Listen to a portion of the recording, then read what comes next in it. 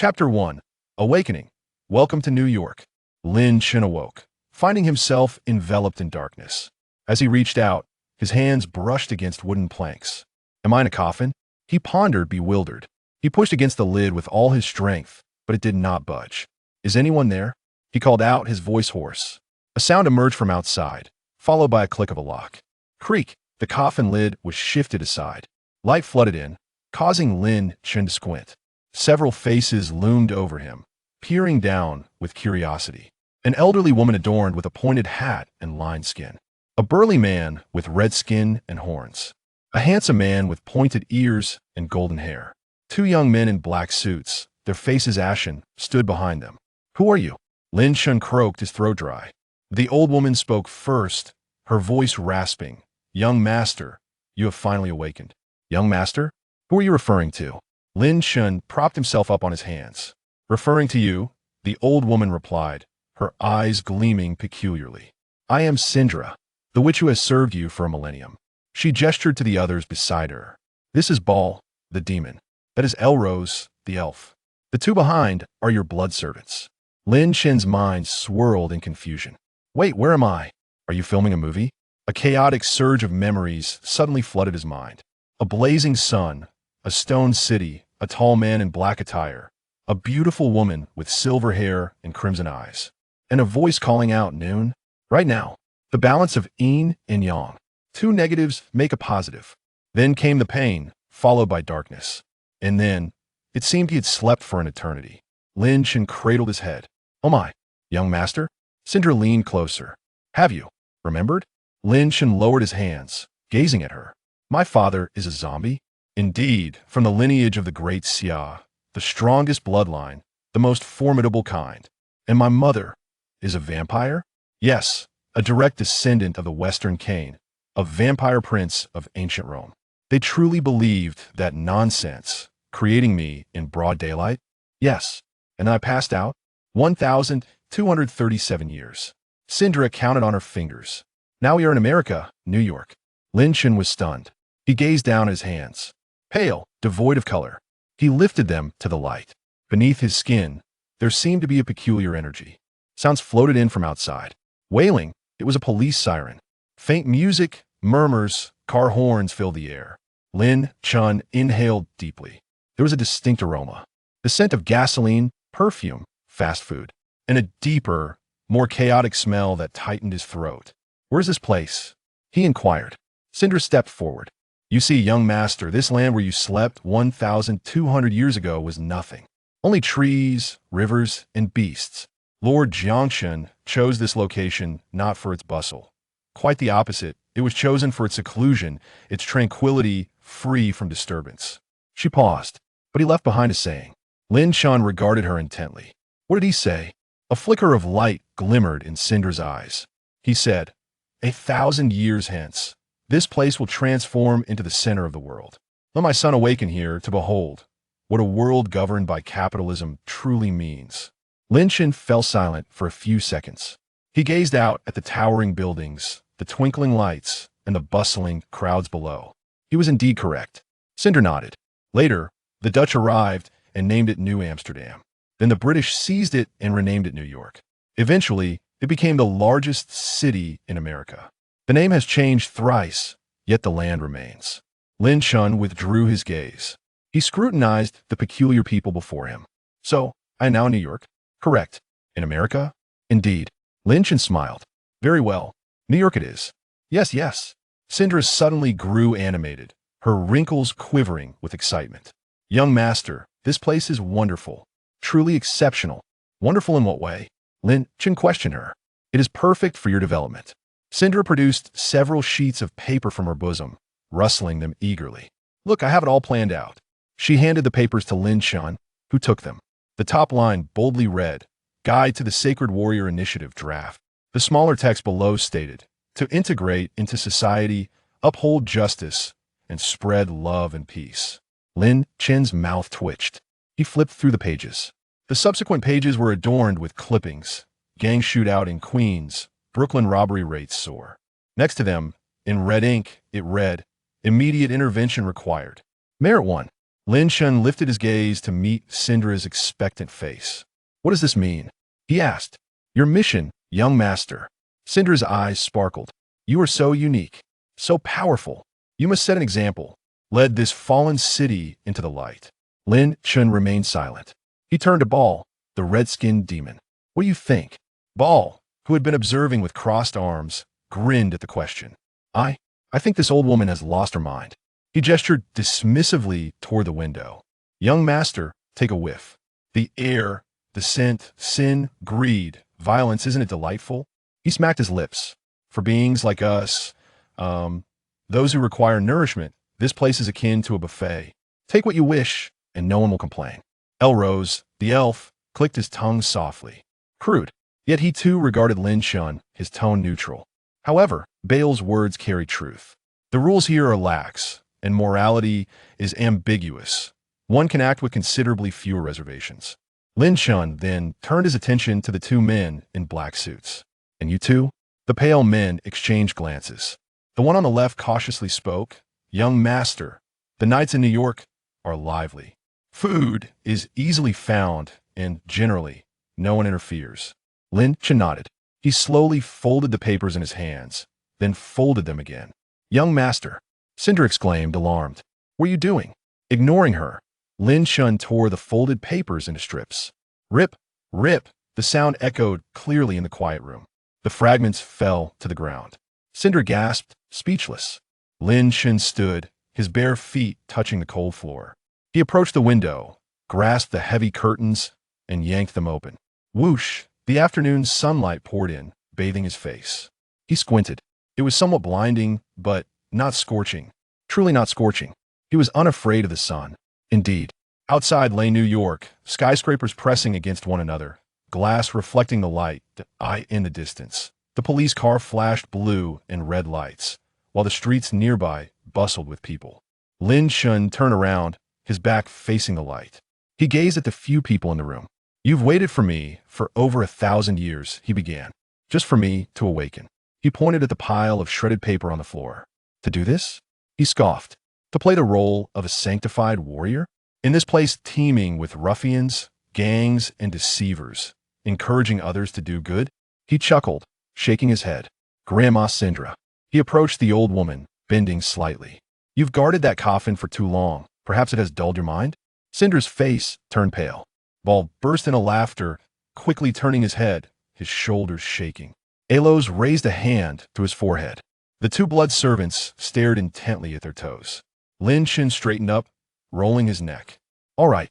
He moved to the large coffin and gave a pat. This bed is quite comfortable. We shall keep it. He then turned to Ball. You say this place is a buffet? Yes, yes. Ball nodded vigorously. Eat whatever you want? Absolutely. Lin Chen looked at Alos. Few rules here, convenient? That could be said. Alos nodded. Finally, Lin Chen turned to the two blood servants. At night, it's lively. There's plenty to eat, and no one keeps watch? Yes, my lord. The blood servants replied in unison. Very well. Lin Chen walked to the large, dust-covered chair in the center of the room, kicked off some dust, and sat down. He leaned back, crossing his legs. From today onward, this New York. He tapped the armrest of the chair with his fingers. Will be my territory. He glanced at Syndra. Old lady, put away your ideals. If you dare to bring up being a sanctified warrior again. His gaze grew cold. You can just go outside and bask in the sun. Syndra shivered slightly, closed her mouth, and looked at the shredded paper on the floor, her eyes reddening. Ball rubbed his hands together, leaning in with excitement. My lord, what shall we do now? Shall we go eat first? Lin Chen gazed out the window. The sky was darkening, and neon lights flickered to life. The city's hum seemed to grow louder. The mingled scent of sin and sweetness invaded his nostrils. He pondered for a moment. First, we need to ascertain who holds power in this area. And then, he grinned, revealing slightly pointed teeth. We shall make our presence known. Let New York know that ruler you've waited over 1,000 years for has arrived. Chapter 2. Which side shall we dine first? The paper fluttered slowly to the ground. The hall fell silent for a few seconds. Ball was the first to move. He took 2 steps to Lin Chen's chair, bent down, rubbed his hands together, and his face broke into a smile. My lord, brilliant. I've long found that wretched guide unbearable. He shot a glare at Syndra. The old woman drones on every day. My ears are growing calloused. Syndra ignored him. She fixated on the shredded paper on the floor, her shoulders slumping. She seemed to age further in an instant. Alos approached quietly. He glanced at Lin Chun, then at the window. My lord, how do you plan to make our presence known? Lin Chun swayed his crossed leg. Are you familiar with this place? Alos shook his head. Not familiar. The last time I awakened was 300 years ago. Back then, this was still barren land. He paused. Ball has been gone even longer. The last time he came to the mortal realm was during the burning of Rome. Ball immediately interjected. Hey, I didn't start that fire. I was merely an observer. Lin Chun waved his hand dismissively. All right, noted. He turned to the two blood servants. What about you? Being newcomers, you must know something, right? The blood servants exchanged glances. The one on the left stepped forward slightly, bowing. My lord, we have only been here for a few decades. The previous, well, the one who served you before, their lifespan expired just last year. When we took over, we only learned the rules and how to take care of you. We don't know much about the outside world. Lin Chun raised an eyebrow. So what do you usually eat? Where do you get it? The blood servants turned even paler. We go out at night to find some homeless individuals or drunks. We dare not take too much at once for fear of causing trouble. And we can't stay in one place for too long. Lin Chun found it amusing. So you live like thieves? The blood servant lowered his head. More or less. Lin Chun's expression turned serious. He leaned back against the chair, his fingers tapping rhythmically on the armrest. This won't do. Too stifling. He surveyed the hall, which was high and dilapidated, cloaked in dust. Living in this wretched place. Having to eat in secrecy. Then why did I awaken? I might as well continue sleeping. Ball nodded vigorously. Exactly. My lord, what status do you hold? How can you endure such humiliation? Alos glanced at Ball. What do you suggest then? Ball puffed out his chest. In my opinion, we should head out. If we see someone alive, we take it. Anyone who defies us gets a beating. If we subdue them, the territory will be ours. Alos sighed. Brute, do you know what kind of weapons exist in the mortal realm now? Do you have any idea how many extraordinary beings are in this city? Do you know who stand behind them? Ball fell silent. I don't care who they are. Bring one, and I'll tear them apart. Bring two, and I'll tear them in half. Lin Chun raised a hand, interrupting them. What's all this noise? Ball is correct, but we cannot heed every word. Alos is right as well, but we must not be afraid. He stood up and walked to the window. The outside world had turned completely dark. The neon lights illuminated the streets as if it were daytime. The flow of cars and people buzzed loudly. Do you see? Lin Chun pointed below. So many people. So much. Food. He turned back around. Our first step must be to clarify. This buffet, which items are free and which require payment, which can be taken freely, and which, if touched, will invite trouble. Syndra suddenly spoke up. Her voice was still hoarse, but it calmed somewhat. My lord, are you truly not going to be a sanctified warrior anymore? Lin Chun regarded her. Old lady, are you still hung up on that? Syndra clutched her wooden staff tightly. This is your parents' expectation. Enough of that. Lin Chun interrupted her. If my parents truly expected me to be a good person, they wouldn't have believed in that nonsense, basking in the sun at noon. They themselves were the greatest villains. Is having a son the key to maintaining world peace? Do you believe that?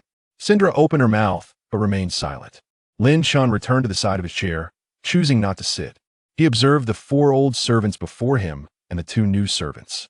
Here's the plan. Alos, you're quite astute. Over the next few days, discreetly gather information about the surrounding area. Identify the local powers, who hold sway, and what the rules are. Employ your methods without drawing attention.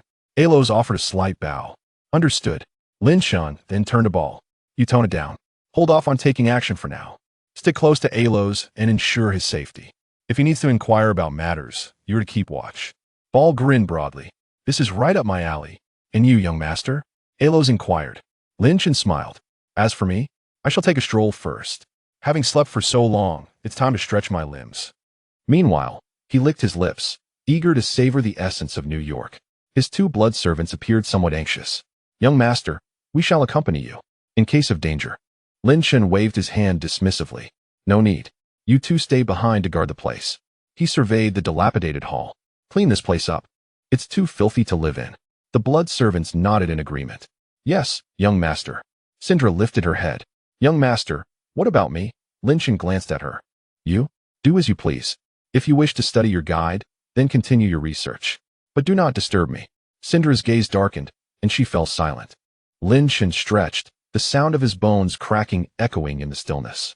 He looked down at himself, clad in an old silk robe, though the fabric was fine. The style was antiquated. Do I have any clothes I can wear? Something more modern. The blood servants hastily nodded.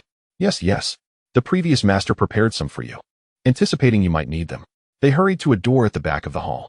Moments later, they returned with a stack of garments: black jeans, a black t-shirt, a black leather jacket, and a pair of boots.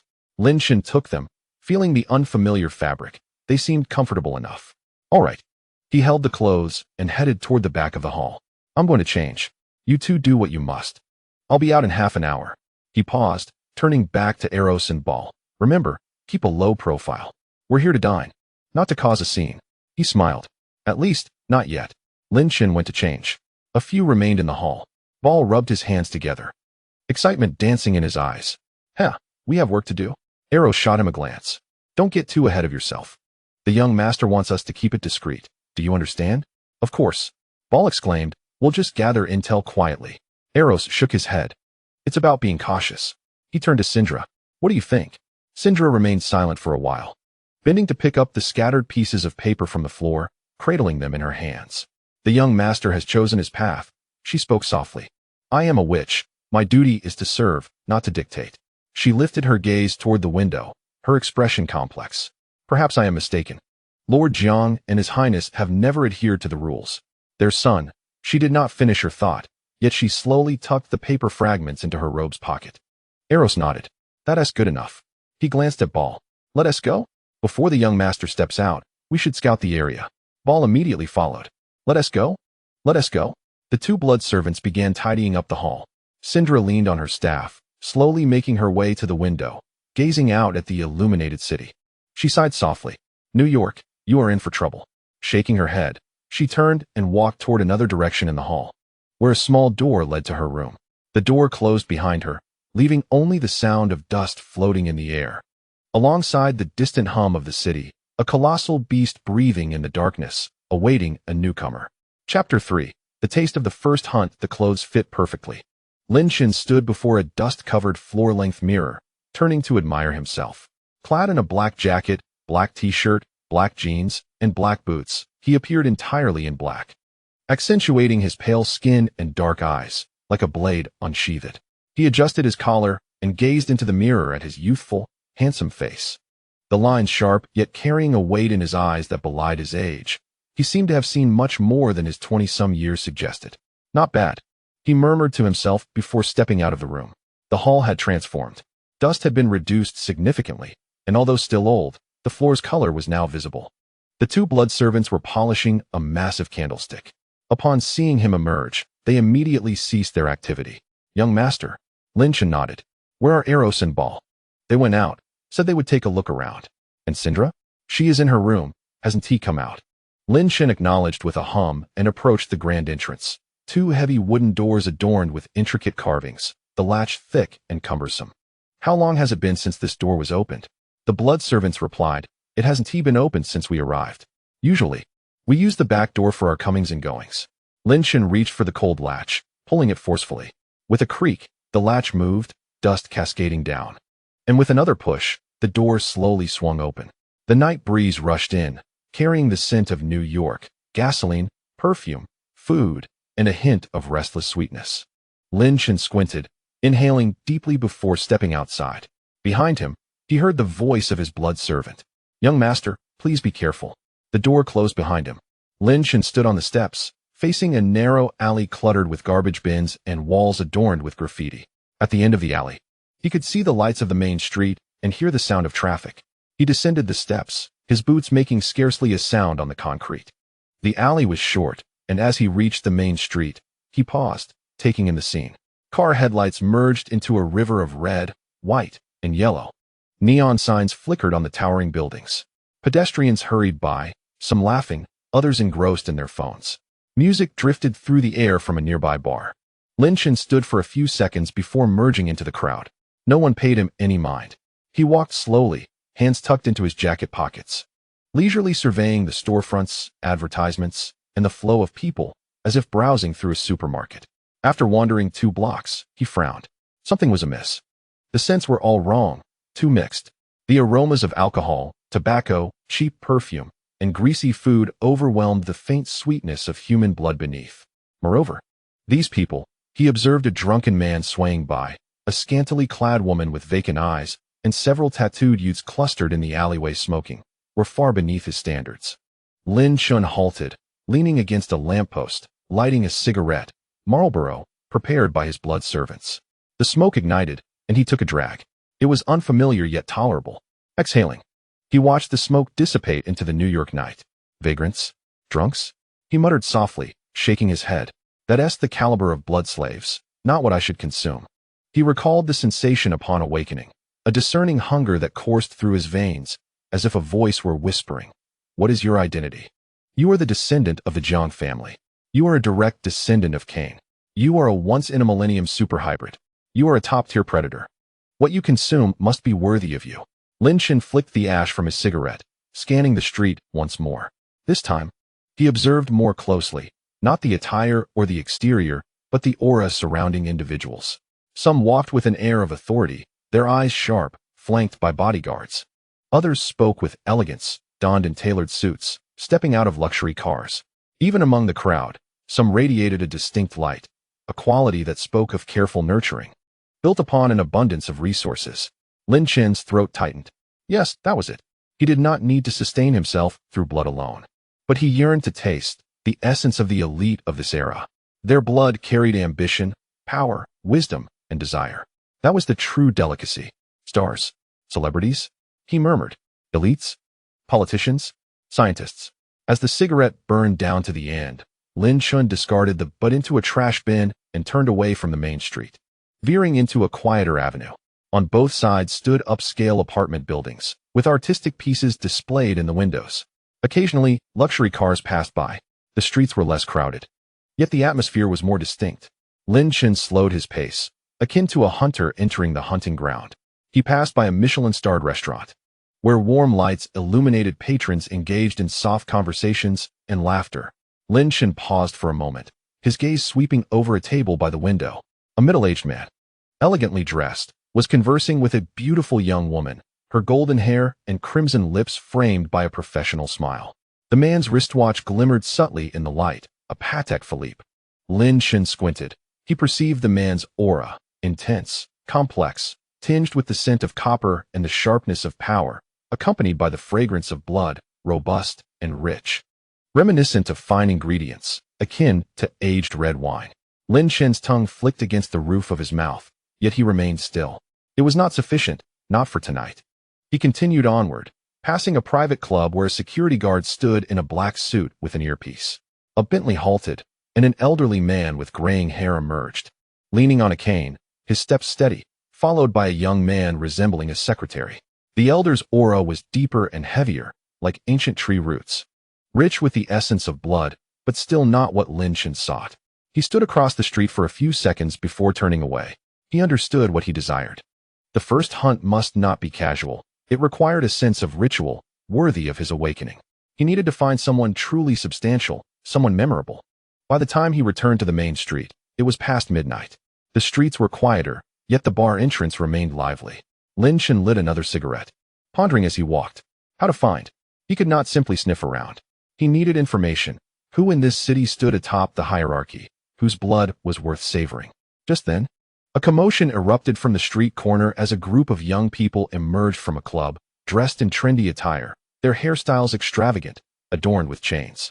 Among them was a taller young man, his face handsome, exuding an audacious spirit. Lin Chen glanced over, initially intending to walk past, but suddenly halted. The young man seemed familiar, as if seen before, perhaps on television or a billboard.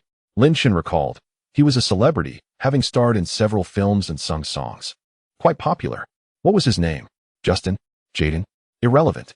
What mattered was his aura, superficial and flamboyant, like colorful bubbles. Yet the scent of blood stirred Lin Chen's senses. He was young, vibrant, well nurtured by money and adoration. Though his essence was shallow, the blood likely held promise, and he seemed easily accessible. Lin Shun watched as the group approached a stretch limousine. The driver stepped out to open the door. The young man was pushed by friends into the car, still laughing. The door shut, and the vehicle drove away. Lin Shun remained rooted, finishing his last puff of smoke, then smiled. Let the hunt begin with you. He turned and walked in another direction, unhurried. Tomorrow would suffice. For tonight, he would return. He needed Ilios and Ball to investigate this star's whereabouts, where he lived, where he frequented when he was alone. The hunt required planning, particularly for the first time. It must be executed with elegance, akin to a noble attending a banquet, rather than a street robbery. Lin Shun returned to the narrow alley. The castle's grand door was tightly shut. He pushed it open and stepped inside. The hall was illuminated, and Ilios and Ball had already returned, seated on a freshly cleaned old sofa, engaged in conversation. Syndra was also present, seated by the fireplace, eyes closed as if in meditation. Upon seeing him, the two blood servants immediately stood. Young master, you have returned. Lin Shun nodded, removing his jacket and tossing it to a blood servant. How is it? He inquired of Ilios. Rising, Ilios responded, there are no major powers nearby.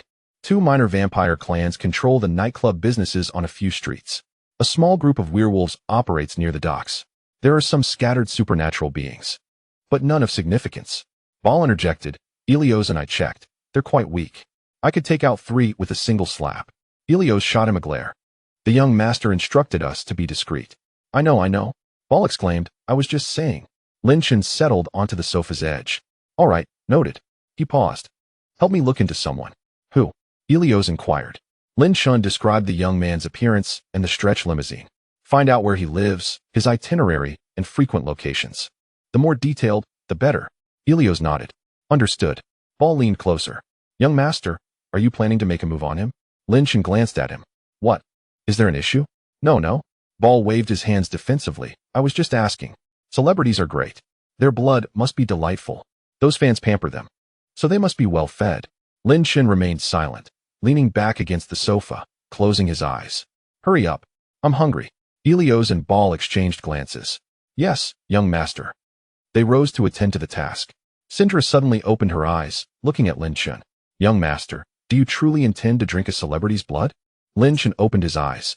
Why? Is that a problem? Syndra's lips moved slightly. He may be innocent. Lin Shun chuckled. Innocent? Who in this world is innocent? He stood and walked to the fireplace. The fire was unlit, but the fireplace was vast and intricately carved. Madam, you must understand. I am not a hero, nor do I intend to be a good person. I am of the bloodline, and a premier one at that. He turned to Syndra, his eyes dimly glowing crimson in the low light. I consume what pleases me, what suits my taste, irrespective of whether the individual is guilty. Do you comprehend? Syndra fell silent, eventually nodding slowly. I understand. Lin Shun averted his gaze. Go investigate.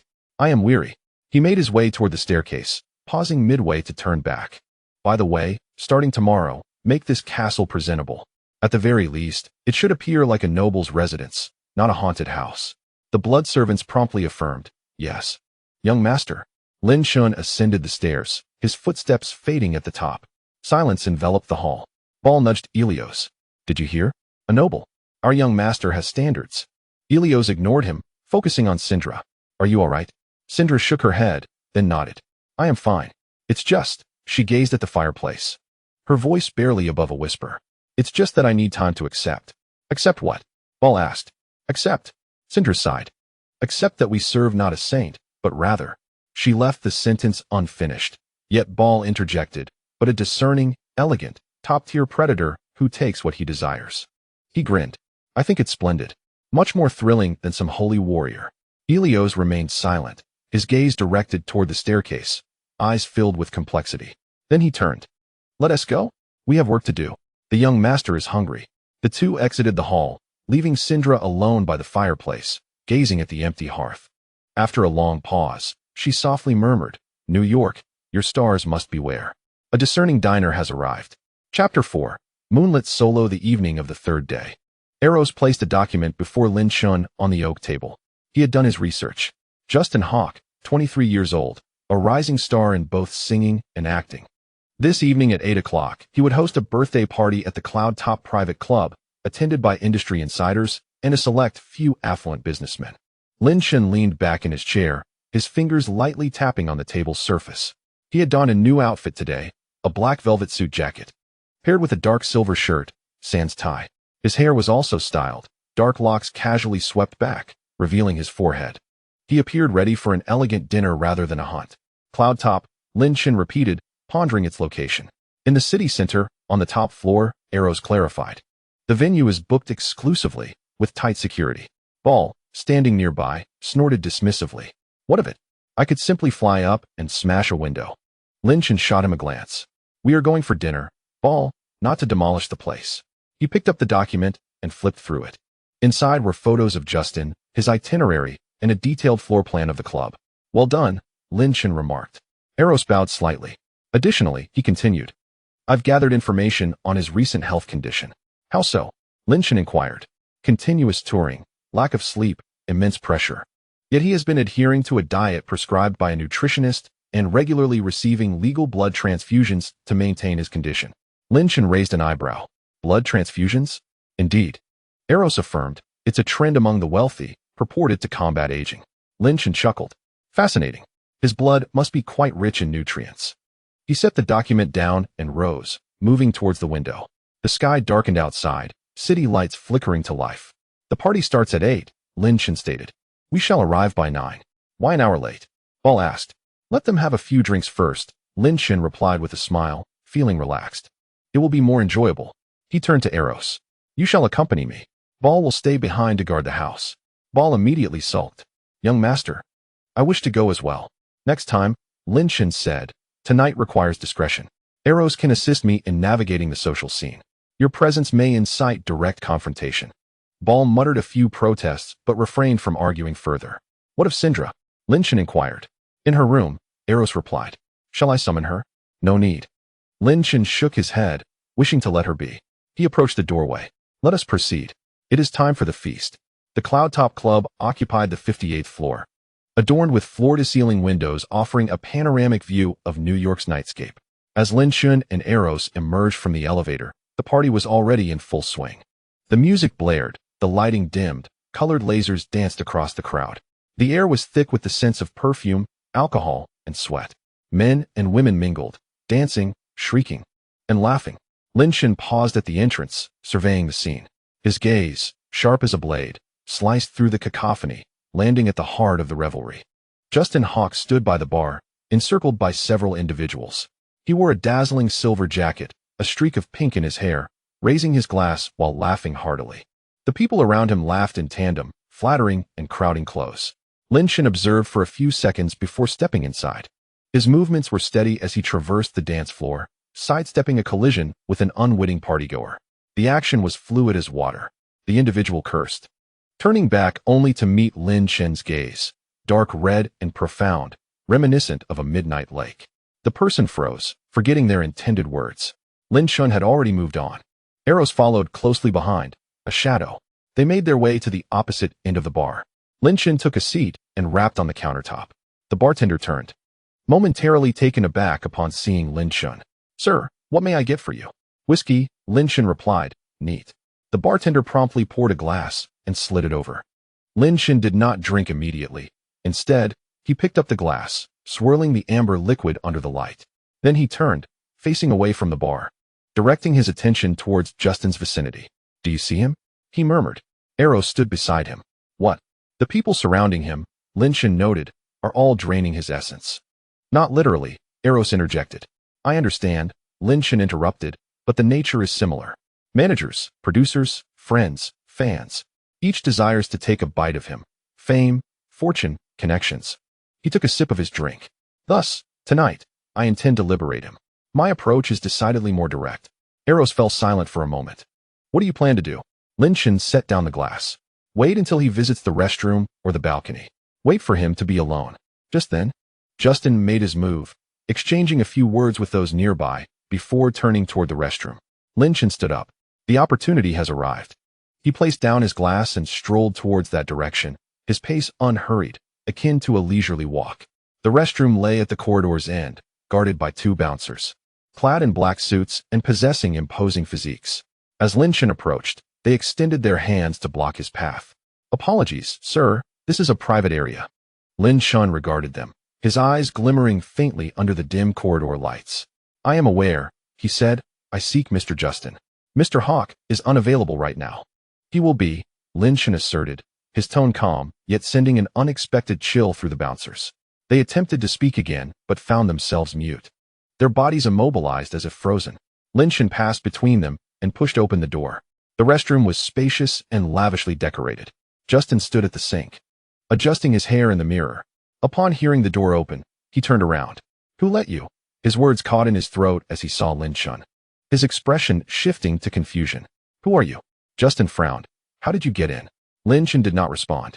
He approached another sink, turned on the faucet, and began washing his hands slowly, the water flowing steadily. A birthday party, Lin Shun commented. Are you enjoying yourself? Justin's gaze remained fixed on him. Who exactly are you? A fan? A paparazzo? Neither, Lin Shun replied, shutting off the water and taking a paper towel to dry his hands. I am simply a guest. He turned, leaning against the counter, fixing his gaze on Justin. I've heard you've been quite exhausted lately, touring, recording, interviews. You barely sleep 4 hours each night. Justin's expression shifted, growing wary. How do you know these things? I know more than you might imagine, Lin Shun stated. For instance, you underwent a blood transfusion last month. Your manager is secretly diverting your assets. Your best friend slept with your girlfriend last week. Justin's complexion paled instantly. You're talking nonsense. Whether it's nonsense or not. You know the truth within, Lin Shun smiled, stepping closer. Justin recoiled, pressing against the wall. Bodyguards. Help. But they were deaf to his cries. They cannot hear you. Lin Shun said softly, his voice imbued with an almost magical quality, silencing Justin's pleas. The restroom fell eerily quiet, save for the faint hum of the ventilation system. Do not fear, Lin Shun said. I am not here to harm you. I merely wish to taste. Taste what? Justin's voice trembled. Lin Shun advanced another step, their proximity narrowing to mere inches. He could detect the scent of alcohol, perfume, and beneath it all, the essence of youth. Vibrant, meticulously nurtured blood, akin to ripe fruit. Your blood, Lin Shun declared. Justin's eyes widened in disbelief. Are you insane? I am not mad. Lin Shun reached out, gently caressing Justin's neck, the motion tender, as if he were admiring a work of art. You are exceptional, Justin, adored by millions, surrounded by wealth. Within your blood lies their desires, your ambitions, and the flavor of this era. He leaned in closer, whispering into Justin's ear, his voice lowered as though sharing a secret. I wish to know what that flavor is like. Justin trembled, a struggle within him, an instinct to flee, yet his body betrayed him, immobilized as if anchored in place, leaving him only to gaze at Lin Shun. Gazing into those dark crimson eyes, which seemed unfathomable, Lin Shun reassured, do not worry, it will not hurt. It is akin to receiving an injection. He paused, drawing closer in intimacy. As his words lingered in the air, Lin Shun lowered his head, his lips brushing against Justin's neck, warm and pulsating. He could feel the rhythm of the heartbeat, thumping steadily, quickening like a startled bird. Then, he slightly parted his lips, his sharp fangs piercing the skin with a gentle touch, almost imperceptible. Justin froze, his eyes widening, yet he refrained from uttering a sound. For in that fleeting moment, a peculiar sensation surged within him, not pain, but a delightful tingling, akin to electricity coursing from his neck throughout his entire being. His legs wobbled, and Lin Shun steadied him, his hand firmly supporting his back, before commencing to sip. The first taste exploded forth, reminiscent of aged red wine, unfurling on his tongue, rich, profound, imbued with the vitality of youthful life. Alongside this essence were fragments of blinding flashes from cameras, the shrill cries of fans, the weight of contractual obligations, the bitterness of betrayal, and the solitude of sleepless nights, all intricately intertwined, complex yet delectable. Lin Shun closed his eyes, savoring every nuance. This was the sustenance he craved, not the sour stench of a vagabond, nor the murkiness of a drunkard. It was a meticulously crafted, top-tier essence of life. He drank 3 sips, not excessive, just enough to relish without causing harm to the foundation. Then he paused, retracting his fangs, his tongue gently licking the wound. The saliva possessed healing properties, swiftly erasing the minute punctures, leaving only a faint red mark that would vanish within hours. Lin Shun released Justin, who slumped softly to the ground, his eyes glazed yet breathing steadily, albeit slightly dizzy, as if intoxicated. Lin Shun looked down at him, inquiring, How do you feel? Justin blinked, responding in bewilderment. Strange. It doesn't he hurt? No, it does not, he murmured, oddly comforted. Lin Chen smiled. That is good. He elegantly adjusted his suit. You will forget what transpired tonight, merely attributing it to a drunken dream. Justin nodded vacantly. Now, Lin Chen continued, let us return to the party. Your friends await you.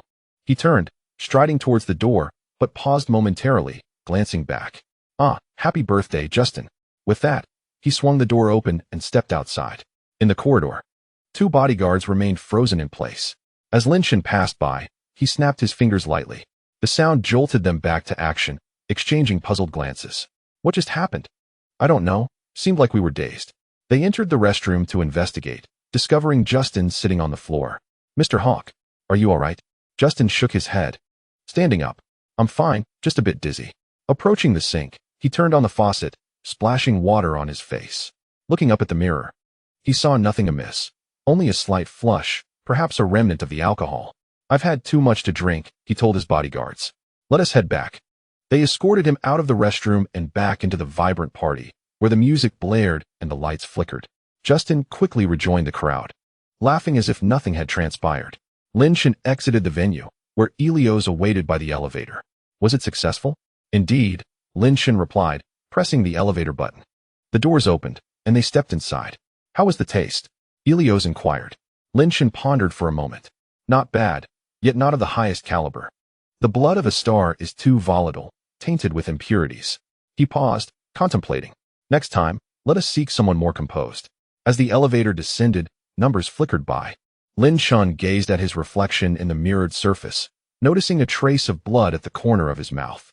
He raised his hand, elegantly wiping it away with his thumb, as if applying lipstick. Then he smiled. Nevertheless, it is a promising beginning. When the elevator reached the ground floor, the doors opened, and Lin Chen stepped out into the New York night.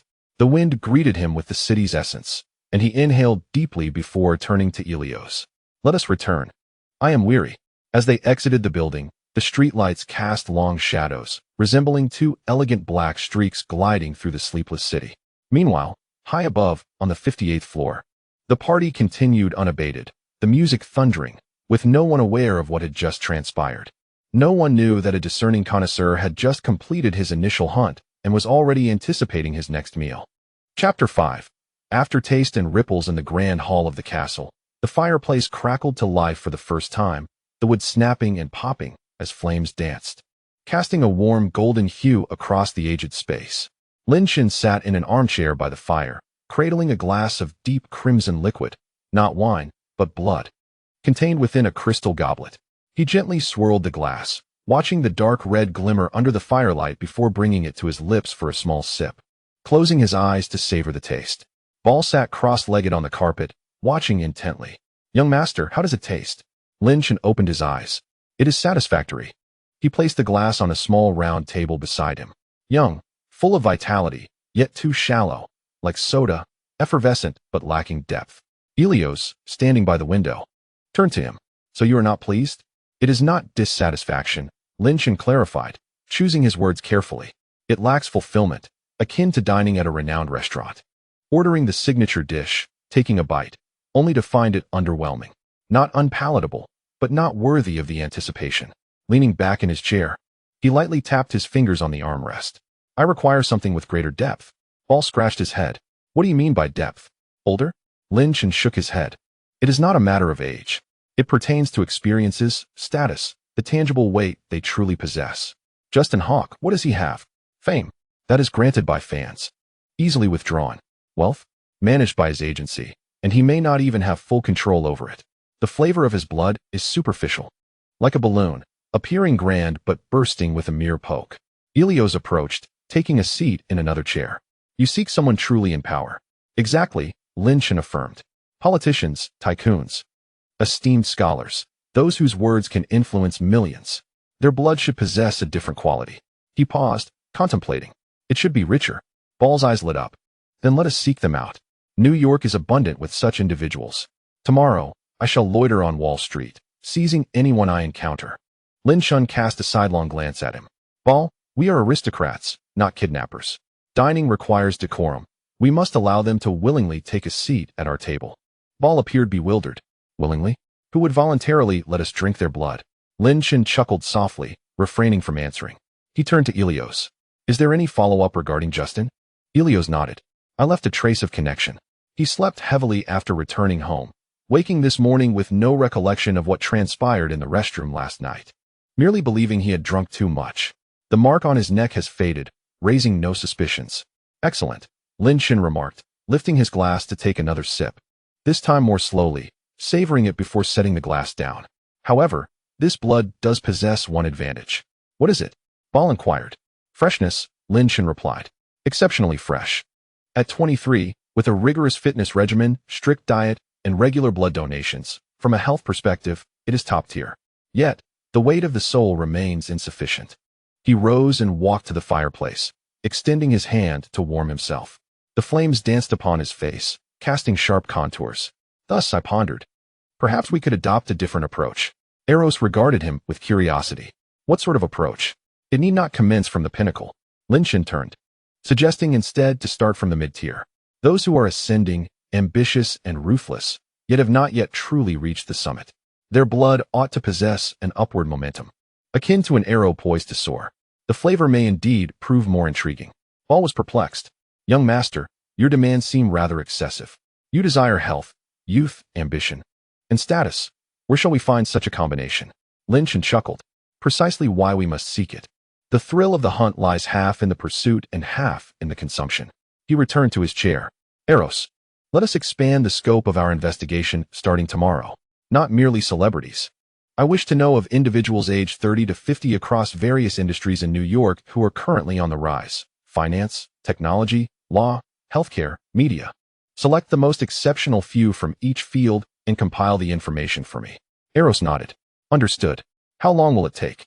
3 days, he replied, at most 3 days. Very well, Lin Chen said, lifting the glass of blood once more, watching it ripple in the firelight. Then it shall be 3 days. After 3 days, we shall choose the next. Meanwhile, in a penthouse apartment in Manhattan's Upper East Side, Justin Hawk awoke. He sat on the edge of his bed, lost in thought. Feeling slightly dizzy. It was akin to a hangover, yet not quite as distressing, merely vacant. Rising, he entered the bathroom and took a refreshing shower. The hot water soothing against his skin. He splashed his face and gazed into the mirror. He appeared fair, though his eyes bore a hint of fatigue. He had been excessively tired lately. The previous night's party was a blur. He could scarcely recall it, only remembering having drunk heavily and then seemingly visiting the restroom. He frowned, unable to piece together the memory, as though a fragment was missing. Shaking his head, he dismissed the thought, attributing it to overindulgence. Dressed, he exited the bedroom where his agent, a competent middle-aged woman named Linda, awaited him in the living room. Good morning, Justin greeted. It's not so good. It's 10 o'clock, Linda remarked, glancing at her watch. There was a magazine shoot scheduled for the afternoon followed by a charity gala in the evening. Understood, Justin replied, settling onto the sofa as Linda scrutinized him. You don't look well. Did you overindulge last night? Drink less, she advised. What about your voice? Justin remained silent, taking a sip from the water on the coffee table. Suddenly, a thought struck him. Linda, he called. Yes? Have you noticed anything unusual about me lately? Linda raised an eyebrow. Unusual? What do you mean? I don't know, Justin admitted. I just feel like I've forgotten something important. Could it be stress?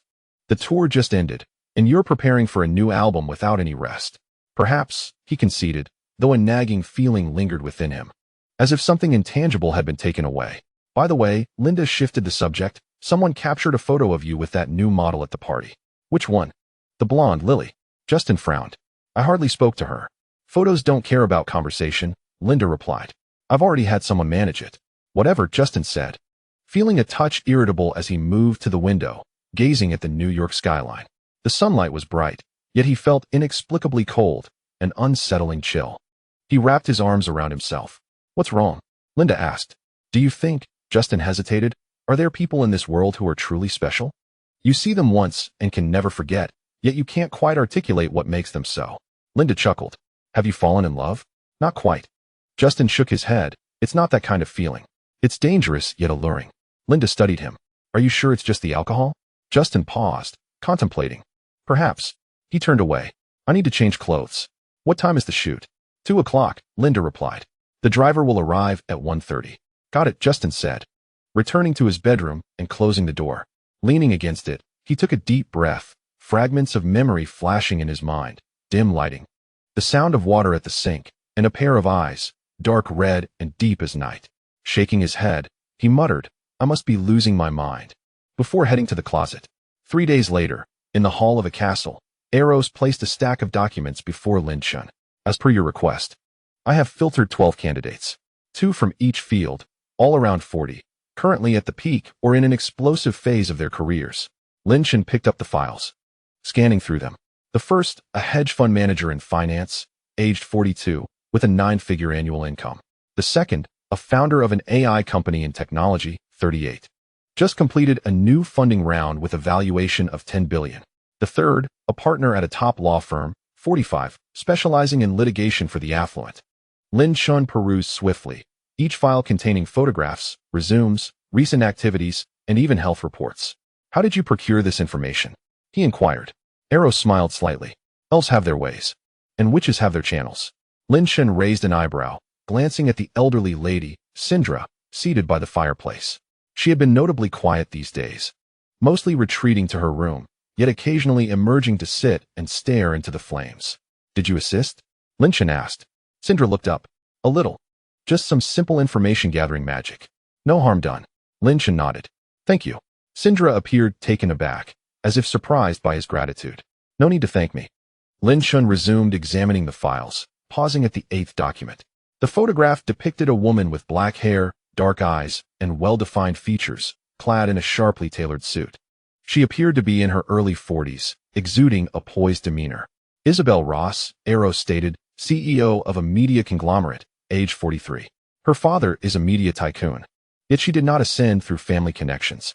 She joined the company at 20, starting from the ground up.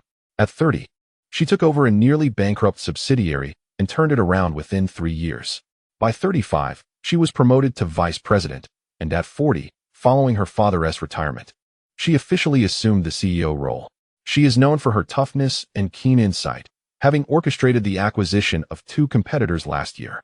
Her group now encompasses 1/3 of mainstream media across the United States. Lin Chen listened intently, his gaze fixed on the photograph. Her blood should possess a delightful flavor. He murmured, Shall we select her? Eros inquired. Lin Chen pondered. Not just yet. He set the file down. Let us approach these 12 candidates one by one, commencing with the simplest. Which one is the simplest? Ball interjected. Lin Chen pointed to the 3rd document. The lawyer. Why him? Ball asked. Because lawyers are most accustomed to transactions, Lin Chen replied, and they understand the balance of advantages and disadvantages. He picked up the file. Glancing at the photograph of the man, gold-rimmed glasses, a standard smile, yet with piercing eyes. He has recently encountered some trouble. What trouble? Tax issues, Eros interjected. He's under scrutiny by the IRS. Though it hasn't been made public yet, an internal investigation has commenced. He needs assistance, Lin Chen stated. And we can provide that assistance. Ball still looked puzzled. How do we help him? Quite simply, Lin Chen placed the document back on the table. We approach him and offer him what he desires. Then he smiled faintly, taking a small reward. Elos understood. You intend to make a deal with him. Indeed. Lin Chen affirmed. A voluntary transaction, no coercion, no threats. Each party shall take what they need. He rose and walked to the window as dusk began to settle outside. Arrange a meeting for tomorrow evening in a quiet place. Inform him that there is someone who can resolve his troubles and wishes to meet him. Elos nodded. I will make the arrangements. Lin Chen turned to gaze at the flames in the fireplace, their glow reflecting in his eyes, dark red, unfathomable. Remember, maintain a dignified posture. We are givers, not beggars. Let him come to us. We shall not plead with him. Elos smiled, understanding. He turned to carry out his tasks. Ball scratched his head. Master, what should I do? Lin Chen glanced at him. You? Just wait. When it's time to act, your role will naturally present itself. Ball grinned. Very well. Sindra remained seated by the fireplace, her gaze fixed on Lin Chen, her expression complex. Master. Your actions may attract attention. Lin Chen turned to her. Attention? The more people you engage with, the more traces you leave behind. Sindra explained, many eyes are watching in this world. Such as? The church, special governmental departments. Other vampire clans. Lin Chen chuckled. Let them watch. I never intended to hide. He returned to his chair, lifting the long cold cup of blood before him, gently swirling it. I came to New York not to be a recluse, but to savor the delights of America. If the food is exquisite, naturally, others will take note. And what of it? He took a sip of the blood. I am rather curious to see who dares interrupt my meal. His voice was soft, yet the weight of his words was profound. Syndra ceased speaking, lowering her gaze to her hands, thin, wrinkled. She let out a gentle sigh. The fire continued to burn, crackling as the night outside the castle began to unfold. Chapter 6. The servants' methods. The following afternoon, the study on the second floor of the castle was prepared at Lin Chen's behest. He remarked that it was inappropriate to conduct affairs in the hall. The study was spacious, 3 walls lined with towering bookshelves. The old books had been cleared out by the blood servants, replaced now with antiques unearthed from the basement, ceramics, brassware, and various trinkets of indeterminate age. Once the dust was wiped away, it surprisingly resembled a respectable space. At the center stood a massive oak desk, behind which Lin Chen sat, toying with an ivory seal that Elos had unearthed from the storeroom that morning, a piece from the 17th century, crafted by a Venetian artisan. Elos mentioned. Lin Chen hummed in acknowledgement, his fingers tracing the intricate carvings on the seal. Have you made the arrangements? He inquired. Yes, Elos replied, standing before the desk. 9 o'clock tonight at a private club on the Upper East Side. Will he come? Initially, he was reluctant, Elos explained, but I had Syndra assist a little. Lin Chen raised an eyebrow. In what manner? A subtle hint of magic, Elos replied, compelling him subconsciously to believe that this meeting could pertain to his career. It is harmless, yet effective. Lin Chen glanced at Syndra, who sat in a chair by the window, garbed in a deep purple robe, her hair neatly arranged. With her eyes closed and a wooden cane in hand, she appeared to be in a meditative state. Thank you, Lin Chen said. Syndra's eyelids fluttered, though she did not open her eyes, merely nodding gently. How many people will he bring? Lin Chen asked again. 2 bodyguards, Elos answered, a standard arrangement. Is the club ours? Ball took care of that, Elos said. He found a familiar contact, an underworld broker, who arranged for the club to be reserved for tonight. Lin Chen raised an eyebrow. Ball has connections? After living for over 1,000 years, Elos replied, one inevitably makes acquaintances. Though those faces have changed through generations, the network remains intact. Just then, the study door swung open, and Ball strode in, clad in a black suit that barely contained his robust frame, his tie askew. All set. He boomed. The club is cleared out. The owner is the great-grandson of my acquaintance, and he is quite compliant. Lin Chen scrutinized him. Where did you acquire that suit? I bought it. Ball tugged at his collar, nearly choking himself with the constricting garment. Why not wear your usual attire? My usual attire? Ball glanced down at his leather armor. Would that even gain entry into a club? The doorman would surely call the authorities. Lin Chen chuckled. Very well, good work. Ball grinned, sauntering over to the desk and plopping down on its edge. Master, do you want me to accompany you tonight? Yes, Lin Chen replied. But you must remain in the shadows. Should that lawyer attempt any tricks, you will need to assert your presence. Ball's eyes lit up. I excel at that. But remember, Lin Chen cautioned, without my signal, do not act. Understood. Ball thumped his chest, assuring, I shall observe silently. Elos shot him a glance. You'd better truly restrain yourself. Hey, Ball shot back. Who do you underestimate? Who was it in Rome, upon seeing an unsightly paladin, tossed him straight into the Tiber River? That was centuries ago. Ball retorted, I am much more composed now. Composed enough to nearly frighten the door-to-door mailman yesterday? That was his own cowardice. Can I be blamed for that? The two resumed their bickering, while Lin Chen paid them no mind. He set down the seal and picked up the lawyer's dossier from the table, reviewing it once more. John Cartwright, 45 years old, a graduate of Harvard Law School, with 2 decades of practice focusing on tax and estate planning for the wealthy. His client list was replete with familiar names. Last year, his personal income was $23 million. He resided in a penthouse on the west side of Central Park, married with 2 children attending private schools. A perfect life, save for the impending tax troubles. Lin Chen closed the folder. What does he fear? He suddenly asked. Elos paused his banter with Ball, turning his head. What? Such a person, Lin Chen elaborated. Having climbed to such heights, what do they fear most? Losing everything, Elos replied. The loss of status, wealth, reputation, and family. Everything he has spent 45 years building could collapse overnight. That would be more painful than death. Lin Chen nodded. Thus, tonight, we must convey 2 crucial points to him. First, we can save him. Second, If he does not cooperate, we can destroy him. He paused for effect. However, we must express this elegantly, without the brutishness of extortion. Ball scratched his head. How shall we express that? In terms he can comprehend, Lin Shun instructed. Law, transactions, contracts. Make him feel this is an equitable business partnership, not coercion. Elos comprehended. I will prepare the documents. What documents? A special service agreement, Elos smiled. With vague terms, but a clear core, we resolve his troubles, and he regularly provides health consultations. Health consultations? Ball inquired. A euphemism for drawing blood, Elos clarified. Lin Shun regarded him with approval. Excellent. Go prepare it. Elos turned to leave the study, while Ball hopped off the desk edge. I will check the club once more to ensure everything is flawless. He exited as well, leaving Lin Shun and Syndra in the study. After a moment of silence, Syndra opened her eyes. Master. Do you truly intend to negotiate with humans? Lin Shun leaned back in his chair. What other choice is there? Why not simply drain them of blood? Why assist them in resolving their issues? Lin Shun chuckled. My dear lady, you still do not grasp the essence. I am not aiding them. I am establishing a sustainable framework. Blood obtained through force carries a bitterness. It is less palatable. Blood acquired through trade is voluntary and tastes far purer. He paused momentarily. If I were to coerce a lawyer today and a CEO tomorrow, it would inevitably lead to backlash. However, this transaction is different. It is a mutual exchange. They obtain what they desire, and I acquire what I seek. A win-win situation. Syndra remained silent for a moment. But you are exploiting their vulnerabilities. Everyone has weaknesses, Lin Shun remarked. Some merely conceal them better than others. I simply leverage their frailties to attain my goals. It is entirely fair. He stood up and walked to the window. Moreover, do you think they ascended to their positions without exploiting others' weaknesses?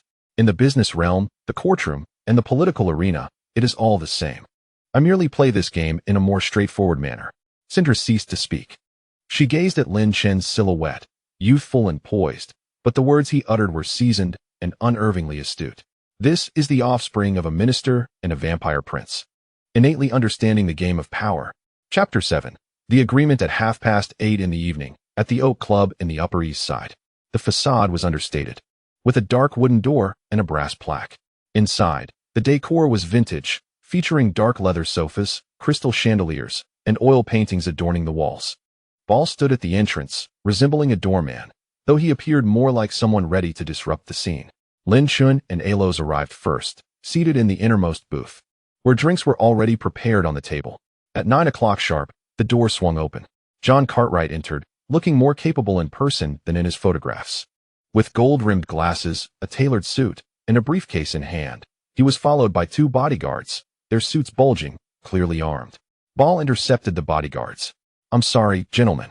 Only Mr. Cartwright may enter. The bodyguards frowned, glancing at John, who assessed Ball. The imposing, red-skinned man instinctively unsettled him, yet he nodded. You wait outside. The bodyguards retreated to the doorway. Ball opened the door, gesturing for John to enter. Upon seeing Lin Shun and Elos in the booth, John momentarily faltered. They were too young and too extraordinary, especially the young man in the center with black hair and eyes. Seated there, doing nothing, he emanated an overwhelming aura. Mr. Cartwright. Lin Shun began, please take a seat. His tone was calm, yet carried an air of undeniable authority. John sat down opposite him.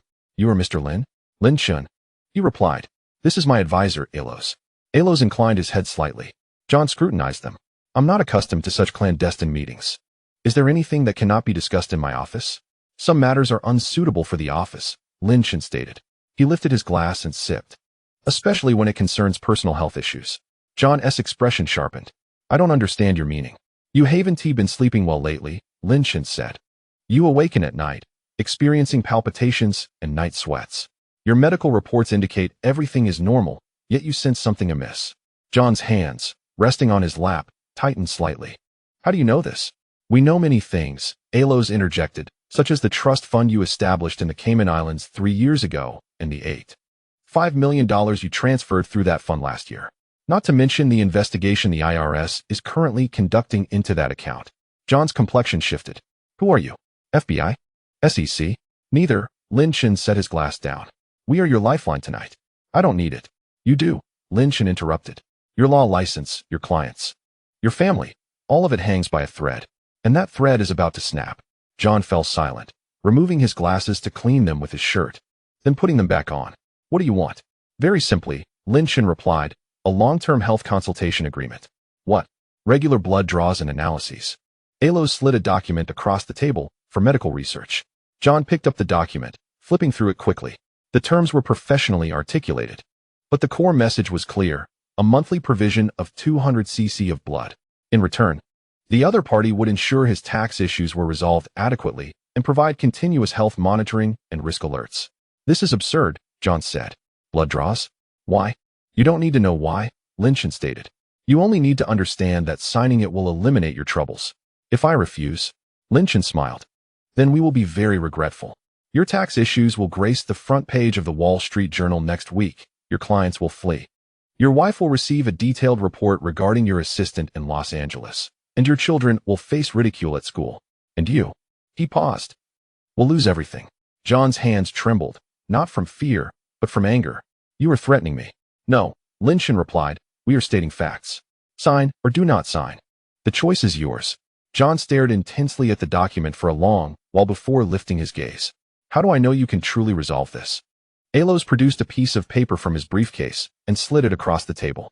This is the personal number of the head of the IRS investigation team. You can call him now and inquire why the investigation into John Cartwright was suddenly halted by superiors. John examined the paper, then Alo's. He retrieved his phone and dialed the number. After a few rings, the call was answered. Hello? Mike, it's me, John. John, what is going on? I wanted to ask about my case. Oh, that one. The voice on the other end sounded somewhat confused. The higher-ups issued a directive this afternoon, stating insufficient evidence and pausing the investigation. The specific reasons are unclear, but you need not worry anymore. John hung up the phone, sitting motionless, as if drained of all energy. Well? Lin Shen inquired. John raised his head, his expression complex, relief mingled with fear and a hint of humiliation. Who exactly are you? People who can help you, Lin Shen replied, and who also require your assistance. Now, make your choice. John gazed at the agreement, then at Lin Shen. Finally, he took a deep breath, retrieved a pen from his suit pocket, turned to the last page, and signed his name. Alo's collected the document. Pleasure to cooperate, Mr. Cartwright. John remained silent, standing to leave. Oh, one more thing, Lin Shen called after him. John turned back. The first consultation is scheduled for 3 days from now. The time and location will be communicated to you. Please fast until then for optimal results. John clenched his teeth, said nothing, and walked toward the door. The door opened and closed behind him, his footsteps fading away. The booth fell silent. Alo's neatly put away the documents. That went smoothly. Indeed, Lin Shen raised his glass. He signed more quickly than I anticipated. Because you struck at his greatest fear, Alo's remarked. Lin Shen chuckled. That is human nature. The more one possesses, the more one fears losing it. He drained his glass. Let us return. It is time. The two stood up. Ball peeked in from outside. Is it done? Yes. Lin Shen replied. Let us head back. The three exited the club. The night breeze swept over them. Lin Shen looked up at the New York night sky. The starlight was obscured by the city lights, yet he could still see it. Alo's, he queried. What do you think those at the pinnacle ponder when they gaze at the sky at night? Alo's contemplated before responding. Perhaps they wonder how to ascend even higher. Lin Shen smiled. Then let us assist them, allowing them to rise while we also reap the benefits. He approached the car parked by the roadside. A black sedan. Understated, yet with a deep thrum of its engine. Barla opened the door, and Lin Shen settled inside. The door closed, and the vehicle glided slowly into the night. Within the club, the waitstaff began to tidy up the booths. At the spot where John had sat, a business card was discovered. Pure black, devoid of a name. Featuring only a gilded emblem. It resembled intertwined vines, yet also evoked the imagery of fangs and claws. The waiter glanced at it before casually discarding it into the trash. He was unaware that this card was destined to appear on another's table 3 days hence. But now, it had surfaced prematurely, for plans often falter amid unforeseen changes. Especially when the hunter begins to relish the thrill of the chase. The game had only just escalated. Chapter 8. The chairman of the New York Bloodline Assembly on the evening 3 days later. Lin Shen found himself in a small parlor on the second floor of the castle. It was more intimate than the study, with a fireplace crackling and a fresh velvet cushion adorning the sofa. Elos stood by the window, holding a small silver box. It contained a blood sample from Cartwright. He opened the box to reveal a vacuum blood collection tube filled with a dark crimson liquid, procured earlier that afternoon. Was he compliant? Lin Chen inquired. Quite compliant. Elos replied, perhaps overly so. He asked twice what the blood was for. What did you say? I mentioned it was for research on novel biomarkers related to anti-aging. Elos closed the box, and upon hearing this, Cartwright ceased his inquiries, seemingly relieved. Lin Chen smiled. A clever individual. Knowing he was on board, he chose to settle in. He took the box, removed the blood tube, and inspected it in the firelight. Rich in color and uniform in texture. Good blood. Has it been tested? He asked. Sindra conducted preliminary tests, Elos replied. It's clean, devoid of disease, with excellent nutritional indicators. Stress hormones are slightly elevated, consistent with his current state. Everything else is normal. Lin Chen nodded, returning the blood tube to the box. Let us keep it. This blood from our first transaction is worth commemorating. Elos took the box and placed it on a nearby cabinet. What comes next? He asked. Shall we find the next one on the list? Just as Lin Chen was about to respond, a knock echoed from the study door. Young master, came Barlaw's voice, tinged with an unusual tone. Come in. Barlaw entered. His expression grim. What is the matter? Lin Chen asked. Someone has arrived, Barlaw stated. At the front gate. Who? I don't recognize them, Barlaw replied. Two men in black suits. They don't look like ordinary folk. Lin Chen raised an eyebrow. Police? Not likely. Barlaw shook his head. Their demeanor is off. What did they say? They simply requested to meet you, Barlaw said, his tone polite yet firm. Elos turned around. Do you know how they found this place? I inquired. Barlaw said. They claimed they were referred here. By whom? Barlaw produced a business card from his pocket. Pure black, with the same gilded emblem, intertwined vines, fangs, and claws, as the one John Cartwright had left in the club 3 days prior. Lin Chen took the card, his fingertips tracing the emblem. Interesting, he murmured. Shall we turn them away? Barlaw asked. I can handle them, I assure you. No need. Lin Chen stood up. Invite them in. Huh. Barlaw was taken aback. To the hall, Lin Chen directed. Elos and I will meet them. Young master, what if? It's fine, Lin Chen interrupted. Guests should be welcomed. Besides, he glanced at the card in his hand, a smirk forming. I am curious to see who is so eager to meet me. 5 minutes later, Lin Chen sat at the head of the hall's main table, with Elos standing beside him. Barlaw stood at the door, arms crossed, looking wary. The two men in black were ushered in. Both were Caucasian, around 40, with well-proportioned physiques and measured strides. They wore tailored black suits and white shirts, devoid of ties. Their gazes were sharp, yet their expressions were well-controlled, revealing neither hostility nor goodwill. Mr. Lin, the one on the left began, his voice steady. I apologize for the intrusion. I am Marcus. This is Cole. The one on the right nodded slightly. Lin Chen did not rise. He merely raised a hand. Take a seat. The two men settled onto the opposite sofa, their postures impeccably straight, hands resting on their knees. Would you care for some tea? Lin Chen inquired. No. Thank you. We won't take up much of your time, Marcus replied. Very well. Lin Chen leaned back against the chair. Let us get straight to the point. Who sent you? Marcus and Cole exchanged glances. Our employer wishes to establish contact with you, Marcus stated. Who is your employer? That can only be disclosed once you agree to meet. Lin Chen chuckled. You won't even divulge a name, yet expect me to consent to a meeting? Your employer must be rather presumptuous. Cole interjected, his voice slightly lower than Marcus's. Mr. Lin, our employer holds you in high regard. Thus, we have been dispatched to formally extend the invitation. Regard for me? Lin Chen raised an eyebrow. You don't even know who I am, yet you speak of respect? We are aware of your identity, Marcus asserted. A moment of silence enveloped the hall. The smile faded from Lin Chen's face. Oh, do enlighten me. Marcus regarded him intently, enunciating each word. You are a descendant of the emissary and Lilith, having slumbered for millennia, recently awakened, currently residing in New York, seeking to expand your social circle. Lin Chen remained silent. Elos stepped forward. How do you know this? Our employer is well-informed, Cole replied. Well-informed enough to discover the address of this castle, Lin Chen remarked. And perhaps even the identities of my parents. This is not something ordinary folk can accomplish. Marcus nodded. Indeed. Thus, our employer is not an ordinary person. Lin Chen scrutinized them for a few seconds before breaking into a sudden smile. Very well. I will meet. Marcus and Cole appeared relieved. When? Where? Lin Chen inquired. Tomorrow evening at 8, Marcus stated. The employer will await you at Twilight Manor. He handed over a card. Lin Chen accepted it, glancing down. Upstate.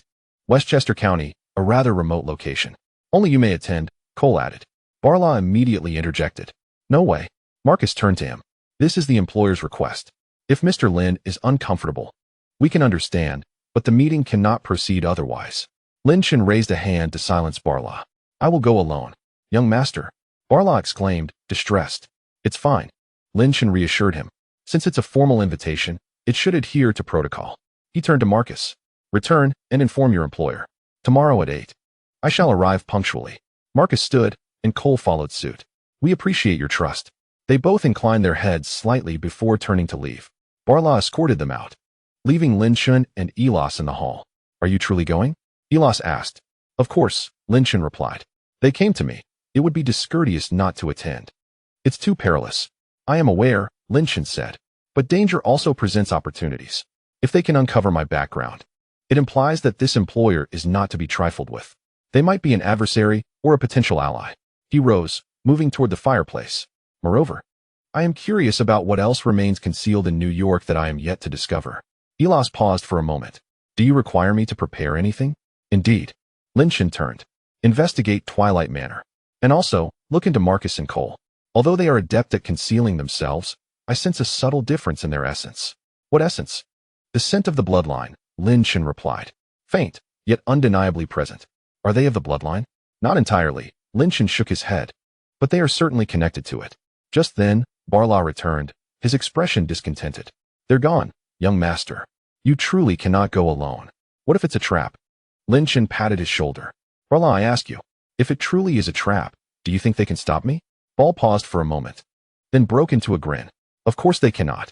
Who are you? The son of Lord Jiang Chen, the son of Prince Lilith. If it comes to a fight, I could topple that manor. So, Lin Chen said, what is there to fear? I am merely going to keep an appointment, to share a meal and engage in conversation. If we can reach an agreement, splendid. If not, his gaze turned cold, then it is never too late to make a scene. Ball laughed heartily. All right, I shall await your signal. The moment you wave your hand, I will charge in. Helios chuckled as well, shaking his head. Then I will go gather information. Yes, Lin Chen replied. Be thorough in your investigation. Helios exited the hall, and Ball went off to attend to his own matters. Lin Chen stood alone before the fireplace, watching the flames dance. Still clutching that black business card. The gilded symbols glinted ominously in the firelight. Vines, fangs, claws, reminiscent of a family crest. Yet he could not recall such an emblem within the bloodlines. Twilight Manor, he murmured the name softly, then smiled. Very well. Let me see who awaits my presence in New York. The next evening at 7, Lin Chen changed into a new outfit, a deep gray suit, a silver shirt, devoid of a tie, and over it, a long black coat. His hair was neatly styled, though not overly formal, resembling attire for a private dinner. Helios handed him the gathered information. Twilight Manor, established in the late 19th century. The first owner was an English noble, and it has changed hands several times since. The current owner is registered under an offshore company, making the actual controller untraceable. Marcus and Cole have no public records, as if they do not exist. Lin Chen perused the documents. Indeed, it is rather complicated. Should I inform Ball to prepare? Helios inquired. No need. Lin Chen closed the files. I can manage this alone. Are you certain?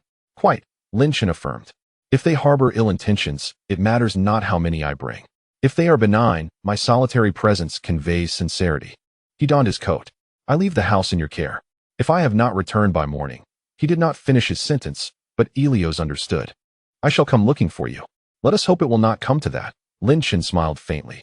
He exited the ancient castle, where a car awaited at the entrance. A black Bentley, with the driver already poised by the door. Mr. Lin, the driver said, pulling the door open. Lin Chen nodded and stepped inside. The door shut, and the vehicle slowly departed the castle, merging into the nocturnal ambience of New York. Outside, the city lights receded. Lin Chen leaned back in his seat, eyes closed in contemplation, pondering what this enigmatic employer sought from him. An hour later, the car ventured into the mountainous region of Westchester County. The roads grew increasingly secluded, with dense woods flanking either side, shrouded in darkness. Finally, the vehicle halted before a massive iron gate, which opened automatically. The car proceeded onward. Lin Chen opened his eyes to find a wide driveway, flanked by meticulously manicured gardens. In the distance, a grand manor illuminated the night. Gothic in style, With spires and arched windows, it resembled a medieval castle. The car stopped at the entrance, and the driver exited to open the door for Lin Chen. "Mr. Lin, we have arrived." Lin Chen stepped out and gazed up at the manor. Twilight Manor. An apt name. In the dim light, it possessed an air of mysterious beauty. He adjusted his coat and ascended the steps. The door swung open to reveal an elderly man dressed in a butler's uniform. "Welcome, Mr. Lin. Please follow me." Lin Chen trailed behind him into the manor, which was even more opulent within. Marble floors, crystal chandeliers, and oil paintings adorned the walls, with a faint scent of sandalwood in the air. The butler guided him through the grand hall into a long corridor, finally stopping before a pair of double doors. "Your employer awaits you inside." The butler pushed the door open, and Lin Chen entered. The room was a study, vast, with 3 walls lined with bookshelves filled with ancient tomes. A fire crackled in the hearth. Behind a massive desk sat a figure, facing the fireplace with his back to the door. Only the back of the chair and a pale, slender hand adorned with a silver ring were visible. "Mr. Lin," a voice resonated, gentle and deep, laced with an ancient accent. "Please, take a seat." Lin Chen approached and settled into the chair before the desk. "Care to introduce yourself?" he inquired. The figure chuckled, and then the chair slowly turned. Lin Chen beheld the man's face. A man in his 30s, with dark hair and gray eyes, his features classically handsome, exuding an aristocratic allure akin to that of a figure from a painting. "My name is Alexander de la Croix," the man declared, smiling to reveal a hint of sharp canines. "Naturally, you may also refer to me as the Speaker of the New York Blood Council." Chapter 9. Dinner at Twilight Manor. Lin Chen remained silent, scrutinizing the man who claimed the title of Speaker. The firelight flickered upon Alexander's face, his gray eyes fathomless. The smile perfectly balanced, neither overly warm nor cold, as though he had worn a mask his entire life. "Speaker," Lin Chen repeated, "is that a thing in New York?" Alexander chuckled lightly. "Indeed it is. Not only in New York, but in Los Angeles, Chicago, Boston. Every noteworthy city boasts its own blood council." He paused, adding, "Of course, the scale varies. New York is the largest gathering on the East Coast, thus the speaker's significance." He lifted a glass filled with a deep crimson liquid, "also carries more weight." Lin Chen observed the glass. It was not wine but blood. Its temperature was just right, with no condensation on the glass. "Freshly drawn. You have discerning tastes," Lin Chen remarked. "After living long enough, one must find some pleasures," Alexander replied, taking a sip before setting the glass down. "Your palate, Mr. Lin, should be even more refined." After all, he glanced at Lin Chen. "You have only sampled 3 sips of that lawyer's blood." Lin Chen refrained from responding, aware that he referred to John Cartwright. The fact that he had drunk several sips was telling. It seemed that night, Elios was not the only one observing. "You have been monitoring me," Lin Chen stated, not as a question. "Merely keeping an eye," Alexander corrected. "New York falls under my purview, and when a new face appears, it warrants attention. I simply did not anticipate that the visitor would be you." Lin Chen reclined against the back of the chair. "Do you know my parents?" "I do not," Alexander shook his head. "But I have heard of them. The tale of Lord Jiang Chen and Prince Lilith is not a secret within the bloodlines. That wedding, I have heard, invited half of Europe's nobility, along with guests from the East." He paused. "At that time, I was but a lowly viscount, unworthy of attending.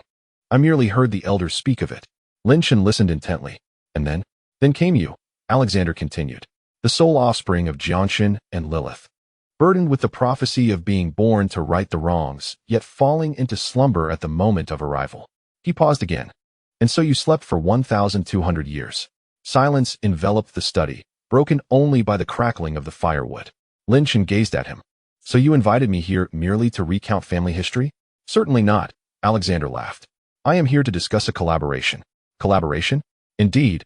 Alexander rose and moved to the hearth, turning his back to the fire, his face cloaked in shadow. "Mr. Lin, do you have any idea how many bloodlines exist in New York?" Lin Chen remained silent. "There are 472 formally registered individuals," Alexander stated. "Unregistered, perhaps 200 or 300 more. In total, around 700. It doesn't sound like much, does it?" He turned to look at Lin Chen. "Yet, behind these 700 individuals, there exist over 70 families. The older ones trace their lineage back to the Crusades, while the newer ones boast a history of 200 years. Each family possesses its own territory, customs, and enemies. To ensure these individuals coexist peacefully, he spread his hands. It's akin to locking 700 wolves in a cage and expecting them not to tear each other apart. Lin Chen understood. So, you are the one managing the cage. You could say that, Alexander nodded. Not because of my strength, but due to my age, my tenacity, and he paused to choose his words carefully. Fairness. At least on the surface. Lin Chen chuckled. Sounds like quite a taxing job. Indeed, Alexander conceded. That is why I require assistance. He gazed at Lin Chen. Especially someone of your caliber. Me? Lin Chen raised an eyebrow. A newborn who has just awakened a month ago? You are not a newborn, Alexander replied. You are a millennium-old hybrid, the offspring of a noble and Lilith. You fear neither sunlight, nor silver, nor crosses. You possess the most esteemed bloodlines in this world. His voice softened. You are the closest to a perfect vampire I have ever encountered. Lin Chen remained unfazed by the flattery. He merely regarded Alexander. You wish for me to help you manage the cage? I desire for you to become a part of the cage itself, Alexander stated. Not as my subordinate, nor my vassal, but as another council member. He paused, overseeing Brooklyn and Queens. Lin Chen laughed, genuinely amused. You invited me here to carve out a territory for me. Indeed, Alexander affirmed. Brooklyn and Queens collectively house over 30 vampire families. A chaotic mix, with the old aristocrats looking down upon it, while the new immigrants find it difficult to penetrate. It is a mess. Yet, a mess signifies opportunity. He looked at Lin Chen. You possess strength, status, and he hesitated. A sufficiently large appetite. Others cannot handle this territory, but you can. Lin Chen remained silent. He stood up and approached the window. The view revealed the estate's rear garden. Under the moonlight, the lawn glimmered silver, while the fountain quietly gushed water. Why do you not manage it yourself? Lin Chen inquired. I cannot handle it alone, Alexander explained. Manhattan has already consumed much of my energy, and those old-timers on the Upper East Side plot daily to overthrow me. If I were to extend my reach into Brooklyn, he shook his head. It would collapse. Lin Chen turned. So, you offer me a territory to alleviate your pressure. Additionally, to serve as your shield. Alexander did not deny it. Yes, but this arrangement also benefits you. You need territory, resources, and he looked at Lin Chen. Stability and high-quality blood sources. One like Cartwright is insufficient. You require 10, 20, or even more. Only by establishing your own power can you create a stable supply chain. Lin Chen remained silent, observing Alexander. This ancient vampire had indeed done his homework, understanding what he lacked and what he desired. What are the terms? Lin Chen asked. There are no terms, Alexander replied. From this day forth, Brooklyn and Queens belong to you. How you manage it is of no concern to me. Internal disputes among vampires will be resolved according to the council's established traditions. As for external threats, he paused. I will stand by your side. Lin Chen raised an eyebrow. Is it truly that simple? Because I believe, Alexander stated. You will become the strongest ally of the New York vampires, not their enemy. He extended his hand. Pale and slender, adorned with the same silver ring that glimmered in the firelight. Lin Chen regarded the hand. After a few seconds, he smiled. There is no rush. I will return to contemplate. Alexander retracted his hand, showing no displeasure, merely nodding. Of course, such a significant decision warrants careful consideration. He returned to his desk, retrieving an envelope from the drawer. This is a list of all the vampire families in Brooklyn and Queens, along with their territories, industries, and spheres of influence. He placed it on the table. When you have made up your mind, feel free to contact me. Lin Chen accepted the envelope, not opening it, but placing it directly into the inner pocket of his coat. Is there anything else? No, there is not, Alexander replied. Then I shall take my leave. Lin Chen turned. Mr. Lin, Alexander called after him. Lin Chen turned back.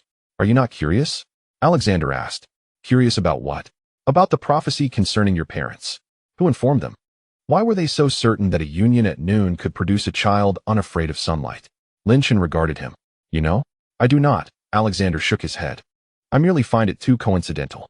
Coincidental enough to suggest that someone orchestrated it intentionally. Lin Chen did not respond. He stood in silence for a few seconds before saying, even if it was orchestrated, so what? I have awakened. I am here. That is the reality. He turned and walked towards the door. Good night, Mr. Speaker. The door opened and closed, the sound of footsteps fading down the corridor. The study fell silent. Alexander stood alone by the fireplace, gazing at the flames. Good night. He whispered. Your Highness. Chapter 10. The night breeze was brisk. Lin Chen stood on the steps of Twilight Manor, gazing up at the sky. The clouds were thick, shrouding the moon. The driver awaited by the car, promptly opening the door upon his exit. Mr. Lin, shall we return to the city? Yes. The car navigated down the winding mountain road, exiting the estate. Lin Chen leaned back in his seat, closing his eyes. Yet his mind was racing. Alexander's final words pierced his thoughts like a thorn. Too coincidental. Coincidental enough to suggest a deliberate arrangement. He opened his eyes, watching the shadows of trees rush past the window. Events from 1200 years ago were beyond his reach now. But one thing was clear. Alexander was correct. He needed territory. He needed people. He needed his own influence. As the car entered the city, it was nearly 11. Neon lights flickered. Fewer people populated the streets. Yet the bars remained lively. Lin Chen gazed outside. Brooklyn, Queens. Over 30 vampire families. A chaotic mess. A smirk crept onto his lips. A mess is preferable. Cleaning it up reveals one's true capability. Upon returning to the castle, the hall was still illuminated. Ball sat on the sofa, idly toying with his fingers. Eros stood by the window, holding a book, though clearly not reading. Syndra was also present, seated in a chair by the fireplace, eyes closed, seemingly in meditation. As the door opened, all three moved. Ball rushed over first. Young master, are you all right? What could possibly be wrong? Lin Chen shrugged off his coat, handing it to the awaiting blood servant. How did the speaker fare? Eros inquired. Lin Chen approached the fireplace, extending his hands to warm them. An intriguing old fellow. He briefly recounted the evening's events, Brooklyn and Queens, the list, the conditions, and that final remark. Ball's eyes sparkled upon hearing this. Territory. What a splendid development. We will finally have our own space. However, Eros furrowed his brow. He offered it too readily. Brooklyn and Queens combined host over 30 vampire families, countless enterprises. Is it truly just given to you? It is not a gift, Lin Chen clarified. He wants me to alleviate his burdens and serve as a shield. Did you accept? Ball asked. Not yet, Lin Chen replied. I mentioned I would consider it. He retrieved the envelope from his coat pocket, opening it. Inside was a stack of papers densely filled with names, addresses, and spheres of influence. Lin Chen began to sift through them. The Blake family controls the Williamsburg waterfront, primarily engaged in smuggling. The Morris family occupies Bushwick, running underground casinos. The Carpenter family resides in Bedford-Stuyvesant, mainly involved in usury. The more he read, the more amused he became. This is not a family of vampires. It resembles a criminal syndicate directory. Ilios leaned in for a closer look. The vampire clans and human gangs have always been intertwined, driven by the need for money, manpower, and connections. After centuries, their fates are irrevocably bound. Lin Chen nodded in agreement. He flipped to the final page and suddenly halted. What about this one? He pointed to the last entry, which bore no family name or territory description, only one name, Van Helsing. Ilios's gaze sharpened. Van Helsing? Are you familiar with him? I've heard of him, Ilios replied. He is not a vampire. A human, then? A hunter clan, Ilios's voice turned somber. A family dedicated to the extermination of vampires. The name Van Helsing is legendary within the European demon hunting circles. It is said that their ancestors personally slayed 3 vampire princes. A moment of silence enveloped the hall. Ball approached curiously. How did this name end up on the vampire list? Lin Chen flipped the paper over. There were words on the reverse side. Van Helsing, male, 34 years old, currently active in Brooklyn. An independent hunter, not affiliated with any organization. He has slain 17 vampires, 9 werewolves, and several other supernatural beings. Bounty, $5 million. Issuer, New York Vampire Council. Lin Chen finished reading and smiled. Fascinating. A hunter who has killed so many within the vampire territory and yet remains alive. This individual is exceptional. Ilios nodded. Any hunter who can survive in New York possesses remarkable skill. The name Van Helsing is even more noteworthy. Lin Chen gathered the list. Let us set him aside for now. Our immediate concern is whether to accept this territory. He returned to the sofa, and Ball and Ilios joined him. Syndra opened her eyes and looked at them. Young master, do you have a plan? Ilios inquired. Indeed, Lin Chen replied, but I wish to hear your opinions. Ball was the first to speak. We should accept. Having a territory is better than having none. Who dares to object? I'll make them submit. Ilios shook his head. It's not that simple. Over 30 families have their own interests and calculations. If you parachute in, they will not welcome you. You may find yourself the first target. Ball protested. Then we fight. What is there to fear? Of course, I'm not afraid of fighting, Ilios countered. But what happens afterward? If you kill one, another family will seek revenge. If you eliminate that one, other forces will arise. It will be a ceaseless cycle. He turned to Lin Chen. What you desire is not war, but stability. Only through stability can you develop and establish the supply chains you envision. Lin Chen nodded. Ilios was correct. He paused for a moment. Yet, Ball is also right. We must accept the territory. Ball grinned widely. Ilios regarded him, awaiting further clarification. Lin Chen stood and walked to the window. Alexander did not grant this territory out of goodwill. Rather, he relinquished it because he could not manage it. Brooklyn and Queens have become so chaotic that even the council wishes to avoid them. Thus, they passed it to me. He turned around. But chaos signifies opportunity. In the absence of rules, one can establish them. Without order, one can create it. He looked at Ilios. You are right. I cannot eradicate them all. However, I can. He paused. Allow them to choose. They can decide whether to stand with me or against me. Ilios appeared contemplative. You mean, to divide? Lin Chen replied. To rally some and suppress others. Those who are struggling, those who are marginalized, those with ambitions but no means. They will be my entry point. I will provide what they desire and have them work for me. Then, I will gradually encroach. Ball scratched his head. That sounds rather complex. To put it simply, you want them to turn against one another? Sindra suddenly interjected. Lin Chen regarded her. Essentially. Sindra nodded. Your mother employed this tactic. When she subdued the Italian families, she did so in this very manner. Lin Chen raised an eyebrow. You know? I've heard, Sindra replied. The prince's methods are well known. Division, alliance, promises, suppression. In the end, those families became her vassals. Lin Chen chuckled. Then I must accept this territory. I cannot be inferior to my mother. He returned to the sofa and sat down again. It is decided. I will take Brooklyn and Queens. Ilios nodded. Then I will begin preparations. First, I will ascertain the specific circumstances of those families, who is feuding with whom, who harbors ambitions, and who is on the brink of collapse. There are over 30 names on the list. Surely, a few will be useful. Very well, Lin Chen replied. He turned to Ball. You will accompany me to Brooklyn. Now. Ball's eyes brightened. Yes, now. Lin Chen stood. I want to inspect my new territory. Just the two of us? Ball asked. Just the two of us, Lin Chen affirmed. Ilios, stay here and continue your research. He donned his coat. Sindra. I need a favor. Sindra stood. What is it? I require a spell to conceal my presence. I do not wish for those vampires to recognize who I am the moment they draw near. Sindra pondered for a moment. There is a simple disguise spell that can mask your bloodline aura. To outsiders, you will appear as just an ordinary vampire. How long will it last? If you do not actively reveal yourself, it can last the entire night. Excellent, Lin Chen said. Cast it now. Sindra approached. Her slender fingers lightly tapping Lin Chen's forehead as she uttered a series of incomprehensible incantations. A cool sensation spread from the crown of his head throughout his body. All done, Sindra stepped back. Lin Chen rolled his shoulders, feeling little change. The aura has shifted, Ilios remarked. You now appear as a newly transformed vampire. Very good. Lin Chen patted Ball on the arm. Let us go? Chapter 11. The night in Brooklyn. The two exited the castle.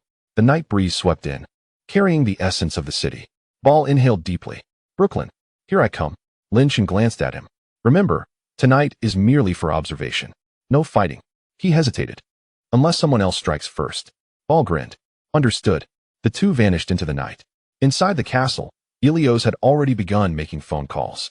Sindra returned to the hearth, gazing into the flames. Brooklyn, she murmured. Things are about to get chaotic. At 1 o'clock in the morning, in Brooklyn, Williamsburg, Lin Chen and Ball walked along the street. This place was a world apart from Manhattan, less bright, less pristine. Graffiti adorned the walls, and trash bins overflowed in the alleys. Yet, the streets were bustling. Lines formed outside bars, and deafening music emanated from nightclubs. Various people strolled about, dressed in an array of styles. Lin Chen ambled along, as if on a leisurely stroll. Though his nose twitched subtly, detecting the scents in the air.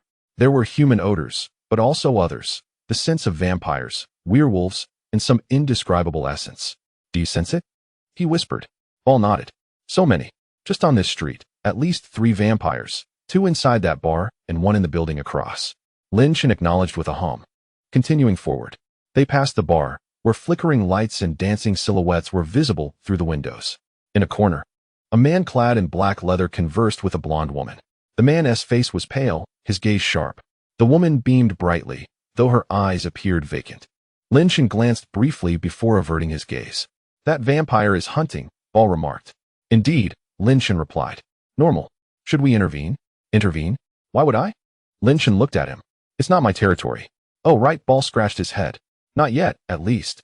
They pressed on, traversing several streets until they reached the dock area. It was much quieter here.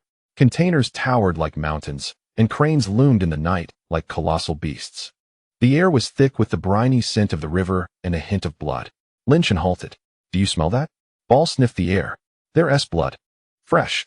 Two individuals followed the scent until they discovered a body behind a shipping container. 3 bodies, to be precise. All were young men, their necks marred by distinct bite marks, and their blood had long since drained. However, their demise had occurred no more than an hour prior. Lin Chen crouched down to examine the bite marks. It was the work of vampires, and not just one, at least 3 were involved. Bear frowned. How brazen. To murder in the street and abandon the bodies? Lin Chen stood, asserting, that is precisely why this place is chaotic. He surveyed his surroundings, shipping containers, cranes, and shadowy alleys. Let us depart. If we linger, we might encounter the cleanup crew. The 2 turned to leave, but as they exited the dock area, they encountered a group of 4 individuals. All donned black attire and bore pale complexions. The leader, a bald man in his 30s, had a menacing gaze. Upon noticing Lin Chen and Bear, they halted. The bald man scrutinized them. New faces. Which family do you belong to? Lin Chen remained silent. Bear attempted to respond, only to be silenced by Lin Chen's raised hand. I am asking you. A tall, lanky man stepped forward. Are you deaf? Lin Chen regarded him coolly. We're merely passing through. Passing through? The bald man's voice was low and menacing. In the middle of the night, passing through the dock area? Do you take us for fools? He advanced a step, closing the distance to within 2 meters, his nostrils flaring. Then he laughed. Just ordinary vampires. Newly turned, it seems. No wonder they don't understand the rules. He turned to his companions. Take these 2 back. The newcomers need to be taught what Brooklyn's rules entail. The lanky man and 2 others immediately encircled them. Bear glanced at Lin Chen, his eyes silently inquiring. Shall we engage? Lin Chen subtly nodded and took a step back. Bear grinned, his smile grotesque in the darkness. Rules? Let me show you. The lanky man was the first to charge. Then he was sent flying, truly airborne, as if struck by a truck, hurtling backwards for several meters before crashing into a stack of containers. The resounding clang of metal deformation echoed through the night. The remaining 2 stood in shock, as did the bald man. Bear shook his hand. Too easy. Next. The bald man's expression shifted. He studied Bear, then Lin Chen, finally realizing something was amiss. Who exactly are you? Lin Chen stepped out from behind Bear, approaching the bald man closely enough to discern the fear in his eyes. Me? He smiled. You will find out soon enough. But for now he patted the bald man's shoulder. Return and inform your family head. Tell him, he pondered for a moment. A man who has just awoken will visit tomorrow. Have him prepare some tea. The bald man stared, paralyzed. Bear stepped forward. Still not leaving? The bald man turned and fled, with the other 2 scrambling after him, quickly disappearing into the night. Lin Chen watched them retreat, then lowered his gaze to inspect his own hands. For the first time, he found it satisfactory. Bear approached. Young master, why didn't you allow me to strike a few more? Patience, Lin Chen replied. Let them return to report. Tomorrow he glanced at the pitch-black dock. It will be more entertaining. The 2 turned back, retracing their steps. In the night breeze, the scent of blood gradually dissipated. In the distance, the faint sound of police sirens could be heard, though still far away. Brooklyn's night remained tumultuous, yet from this evening onward, certain things were destined to change. The following evening at 7 o'clock, Lin Chen sat in his study, leisurely sipping from a cup filled with blood. This particular offering was the second provided by John Cartwright. Richer in flavor than the first. Perhaps he had grown accustomed to it, or perhaps the impurities had diminished as the fear subsided. Eros stood before the desk, clutching a freshly compiled document. The current head of the Black family is Victor Black, transformed in 1873, originally from Ireland. He was once a dock worker who ascended the ranks after his transformation into a vampire. His core team consists of 17 members, with over 30 additional associates on the periphery, controlling most of the smuggling operations in the Williamsburg dock area, as well as several nightclubs. As Lin Chen listened, he set down his cup. What is his rank? Count. Eros replied. He was a formidable figure even before his transformation, and even more ruthless thereafter. It is said he personally killed 3 vampires who attempted to encroach on his territory, as well as 2 werewolves. Lin Chen nodded.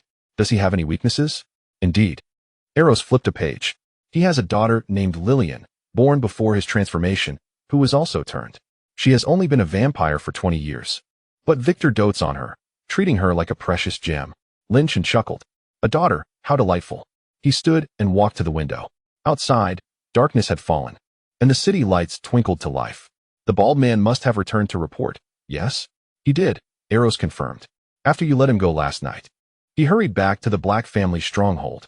This morning, Victor sent someone to investigate the dock area, but they found nothing. Of course they found nothing, Lin Chen remarked. Turning around. They don't even know my name. Bear entered the room.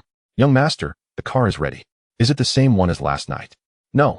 A different one, Bear grinned, blacker and larger, quite imposing. Lin Chen smiled. Let us go. He donned his overcoat, moved to the door, then turned back. Eros, you stay here. Continue researching the other families. Tonight, it will just be Bear and me. Eros nodded. Be careful. Fear not, Lin Chen reassured him. It is merely a dinner invitation. Chapter 12. The Black family's hospitality at 8 o'clock. In Williamsburg, the Black family stronghold stood, a 6-story-old building. Its exterior weathered, and its windows secured with iron bars. Below was a bar, modest in appearance, with a sign that read Black Dock. 2 burly men stood at the entrance, alerting at the sight of a black sedan parked by the roadside. Lin Chen alighted from the vehicle, followed closely by Bear. Approaching the entrance, the guards raised their hands to stop them. Private club, not open to the public. Lin Chen met the guard's gaze. Tell Victor that the person who mentioned visiting last night in the dock area has arrived. The guard hesitated, exchanging glances with his companion. One of them turned and entered. In less than a minute, he emerged, accompanied by someone, the bald man from the previous night. Upon seeing Lin Chen, his expression shifted. Lin Chen smiled. Good to see you again. The bald man opened his mouth, but could not find his voice. A voice from within called out, let the guest enter. It was deep, tinged with an Irish accent. The bald man stepped aside, and Lin Chen walked in. The bar was dimly lit, with a sparse scattering of patrons. Behind the bar stood a middle-aged man, polishing a glass, though Lin Chen paid him no mind. His focus was on a booth in the corner where a man in his 50s sat, his hair gray, face gaunt, with piercing eyes like an eagle. Dressed in a dark 3-piece suit, he held a glass of blood. Victor Black. Lin Chen approached, with Bear trailing behind, scanning the surroundings. 4 individuals clad in black stood beside the booth, hands positioned behind their backs, clearly armed.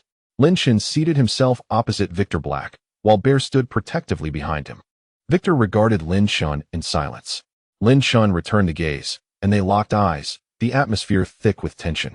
The bar was so quiet that the hum of the lights could be heard. Time seemed to stretch indefinitely. Victor was the first to speak. I have lived for 150 years and have encountered many individuals unafraid of death. He paused. But none like you. Lin Chen smiled. What kind? Young. Victor replied.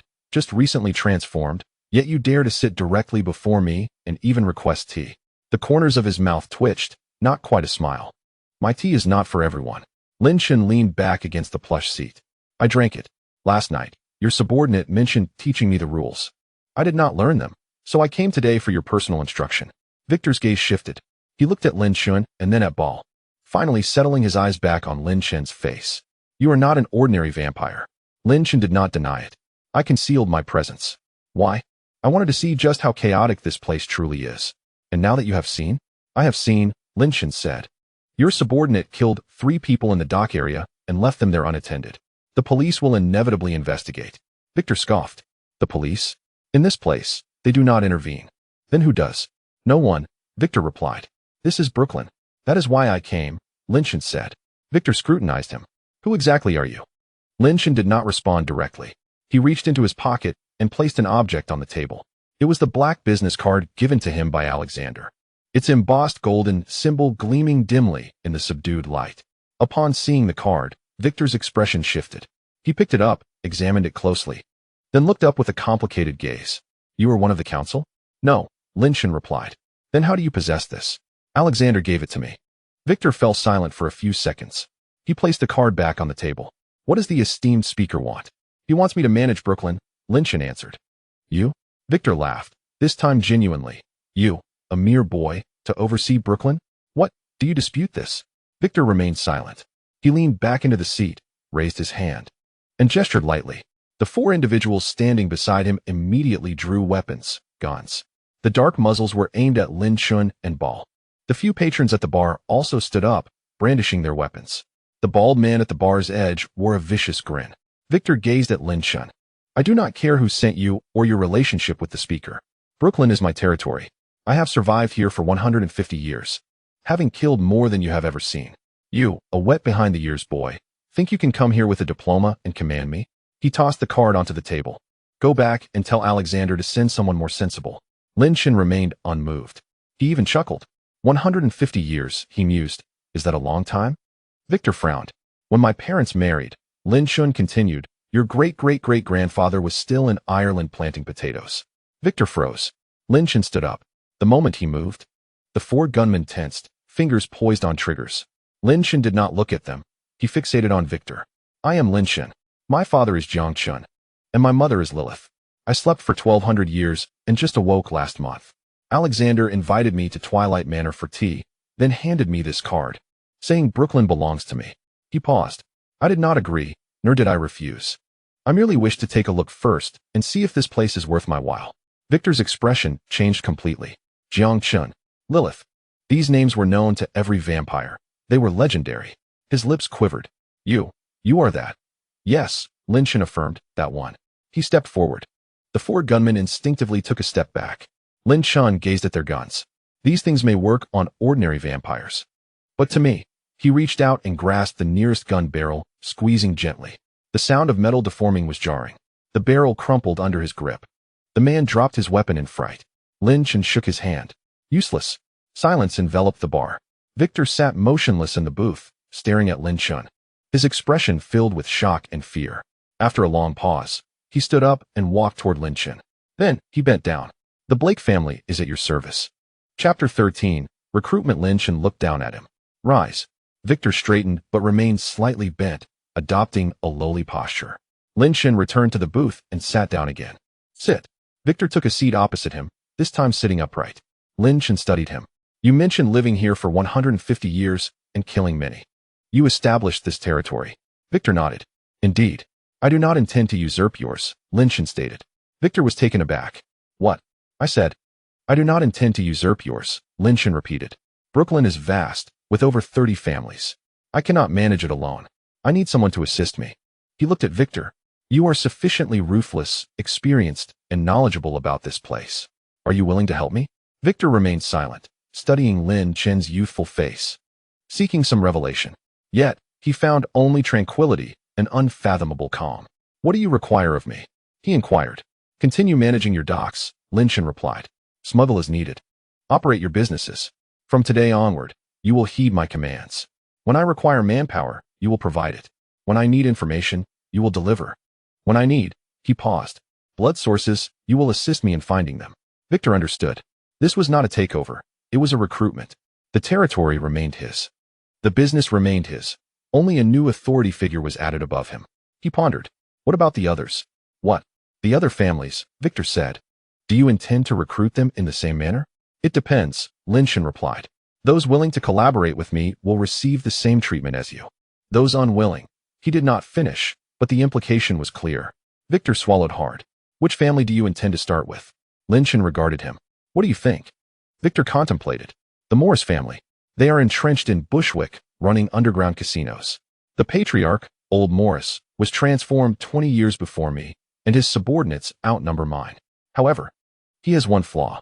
What flaw? He is too greedy, Victor said. He wants a hand in everyone's business and has offended many. Yet, he relies on his numbers. So no one dares to strike against him. Lin Chun nodded. And there is also the Carpenter family, involved in loan sharking. The matriarch is a woman named Carmen. She has a vendetta against Old Morris. What vendetta? 5 years ago, Old Morris's son took a liking to a girl under Carmen's employ. After a failed attempt to seize her, he killed her. Carmen confronted Old Morris about it, but he denied any responsibility. Since then, the two families have been sworn enemies. Lin Chun chuckled upon hearing this. Good. Very good. He stood up. Victor also rose. Let us conclude for tonight, Lin Chun said. Tomorrow, provide me with a detailed report on the Morris family, as well as the Carpenter family. They are enemies of Morris and may be useful. Victor nodded. Understood. As Lin Chen walked toward the door, he paused and turned back. By the way, what about your daughter? Victor's expression shifted. How do you know? I heard. Lin Chen interjected, that you dote on her. Victor remained silent. Lin Chen continued to gaze at him. Rest assured, I have no interest in your daughter. I merely wish to remind you that if anyone intends to harm you, targeting your daughter is the quickest and most effective way. So he paused. Protect her well. Victor was momentarily stunned. He gazed at Lin Chen, and something in his eyes shifted. It was no longer mere fear. There was also gratitude. Thank you, he murmured. Lin Chen nodded, turned, and exited the bar, with Ball following closely behind. The limousine glided into the night. Inside the bar, Victor remained rooted to the spot, motionless for a long time. A bald man approached him. Boss, is he really that formidable? Victor cast a glance at him. Do you know who Jiang Chen is? The bald man shook his head. He is the strongest vampire in the East, Victor declared, having lived for countless years. Even Satan must treat him with respect. Lilith, the vampire prince of ancient Rome, a direct descendant of Caine. He left the sentence unfinished, yet the bald man understood. He shuddered slightly. So we really have to heed him? Victor remained silent for a long while before he smiled, a bitter smile. 150 years. I thought I was old enough. Yet before him, I feel like a newborn. He returned to the bar, seized the unfinished glass of blood, and drained it in one gulp.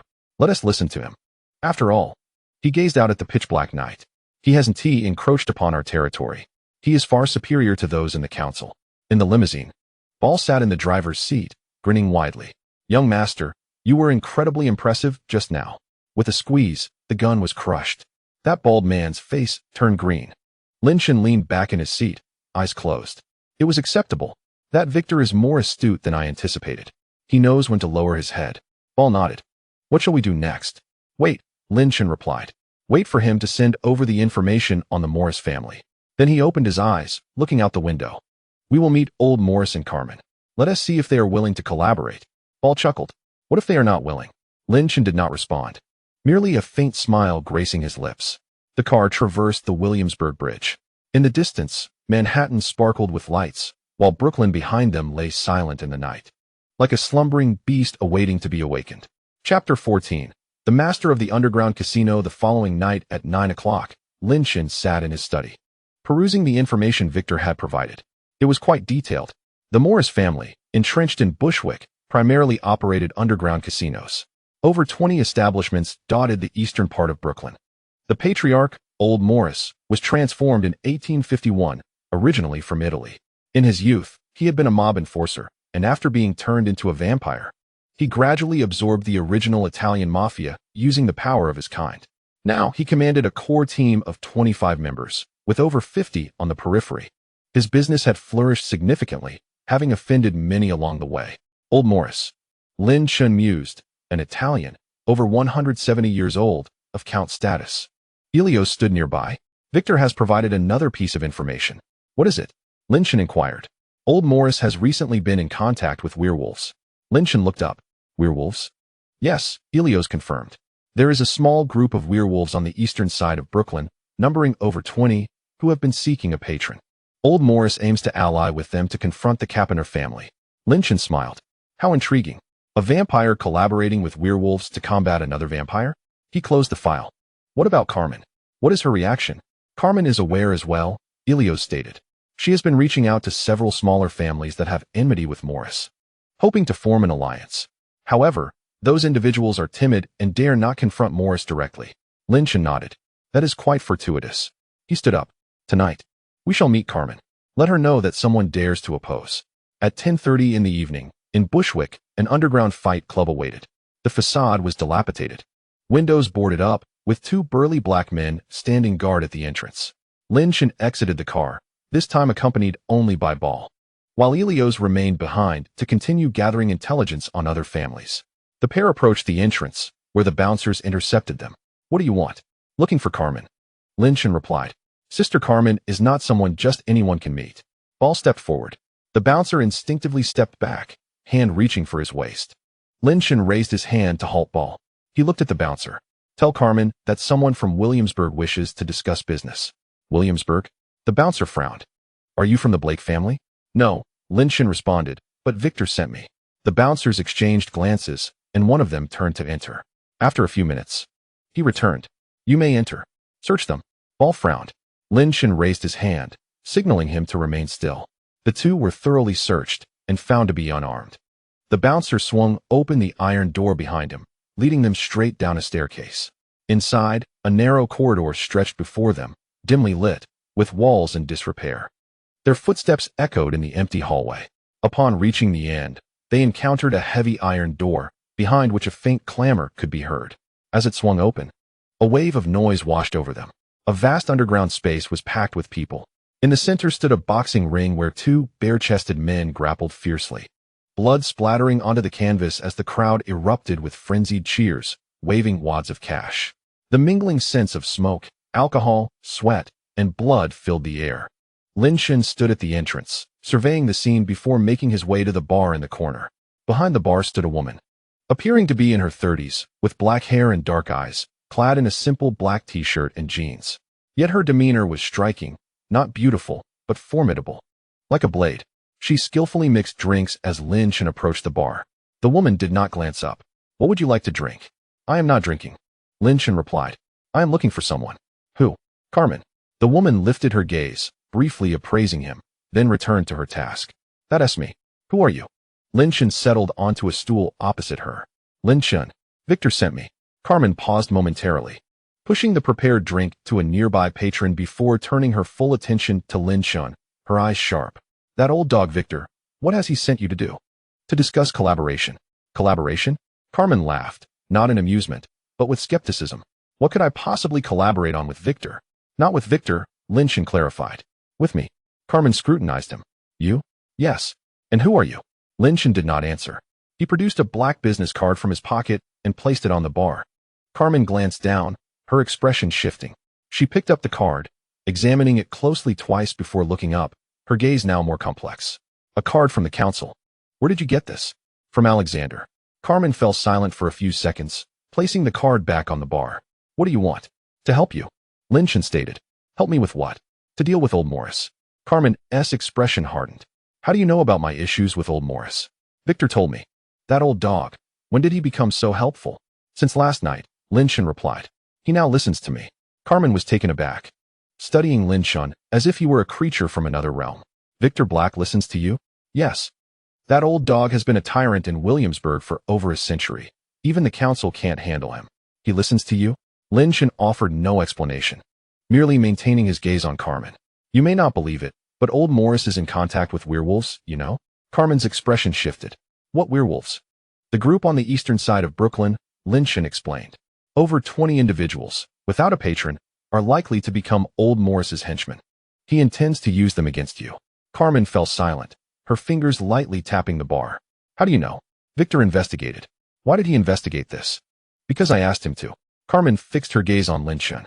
Who exactly are you? Lin Chen smiled faintly.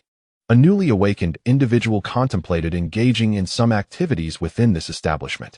He paused momentarily, realizing the need for assistance. Carmen remained silent, turning to retrieve a bottle of whiskey from the shelf, pouring half a glass, and sliding it toward Lin Chen. Have a drink, she said. Lin Chen accepted the glass and took a sip, finding it satisfactory. Carmen poured herself a glass as well, downing it in one go before placing the glass down and fixing her gaze on Lin Chen. There are 25 core members under Old Morris, with over 50 on the periphery. As for me, a woman with merely 12 subordinates, a few of whom are merely fillers. How can I trust you? Lin Chen set his glass down. I did not come alone tonight. Carmen glanced behind him to see Ball standing a few meters away, arms crossed, appearing quite bored. Just him? She queried. Just him, Lin Chen affirmed. Not enough. Lin Chen chuckled, rising from his seat and approaching an empty table nearby. He picked up an empty wine bottle and, with a gentle squeeze, shattered it, glass fragments scattering across the floor. Yet Carmen's gaze was not on the shards, but rather on Lin Chen's hand, which remained unscathed, not even a trace of a wound. Lin Chen flicked the glass shards from his hand. Is this sufficient? Carmen remained silent, eyeing the glass fragments and then Lin Chen's hand. Finally, she lifted her gaze, her expression transformed, no longer skeptical, but scrutinizing. Chapter 15, The Werewolf. Are you of the Blood Clan? Indeed. What level? Hard to say. What do you mean by that? Lin Chen regarded her. How long have you lived? Transformed for 23 years, Carmen replied. I was 28 in life, now 51. Then you must understand that the hierarchy within the blood clan is determined by age and power. I am aware.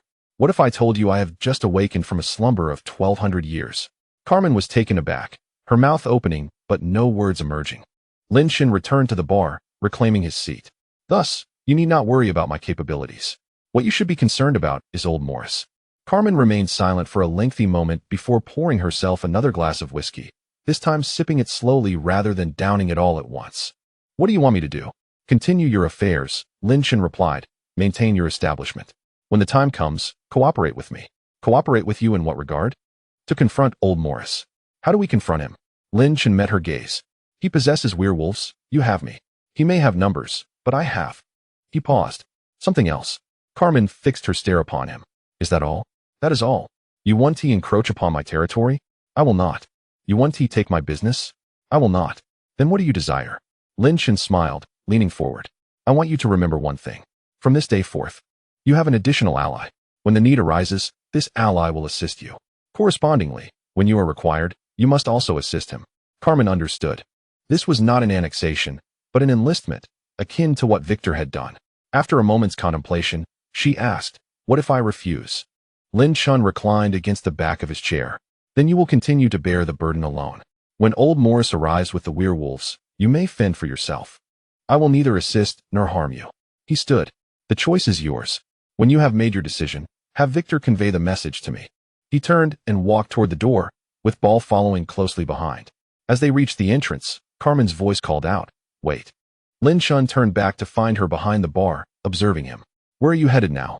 Back to sleep. When do you intend to act against old Morris? Lin Chen smiled. No rush. Let him revel for a few days. When he believes victory is assured. He paused. Then we will act. With that, he pushed the door open and departed. Carmen remained rooted in place, watching the door close. One of her subordinates approached. Sister Carmen, who was that? Carmen did not respond. She picked up the glass Lin Chen had used, inspecting it briefly before placing it down. Find out, she commanded. Discover what transpired in Williamsburg last night with Victor Black. Her subordinate nodded and turned to leave. Carmen poured herself another glass of whiskey, this time savoring it slowly, contemplating Lin Chen's piercing eyes, dark and profound, with depths unseen. 1200 years, she murmured. Surely he is boasting? Yet a voice within her questioned, what if he is not? At 1 o'clock in the morning, Lin Chen returned to the ancient castle where Eros awaited him in the study. How did it go? Fairly well, Lin Chen replied, shedding his coat, which he tossed to the blood servant. Carmen is more formidable than Victor, yet she is astute. Will she agree? She will, Lin Chen stated as he took a seat. But she will verify first. Once she confirms that Victor indeed heeds my commands, she will seek me out. Eros nodded. What comes next? We wait, Lin Chen replied. We let old Morris make the first move. Once he does, we shall act. He picked up a dossier from the table, flipping through it. Werewolves. A smirk crept across his lips. How intriguing. I am quite eager to discover the taste of werewolf blood. Ball grinned beside him. Young master, are you yearning for a taste of novelty again? Lin Chen cast him a sideways glance. Is that a problem? No, not at all. Ball hastily waved his hands. Whatever you desire, it shall be done. That werewolf, with its tough hide and hearty blood, will surely provide a thrill. Eros shook his head. Do not act recklessly. Werewolves differ from the blood clan. Their tempers are volatile, and when they strike, it is to the death. Lin Chen set the dossier down. I am aware. Hence, there is no need for haste. Let them engage in battle. Once they have sufficiently exhausted themselves. He leaned back in his chair. We shall make our entrance. Outside the window, the night was deepening. In an abandoned warehouse on the eastern side of Brooklyn, over 20 men were seated together. Some were bare-chested, displaying a tapestry of tattoos, while others bore fierce expressions akin to beasts. In a corner, a bald man was on the phone. Yes, Mr. Morris. Understood. We are prepared. After hanging up, he stood, surveying those around him. News has arrived from old Morris. In 3 days, we strike. Our target, the Carpenter family. Eliminate them all, leaving not a single soul behind. A grin spread across a man's face, revealing sharp canines. Finally, we have work to do. The bald man nodded. Once we complete this job, we will have a stronghold. From now on, the eastern side of Brooklyn will be our territory. He clenched his fists. Are we ready? The 20 or so men stood, some stretching their necks, others cracking their knuckles, joints popping audibly. Ready? The bald man smiled. Then we shall wait 3 days. Outside the warehouse, the night wind howled.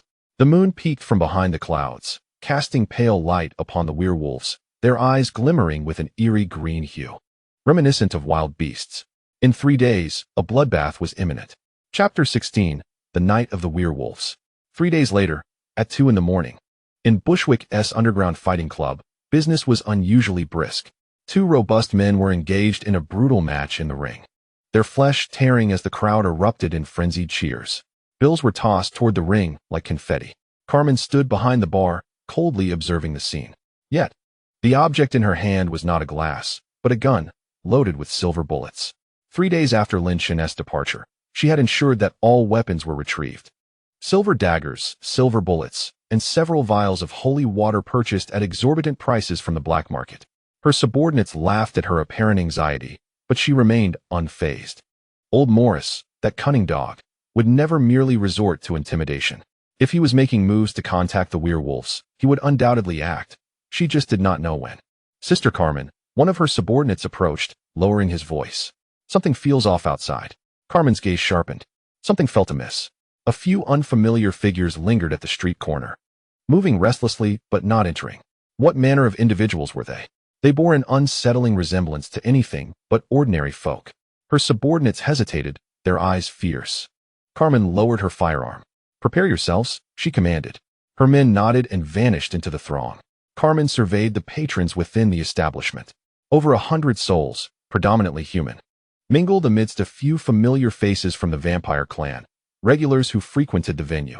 Yet tonight, those particular individuals were conspicuously absent. A sense of foreboding settled within her. This was a purge. Old Maurice was about to make his move. Grasping her walkie-talkie, she commanded, all personnel, remain on high alert. As her words fell, the doors burst open with a resounding crash.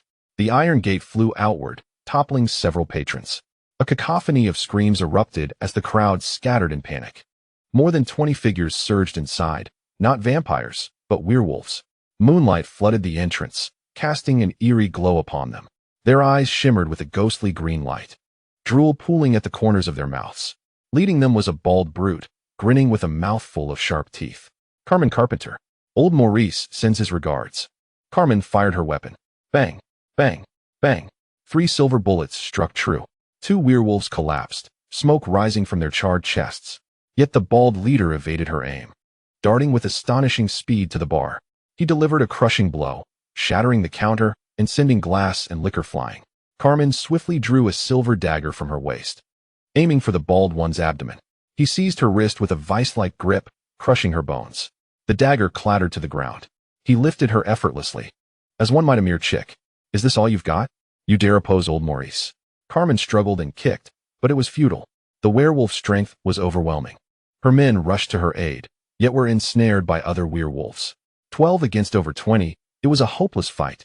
Screams echoed as some had their throats torn open. Others hurled against the walls, blood splattering everywhere. Carmen observed the carnage, despair flooding her heart. This was it. Tonight, she would meet her end. The bald brute held her aloft. Fear not. Old Maurice desires to keep you alive. He wishes a word with you. His grin widened. After our discussion, then it will be your turn to perish. Carmen spat in his face. The bald man froze for a moment, then roared with laughter, a monstrous sound. You've got spirit. I like a woman with spirit. It makes the meal more enjoyable. He raised his other hand, nails elongating and sharpening, poised to mark her face. Carmen closed her eyes, bracing for the worst. Then came a crack, the sound of bones shattering, but it wasn't hers.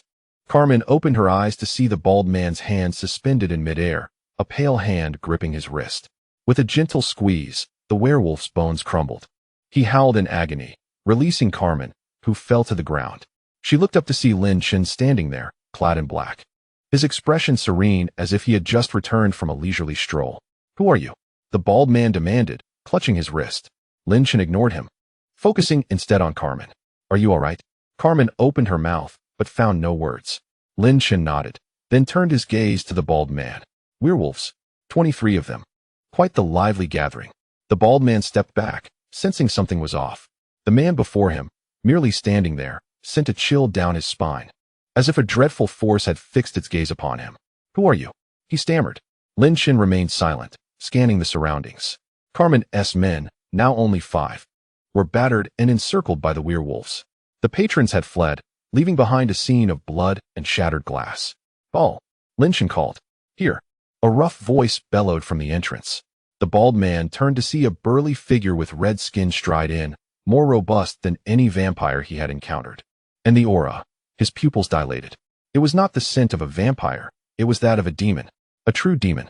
Ball grinned, revealing teeth as sharp as the werewolves. "Young master, are they all taken care of?" "Indeed," Lin Chen replied, "not a single one left." The bald man's face paled. "Retreat!" he screamed, spinning to flee. The other werewolves followed suit, but Ball had already blocked the exit. "Where do you think you're going?" Ball reached out, seizing the first werewolf that charged, lifting him as one would a mere rabbit. With a gentle squeeze, he snapped the creature's neck. He tossed the body aside and grabbed a second, then a third, dispatching them with ease, like crushing brittle bones. The bald man watched in horror, his legs turning to jelly. He attempted to flee from behind, only to find Lin Chen standing before him. "Where do you think you're going?" The bald man raised a hand to strike, but before his nails could graze Lin Chen, his wrist was caught. This time, it was not merely crushed but torn asunder. Blood sprayed forth. The bald man screamed, collapsing to the ground. Lin Chen observed the blood splattering onto his sleeve, frowning at the mess. "How unsightly," he muttered, releasing the bald man to writhe on the ground. He then turned to the remaining werewolves. 23 had dwindled to 15, all paralyzed with fear. Ball approached Lin Chen's side. "Young master, how shall we deal with these?" Lin Chen pondered for a moment. "Keep those of use, dispose of the rest." "Those of use?" Ball scratched his head, confused. "What do you mean by useful?" "Those who can speak," Lin Chen clarified. "Those who can tell me where old Maurice is at this moment." He regarded the werewolves. "Whoever speaks first, lives." The werewolves exchanged glances, none daring to respond. Lin Chen sighed. It appeared they were unwilling to divulge. He raised his hand and snapped his fingers. In an instant, 3 werewolf heads exploded simultaneously, like balloons bursting, blood and brains splattering everywhere. The remaining werewolves were utterly paralyzed, some collapsing to the ground, others soiling themselves. "What now?" Lin Chen inquired. A diminutive werewolf fell to his knees. I'll talk. Old Maurice is at the old warehouse on Bushwick Avenue. He.S. waiting for us to bring Carmen back." Lin Chen nodded. "Very well." He turned to the werewolf. "What is your name?" "Tommy," the werewolf stammered. "Tommy, from this day forth, you shall accompany me." Tommy was taken aback. "I'm a werewolf." "I am aware," Lin Chen replied, "but I will not kill you." "You want tea?" Tommy gasped. "Not if you obey," Lin Chen assured him. Desperate, Tommy nodded fervently. "I will obey. I will." Lin Chen turned to Ball. "Dispose of the rest." Ball grinned. "Understood." 15 minutes later, the fighting club was littered with corpses. Carmen sat upon the ruins of the bar, drenched in blood, not her own, but that of the bald werewolf, splattered all over her. Lin Chen stood before her. "Can you still walk?" Carmen lifted her gaze, her expression complex, fear, gratitude, and an indescribable emotion mingled within her. "How did you know they would come tonight?" "It was a guess," Lin Chen replied. 3 days, just enough time for preparations." "You just guessed and showed up?" "It wasn't mere guessing," Lin Chen corrected. "I had Victor monitor old Morris's movements. As soon as his men stirred tonight, I was alerted." Carmen fell silent for a few seconds. "Thank you." Lin Chen smiled. "No need for thanks. I said I would help you when the time came." He turned to survey the multitude of werewolf corpses. "Consider these a welcome gift." Carmen rose unsteadily, her legs trembling as she leaned against a nearby pillar. "What comes next?" "Next," Lin Chen declared that it was time to meet old Morris. "Now." "Indeed, now," Lin Chen replied, seizing the moment. He glanced at Ball. "Bring Tommy." Ball nodded and swiftly lifted the small, trembling werewolf.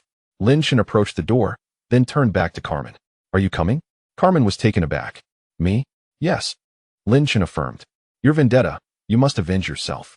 Carmen regarded him for a moment before breaking into a fierce smile. "Very well." She retrieved the silver dagger from the debris, wiping away the blood. "I'll accompany you." At 3:30 in the morning, in Bushwick Avenue, the old warehouse. Old Morris reclined on a decrepit sofa on the 2nd floor, sipping from a cup of blood, in high spirits. Soon, Carmen would be brought back. That wretched woman was finally within his grasp. He contemplated how to torment her. First, breaking her limbs, then letting her bleed slowly, allowing her to experience the anguish of losing what mattered most. He had endured the pain of his son's death for 5 years. Tonight, he would finally have his revenge. Suddenly, noises emanated from downstairs. Old Morris rose and approached the railing. Is she back? No one answered. The door swung open, and a figure entered, young, clad in black, followed by a burly man with red skin and a small werewolf. Old Morris's pupils dilated. It was Carmen. She was bloodied, yet her gaze was sharp as a blade. You. Old Morris pointed at the young man. Who are you? Lin Chen lifted his gaze to meet him. Old Morris? It's me. Who are you, really? Lin Chen chuckled. The one who will escort you to meet Satan. Old Morris's expression shifted dramatically. He turned to flee. But as he took a step, everything blurred before him. Lin Chen had already appeared in front of him. Where do you think you're running to? Old Morris stumbled backward, colliding with the railing. Why, you're of the Blood Clan? Indeed. What rank? Marquis? Duke? Lin Chen pondered for a moment. I'm not sure. No one has ever evaluated me. He stepped forward. Old Morris attempted to vault over the railing to escape. Lin Chen reached out, grasping his neck and yanking him back like a chick. Hold on. I haven't finished speaking. He pressed Old Morris against the wall. Old Morris struggled but found himself immobilized. Lin Chen's grip was terrifyingly strong. What do you want? Quite simple, Lin Chen stated. Your territory is now mine. Your business belongs to me. Your subordinates are mine. He paused. You, as a person, he grinned, belong to Carmen. Old Morris glanced downstairs. Carmen was looking up at him, clutching the silver dagger, her gaze as cold as ice. You can't do this. Old Morris protested. I am the head of the Morris family. I have 25 core members.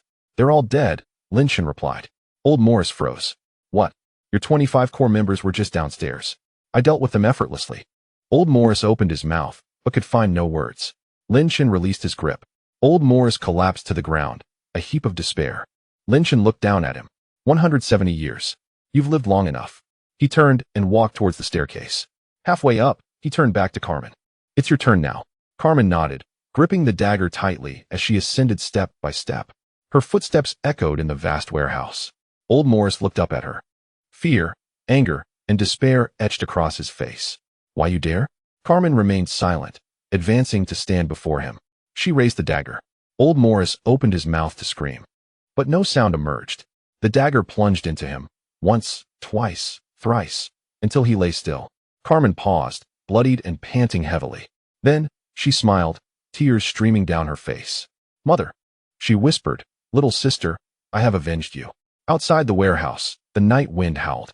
Lin Chen leaned against the car, lighting a cigarette. Ball stood nearby, while Tommy squatted on the ground, trembling uncontrollably.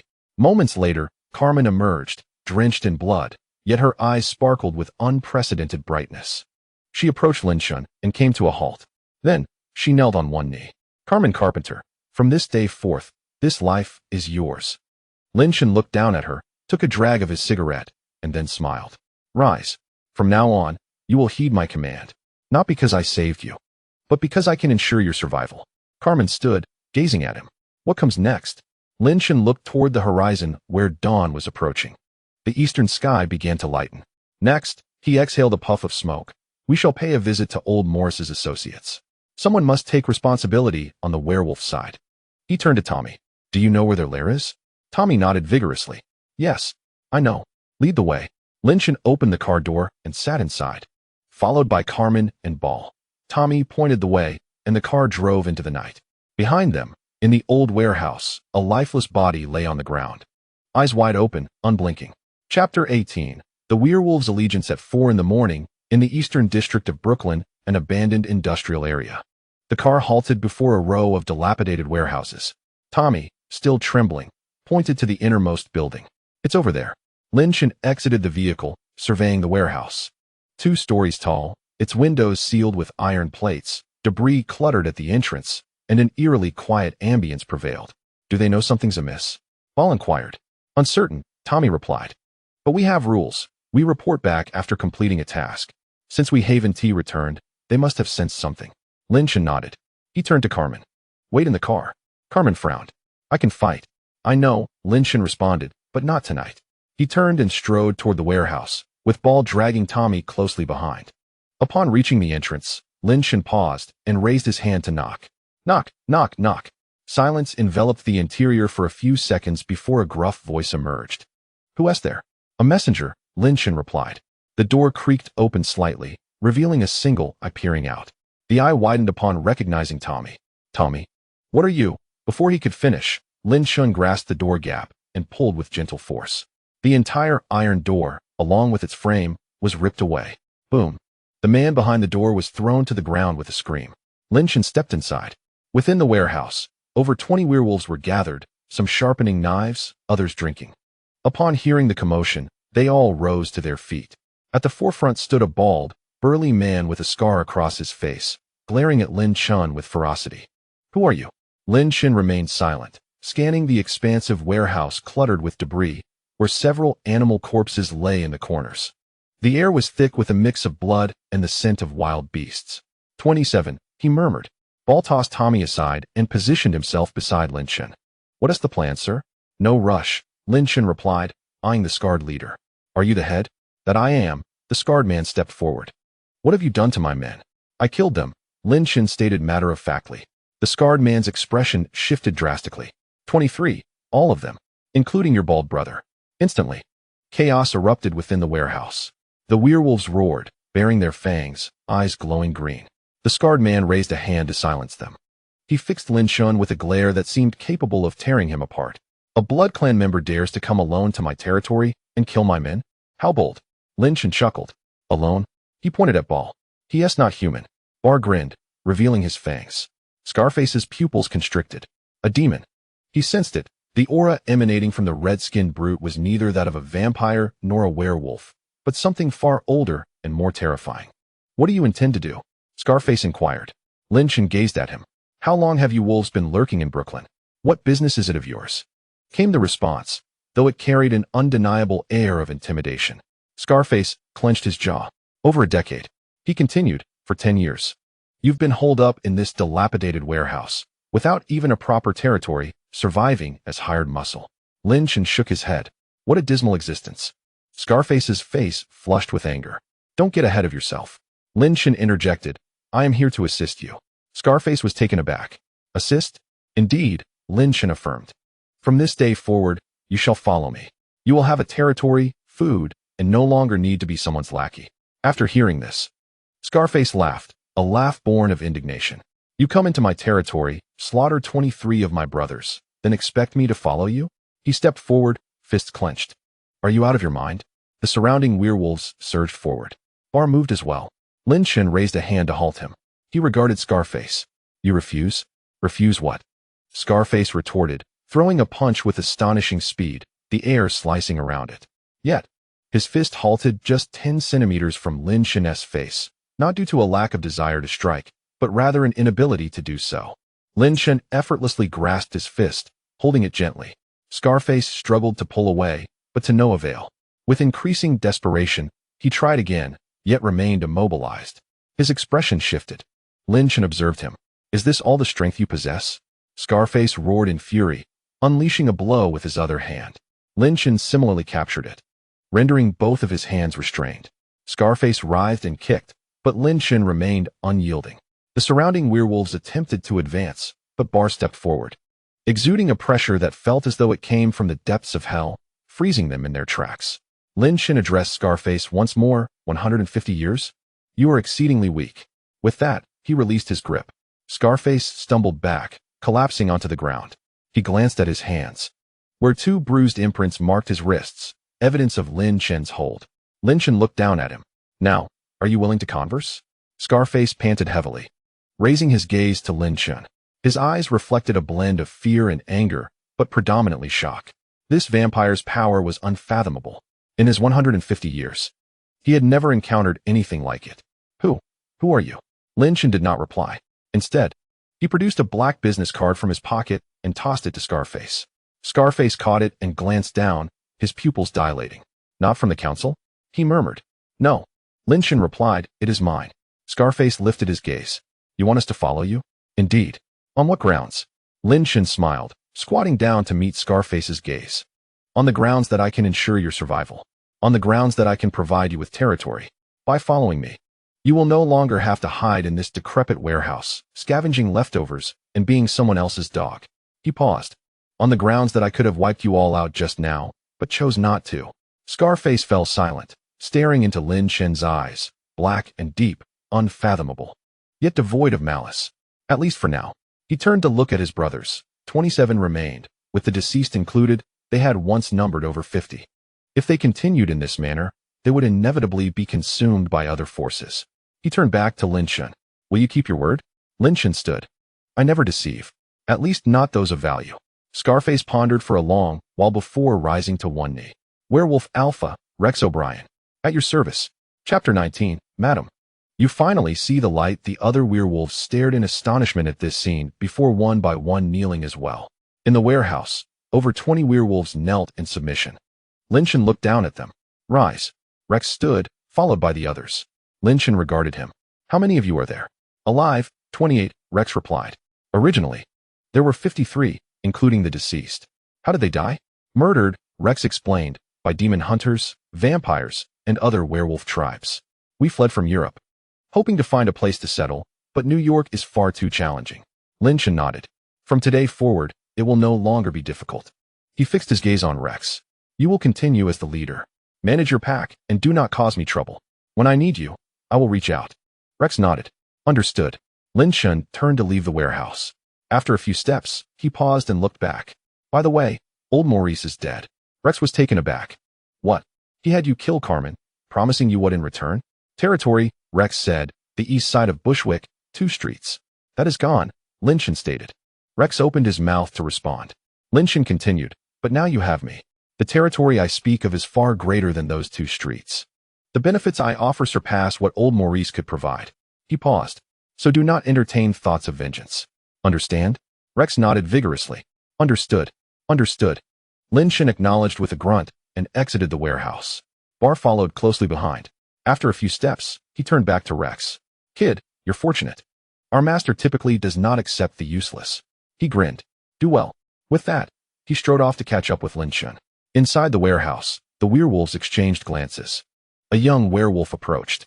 Boss, are we really going to follow him? Rex looked at the bruises on his wrists, contemplating in silence for a long time. What choice do we have? Besides, he added, he is right. If we continue like this, we will all perish. He clenched his fists. At least by following him. We have a chance at survival. The car drove back. Carmen sat in the back seat, staring blankly out the window. Blood still stained her. But her emotions had settled significantly. Lin Shen sat beside her, eyes closed, resting. Carmen turned to him. Did you plan this all along? What? Recruiting the werewolves, she stated. You had this in mind before going to the warehouse. Lin Shen opened his eyes. Yes. Why not just kill them? That would be a waste, Lin Shen replied.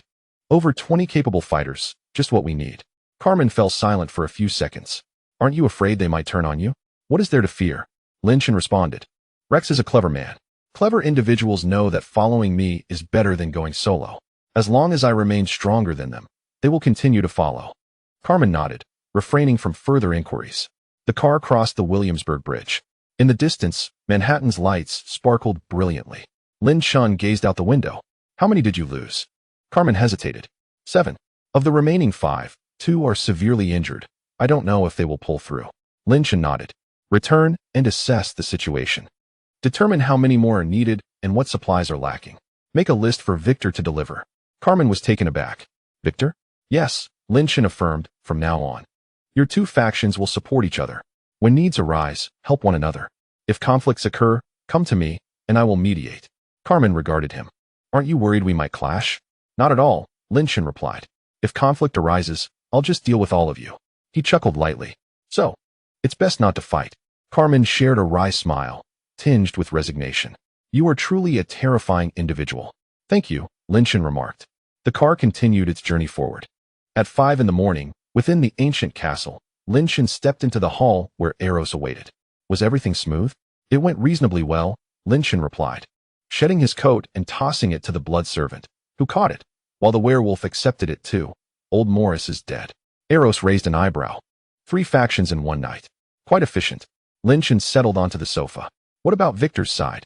He sent someone to inquire twice, Eros said. Eager to know the events of tonight. What did you tell him?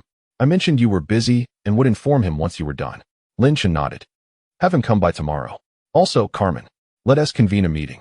Eros nodded in understanding. Lin Chen reclined on the sofa, closing his eyes. Ball had already gone to sleep, his snoring resonating from the second floor. Syndra emerged from her room, holding a cup of warm blood, which she placed on the table beside Lin Chen. Master, have a drink. Lin Chen opened his eyes and regarded her. Syndra's gaze had shifted. It was no longer as conflicted or complex. She seemed much calmer. What is this? Have you come to a realization? Lin Chen inquired. Syndra nodded. I understand now. Your path is different from your parents, but it is also quite good. She paused. At least those who follow you can live. Lin Chen smiled, lifting the cup of blood and taking a sip. It was warm just right.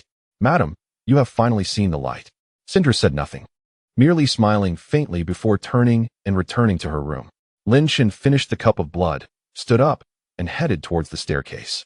Halfway up, he turned back to look at Eros. Tomorrow afternoon at 3 o'clock, have Victor and Carmen come. And that Rex. I want them to understand. He paused for effect. Who holds the power in Brooklyn from this day forth? Chapter 20. Sebastian Rothschild. The following afternoon at 3 o'clock. In the castle's hall, the fireplace blazed brightly. Lin Chen occupied the main seat while Eros stood beside him. Ball leaned against the wall with his arms crossed. Victor Black sat in the first chair on the left, sitting upright. Carmen occupied the first chair on the right, now clad in clean clothing. Yet her gaze was sharper than the previous night. Rex sat beside Carmen, visibly uncomfortable, unsure where to place his hands and feet. Three individuals, representing three factions. Once adversaries, rivals, and cautious of one another, they now sat in the same hall, awaiting the words of a single person. Lin Chen surveyed them. All present. Excellent. He raised the cup beside him and took a sip. It was not blood, but tea. You are all aware of last night's events. Old Morris is dead. His followers have scattered, and his territory has become vacant. He set down the cup. Now, let us discuss your thoughts. Victor was the first to speak. The Bushwick area is too distant for my interests, but if you require my assistance, I am willing. Carmen shot him a glance. I need that territory. Half of my people are dead, and I need to replenish and find a new venue. Rex opened his mouth to speak, but then closed it again. Lin Chen turned to him. And you? Rex scratched his head. I'm just a muscle. I don't understand these matters. You decide how to divide it. Lin Chen chuckled. He stood and walked to the fireplace, turning his back to them. The Bushwick territory goes to Carmen. The dock area business will continue under Victor's control. As for the werewolves, he turned to look at Rex. You will follow Carmen, helping her secure her new territory. When needed, heed her commands. Rex nodded. Understood. Carmen glanced at Rex. She said nothing, but a glimmer of satisfaction flickered in her eyes. Lin Chen returned to his seat. From this day forth, the eastern part of Brooklyn belongs to Carmen, while Williamsburg will belong to Victor. As for the central area, he paused. Whoever possesses the ability shall take it. But there is one rule. He looked at the three individuals. No infighting. If conflicts arise, come to me. I will mediate. Anyone who acts in private will face my wrath. His voice was not loud. Yet all three sat up straight. Understood, Victor said. Understood, Carmen echoed. Understood, Rex affirmed. Lin Chen nodded. Very well, you may leave. Attend to your matters. Should you require anything, seek Eros. The three stood, bowed, and turned to exit. At the door, Lin Chen called out to Carmen. Wait. Carmen turned back. Lin Chen regarded her. How many subordinates do you have left? 5, Carmen replied. 2 severely injured, uncertain if they will recover.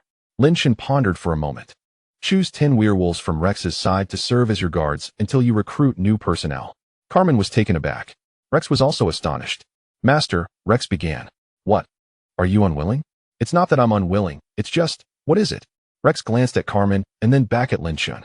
Werewolves and bloodsuckers have always been at odds. If they follow Carmen, what if a conflict arises? Lin Chen chuckled. That is your concern. Manage your people. Do not let them fight. If they do, I will seek you out. Rex fell silent. Carmen looked at Lin Chen, her expression complex. Thank you. No need for gratitude. Lin Chen replied. Go now. The two exited the hall, and the door closed behind them. The hall fell into silence. Eros approached. You seem to regard Carmen differently. Lin Chen glanced at him. What do you mean? It's nothing. Eros smiled, merely an observation. Lin Chen did not respond. He stood and walked to the window. Outside, the afternoon sun shone perfectly. Though not scorching, it was quite warm. Eros. Yes? That hunter, Van Helsing. Has there been any activity recently? Eros shook his head. None.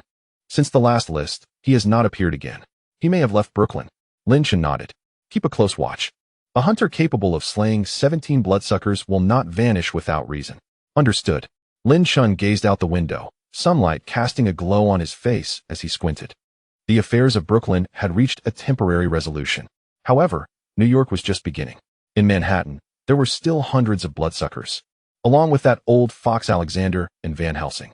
He withdrew his gaze and turned around. I am hungry. Tonight, let us seek out something new to taste. Eros nodded. I will make arrangements. Lin Chen returned to the sofa and lifted the now-cold cup of tea, taking a sip. Brooklyn, he murmured. This is merely the beginning. A week later, the night in Brooklyn had quieted considerably. Not a true silence, but rather a peculiar stillness akin to the calm before a storm. Following Old Morris's demise, his territory had been taken over by Caine. The news of the werewolf submission spread through the bloodsucker circles.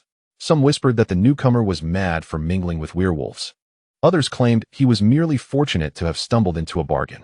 Others remained in wait, anticipating the council's response. After all, regardless of the chaos in Brooklyn, it remained nominally the territory of New York's bloodsuckers, governed by the council and Alexander. That evening, Lin Chen sat on the terrace of the second floor of the castle. It had been arranged with wicker chairs and small round tables, offering a view of the distant city skyline. The setting sun bathed Manhattan's towers in golden hues. Lin Chen sipped from a cup of blood, savoring the taste. Today's blood came from a Wall Street fund manager, aged 45, with a fortune in 9 figures, who had recently brought down a competitor. The blood carried a spicy flavor, reminiscent of fine liquor. Quite delightful. Lin Chen set the cup down. Eros stood nearby. News has arrived from Victor. What did he say? There are individuals in Manhattan who wish to meet you. Lin Chen raised an eyebrow. Who? The name was not disclosed. Elos presented a finely crafted invitation, the only item he offered. The card was ivory white, adorned with gold lettering, detailing the time and location, 8 o'clock tomorrow evening. At the top of the Four Seasons Hotel in Manhattan. The signature bore a single name, Sebastian Rothschild. Chapter 21. Do you wish to borrow my blade? Lin Chen gazed at the name. Rothschild? A bloodline? He inquired. Indeed, Elos replied, and it is an ancient noble house. Their lineage can be traced back to the Middle Ages, with branches in both France and Germany. This Sebastian is the head of the New York branch. A member of the council? Yes, Elos confirmed, one of the 7 standing committee members overseeing the Upper East Side of Manhattan. Lin Chen chuckled. Alexander has just granted me territory, and now they come knocking. Their intentions seem dubious. Elos nodded. They likely seek to assess your strength. Will you attend? Lin Chen placed the invitation on the table. Of course. It would be impolite to decline such an invitation. He stood and walked to the railing. Besides, I am curious to see what the nobility of Manhattan truly comprises. The following evening at 7:30, Lin Chen changed into a new outfit, a deep blue velvet suit, a white shirt and no tie. The cuffs were silver, intricately engraved with elaborate patterns. This was a gift from Syndra, said to be a relic from Lilith. Lin Chen glanced at himself in the mirror. Not bad. Quite fitting indeed. Ball approached. Young master, may I accompany you? No need, Lin Chen replied. This time, I shall go alone. Just in case, there's no need for contingencies. Lin Chen interrupted him, stating that they invited me, not a bodyguard. Stay home with Elos and keep an eye on Brooklyn. Ball grimaced, but did not argue further. Elos approached. I have arranged everything. Victor and Carmen will remain on their respective territories tonight. I've also informed Rex. Should anything arise, they will notify me immediately. Lin Chen nodded. Very well. He donned his coat and walked to the door, glancing back at them. Wait for my return. At precisely 8 o'clock, the Four Seasons Hotel's top floor. The elevator doors opened, and Lin Chen stepped out. Before him lay a vast terrace restaurant, half indoors and half extending into the open air. Transparent glass railings offered a breathtaking view of Manhattan's night skyline, illuminated with twinkling lights and flowing traffic. The restaurant was sparsely populated, with a dozen or so elegantly dressed individuals seated in various corners, both men and women, all exhibiting poise and grace. However, as Lin Chen entered, all eyes turned toward him. Curiosity, scrutiny, and caution intermingled in their gazes. He smiled lightly, disregarding their stares, and made his way to the innermost table. There sat a man in his early 30s, with golden hair, blue eyes, and features so exquisitely sculpted they resembled a statue. He wore a white suit, a glass of red liquid in hand. No, not red wine, it was blood. Upon noticing Lin Chen, he rose and smiled. Mr. Lin, he greeted. A pleasure to meet you at last. Sebastian Rothschild? Indeed, the golden-haired man nodded. My friends call me Seb. He gestured for the waiter to pour wine. The waiter approached and filled Lin Chen's glass, which also contained blood. The temperature was perfect, with no condensation on the glass. Lin Chen raised it to his lips and took a sip. Quite good. Richer than that fund manager's vintage, with a distinct fragrance. He regarded Sebastian. Virgin's blood? Sebastian chuckled. Mr. Lin, you have exquisite taste. 18 years old, from Eastern Europe, here in New York for 3 months. Pure and untainted. Lin Chen set down the glass. You are quite discerning in your choices. One must find pleasures in longevity, Sebastian remarked, observing Lin Chen. Moreover, individuals like us cannot afford to settle for mediocrity, can we? Lin Chen chose not to respond. Leaning back in his chair, he gazed out at the nightscape. What is the purpose of my invitation? Sebastian reclined as well. Nothing of great consequence. I merely wish to make your acquaintance. After all, Brooklyn has acquired a new master, and we in Manhattan ought to acknowledge that. He paused. Moreover, this new master carries considerable weight. Lin Chen scrutinized him. You are aware of my identity? Somewhat, Sebastian replied. The son of the General and Lilith, awakening after a millennium. Victor Black, that old curmudgeon, bows before you, and Carmen Carpenter, once a rebel, is now aligned with you. A pack of werewolves has also pledged allegiance. He chuckled. Mr. Lin, your efficiency surpasses that of the council. Lin Chen remained silent, studying Sebastian, awaiting his next words. Mr. Lin, do not misunderstand my intentions. I am not here to provoke. On the contrary, I seek to forge a friendship. He leaned forward. The waters in Manhattan run deep. Not everyone in the council welcomes newcomers, especially someone as capable as you who has emerged so suddenly. He lowered his voice. Some wish to harm you. Lin Chen raised an eyebrow. Who? Sebastian did not answer directly. He took a sip from his glass before declaring, Alexander, that old fox, did not grant you Brooklyn out of kindness. He did so because he could not manage it and cast the burden onto you. You should be aware of this. Lin Chen nodded. I understand.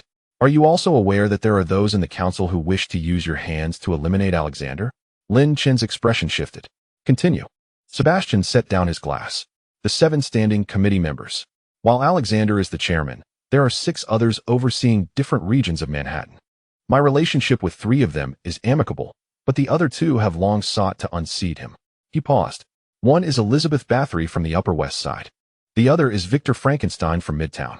Lin Chen listened to the names. Bathory, the infamous vampire countess rumored to bathe in the blood of young maidens. Frankenstein, not the fictional monster, but a real bloodline known for its bizarre experiments. They wish to exploit you? Lin Chen inquired. Indeed, Sebastian confirmed. The more chaos you stir in Brooklyn, the more difficult it becomes for Alexander to justify his actions. At that point, they can challenge him in the council, claiming mismanagement and forcing him from power. Chapter 22. The vampire countess Elizabeth. Lin Chen chuckled. So they are eager for me to create turmoil? Precisely, Sebastian affirmed. Yet you have done the opposite. You have assimilated those factions and quieted Brooklyn, which has disappointed them. He regarded Lin Chen.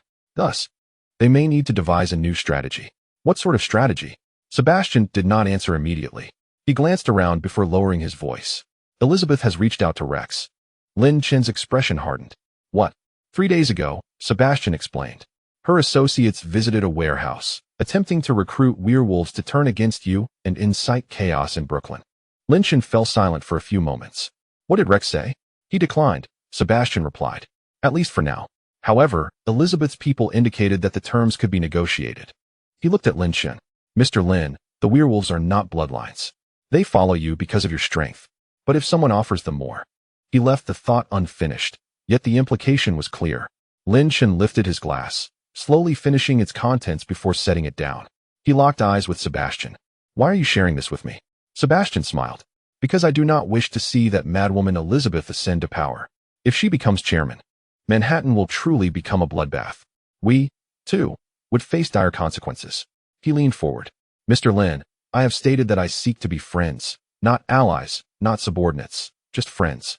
Keep an eye on Elizabeth for me, and I shall watch over the parliament for you. What do you say? Lin Chen gazed at him. Those blue eyes exuding sincerity that felt almost too genuine, yet also raised suspicions. After a moment of contemplation, Lin Chen smiled. Very well, friends. He extended his hand. And Sebastian grasped it firmly.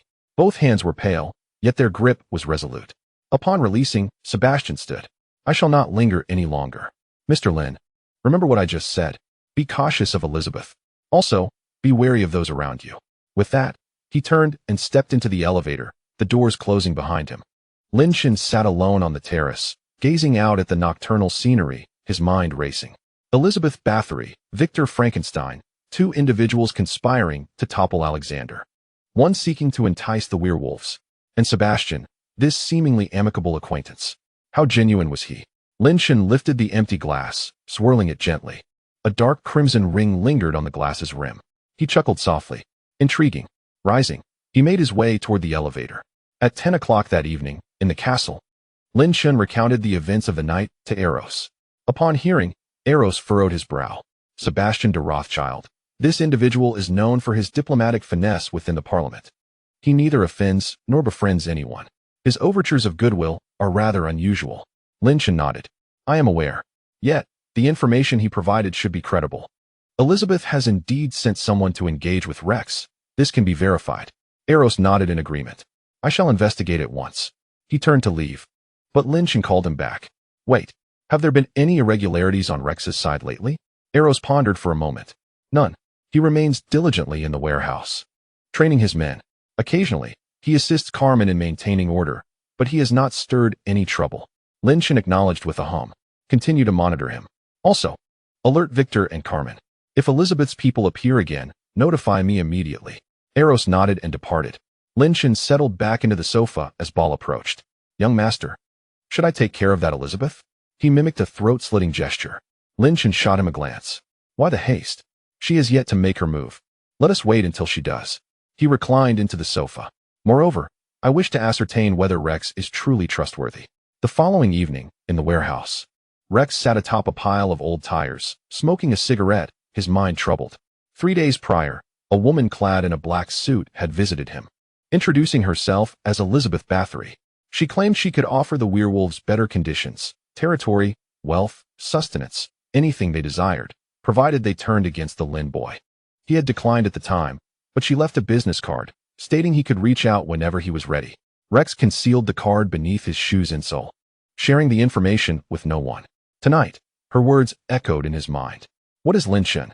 Merely a fledgling relying on intimidation to rise. What future lies in following him? Collaborate with us, and the entire eastern side of Brooklyn could be yours. Rex inhaled deeply, exhaling a cloud of smoke that drifted in the dim light. A young werewolf approached. Boss, what is on your mind? Nothing much. That woman has returned. Rex's head snapped up. What? The young werewolf pointed outside. She just arrived, waiting at the door. Rex stood, feeling a restless agitation within. He walked to the entrance, pausing momentarily to glance back at his comrades, 28 brothers who had stood by him for over a decade, enduring hardship and evasion, treated like mere dogs. What if, by following that woman, they could truly live well? He gritted his teeth and pushed the door open. Outside, a sleek black car awaited. The window rolled down, revealing a woman's face, exquisite yet chilling. Golden hair, crimson lips, and sunken eyes regarded Rex as if he were prey. Mr. Rex, have you made your decision? He stood beside the vehicle, his hands clenched tightly in his pockets, where the crumpled business card lay. He recalled Lin Chen's eyes from that night, dark and unfathomable. He remembered Lin Chen's words, follow me, and you shall have territory and sustenance, no longer serving others. Taking a deep breath, he declared, I have made my decision. I refuse. The woman's smile faltered. What did you say? I said I refuse. Rex articulated firmly, Lin Chen is my leader, I stand by him. Save your offer for someone else. The woman's expression darkened, her gaze piercing as if she wished to rend him apart. You will regret this. Rex chuckled softly. Perhaps. But for now, I do not. He turned and walked back into the warehouse, the car window rolling up slowly behind him. The vehicle roared to life and vanished into the night. Chapter 23. Those who conspire against me declare war. Rex re-entered the warehouse, where the young werewolf awaited him. Boss. You. Rex waved him off, retrieving the card from beneath his insole, tearing it in half, and tossing it into a nearby metal bin. He ignited it, watching as it transformed into ashes. From this day forth, should anyone utter that woman's name, I shall personally tear them apart. The young werewolf swallowed hard, understanding the gravity of the situation. Rex resumed his place atop the old tires, lighting another cigarette, his hands still trembling. Yet, within him, a newfound sense of assurance blossomed. At 2 in the morning, in the castle, Lin Chen remained awake. He sat in his study, poring over the documents Eros had just delivered. Elizabeth Bathory, transformed in 1560, originally from Hungary, was a bloodline version of the infamous countess, or rather, she was the countess herself, known for her cruelty in life. She was rumored to bathe in the blood of maidens to preserve her youth. After becoming a vampire, her malevolence only intensified. Within the parliament, she oversaw the Upper West Side, her influence extending throughout Manhattan. She commanded 37 core members, more than any other counselor. Victor Frankenstein, transformed in 1818, hailing from Germany, was notorious for his bizarre experiments, rumored to have created a creature. In the parliament, he presided over Midtown but rarely made public appearances. His followers were few, yet each was a monster in their own right. Lin Chen closed the dossier. 2 formidable adversaries. Eros nodded. Moreover, it is a well-known secret that they are at odds with Alexander. Elizabeth has long aspired to become the speaker, with Victor as her staunch ally. Lin Chen pondered. What of Sebastian? What is his stance within the parliament? A centrist, Eros replied. He does not lean too closely to any faction. However, he possesses wealth. The Rothschild family is a financial titan in the human realm, and their influence extends into the vampire world as well. His enterprises span the entirety of New York. Lin Chen smirked. So he seeks to enlist my aid in monitoring Elizabeth, while he offers financial support. Potentially, Eros remarked. Yet, he may have ulterior motives. Lin Chen rose and approached the window. Outside, dawn was approaching, the distant lights of Manhattan beginning to flicker out one by one. He recalled Sebastian's parting words, "Be cautious of those around you." What did that imply? Victor? Carmen? Rex? Or was it? He turned to face Eros, who met his gaze. Young master? Lin Chen shook his head. It is nothing. Go get some rest. Eros nodded and turned to leave. The study was left with only Lin Chen. He stood by the window, gazing at the gradually brightening sky. A thought lingered in his mind, elusive yet persistent. Never mind. What is meant to come will eventually arrive. He would address it when the time was right. He turned and exited the study, heading towards his bedroom. The corridor was eerily quiet, punctuated only by the soft sound of his footsteps. As he reached the door to his bedroom, he paused for a moment. At the end of the hallway, a sliver of light seeped from the crack of Syndra's door. Is she still awake? Lin Chen pondered, but chose not to disturb her. He pushed open his own door and lay on the bed, closing his eyes, though his mind continued to whirl. Elizabeth, Victor, Sebastian, and that Van Helsing. This name had vanished from the list for a week, yet Lin Chen felt he had not strayed far. Somewhere, he was watching, waiting for the opportune moment. Outside, the sky brightened further. Sunlight streamed through the curtain's gap, casting patterns on the floor. Lin Chen opened his eyes and regarded the light with contentment, not fearing the sun. How delightful. He turned over, deciding to sleep. Tomorrow is another day. The following afternoon, Lin Chen had just risen when Eros knocked and entered, his expression grim. What happened? Rex's side has encountered trouble. Lin Chen sat up, inquiring further. Early this morning, the werewolf warehouse was attacked. 28 werewolves, 7 dead, and several injured. Rex is gravely wounded. Lin Chen's gaze sharpened. Who was responsible? Eros paused momentarily. Judging by the wounds, it appears to be the Blood Clan, and not merely any Blood Clan. Silver was used in their weaponry. Lin Chen stood up, resolute. Let us go? 30 minutes later, at the warehouse, Lin Chen surveyed the chaos. Blood, corpses, and signs of struggle littered the ground. Claw marks and bullet holes marred the walls, and every window lay shattered. Rex lay in a corner, battered and bleeding from a chest wound inflicted by Silver. Upon seeing Lin Chen, he struggled to sit up. Lin Chen pressed him back down. Do not move. Rex gasped, addressing Lin Chen as boss. I didn't divulge anything. What did you not say? That woman's people came to find me. I refused and burned their business card. But they still came. Lin Chen listened, his expression increasingly frosty. He stood and scanned the surroundings. Eros, here. Investigate. I want to know who is responsible before dawn. Eros nodded and departed. Lin Chen looked down at Rex. You did well. Rex managed a pained smile, wincing from his injuries, yet still grinning. Boss, does this count as loyalty? Lin Chen returned the smile. It does.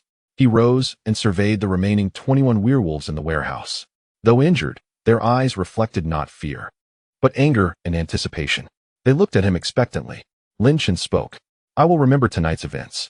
7 of your brethren have perished. I will avenge them." He paused.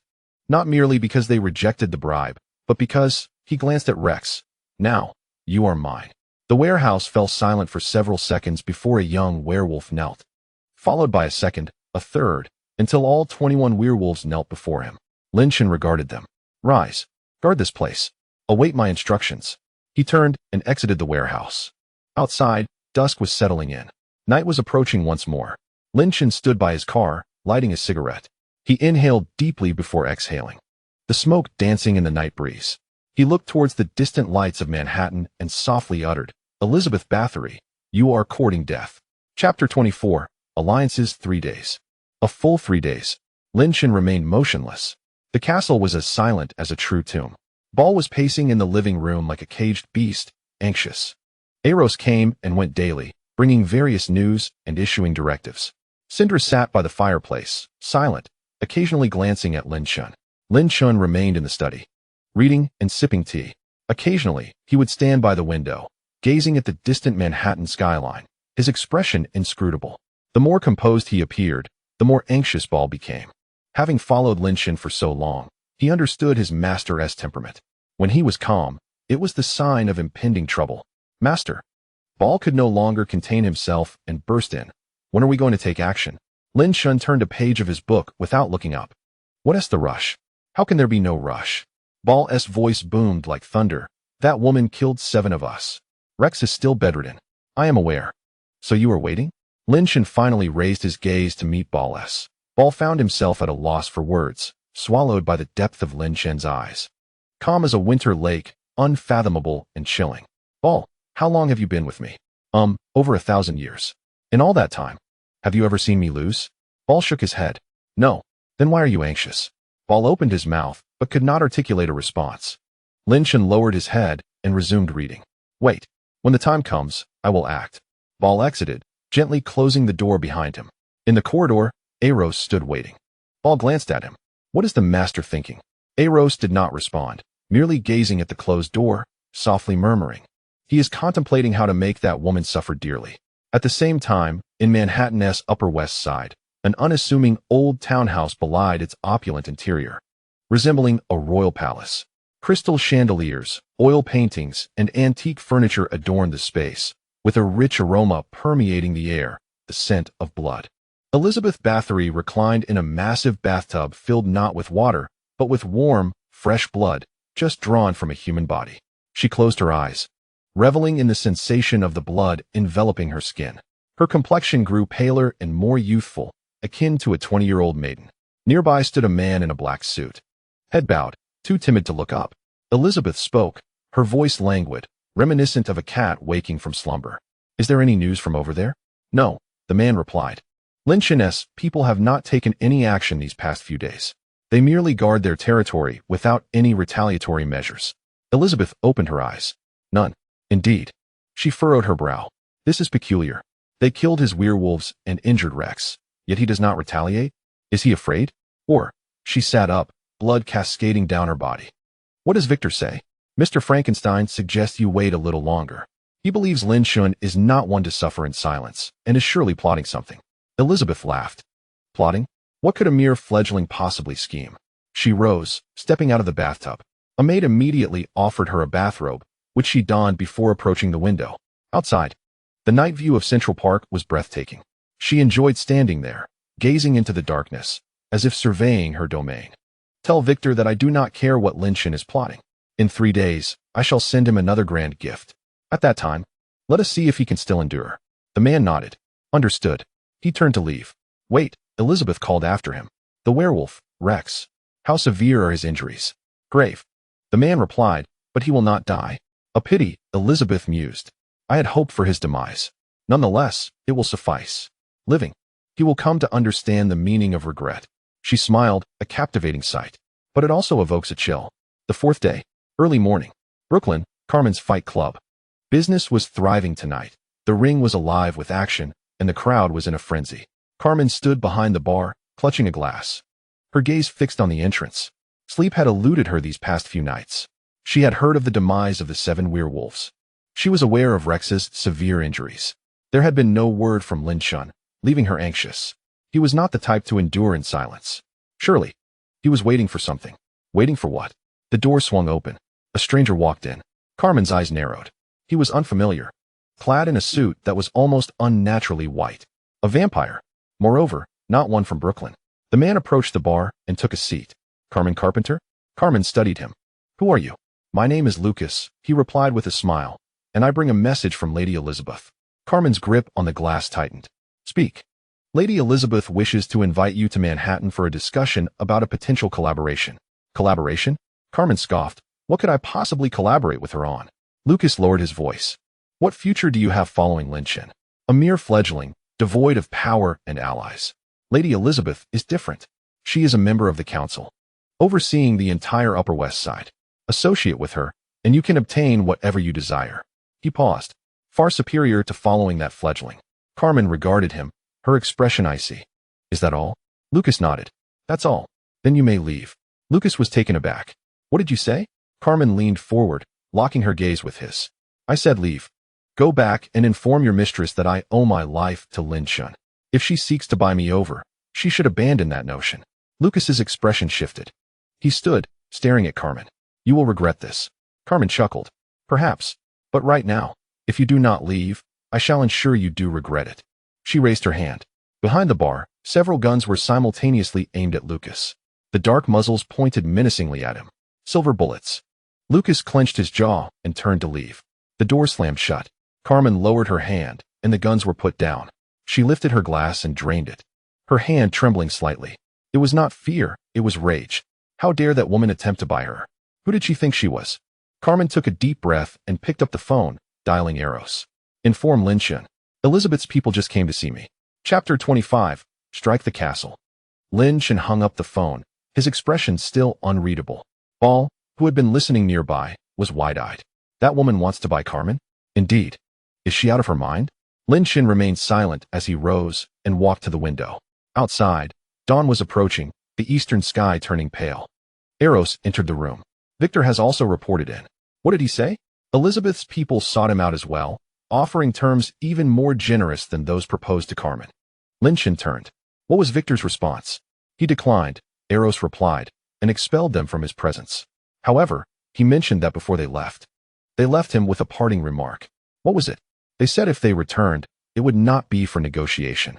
Lin Chen smiled upon hearing this. A grin that sent a shiver through Ball. How intriguing. Unable to buy us off, they resort to threats. He returned to his desk and sat down. Eros. Yes? Have you uncovered any information in the past few days? Eros nodded. I have. Elizabeth has 7 strongholds in Manhattan. 3 are her residences, while 4 serve as gathering places for her subordinates. She spends most of her time at the villa in the Upper West Side. There are 37 core members, scattered across the 7 locations, with over 50 messengers on the periphery, though they are of little consequence. Lin Chen listened, his fingers lightly tapping on the desk. Are there any notable individuals among her ranks? Yes, Eros replied, 2 guards. One is named Marcus, the other Cole. Lin Chen's eyes flickered.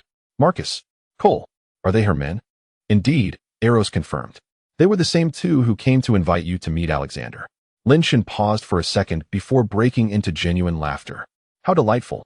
So she has been monitoring me from the very beginning. He rose and approached the fireplace, gazing into the flames. She sent her own people disguised as Alexander's to test me, leading me to believe Alexander was watching me, and then used me to create chaos in Brooklyn, seizing the opportunity to undermine Alexander. A twofold strategy. He turned. This woman is more cunning than I anticipated. Ball was left bewildered. Young master, what are you talking about?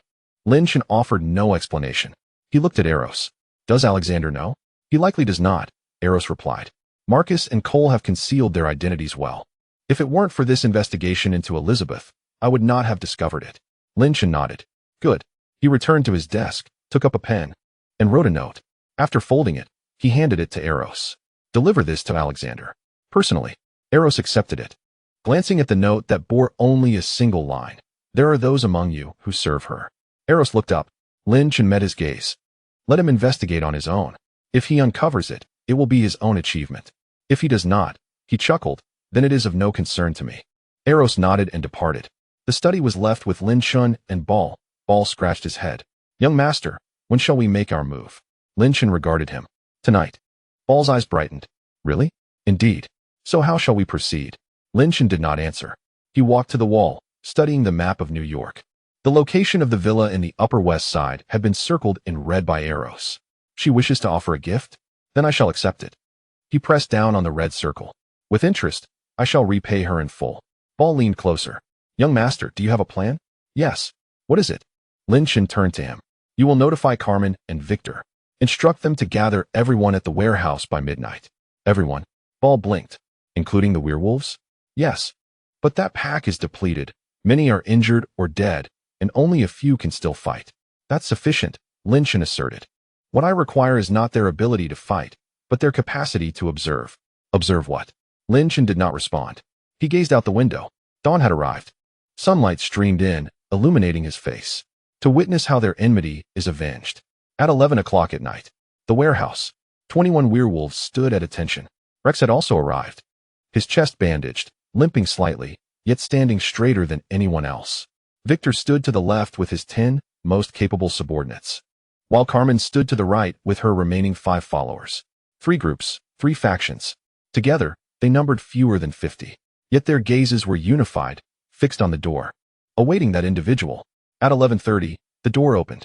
Lin Chen entered, followed closely by Ball and Arrows. He stepped forward, standing before them. Tonight, we head to Manhattan. No one spoke, yet the atmosphere grew taut with anticipation. Lin Chen continued. Elizabeth Bathory has slain 7 of our own, wounded Rex, and attempted to buy off Carmen and Victor. When her attempts failed, she resorted to threats. He paused. She believed that we would not dare to act against her. She thought of herself as a powerful member of the council, surrounded by many supporters. She assumed we could only endure her tyranny. He surveyed the crowd. Is that so? No. Rex was the first to shout. No. The werewolves echoed. No. Victor's people joined in. Carmen remained silent. Yet, she drew the knife from her waist. Its silver gleaming ominously. Lin Chen smiled. Then, let her understand tonight what it means to cross me. He turned to gaze outside. Those who dare to touch me shall face dire consequences. The night wind surged in, causing his coat to billow dramatically. In the distance, the lights of Manhattan flickered brilliantly. On that island, countless souls were peacefully slumbering, while myriad bloodsuckers reveled in their nocturnal festivities. One awaited his response. Elizabeth Bathory. Awaiting. Lin Chen stepped forth into the night, followed by over 40 companions.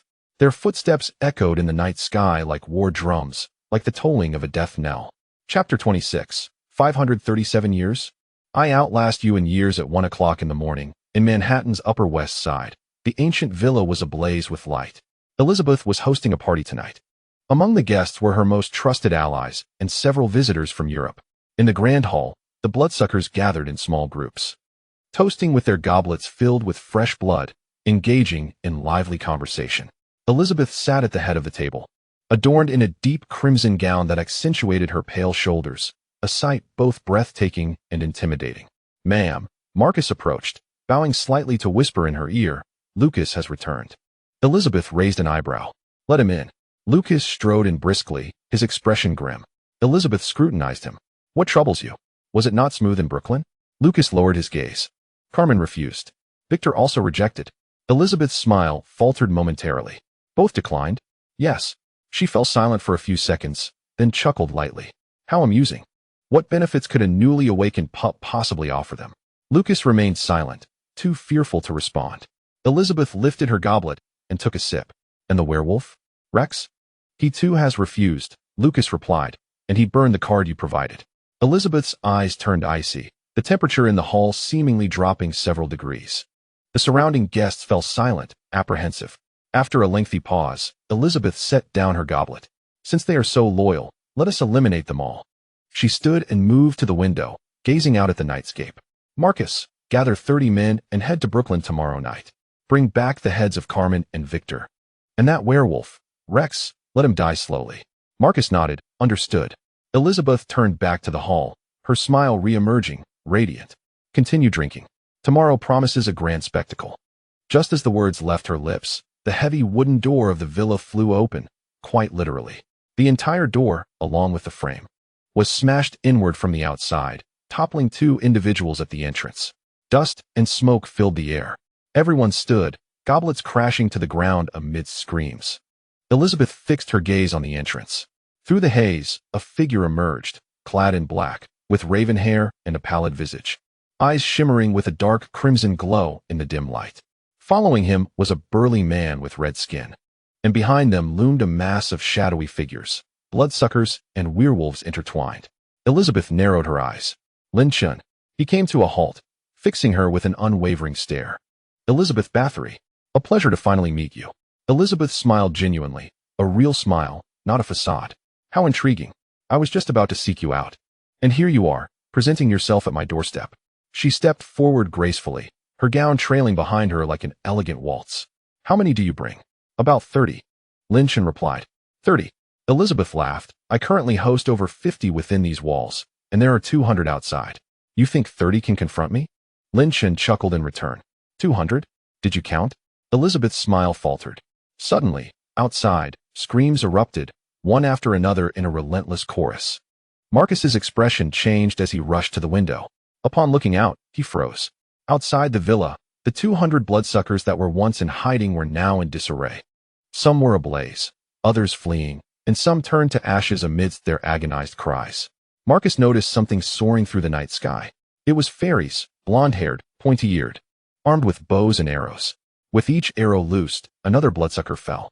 There was also an elderly woman in a black robe, standing across the street, wielding a wooden staff, summoning flames that pursued the bloodsuckers with a life of their own. Marcus turned back to Lin Chen. You set this ambush. Lin Chen disregarded him, focusing instead on Elizabeth. 200 is sufficient to warm up my men. Elizabeth's smile vanished entirely. She glared at Lin Chen, her eyes icy. You believe this will lead to your victory? Lin Chen shook his head. No, this merely prevents your escape. He stepped forward. Defeating you is a matter solely for me. The hall fell momentarily silent. Then, Elizabeth laughed, a laugh tinged with incredulity. Just you? Do you know how long I have lived? 537 years. Do you have any idea how many I have slain? Countless. You, a mere fledgling, dare to claim you can best me alone? Lin Chen regarded her. 537 years. To live so long, and yet remain so foolish. He moved with a speed that left everyone bewildered. In the next instant, he stood before Elizabeth, less than a meter away. Her pupils dilated. So fast. After more than 5 centuries, she had never witnessed such swiftness. Yet, she was not slow either. She raised her hand, fingers curling into claws. Her nails lengthening and sharpening instantaneously, aimed at Lin Chen's throat. However, her hand came to a halt, just a centimeter from his throat. It was not that she lacked the will to strike. Rather, she found herself unable to do so. Lin Chen's hand had grasped her wrist gently yet firmly. Elizabeth struggled to pull away, but it was in vain. She exerted more force, yet still could not break free. Her expression shifted to one of alarm. You. Lin Chen met her gaze. 537 years. And this is all you have? Elizabeth roared in fury, using her other hand to strike out. Lin Chen similarly seized it, now holding both of her hands in a vice-like grip. Elizabeth writhed and kicked, but Lin Chen remained unmoved, as steadfast as a mountain. The hall was enveloped in a surreal silence, all eyes fixed on the two. Marcus attempted to rush forward to assist, but was intercepted by Ball. Your opponent is me. Ball grinned, throwing a punch. Marcus raised his arm to block, but with a sickening crack, his arm broke. Ball struck again, caving in Marcus's chest. He was hurled across the room, slamming into the wall, sliding down motionless. Cole attempted to flee but was tackled by 2 werewolves. The sounds of tearing flesh and agonized screams mingled together, transforming the entire hall into a battlefield. Yet, the standoff between Lin Chen and Elizabeth remained eerily quiet. Elizabeth was immobilized, her fear evident as she looked at Lin Chen for the first time. What level are you? Lin Chen pondered briefly before responding. No one has ever rated me, but I should be. He leaned in closer. Higher than you. Chapter 27, Manhattan, Upper West Side. Now yours. Elizabeth clenched her teeth. Suddenly, she opened her mouth and spewed forth a mist of blood. The noxious vapor enveloped Lin Chen, corrosive in nature. Ordinary blood can touch, flesh rots. Lin Chen did not evade. The blood mist fell upon his face, enveloping his body. Yet, nothing transpired. Elizabeth stood frozen, taken aback. Is that it? Lin Chen wiped his face. Elizabeth was utterly dumbfounded. Her prideful ultimate move had proven entirely ineffective against this individual. What exactly was he? Lin Chen gazed at her. Are you done playing? Elizabeth opened her mouth, but uttered no words. Lin Chen released one of his hands, seizing her by the neck, lifting her as one would a chick. Elizabeth's feet left the ground as she struggled, her face turning crimson. She clawed at Lin Chen's arm, her nails scraping against his skin, leaving no marks. Lin Chen observed her intently. You killed 7 of my men, injured Rex, attempted to bribe me. And when your attempts failed, resorted to threats. You even had people lying in ambush outside, hoping to annihilate us tonight. He paused. Am I correct? Elizabeth struggled, rendered speechless. Lin Chen nodded. Then it is as I said. He turned, still holding Elizabeth, and walked towards the door. In the hall, the battle was nearing its conclusion. Elizabeth's forces had suffered devastating losses. The remaining few knelt on the ground, paralyzed with fear. Ball, covered in blood, stood amidst a pile of corpses, grinning. Young master, it's almost over. Lin Chen acknowledged with a hum and continued his stride. Upon reaching the door, he looked back at the kneeling blood kin in the hall. Your master is coming with me. Those who wish to save her may try. I would not mind slaying a few more. With that, he stepped outside. The battle had also concluded outside. Syndra stood across the street, her staff planted in the ground, surrounded by a ring of charred corpses. Elos descended from the sky, his bow slung across his back. He spotted Lin Chen holding Elizabeth and paused for a moment. Young master, what is this? Lin Chen did not respond. He raised Elizabeth to eye level, scrutinizing her. Elizabeth had lost the strength to struggle, her gaze fixed on him, filled with terror and resentment. What do you want? Lin Chen pondered momentarily. I have heard you enjoy bathing in blood. Tonight. He smiled, a grin that sent chills down Elizabeth's spine. I shall ensure you have your fill. At 3 in the morning, in a warehouse in Brooklyn, Rex stood at the entrance, watching a car approach from the distance. The vehicle halted, and Lin Chen emerged, holding someone, Elizabeth. She was alive but battered and in disarray. Rex was taken aback. Boss, this. Lin Chen tossed Elizabeth to the ground. The 7 she killed were your men. Tonight, she is your responsibility. Rex lowered his gaze to Elizabeth, once high and mighty, now reduced to a pitiful state at his feet. He recalled his fallen brothers, the wound on his chest, and that cold smile she wore in the car that night. He crouched down, looking at Elizabeth. She raised her eyes to meet his, genuine fear finally evident in her expression. You dare? Rex chuckled. I dare. He stood and turned to face the 21 werewolves in the warehouse, all watching him intently. Rex took a deep breath. Brothers, tonight we seek vengeance. The werewolves surged forward. And soon, the warehouse was filled with screams. But just as quickly, silence fell. Lin Chen stood outside, lighting a cigarette. Ball approached. Young master, are we leaving it to them? Yes, Lin Chen replied. That woman has lived for over 500 years, a pure bloodline. Lin Chen glanced at him. But pure or not, she is still dead. Ball fell silent. As the cigarette burned down halfway, Rex emerged, blood-soaked, but with bright eyes. He approached Lin Chen and knelt. Boss. Lin Chen looked down at him. Is it done? It is done. Does it feel satisfying? Rex contemplated briefly. It does. Lin Chen smiled, pulling Rex to his feet. As long as you're satisfied, go home and clean up. Starting tomorrow, you will have territory. Rex was taken aback. What territory? Manhattan, the Upper West Side, Lin Chen stated. Elizabeth's domain will now belong to you. Rex opened his mouth, speechless.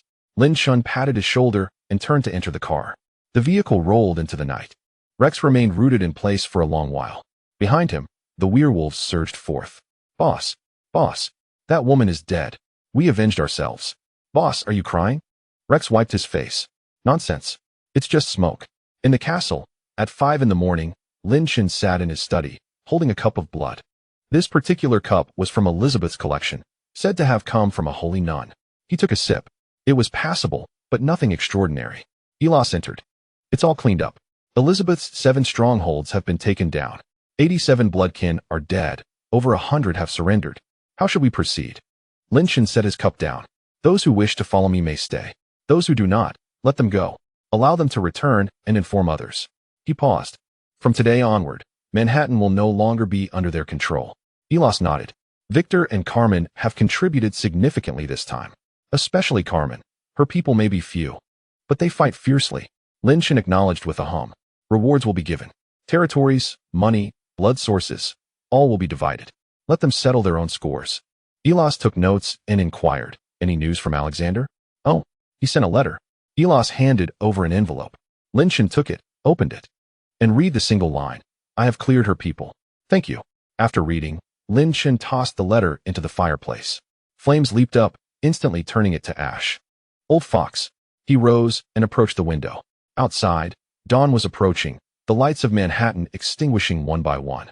A new day was about to begin. Yet some would never see it. He recalled the final look in Elizabeth's eyes. Fear, resentment, and confusion. Even in death, she could not comprehend why a mere fledgling could bring her down. Lin Chen chuckled. 537 years. What good is living so long? He turned. Ball poked his head in from the doorway. I'm here. I'm hungry. Tonight, let us find something new to taste. Ball grinned. All right. He dashed out.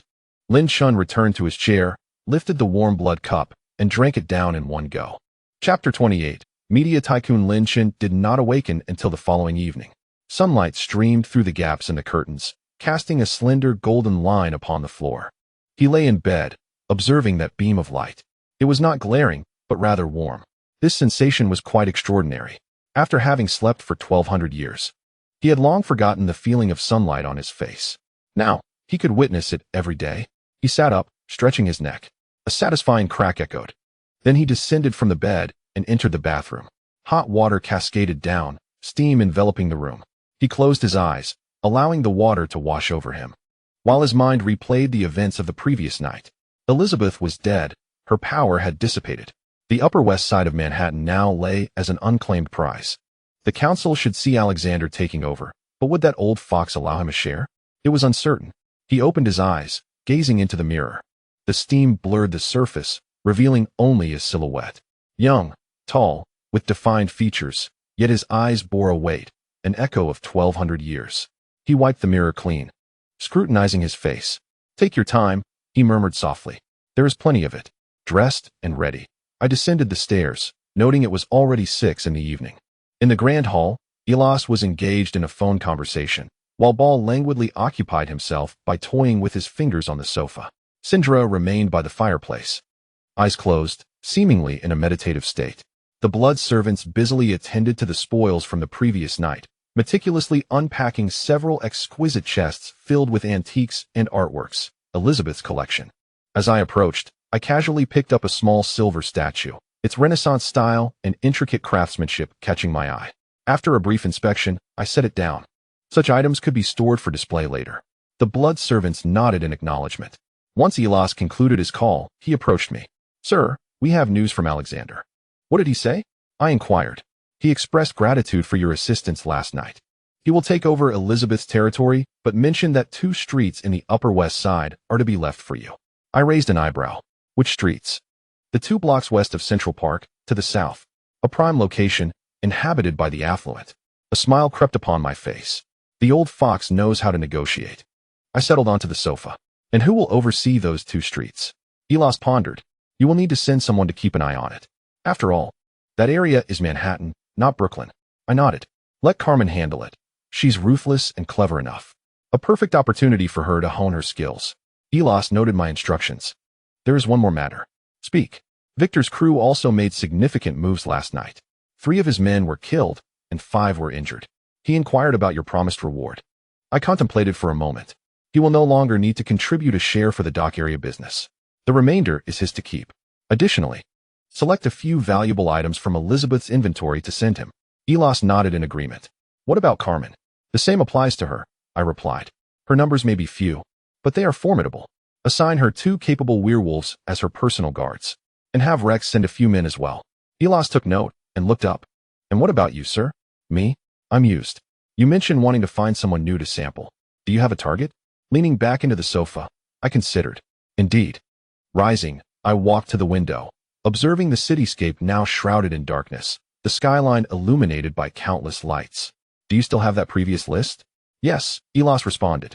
You have only approached that lawyer and the hedge fund manager, leaving 10 untouched. I nodded. What of the CEO of that media conglomerate, Isabel Ross? What has she been occupied with lately? Elas opened his notebook. Isabel Ross, 43, CEO of Ross Media Group. She is currently engaged in acquiring the largest news television station in New York. He paused. Her competitor is another media mogul, and both are in a bidding war. I chuckled. A bidding war? She must be in dire need of assistance now. Turning to Elas, I instructed, arrange a meeting with her for tomorrow evening. Inform her that there is someone who can help her win. Elos nodded, understanding the task. And the location? I contemplated briefly. Let her decide. It conveys our sincerity. But make it clear, she must come alone. Elos took note and turned to make the necessary arrangements. Ball leaned in. Sir, is the woman beautiful? I cast him a glance. Why do you ask? No, no, no. Ball hastily waved his hands. I was just curious. Is beauty important? I chuckled softly. What matters is the essence of her blood. Beauty? That is merely skin deep. I returned to the sofa. Ball, after living for over a millennium, have you yet to grasp that the true taste of our kind lies not in appearances, but in the soul? Ball nodded vigorously, albeit with a semblance of confusion. I understand. Shaking my head at his naivete, I instructed, prepare yourself. Tomorrow evening, I shall go alone. The following evening at 7, in Manhattan's Midtown, I found myself at the top floor of a skyscraper, Isabel Ross's private apartment. As I exited the elevator, the door swung open to reveal a well-dressed female steward in a tasteful gray suit. Mr. Lin, it is I. Please, come in. Ms. Ross is awaiting you. I stepped inside, finding the apartment spacious, adorned in a modern style, clean and elegant. The floor-to-ceiling windows showcased Manhattan's skyline, ablaze with lights and bustling traffic. In the center of the living room stood a woman with black hair and dark eyes, clad in a sharply tailored black suit. Though in her early 40s, she exuded a poised demeanor, akin to a blade sheathed in its scabbard. Mr. Lin, she extended her hand. Isabel Ross. I grasped her hand. It was cool yet firm. A pleasure to make your acquaintance. We settled onto the sofa, and the steward served tea. Isabel waited until the steward had exited before speaking. Mr. Elos mentioned you could assist me in winning. Indeed. How do we secure this victory? I lifted my teacup, savoring a sip of the fine brew before setting it down. Who is your current adversary? Murdoch, Isabel replied, the Murdoch of News Corporation. The bidding has escalated to 57 billion. I bid 58. He counters with 60. I raise to 61. He responds with 62. It seems he perpetually has an edge. Listening intently, I posed a question. Do you know why he consistently outbids you? Isabel regarded me curiously. Do you? I do, I replied. Because he has support behind him. Who? The Rothschilds. Isabel's expression tightened. Sebastian? Precisely, I affirmed. Sebastian Rothschild. He has provided Murdoch with boundless financial backing, with the simple condition that he receives half of the television station's shares upon victory. Isabel fell silent for a few moments. How do you know all this? I have my channels, I stated. Moreover, I am acquainted with Sebastian. Isabel scrutinized me. Then why assist me and not him? I smiled. Because his aid has already been ample. I dislike witnessing anyone triumph excessively. I leaned back into the sofa. Besides, I require a friend within the media realm. Isabel comprehended my motives. What do you desire? I gazed intently at her. Quite simply, I will help you secure this acquisition, and in return, I paused for effect. You will provide me with a monthly health consultation. Isabel furrowed her brow. A health consultation? Yes, I confirmed. A small sample of blood for research purposes. Isabel appeared taken aback. Is that all? No shares? No partnership? None, I replied. Isabel scrutinized me as if I were a creature of peculiar origin. Do you realize how much I stand to gain if this acquisition succeeds? I do, I acknowledged. And you are willing to part with only a sample of blood? Indeed. Isabel fell into deep contemplation, lifting her teacup before taking a sip and setting it down again. Fixing her gaze upon me. Who exactly are you? I offered no response. Instead, producing a business card from my pocket and placing it on the table, pure black with a gilded emblem. Should you decide, call this number. I stood, preparing to depart. Within 2 days, Murdoch will withdraw from the bidding. You need only wait. As I reached the door, Isabel's voice halted me. Wait. I turned back to see her rise. Regarding me intently. Did you come here merely to convey this? Indeed. Do you not desire anything else? I chuckled softly, returning to her side. Ms. Ross, you are quite lovely. Yet, as I mentioned, all I seek is your blood. I paused, savoring the weight of my words. Certainly, if you are willing. We can engage in conversation while drawing blood. Isabel was momentarily taken aback, then broke into a genuine smile. You are quite an intriguing individual. Lin Chen nodded. Many have said the same. He turned and departed, this time without glancing back. The elevator doors closed, leaving Isabel standing in place. Gazing at the business card, its black surface adorned with gilded symbols. She picked it up, inspecting it under the light before placing it in her pocket. Approaching the window, she watched a black sedan merge into the encroaching night. Health consultation, She murmured softly. How intriguing. 2 days later, at 3 in the afternoon, the phone in Isabel's office rang. She answered it. Ms. Ross, Mr. Murdoch has withdrawn. He mentioned some issues with funding and will no longer participate. Isabel hung up the phone, remaining in her chair for an extended moment.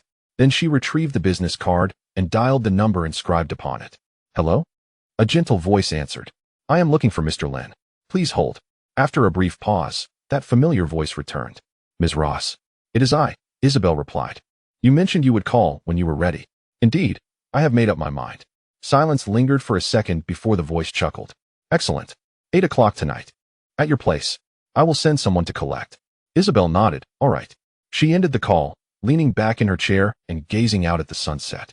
An odd sensation stirring within her. Not fear, not curiosity, but an indescribable anticipation. At 8 o'clock that evening, the doorbell rang at her apartment. Isabel personally approached the door, only to find not Lin Chun, but an elderly woman clad in a black robe, her face a tapestry of wrinkles, yet her eyes sparkled with vitality. Ms. Ross. It is I. I am Sindra. The young master sent me to retrieve something. Isabel hesitated for a moment, then stepped aside to allow her entry. Please. Sindra entered the living room, producing a small silver box from within her robe. Opening it revealed a vacuum blood collection tube and a silver needle. Please have a seat. Sindra instructed. Isabel settled onto the sofa as Sindra crouched before her, gently pricking her fingertip with the silver needle, drawing a drop of blood that she let fall into the collection tube. A few more drops followed, quickly filling the tube. Sindra secured it and stood. All done. Is that all? Indeed, Sindra smiled. The young master suggested collecting a small amount the first time to see if your blood suits his taste. Isabel was taken aback. Taste. Sindra offered no further explanation, tucking the box away and turning to leave. Wait, Isabel called after her. Sindra looked back. Who exactly is Mr. Lin? Sindra met her gaze. Ah, she chuckled. He is quite a discerning individual. To be favored by him is a rare fortune. With that, she departed, leaving Isabel alone in the living room, staring at her fingertip where a tiny red dot lingered, akin to a pinprick, before vanishing. She raised her hand, inspecting it under the light, then smiled softly. Discerning. She whispered. How amusing. At the castle, Sindra handed the blood collection tube to Lin Chun. He accepted it, examining the deep, rich color of the blood under the light, reminiscent of aged red wine. He uncapped it and took a gentle whiff before savoring a small sip, closing his eyes and remaining still for an extended moment. Ball raised his hands in anxious anticipation. Young master, how is it? What does it taste like? Lin Chun opened his eyes, gazing at the glass of blood. Not bad. What flavor? Ball inquired. Lin Chun pondered briefly. Power, wisdom, and, he paused, loneliness. Ball scratched his head. Loneliness. There's loneliness in the blood? Lin Chun offered no response, taking another sip, this time with greater attentiveness before setting the glass down. This can lead to a long-term collaboration. He looked at Sindra. Inform him, once a month. She will determine the time and place, but it must be solo. Sindra nodded in understanding. Lin Chun rose and approached the window, where the night had deepened, Manhattan's lights twinkling like a river of stars. He recalled Isabel's eyes, dark and bright, concealing many secrets. An intriguing woman, he murmured before turning back. Ball. Yes? I am hungry. Ball was taken aback. Did you not just drink? Lin Chun cast him a sidelong glance. That was work. Hunger is a matter of life. Ball grinned. What would you like to eat? Lin Chun contemplated for a moment. Find a musician or an artist. Tonight, I wish to taste the essence of art. Ball nodded and dashed off. Lin Chun returned to the sofa, lifting the glass of blood once more for another sip. Not bad. Truly commendable. Yet, it is still insufficient. He craved more flavor, more soul. This vast city, teeming with people, offered him ample time to savor it all. Chapter 30. The Flavor of Art, 3 days later. At 6 in the evening, at the castle, Lin Chun stood before a full-length mirror, adjusting his cuffs. Today, he donned a different attire, no longer clad in his usual black, but rather a deep gray three-piece suit, complemented by a light blue shirt, sans tie. His cufflinks, silver adorned with a small sapphire, were a gift from Sindra that morning, said to be a favorite of Lilith in her youth. Lin Chun scrutinized his reflection, satisfied. Elegant yet understated, more suited for a concert than a hunt. Young master, Aloes entered, a hint of urgency in his tone. I have clarified the details.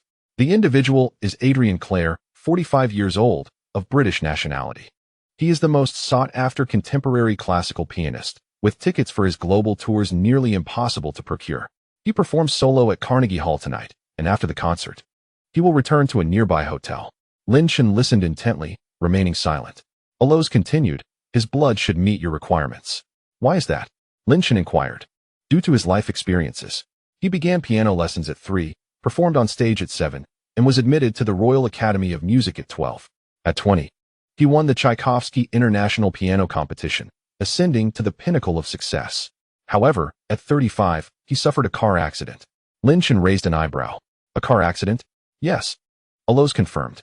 He sustained a crushing fracture to his right hand, with doctors declaring he could never play again. He disappeared for 3 years, but returned, performing with his left hand to produce music even more exquisite than before. From that point on, there was something more in his performances. What is that something? Lin Chen asked. Pain, Allows replied. Transformed pain. Lin Chen chuckled at this revelation. How intriguing. He fastened the last cufflink. Tonight, I shall listen to this master's music.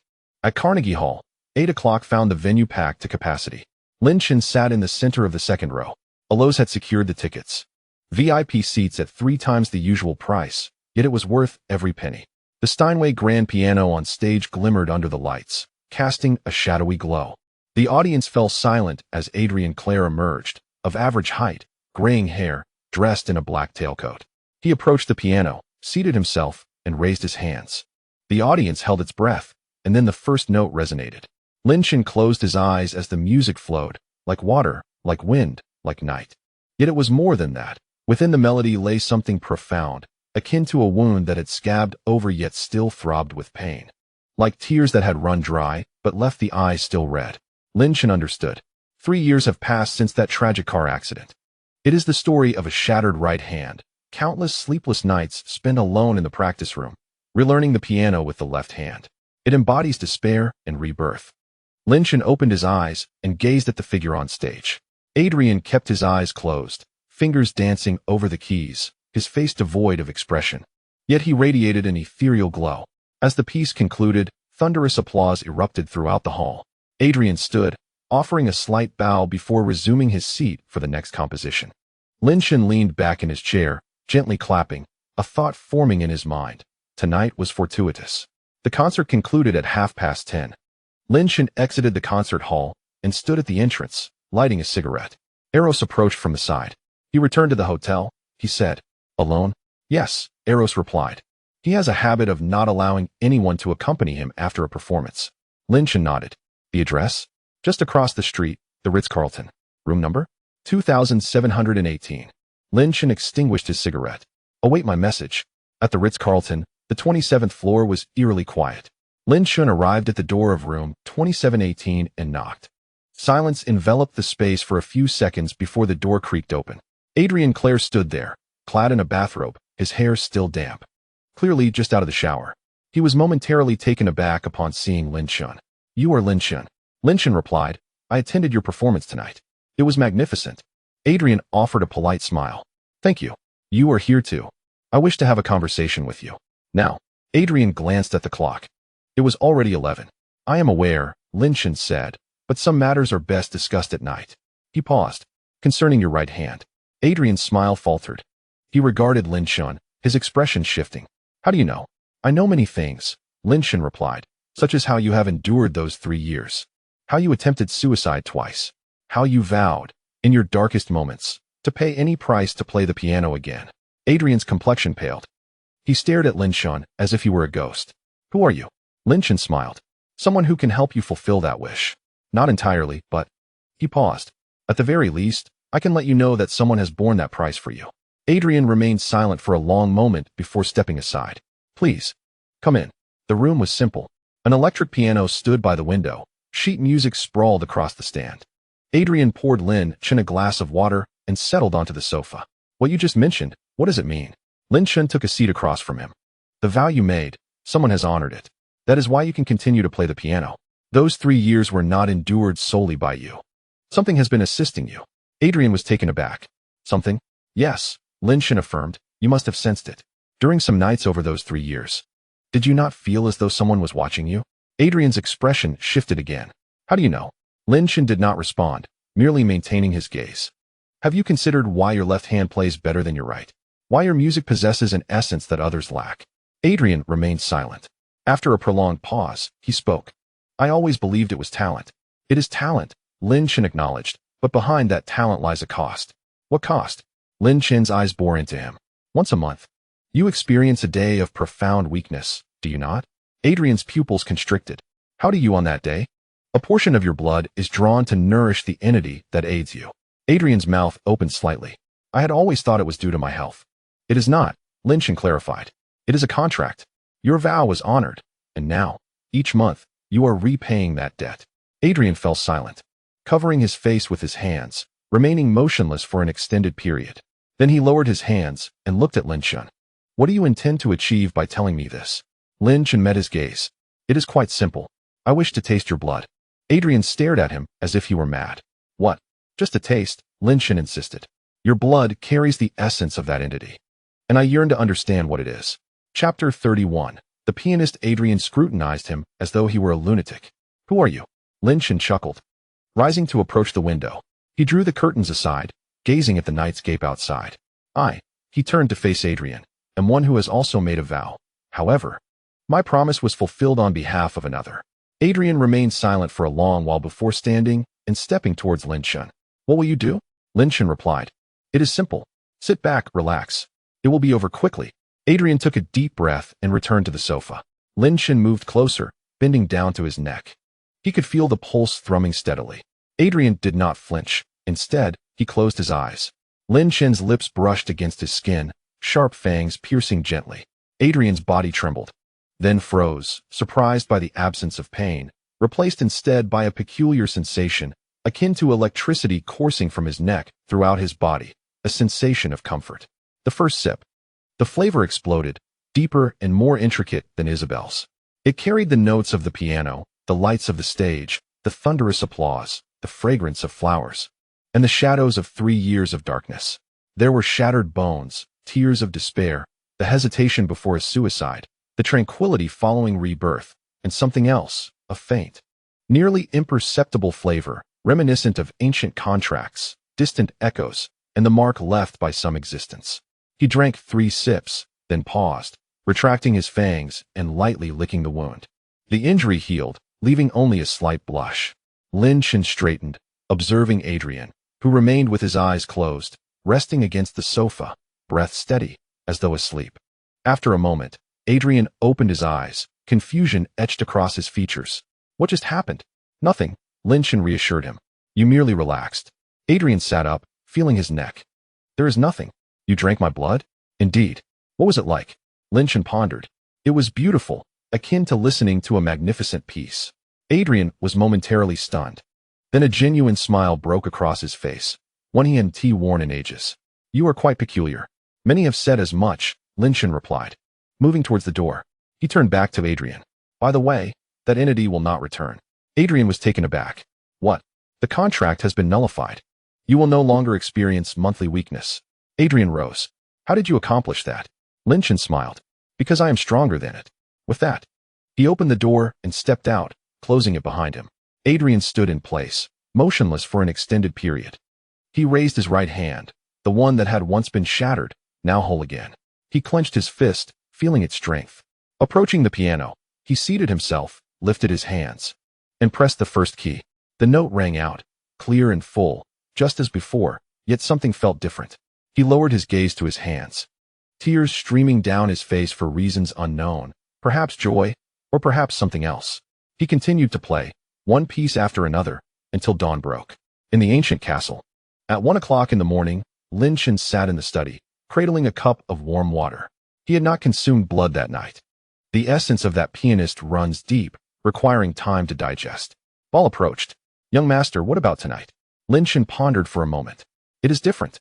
In what way? There is something in his blood. What sort of something?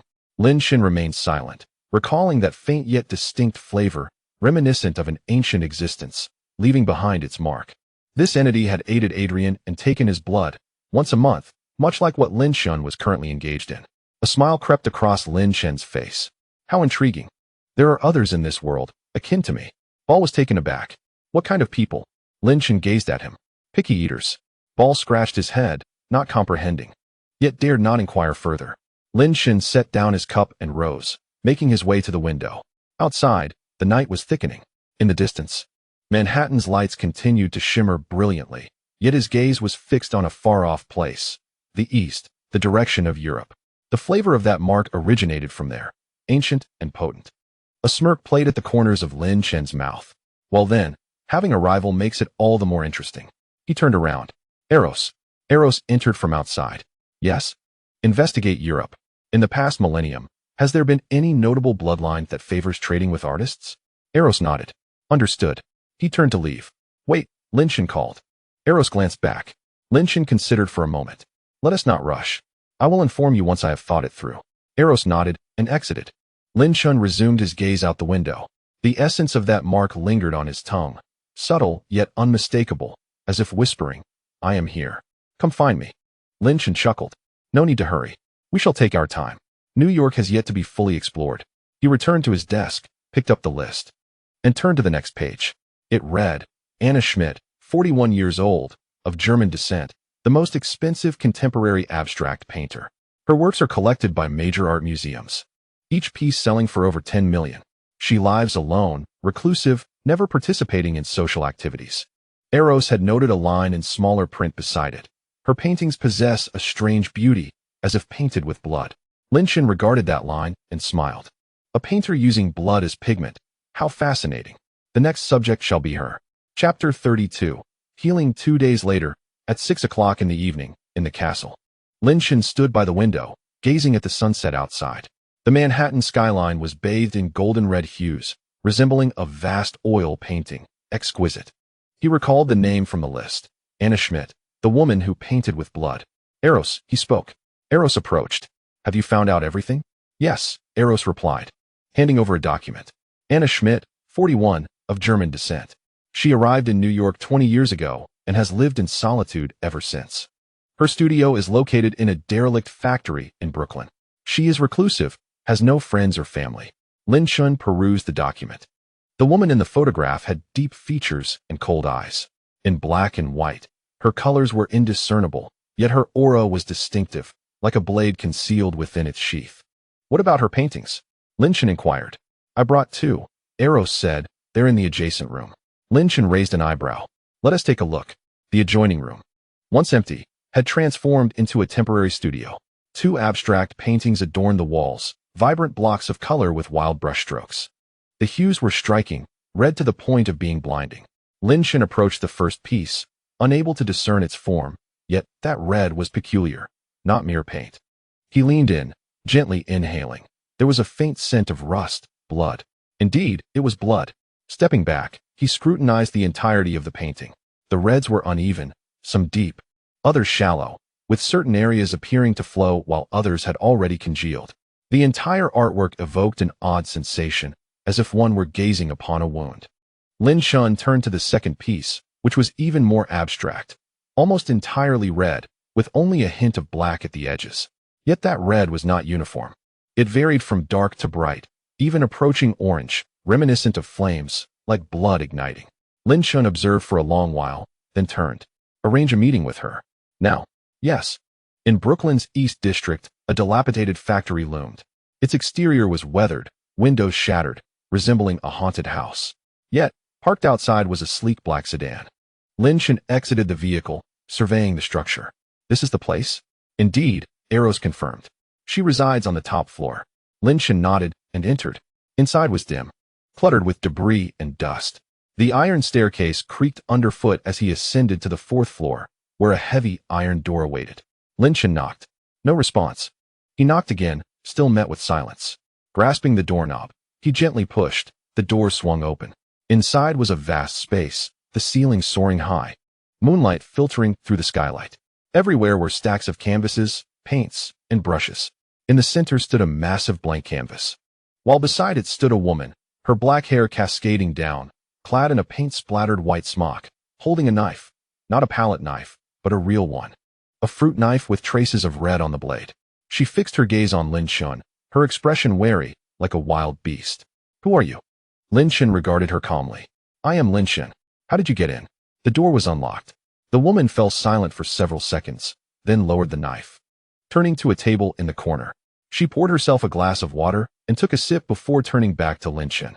Are you the one Arrow spoke of? Yes. Do you wish to purchase a painting? Not at all. The woman frowned. Then why have you come? Lin Chen stepped further into the studio, leisurely examining the artworks strewn across the floor, some completed, others only half finished, all in shades of red. He picked up a small piece, holding it up to the moonlight. Your paintings are quite intriguing. The woman scrutinized him. What do you mean? These reds, Lin Chen replied, setting the painting down. They are not paint. They are blood. The woman's expression shifted to one of icy detachment. Who exactly are you? Lin Chen turned to face her. As I mentioned, I am Lin Chen, a person intrigued by you. The woman remained silent, her hand slowly moving toward the knife on the table.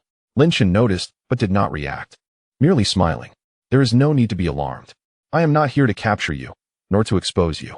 Her hand froze. Then, what is your purpose? Lin Chen approached the blank canvas, reaching out to gently touch it. The canvas was pristine and white. I hear you never sell your paintings. Correct. What becomes of them in the end? The woman remained silent. Lin Chen turned to face her. You burn them, don't you? After completing each piece, you incinerate them, leaving no trace behind. The woman's complexion paled. How do you know that? I guessed, Lin Chen replied. Your paintings are crafted with blood. As the blood dries, the color shifts. Over time, it darkens. Yet your works retain their vibrancy, which means you continuously paint and burn, leaving no remnants. The woman stared at him, her silence lingering. Then, she smiled, a cold smile. You are quite astute. However, the intelligent often do not live long. Lin Chen chuckled. Is that so? Well, I am rather eager to give it a try. The woman gazed at him, her eyes shifting, no longer merely vigilant, but now tinged with curiosity. What exactly do you desire? Lin Chen approached her, closing the distance until he could discern the bloodshot veins in her eyes. I wish to taste your blood. The woman was taken aback. What? Your blood? Lin Chen reiterated. The color it transforms into on canvas intrigues me. I yearn to know its flavor. She stared at him as if he were mad. Are you insane? Perhaps, Lin Chen admitted, but are you not also a bit unhinged? Living in such a place, painting with blood, and then burning the finished work? A sane person would not act thus. The woman fell silent. After a lengthy pause, she spoke. Do you know why I paint with blood? No, because only blood can depict the vivid red that exists in my mind, that essence of being alive. She lifted her hand, examining her fingertips, which bore numerous small wounds, old, new, and scabbed. Each time I finish a painting, I feel as though I've lost a year of my life. Yet, if I do not paint, the discomfort is even greater. She lifted her gaze to Lin Chen. You mentioned wanting to taste my blood. Do you know that my blood is toxic? Lin Chen raised an eyebrow. Toxic? Yes, she confirmed. I do not know why, but if my blood touches another, it causes rashes, fever, and in severe cases, death. Hence, I live alone. Hence, I do not allow anyone to touch me. She extended her hand toward Lin Chen. If you don't believe me, go ahead and touch. Lin Chen looked down at her hand, pale, slender, riddled with scars. He reached out and grasped it. The woman shivered but did not pull away. She focused on Lin Chen's hand for a moment. 1 second, 2 seconds, 3 seconds. Nothing happened. She was stunned. You. Lin Chen released her hand. It's a bit cold. Nothing more. The woman widened her eyes. How could you? Lin Chen offered no explanation. He merely regarded her. Is it all right now? The woman remained silent for a long while. Then, she turned toward the canvas. Her back to Lin Chen. If you wish to taste, go ahead. After all. She hesitated. I shan't live much longer. Lin Chen stepped closer, standing behind her. Why do you say that? She did not turn. My blood is dwindling. In the past, I needed only a small cup to create a painting. Now, it requires nearly half a cup. In a few years, perhaps.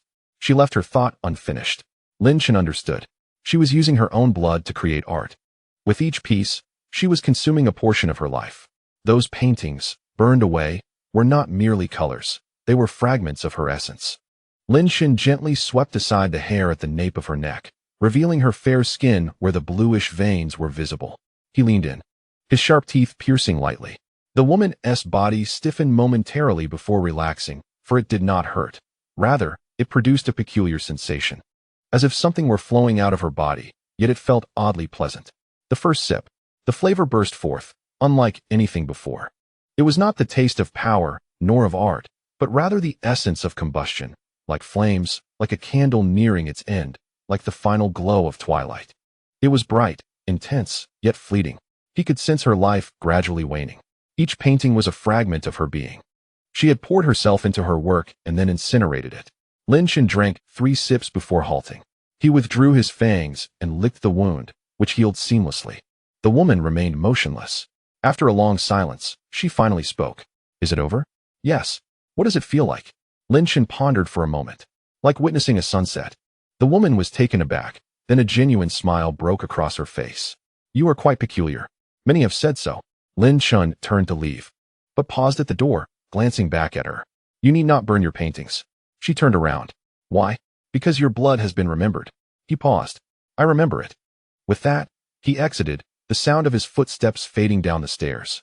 The woman stood still for a long time, raising her hand to touch the nape of her neck. There was nothing there, yet the sensation lingered, as if something had been left behind.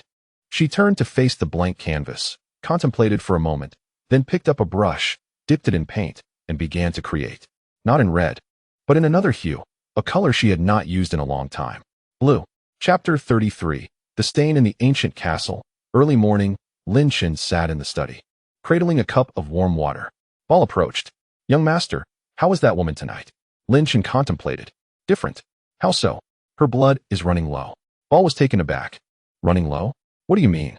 She is using her own blood to paint, Lin Chen explained. With each piece, she diminishes a little more. If she continues like this, she won't survive more than 3 years. Ball scratched his head. Shouldn't you save her?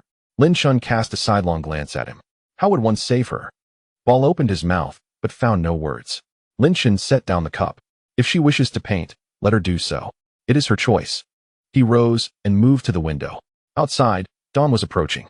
In the distance, the industrial area of Brooklyn lay silent. Within that abandoned factory, a woman was painting a canvas in blue. Perhaps it was her first and last time. A smile crept across Lin Chen's lips. An intriguing woman. He turned. Eros. Eros entered from outside. Yes. Keep an eye on her. If she ever wishes to stop painting, bring her to me. Eros nodded. Understood. Lin Chen returned to his desk, picked up a list, and turned to the next page. It read, Thomas Bradley, 57 years old, King of Wall Street. He controls funds exceeding $1 trillion. A single word from him could cause the market to crash. Recently, he has been preoccupied with a matter running for Secretary of the Treasury. Lin Chen gazed at the name. Chuckling. A politician. He closed the list. Very well. The flavor of power belongs to him. 3 days later, at 9 in the evening, in Manhattan, a nameless building stood tall at the heart of the financial district. 58 stories. The entire structure belonged to one man, Thomas Bradley. As Lin Chen stepped out of the elevator, he encountered 4 bodyguards in the corridor. Clad in black suits with earpieces, their hands rested at their waists. They were not mere security. They were seasoned professionals. Mr. Lin? The lead bodyguard stepped forward. That's me. Please, follow me. The bodyguard led him through the corridor to a massive oak door. He pushed it open, revealing an expansive, lavish study, yet not ostentatious. The floor-to-ceiling windows displayed the dazzling skyline of Manhattan. Behind the desk sat a man, appearing to be in his late 50s. His hair neatly trimmed to a silver hue.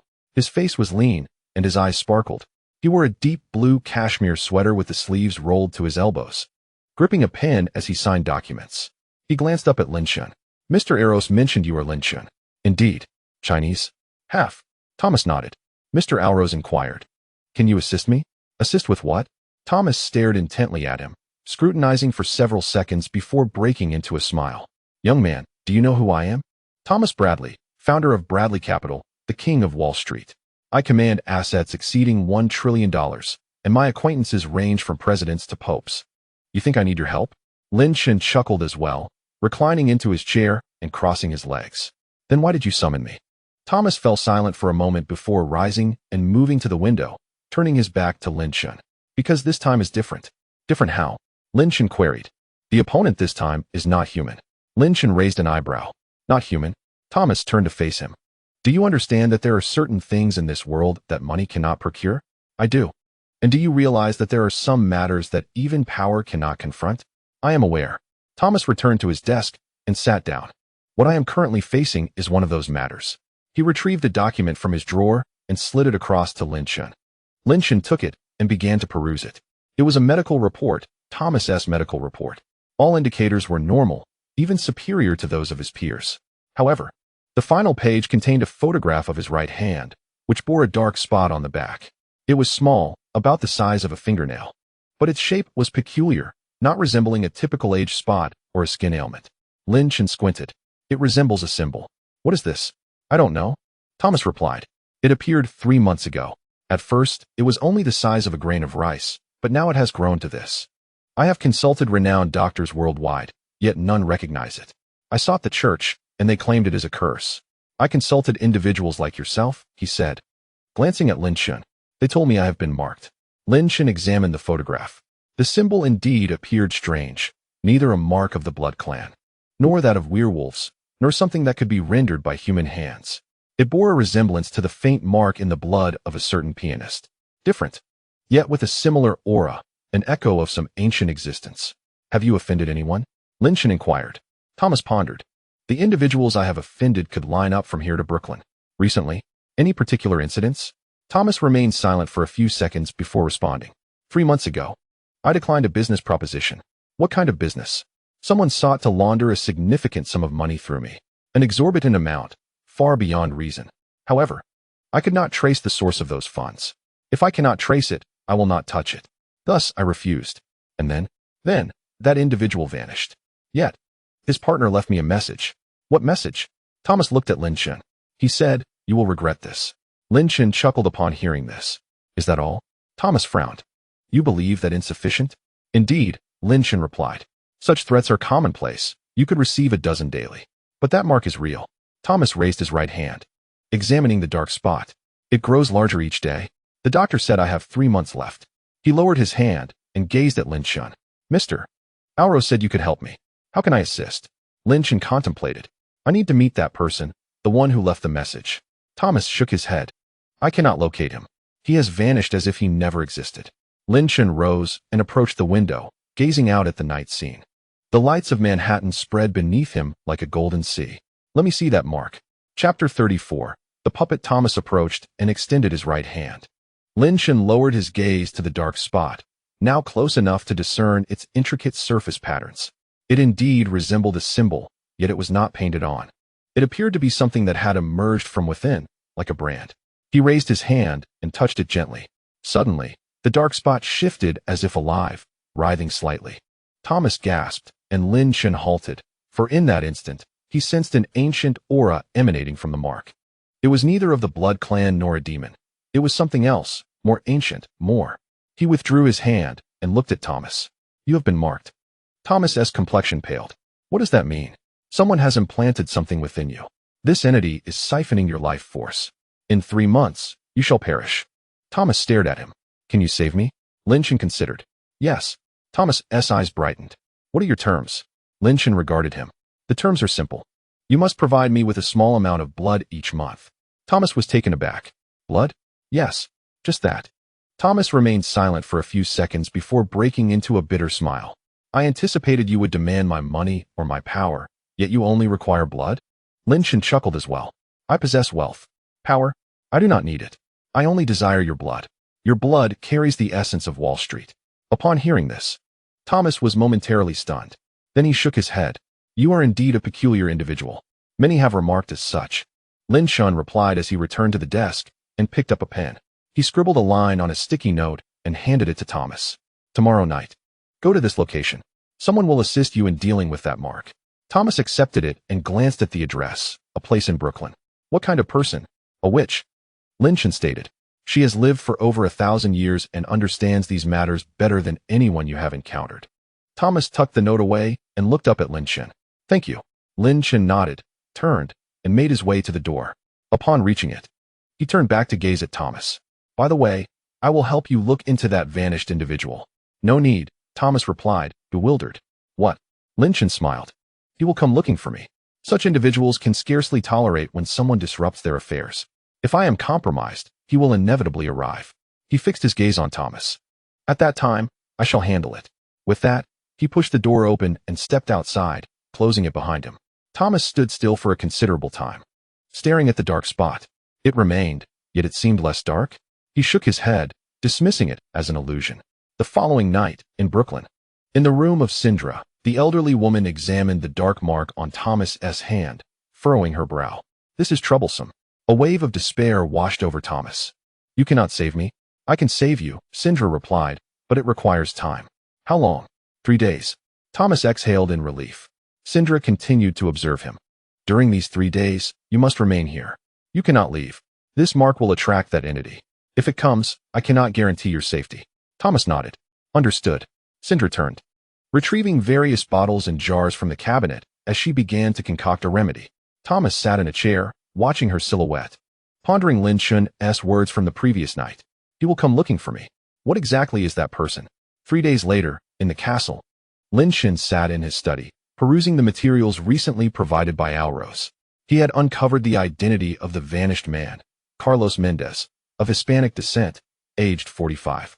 On the surface, he was an importer-exporter, but in reality, he facilitated money laundering for various figures. 3 months prior, he had secured a substantial deal, with the source of funds being unclear and the amount astronomical. He approached Thomas, who refused, and subsequently, he vanished, not truly disappearing, but rather hiding. Hiding. Lin Chun gazed at the final page. Queens, an abandoned factory. Elos stood beside him. Shall we take action? Lin Chun pondered for a moment. Not yet. Let him hide for a few more days. Once Thomas's issue is resolved, then we shall act. He closed the documents. How is it on Cinder's side? Almost done. Elos replied. Tonight we should be able to completely eliminate that mark. Lin Chun nodded, rising to approach the window. Outside, the sunset painted the Manhattan skyline in hues of gold and crimson. He recalled the aura emanating from that dark spot, ancient, unfamiliar, yet disconcertingly familiar. It felt as though he had encountered it before, but he could not recall. No matter. Soon, that person would come seeking him, and then he would know. He turned around. Ball peeked in through the doorway. Here. Tonight, we are heading to Queens. Ball's eyes brightened. Are we making a move? No, Lin Chun replied. We are merely going to observe. To investigate the individual named Carlos, to discern his true nature. Ball grinned widely. Understood. At 10 o'clock that evening, in Queens. At the abandoned factory, Lin Chun stood atop a building across the street, observing the dilapidated door. Lights flickered within the factory, shadows danced. Is it just him? Lin Chun inquired. Elos stood nearby, holding a pair of binoculars. No, there are 3 others. They appear to be bodyguards, but they do not resemble ordinary individuals. Lin Chun took the binoculars and peered through them. The 3 figures stood at the entrance, their postures remarkably steady, yet imbued with an inexplicable stiffness akin to statues. They are puppets, Elos remarked. Puppets?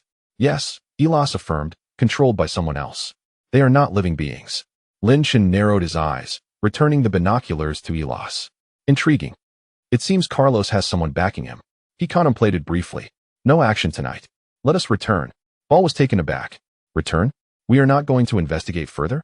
Lin Chun replied, we have seen enough. He turned and descended the stairs, with Ball and Elos following closely behind. Back in the car, Lin Chun reclined against the seat. Closing his eyes, his mind racing. Puppets. The one who controls the puppets. The aura from that dark spot. And that faint sense of familiarity. All of these pointed in a singular direction, Europe. The blood of that pianist bore a similar aura, albeit fainter. Could there be a connection between the two? He opened his eyes. Elos. Yes. Investigate whether there is someone in Europe who can manipulate puppets. Someone capable of controlling inanimate objects, with an aura that is very ancient. Elos nodded. Understood. The car drove into the night, the lights of the abandoned factory flickering in the darkness, like an eye awaiting his return.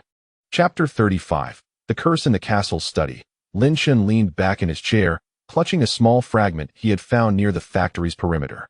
A tiny shard, the size of a fingernail. Black in color, its texture reminiscent of porcelain, but lighter. The edges were smooth, as if severed by some force. Is this it? Ball leaned in, eyes wide with curiosity. Indeed, Lin Chun replied, it fell from that puppet. He handed the fragment to Elos, who examined it under the light. This is no ordinary material. What is it? I do not know. Elos shook his head, but it carries an aura. What kind of aura? Very ancient, Elos stated. Older than I am. Ball was momentarily stunned. Older than you? You've lived for over 1,000 years. Elos remained silent, gazing at Lin Chun. Lin Chun nodded. It is akin to the scent within that pianist's blood, yet more potent. He stood and walked to the window.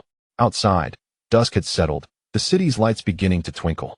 That Carlos is merely a middleman. The true mastermind resides in Europe. Or, he hesitated, may already be here. Paul scratched his head. Here? In New York? It is possible, Lin Chen remarked. The mark on Thomas is not something an ordinary person could cast. To place such a curse, one must have lived for at least 500 years. He turned to Elas. Have you found anything? Elas shook his head. No. In the past 1,000 years, there have been numerous bloodlines in Europe that utilize puppets. However, very few can employ this kind of puppet. As for those who can produce this aura, he paused. There are none. Lin Chen raised an eyebrow. None. Correct, Elas confirmed. I have examined all records, including those of forgotten families. Not a single one matches. Either I have overlooked something, or he left the sentence unfinished, but Lin Chen understood. Either it is something older than bloodlines. Older than bloodlines. What could that be? Lin Chen contemplated. What about Syndra? She is in her room, Elas replied. Should I summon her? Yes. A few minutes later, Syndra entered the study. Upon seeing the fragment in Lin Chen's hand, her expression shifted. Where did you find this? In Queens, from a puppet. Syndra took the fragment and examined it closely. Then she looked up at Lin Chen. Young master, I have seen this before. Lin Chen's gaze sharpened. Where? Long ago, Syndra recounted, when I was still young, accompanying your mother. On one occasion, we traveled to Europe to visit a presence I cannot name. One of his servants bore this kind of object. Lin Chen fixed his gaze upon her. What kind of presence? Syndra fell silent for a few seconds before responding. He is neither a bloodline, nor a demon, nor a werewolf. He is, she hesitated, an entity that existed before this world took shape. Older than Caine. Older than Lord Jiang Chen. The study fell silent for several seconds. Paul's mouth hung open. Elas furrowed his brow. Lin Chen remained silent, studying Syndra. What is his name? I do not know, Syndra said. No one knows his name. All that is known is that he resides in the Alps, never emerging. However, he has servants. Those servants carry out his bidding. In Europe, no one dares to provoke him. Lin Chen listened, a smile creeping across his face. Fascinating. An entity older than Caine, residing in the mountains, never seen. What business could his people have in New York? Syndra shook her head. I do not know, but the appearance of his people surely bodes ill. She looked at Lin Chen. Young master, it is best not to provoke him. Lin Chen glanced at her. Why? Because, Syndra paused. Even your mother had to be courteous when meeting him. He is not someone we can afford to offend. Lin Chen remained silent for a few seconds before standing up. Moving to the window, turning his back to everyone. My mother's courtesy towards him is her own affair. He turned to face Syndra. Right now, his people are casting curses in my territory. Curses upon my people. That Thomas is now one of my own.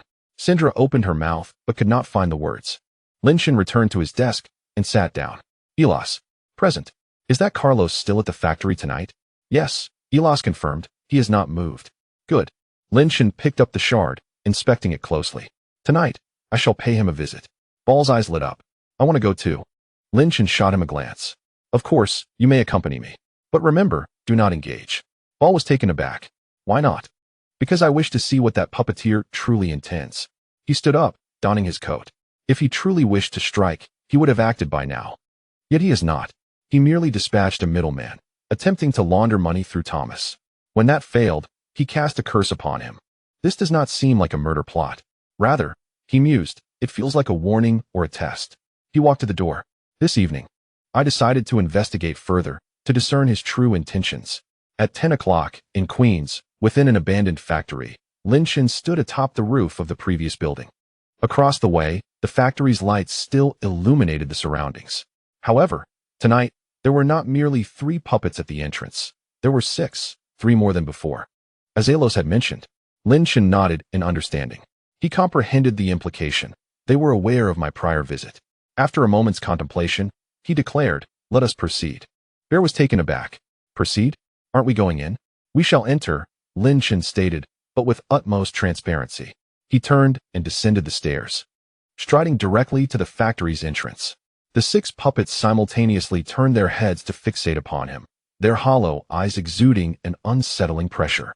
Lin Chen disregarded them, approaching the door and rapping upon it. Knock, knock, knock. Silence enveloped the interior for several seconds before the door creaked open. A man stood within, appearing to be in his 40s, slender, with a wary gaze. Carlos. As he regarded Lin Chen, his expression shifted dramatically. Who are you? I am Lin Chen. What business do you have with me? Lin Chen inquired, locking eyes with him. Is it not you who sought me? Carlos faltered. I sought you? Indeed, Lin Chen replied. You placed a curse upon my associate. Did you not wish for my arrival? Carlos's countenance shifted through a spectrum of emotions. He opened his mouth as if to speak. But before he could utter a word, a voice emerged from behind him. Let him enter. Chapter 36. The puppeteer. The voice was faint, ancient, as if it echoed from a distant realm. Carlos stepped aside, and Lin Chen entered. The factory was vast, cluttered with debris. In the far recesses, an armchair awaited, occupied by an individual. No, not merely a person, a figure so aged that age itself was indiscernible. His face was a tapestry of wrinkles, with eyes sunken deep like two black voids. Clad in a long black robe reminiscent of a medieval monk, he sat immobile. Yet Lin Chen sensed the very air of the factory swirling around him. You are Lin Chen. The voice emanated from that mouth, which remained still. Lin Chen stood before him. It is I. Do you know who I am? I do not, Lin Chen replied, yet you must be quite old. The figure chuckled softly, a sound so delicate that it sent tremors through the factory's atmosphere. Old indeed. He raised a hand, skeletal and frail like a gnarled branch, adorned with several large, ancient rings. My name has long been forgotten, yet I am referred to as. He paused. The puppeteer. Lin Chen scrutinized him. What brings you to New York? The puppeteer offered no response, his gaze fixed on Lin Chen, a flicker of light passing through his abyss-like eyes. Do you know the connection between my mother and me? Lin Chen's expression hardened. You know my mother? I do, the puppeteer affirmed. I have known her for many years. Back when she was but a young girl, newly transformed. Utterly bewildered, I taught her how to navigate this world. Lin Chen fell silent for several moments. And what is your purpose in coming here? The puppeteer regarded him intently. For you. For me? Yes, the puppeteer continued. Your awakening has reverberated throughout Europe. The son of Jiang Chen and Lilith, having slumbered for a millennium, now awakens in New York. Many wish to behold your true form, myself included. Lin Chen chuckled. So you orchestrated a curse upon my associate? That was merely a warning. The puppeteer clarified. It was not aimed at you. That Thomas rejected my request for assistance. My associates cannot refuse without consequence. He fixed Lin Chen with his gaze. Yet I did not anticipate that he would seek you out, nor that you would come to me on his behalf. Lin Chen remained silent, contemplating the puppeteer. This ancient figure proved to be more formidable than he had imagined, neither an enemy nor a friend. And now? Lin Chen inquired. Now. The puppeteer rose. His movements deliberate and slow, akin to a scene in slow motion. Yet each step was suffocating. He approached Lin Chen, closing the distance to scrutinize every wrinkle upon his face. Now, I have seen you. What have you seen? I have seen you. He extended his hand, the frail appendage gently resting upon Lin Chen's shoulder, light as a feather, yet Lin Chen could discern an ancient essence emanating from that hand, reminiscent of the sensation he experienced within Thomas's dark mark, yet more potent, more pure. You bear a striking resemblance to your mother. The puppeteer retracted his hand, turning back to his chair and resuming his seat. That mark from Thomas will vanish in 3 days. Consider it a gift, a gesture of our meeting. Lin Chen remained silent, contemplating the puppeteer, calculating his intentions. The old man claimed to have come merely to observe, but was that truly the extent of his purpose? Is there anything else? Lin Chen probed. The puppeteer shook his head. No, that is all. You may leave. Lin Chen nodded, turning towards the exit. Upon reaching the door, he glanced back at the puppeteer. You reside in Europe. Henceforth, refrain from returning to New York. I shall handle matters here. The puppeteer regarded him, a flicker of something passing through his abyss-like eyes. Are you warning me? It is not a warning, Lin Chen replied, merely a suggestion. The climate here is unkind to the elderly.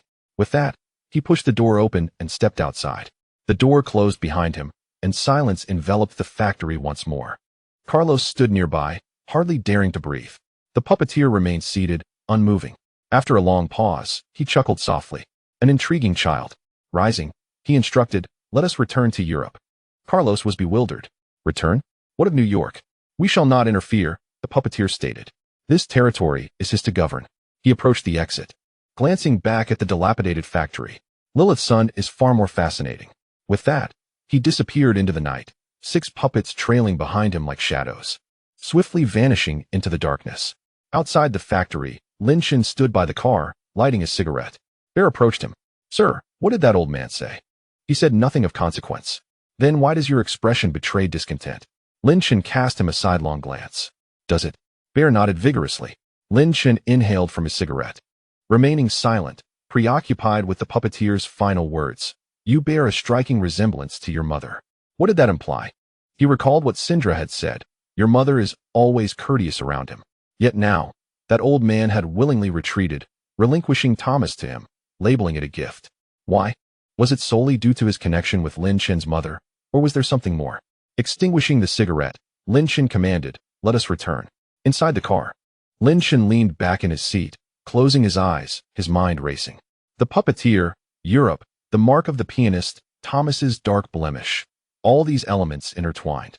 Yet one crucial piece remained elusive. He opened his eyes. Alos, what of that pianist, Adrian Clare? Has there been any recent activity? Alos pondered. Nothing notable. Performances proceed as usual, and life continues uninterrupted. But, Lin Chen pressed. Last night, he encountered someone at the concert hall entrance. Lin Chen's gaze sharpened. Whom did he meet? I cannot say, Alos replied. The surveillance footage did not capture the person's face. However, the individual was clad in black, standing very straight, like. He paused. Like a puppet. Lin Chen fell silent for several moments before breaking into a smile. Fascinating. The old man has long since arrived in New York. The mark of a pianist runs in his blood, a legacy he has left behind. He draws blood once a month, just as I do now. Ball furrowed his brow. Then why does he still resort to Thomas for money laundering? Money laundering is merely a facade. Lin Chen remarked that he desires to take root in New York. He needs funds, allies, and channels. Thomas is the best option. Yet, Thomas declined. Thus, he planted that mark, a warning to him, and also a test for me. He gazed out the window, watching the lights of Queens recede into the night. However, after meeting me today, he has given up. Why? Ball inquired. Lin Chen pondered for a moment. I do not know. Perhaps it is because of my mother. Or perhaps, he hesitated. There are other reasons. The car entered Brooklyn. In the distance, the silhouette of a castle emerged in the twilight. Lin Chen stared at the ancient structure, a thought forming in his mind. This world is larger than one can imagine. It is older than one can conceive. And he is just beginning. Helios is watching Europe. The puppeteer will not return. But his people may. Helios nodded, understanding. The car halted at the castle's entrance. Lin Chen disembarked and stood on the steps, gazing at the night sky. There were no stars tonight, the clouds thick, as if something were concealed behind them. He chuckled softly. How intriguing. 3 days later. The dark mark on Thomas's hand had completely vanished, leaving no trace. He stood in the castle's grand hall, staring at his smooth hand, rendered speechless. How do you feel? Lin Chen asked, seated in the main chair, holding a cup of tea. Thomas looked up at him, his gaze complex, filled with gratitude, reverence, and an indescribable emotion. I thought I was doomed. Yet, in 3 days, it has disappeared. He turned his gaze to Lin Chen. How did you achieve this? Lin Chen smiled. It was not I who did it, it was that old lady. He gestured towards the fireplace where Syndra sat. Thomas glanced at her. Syndra had her eyes closed, seemingly in meditation, ignoring him entirely. Thomas averted his gaze. Regardless, thank you. He produced a card from his pocket and placed it on the table beside Lin Chen. Black. With no markings. This is my personal card. It allows unlimited overdraft at any Bradley Capital institution. Consider it a token of my appreciation. Lin Chen lowered his gaze to the card, then picked it up to examine it. Unlimited overdraft? Indeed. Lin Chen chuckled, placing the card back on the table. No need. Thomas was taken aback. Why not? Because I do not require money. Lin Chen looked at him. What I desire is your blood. Do you remember? Thomas fell silent for a few seconds before nodding. I remember. Once a month, a health consultation. Correct. Thomas inhaled deeply. When do we begin? Lin Chen stood and walked toward him. Now. Thomas instinctively took a step back, yet Lin Chen remained still, merely observing him. Do not be anxious. It will be quick. Thomas halted, meeting Lin Chen's gaze. His eyes were dark and profound, yet calm, devoid of malice. He nodded. All right. Lin Chen raised his hand, gently pushing aside the collar at Thomas's neck. His sharp fangs pierced lightly. Thomas stiffened but did not evade. Then, he froze, astonished, for it did not hurt. Instead, an odd sensation enveloped him, as if something were flowing out of his body, yet it felt comfortable, like relaxation. Lin Chen took 3 sips, then paused, retracting his fangs and licking the wound. The injury healed. He stepped back, observing Thomas. It is done. Thomas touched his neck, feeling nothing. He looked up at Lin Chen. Is that it? That is it. What does it feel like? Lin Chen contemplated. The taste of power. Quite potent. Thomas was taken aback before bursting into genuine laughter. You are truly a peculiar individual. Many have said as much. Thomas adjusted his collar, gazing at Lin Chen. From now on, once a month. Should I send someone to fetch you? Or will you come here? Lin Chen considered. I shall come to you, and perhaps take a glimpse of Wall Street. Thomas nodded. Very well. He extended his hand, and Lin Chen grasped it firmly. Upon releasing, Thomas turned, walking toward the door, then glanced back at Lin Chen. By the way, have you found Carlos? Lin Chen shook his head. No, he has vanished. Thomas furrowed his brow. Vanished? Yes, Lin Chen replied. But there is no need to concern yourself with him. He will not return to seek you out. Thomas regarded him, as if about to speak, but swallowed his words. Ultimately nodding. Fine. I will heed your advice. He pushed the door open, his footsteps echoing down the corridor. The hall fell silent. Ball approached. Young master. What was the flavor of that sip you just had? Lin Chen mused. The taste of a trillion. Ball looked astonished. A trillion? What does that taste like? Lin Chen offered no reply, returning to his seat, lifting the now-cold teacup to take a sip. Ilios approached from the side. Yes? Has the puppeteer left New York? He has departed, Ilios confirmed. He took a flight last night back to Europe. What of his puppets? They were taken along. Lin Chen nodded. And the pianist? Still performing. Ilios replied. Everything is normal. However, he met someone last night. Lin Chen's expression sharpened. Who? I do not know, Ilios said. It was that same individual. Their face hidden once more. But this time they spoke. What was said? I could not hear, Ilios explained. It was too distant. However, when Adrian left, he appeared rather unwell. Lin Chen remained silent for a few seconds before smiling. Intriguing. That old man said he would leave, but left his eyes behind. Ball scratched his head. Young master, are you implying that the pianist is one of the puppeteer's people? Not a person, Lin Chen clarified. A quarry. Drawing blood once a month, just as I do now. But his departure from New York does not signify the abandonment of that quarry. Merely a change in approach. He rose and walked to the window. Outside, the sunlight was just right, illuminating the Manhattan skyline with a glimmer. That Adrian will still be bled. The only uncertainty is who will draw the blood. Ball furrowed his brow. Should we not intervene? Lin Chen turned to look at him. Intervene in what? That pianist is not one of ours. The mark upon him was left by that old man. I have removed it once, but it was temporary. If the old man wishes to draw again, he can easily replant it. Ball pondered. Shall we then merely watch him be bled? Lin Chen chuckled. Ball, do you know why that old man entrusted Thomas to me? Ball shook his head. I do not know. Because he does not wish to be my enemy. At least, not for now. However, should I interfere with his quarry, that would be a different matter. He turned to gaze out the window. Therefore, we shall not act for the time being. When he wishes to make a move, he will do so naturally. At that moment, he paused. We will discuss it then. Ball nodded, somewhat understanding. Ilios stood nearby, silent, yet observing Lin Chen with a glimmer of something different in his eyes, akin to relief. At 8 o'clock in the evening, in the castle study, Lin Chen was perusing the newly delivered materials from Eros, which pertained to the puppeteer. Yet, the information was scarce, pitifully so. It consisted of merely a few lines.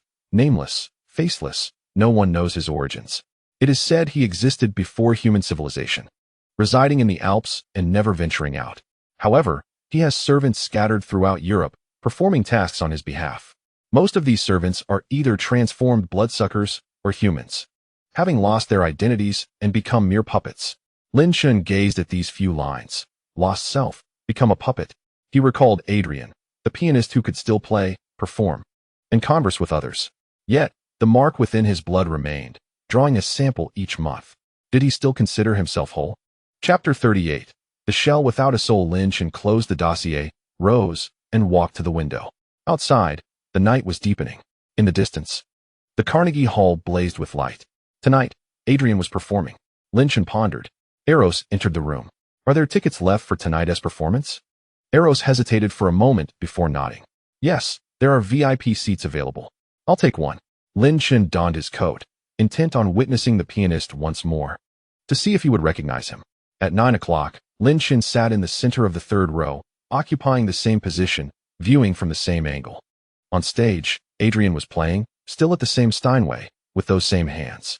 Yet Lin Chen discerned a difference. The music lacked an essence. Absent was the flavor of struggle, the tranquility that followed pain. All that remained was technique, perfect in its execution, yet devoid of soul. Lin Chen shut his eyes for a moment, listening intently, before opening them again to observe Adrian, who played with closed eyes, fingers dancing across the keys, his face expressionless, embodying a machine. As the piece concluded, thunderous applause erupted. Adrian stood, bowing with a smile, an impeccable smile, akin to every pianistess. Lin Chen stood, turned, and departed. Upon reaching the door, someone called out to him, "Mr. Lin." He turned to find Adrian standing a few paces away, clad in a tailcoat, hair neatly styled, smiling. "It's been a while." Lin Chen studied him. "Do you remember me?" "Of course," Adrian replied. "You visited me that night, and we had quite a conversation." Lin Chen's gaze locked onto his eyes, still blue, yet hollow, like an empty room. "How have you been?" Lin Chen inquired. "Very well," Adrian responded. "The performance went smoothly, and the audience enjoyed it. I'll be touring Europe next month." He smiled. "Everything is wonderful." Lin Chen fell silent for a few seconds before nodding. "That is good to hear." He turned to leave. "Mr. Lin." Adrian called him again. Lin Chen turned back. Adrian looked at him, and something flickered in those vacant eyes, fleeting. "Thank you for your concern that night. I truly appreciate it." Lin Chen regarded him. "No need for thanks." He turned and walked away, stepping into the night. Adrian stood motionless for a long while before returning to the hall. As the door closed, Lin Chen lingered beneath the streetlight, lighting a cigarette. Ball approached. "Sir, what is wrong with that pianist?" Lin Chen took a drag. "P.S. Lost." "Lost? What do you mean?" "Himself." Lin Chen extinguished the cigarette. "That mark is not merely about drawing blood. It's slowly consuming him, piece by piece, each month." He paused. "Until he is but an empty shell." Ball gaped. "So what he was just now was merely a shell?" Lin Chen replied. "A shell that can converse, play the piano, and smile. Yet inside, nothing remains." He turned and entered the car, with Ball following closely. The vehicle moved into the night, traversing Manhattan's illuminated streets toward Brooklyn. Lin Chen leaned back in his seat, eyes closed, his mind filled with Adrian's final glance, fleeting. What did it signify? A cry for help? A farewell? He couldn't ascertain. Yet one truth became clear. The puppeteer was far more terrifying than he had imagined. He was not merely taking lives. He was consuming them, slowly, morsel by morsel, until nothing but an empty shell remained. Lin Chen opened his eyes, looking out the window. "Eros." "Yes?" "Keep a close watch on that puppeteer, his people, his servants, and any of his movements. I must know what he truly desires." Eros nodded. "Understood." The car crossed the Williamsburg Bridge, and in the distance, the silhouette of a castle emerged in the night. Lin Chen gazed at the ancient structure, a thought forming in his mind. This world is vaster, older, and darker than one could imagine. Yet he smiled. Interesting. This is what makes it intriguing. The car halted at the castle's entrance. Lin Chen alighted, standing on the steps, gazing at the night sky, which was adorned with numerous bright stars. He recalled Adrian, the hollow shell, and that fleeting gaze. Then he turned, pushed the door, and stepped inside. The hall was aglow with a roaring fire. Sindra sat beside the hearth, eyes closed. Ball had already scampered off to sleep. Eros stood by the window, peering outside. Lin Chen approached the fire, extending his hands toward the warmth. "Sindra." Sindra opened her eyes. "Sir, how much do you know about that puppeteer?" Sindra paused for a few moments. "Not much. Perhaps only slightly more than you. But he has a peculiar habit." "What habit?" "He never acts personally. His servants do all his bidding. He remains secluded in the Alps, never having stepped out for a millennium or two." Lin Chen raised an eyebrow. "Then who came to New York this time?" Sindra looked at him. "Is the one you encountered truly him?" Lin Chen contemplated. "That frail old man with those abyss-like eyes. That ancient aura. Yes, it was him." Sindra was taken aback. "Impossible. He never leaves the Alps." Lin Chen fixed his gaze on her. "Then who was I speaking with?" Sindra remained silent for a long while before finally speaking. "I don't know. But if he truly left the Alps," she paused, "then it must be because something holds greater weight than his own life." Lin Chen remained silent, his eyes fixed on the flames dancing in the hearth. The flickering light illuminated his face. Greater than his own life. What could compel an existence older than Caine to abandon his sanctuary? He recalled the puppeteer's final words. "You and your mother bear a striking resemblance."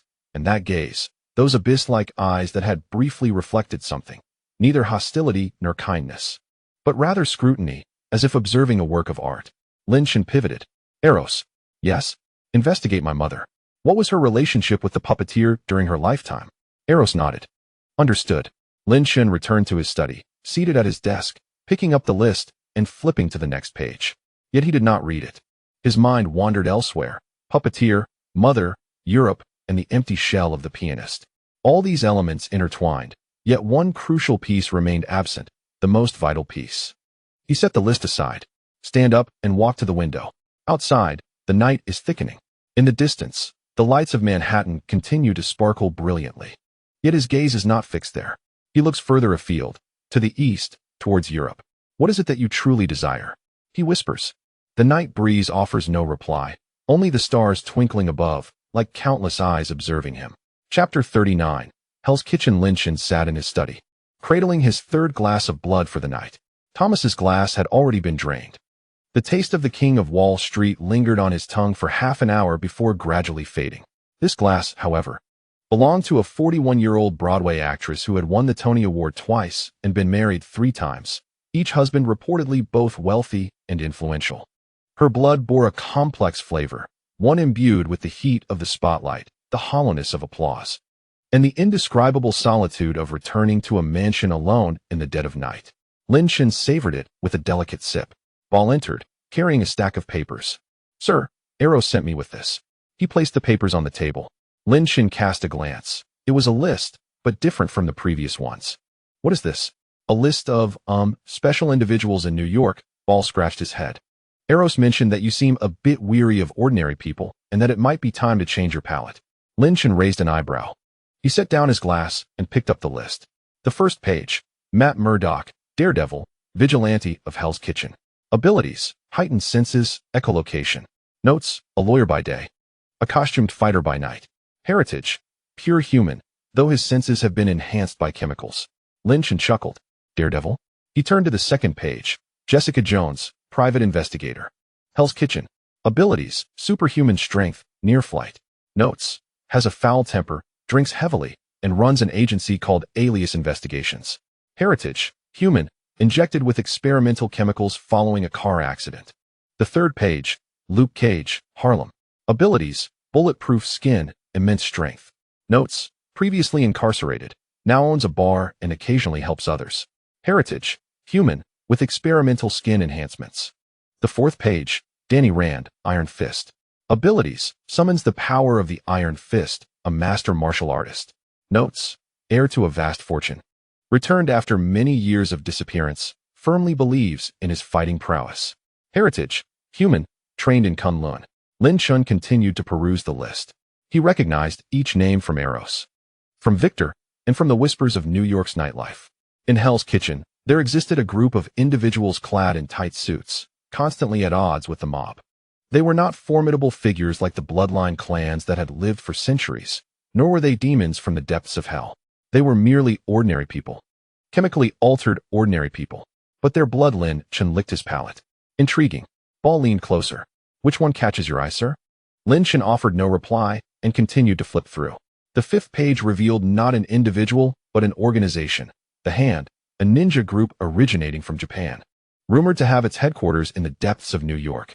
Members: thousands of ninjas, adept in resurrection techniques. Leader: Alexandra, deceased. Identity of other high-ranking officials unknown. Notes: arch-enemies of Iron Fist, controlling New York's drug and arms trafficking. Lin Chen's gaze sharpened at the mention of resurrection. Can they truly bring someone back? Supposedly, Ball replied. But those resurrected come back different, like shells of their former selves. Lin Chen recalled Adrian, the pianist, who had ultimately become just a shell. Not resurrection, but nearly so. He continued flipping through. The sixth page bore a single name. Wilson Fisk, Kingpin, Emperor of the New York underworld. Abilities: pure human. Yet strength and fighting skills reach the zenith of human potential. Notes: controls 40% of New York's criminal network, feared by the police, obeyed by politicians. Currently imprisoned for murder, yet he continues to orchestrate everything from behind bars. Heritage: pure human, without any enhancements. Lin Chen's finger paused on this page. Kingpin. Indeed, Ball remarked. The hefty fellow who can deliver a fatal punch. Lin Chen studied the photograph. The man in the image, bald and clad in a suit, possessed eyes as cold as ice, lacking any superhuman abilities, yet the criminals of New York heed his commands. What might his blood taste like? Lin Chen pondered aloud. Ball hesitated. The taste of sin? Lin Chen smirked. Sin is far too vague. He closed the list. What recent developments have transpired in Hell's Kitchen? Ball contemplated. It appears that Kingpin has grown impatient in prison, eager to be released. His subordinates have caused disturbances at the courthouse, but to no avail. Additionally, Daredevil has been unusually quiet of late, reportedly injured. Lin Chen raised an eyebrow. Injured? Yes, Ball affirmed. Rumor has it that he clashed with members of the Hand and sustained serious wounds. Lin Chen stood and approached the window. Outside, the night deepened. In the distance, towards Midtown Manhattan, a certain area dimmed in its illumination. That was Hell's Kitchen, a former slum, now a haven for vigilantes. He gazed for a prolonged moment before turning away. Eros. Eros entered through the door. Yes, that daredevil, Matt Murdock. Where does he typically reside? Eros pondered briefly. By day he is at the law firm, by night he roams the streets. He is injured now and should be recuperating at his residence. Address? Hell's Kitchen, West 54th Street, in an old apartment building. Lin Chen nodded. Let us pay him a visit. Ball's eyes sparkled. Now. Indeed, Lin Chen replied. How many men will accompany us? Just you and me. Lin Chen donned his coat and walked toward the door. He paused, glancing back at the list. Keep an eye on Kingpin. Once he is released, inform me.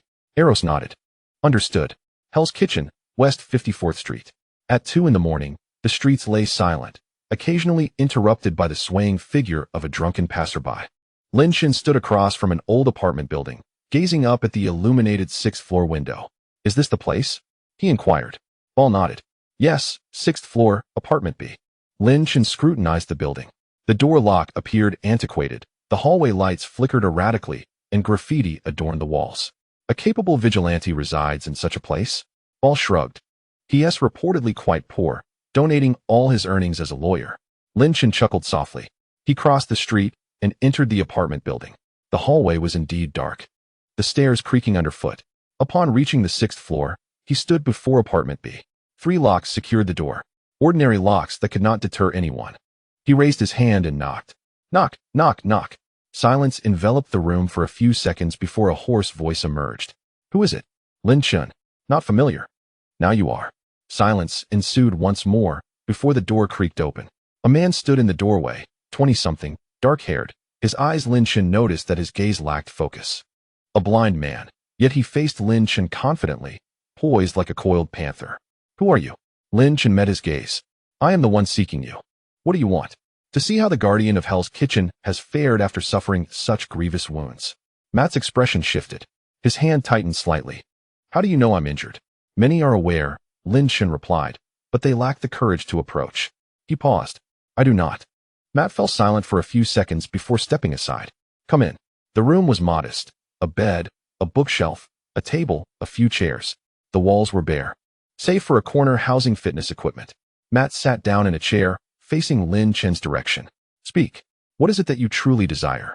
Lin Chen took a seat opposite him, while Ball remained by the door, arms crossed. I wish to taste your blood. Matt froze. Pardon? Your blood, Lin Chen reiterated. The blood that has been altered by chemicals, the blood of heightened senses. I wish to know what it tastes like. Matt scrutinized him intently, though he could not see. His focus was palpable. Are you a vampire? One might say so. Did you know that vampires cannot survive more than 3 days in Hell's Kitchen? Lin Chen chuckled. I know. Then why do you dare to come here? Because I am not an ordinary vampire. Matt fell silent, his ears slightly twitching as he listened to the sound of Lin Chen's heartbeat, breath, and flowing blood. Then he frowned. You have no heartbeat? I do. But it beats slowly. And you do not breathe? I breathe, but once a minute is sufficient. Matt's expression shifted. What are you? Lin Chen gazed at him. I am Lin Chen. I have slept for 1,200 years and just awakened last month. He paused. I heard you deal with bad people in Hell's Kitchen and wanted to make your acquaintance. After a long silence, Matt finally spoke.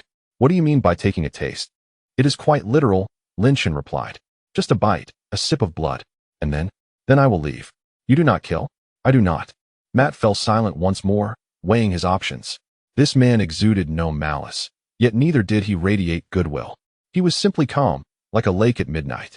Chapter 40. Jean Bing's release. What if I refuse? Lin Chen rose to his feet. Then I shall leave and seek another to taste. He walked to the door. Hell's Kitchen is not short of vigilantes. That woman, Jessica Jones, I hear her blood is quite intriguing. Matt's expression changed. Do not touch her. Lin Chen turned back. Why? She's a friend. Lin Chen regarded him. I will take your blood in exchange for hers. What do you say? Matt remained silent for a long time before he stood up and approached Lin Chen. Very well. But remember, if I find you are deceiving me, you will kill me. Correct? Lin Chen laughed. I am aware. He raised his hand and gently pushed aside the collar of Matt's shirt. His skin was warm, and Lin Chen could feel the pulse quickening beneath. Yet, Matt did not flinch. The sharp fangs pierced lightly. Matt's body stiffened. Then he froze in astonishment. For it did not hurt. Rather, it was a peculiar sensation, as if something was flowing out of him, yet it was pleasurable, as if he could finally relax. Lin Chen drank 3 sips, then paused, withdrawing his fangs and licking the wound, which healed instantly. He stepped back, observing Matt. Matt stood still, touching his neck. Finding nothing there. What have you done? I took a taste, Lin Chen replied. What does it feel like? Lin Chen contemplated. The taste of the night. The sounds of footsteps, breaths, heartbeats. He hesitated. And loneliness. Matt was taken aback. Lin Chen turned and walked toward the door, pausing at the threshold to glance back at Matt. Your wound will heal by tomorrow. When you encounter that hand association member again, feel free to strike harder. Do not fear them. With that, he pushed the door open and his footsteps faded into the corridor. Matt remained motionless for a long while, raising his hand to examine his palm. Though invisible, it seemed he could perceive something. He then approached the window and opened it. The night breeze rushed in, cool and refreshing. He took a deep breath, and the persistent pain in his chest had indeed vanished. He looked down at the darkened street. Lin Chen, he murmured. Who exactly are you? In the castle, at 3 a.m, Lin Chen sat in his study, cradling a cup of warm water. Ball approached. Master, how was the blood of that daredevil? Lin Chen pondered. It is unlike any other. In what way? His senses are remarkably acute. His blood is filled with sounds, tastes, and sensations. 1 sip is akin to standing in Times Square for a day. Ball scratched his head. So is it delicious? Lin Chen smiled. Delicious, yet exhausting. He set down the cup. However, it was worth it. He gazed out the window towards Hell's Kitchen. The blind vigilante should be standing by the window now, feeling the night breeze. His wounds had healed, but his questions had multiplied. Lin Chen's lips curved into a smile. An interesting individual. He turned around. Eros. Eros entered through the door. Yes? When will Jean Bing be released? In 3 days, Eros replied. The parole hearing has been approved. There are no procedural issues. Lin Chen nodded. On the day he is released, inform me. I wish to greet him. Ball looked startled. Greet him? Master, do you intend to befriend him? Lin Chen shot him a glance. Not a friend. Rather. He hesitated. Take a taste. The blood of the underground emperor of New York should be more flavorful than that of Daredevil. The night in Hell's Kitchen was devoid of moonlight. The towering buildings fractured the sky into pieces, with lights spilling through the cracks and pooling into yellow puddles on the waterlogged ground. The air was thick with the stench of garbage, the sickly sweetness of cheap perfume, the acrid scent of burnt onions from hot dog stands, and deeper, more profound odors. Like a great beast breathing in the darkness. Lin Chen stood atop a derelict apartment building, lighting a cigarette. The wind howled, causing his coat to flap wildly. He left his buttons undone, allowing the cool breeze to envelop him, infused with the restlessness of the city's underbelly. Master, Ball leaned closer, pointing across the street. There. Just there.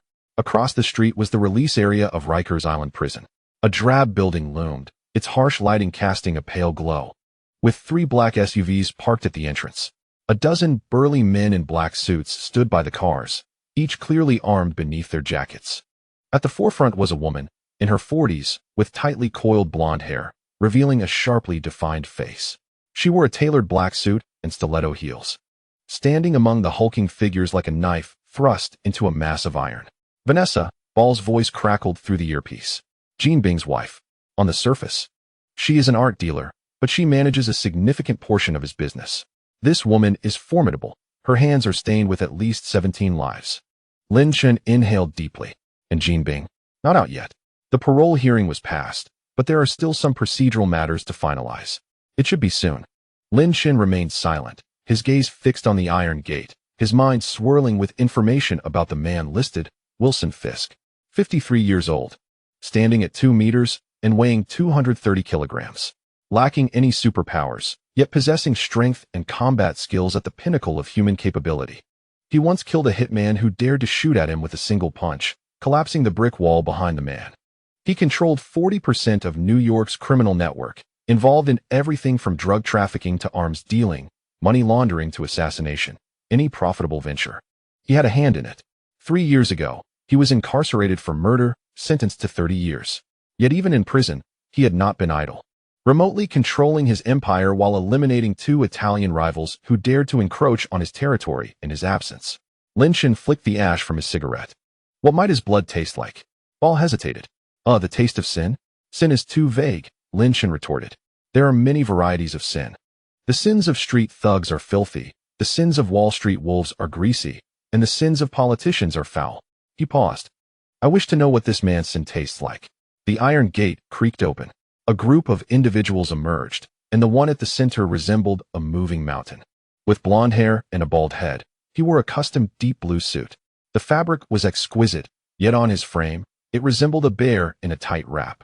His face was pale, too pale for someone who had spent 3 years in prison, with features so flat they resembled a mask, save for his eyes, those cold eyes.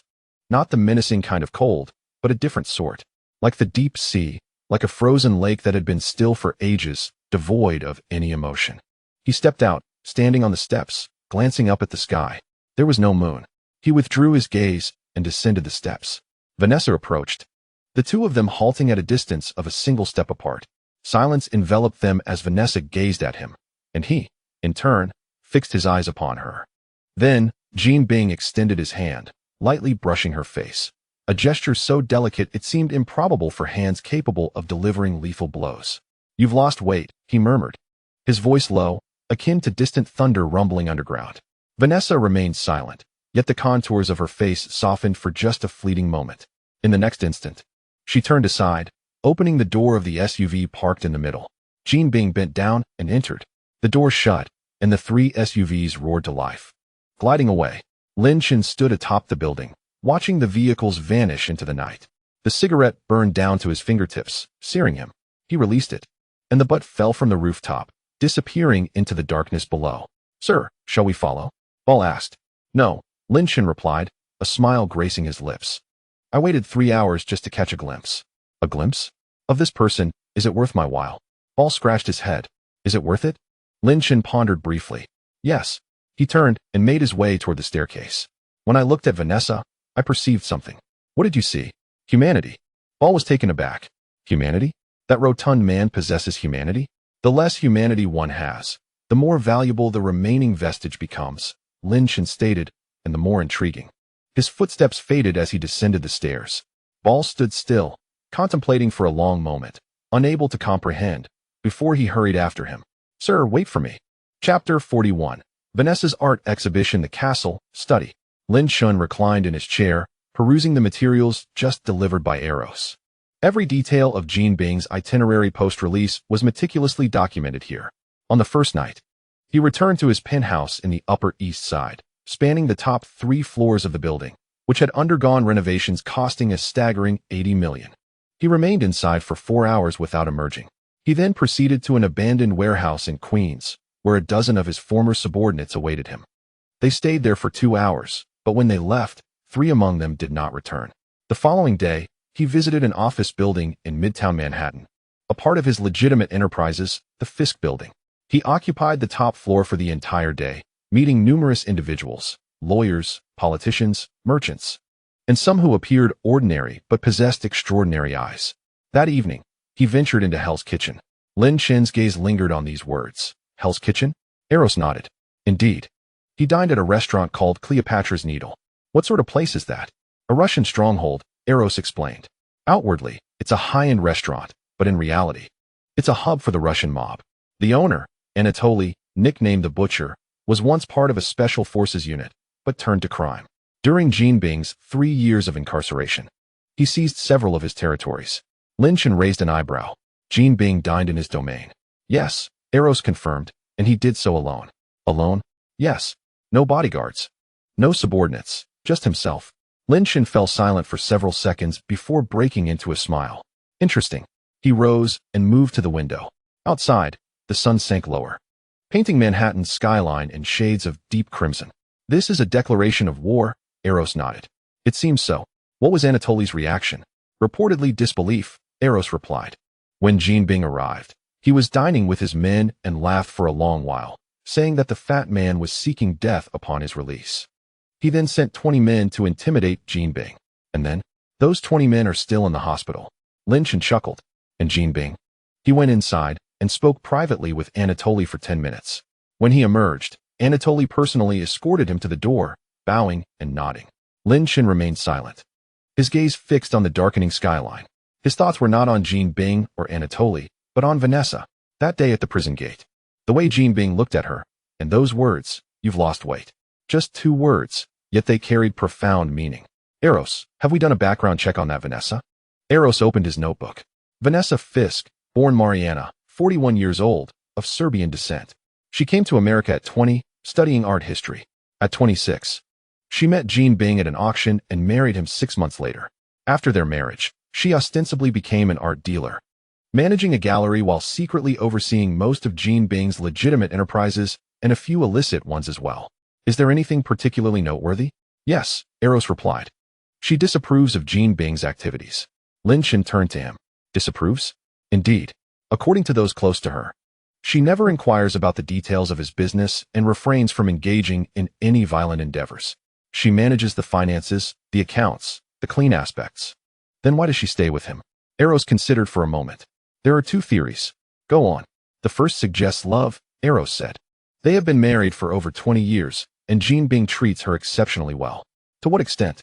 It is said that once, a subordinate drunkenly uttered a profanity in her presence. The next day, that individual vanished, neither dead nor seen again. Lin Chen remained silent. The second theory is fear, Eros continued. She may be afraid to leave. Jin Bing, while kind to his own, has a notorious reputation with enemies. It is rumored he once sent a traitor's head in a gift box to the man's wife.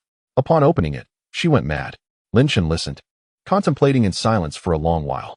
He then turned and returned to his desk, sitting down. Which of these theories is true? Eros shook his head. I do not know. Perhaps both are true, or perhaps neither. Lin Chen nodded, picking up the dossier and flipping to the final page. It was densely populated with notes regarding Jin Bing's upcoming schedule. Yet, he focused on just one line. 3 days from now, in the Upper East Side, the Metropolitan Museum of Art will host a private preview of Vanessa Fisk's gallery, attended by high society. Jin Bing would be there, accompanied by his wife. Lin Chen's finger gently tapped that line, private preview. He smiled. Perfect. 3 days from now, at 7 o'clock in the evening, at the Metropolitan Museum of Art. Lin Chen stood at the museum entrance, gazing at the grand edifice. The sun had fully set, leaving only the last vestiges of crimson on the horizon. The museum's lights illuminated the Greek marble columns in a warm golden glow, with a red carpet laid out at the entrance. Cars arrived in succession, and those disembarking were dressed to the nines, men in suits, women in gowns, adorned with glittering jewels worth a fortune.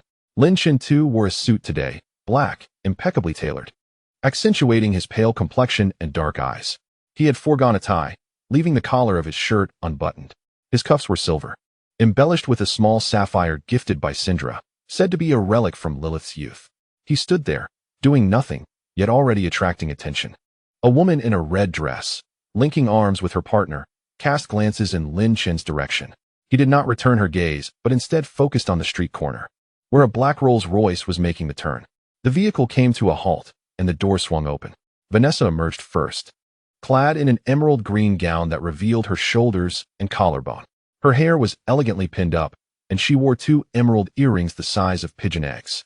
She was stunning, yet her beauty bore an air of distance, akin to the statues within the museum, something to admire but not to touch. She stood firm, turning back to glance into the car, and then Jin Bing stepped out. He too was dressed in a suit, a deep gray one fashioned from exquisite fabric, enveloping his robust frame, his bald head glinting under the lights. He exited the car and approached Vanessa, who reached out to adjust his tie. Jin Bing lowered his gaze to her hand. The gestures, the glances, were strikingly reminiscent of that night by the prison gates. He then lifted his head, linked arms with her, and made his way toward the museum entrance, parting the crowd effortlessly, as if he were Moses parting the Red Sea. Lin Chen remained rooted in place, unmoving. When Jin Bing approached him, he paused momentarily. Those dark eyes rested upon Lin Chen for but a second before he continued on into the museum. Lin Chen stood still, watching his retreating figure. Jin Bing sidled closer, lowering his voice. Young master, did he notice you? Indeed, Lin Shen replied with a smile. He merely cast a glance. A glance? Then you. Lin Shen raised his hand to silence him. Let us proceed inside. Come, let us take a look. The interior of the museum surpassed its exterior in opulence. The grand hall soared to heights of over 10 meters, adorned with a magnificent crystal chandelier that illuminated the space as brightly as day. The atmosphere was filled with the soft murmurs of conversation and the scent of perfume mingling with champagne. Vanessa's gallery occupied an exhibition hall in the East Wing, showcasing modern art, abstract paintings, peculiar sculptures, and installations that defied categorization.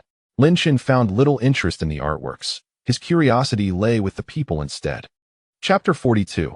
Greetings. At the far end of the exhibition hall stood a long table laden with exquisite delicacies. Jin Bing stood beside it, holding a glass of water. Abstaining from alcohol, Vanessa engaged in conversation with an elderly gentleman, his hair a snowy white, resembling a banker or politician. His smile creased, yet his gaze persistently lingering on Vanessa. Jin Bing, however, averted his attention elsewhere. Following his line of sight, Lin Shen observed a trio in the corner of the hall, a tall, muscular black man clad in a leather jacket, his demeanor icy, a disheveled woman with dark hair, donning an old gown, holding a glass of wine yet lost in thought, and a man in sunglasses, leaning on a cane, Matt Murdoch, the daredevil. Lin Shen chuckled softly, finding it amusing. He lifted a glass of champagne from a passing server's tray and took a sip before making his way toward the corner. Jessica Jones was the first to notice him. She lifted her gaze from her drink, her eyes falling upon his face. Who is this? Luke Cage followed her gaze. I don't know. Matt's ears perked up. He is coming. Who? Jessica inquired. Lin Shen, Matt replied, the vampire. Jessica's expression shifted, her hand dropping from her glass to her side. Lin Shen approached them, halting in front of Matt. Have you recovered? Matt faced him. Yes. That's good. Jessica scrutinized him. You're the one who drinks blood? Lin Shen glanced at her. And you're the one who drinks wine? Jessica paused for a moment, then smiled genuinely, a rare authenticity illuminating her features. Interesting. Many have said the same. Luke stepped forward. What are you here for? Lin Shen met his gaze. Luke Cage, invulnerable in Harlem. He hesitated, adding, I heard you've served time? Luke's eyes turned frosty. That's none of your concern. Indeed, it isn't, Lin Shen responded. I'm merely curious how one who has been incarcerated begins to protect others. Luke remained silent, but Jessica interjected. Because he isn't like some who only think of themselves. Lin Shen regarded her, noting the depth of her dark eyes. Are you referring to me? What do you think? Lin Shen chuckled lightly, then turned his attention to the center of the hall. Jin Bing still stood there, while Vanessa had concluded her conversation with the elderly man and returned to his side. Jin Bing leaned down to whisper something to her, prompting Vanessa to smile, a fleeting, delicate expression that Lin Shen caught before averting his gaze back to the trio. Are you here for him? Matt nodded. Someone intends to strike during his first week out. Who? The Russians, Matt replied. Anatoly's submission that night was an act. He.S. waiting for someone. Waiting for whom? Matt paused, his silence heavy. The Hand. Lin Shen's eyes flickered. The Hand. The ninja faction on the list, rumored to possess the ability to resurrect. He scrutinized Matt. Do you intend to stop them? I do. Why? Matt's blind eyes seemed to see something. Because if they act within the museum, many lives will be lost. Lin Shen remained quiet, contemplating before a smile crept upon his face. Interesting. He pivoted, striding toward Jin Bing. Jessica stepped forward. What are you doing? Lin Shen didn't look back. Just going to say hello. The warm yellow light within the exhibition hall cast an ethereal glow upon the abstract paintings, rendering the vibrant colors a surreal calm. The crowd flowed between the artworks, champagne flutes clinking softly, laughter muted as if to avoid disturbing the ambience. As Lin Shen maneuvered through the throng, he did not hurry. Yet, curiously, the crowd instinctively parted before him, not out of fear, but an unexplainable, subconscious yielding. It was as if water encountered a smooth stone, flowing around it effortlessly. Upon reaching Jin Bing, a 3-meter radius around him had emptied, as if an invisible barrier had formed. Jin Bing looked down. His towering frame of 2 meters and over 200 kilograms loomed like a mountain. The gaze of an ordinary person under his scrutiny would surely weaken. Yet Lin Shen remained steadfast. He met Jin Bing's gaze, and they held each other's stare. 3 seconds, 5 seconds, 10 seconds. The surrounding silence was so profound that Lin Chun could hear someone swallowing in the distance. Jin Bing spoke first, his voice low, rumbling like distant thunder. Lin Chun. Lin Chun raised an eyebrow. You know me? Brooklyn has a new master, Jin Bing replied. My men are not blind. Lin Chun smiled. Did your men inform you why I have come today? Jin Bing remained silent, his gaze fixed upon Lin Chun. Those dark eyes resembled deep, unfathomable wells. To kill me? Not at all. To buy me? Neither. Jin Bing's eyes shifted slightly. Then what brings you here? Lin Chun stepped closer, reducing the distance between them to half a meter. He adjusted his cuff lightly, the sapphire glimmering in the warm light. I came to observe, he stated. Observe what? To see how a man devoid of superpowers commands the respect of every criminal in New York. Jin Bing fell silent for a moment before breaking into a brief smile. One that lingered only for an instant. Yet in that moment, Lin Chun perceived not pride or arrogance in his eyes, but a profound weariness. Have you finished? Jin Bing inquired. Yes. What are your thoughts? Lin Chun pondered for a moment. You are more fatigued than I had anticipated. Jin Bing's expression froze. Vanessa, standing nearby, also turned her gaze toward Lin Chun, a flicker of something passing through her striking green eyes. Lin Chun disregarded her, focusing on Jin Bing. 3 years ago, you didn't enter prison by being captured. Jin Bing remained silent. You chose it. Still, Jin Bing said nothing. Out there, certain matters are difficult to manage. Inside, it becomes more convenient. Lin Chun paused, adding, it's also a way to discern who is truly loyal and who merely waits for you to falter before seizing territory. After hearing this, Jin Bing remained silent for a long while before finally speaking. How do you know all this? I guessed, Lin Chun replied. Guessed? Yes, Lin Chun affirmed. The way you stood on the steps after your release, gazing at the sky, it was not the expression of a man freshly freed. A newly released person gazes at the sky with joy, reveling in their newfound freedom. You were different. Your gaze, what is it confirming? Jin Bing looked at him. Confirming what? Confirming whether, over these 3 years, the outside world has changed. Lin Chun replied. Then you went to the warehouse in Queens and eliminated 3 traitors. The following day, you visited Fist Tower and met those you were supposed to see. Last night, you went to Hell's Kitchen and encountered Anatoly. He paused. Every step was meticulously executed. Jin Bing remained silent. Vanessa lightly placed her hand on his arm. He did not move. He gazed at Lin Chun. You know so much, yet you dare stand before me? Chapter 43, The Hand Association. Lin Chun smiled. He took a step forward, closing the distance. Close enough to discern the fine pores on Jin Bing's face. Do you know who my mother is? Jin Bing remained silent. Lilith, Lin Chun stated. The vampire prince of ancient Rome, a direct descendant of Caine. He advanced another step. Do you know who my father is? Still no response. Jiang Chen, Lin Chun continued. The strongest of the Daxia zombie lineage. He paused. They were once in love, believing in a fallacious doctrine that a union at noon could yield the strongest bloodline. Impervious to sunlight. He chuckled. Thus, I came into existence. He looked at Jin Bing. Those dark, profound eyes. I slept for 1,200 years, only awakening last month. Your subordinates, in my eyes, are no more than infants. Your schemes are akin to a child's play. His voice was soft, yet each word struck the air like a nail.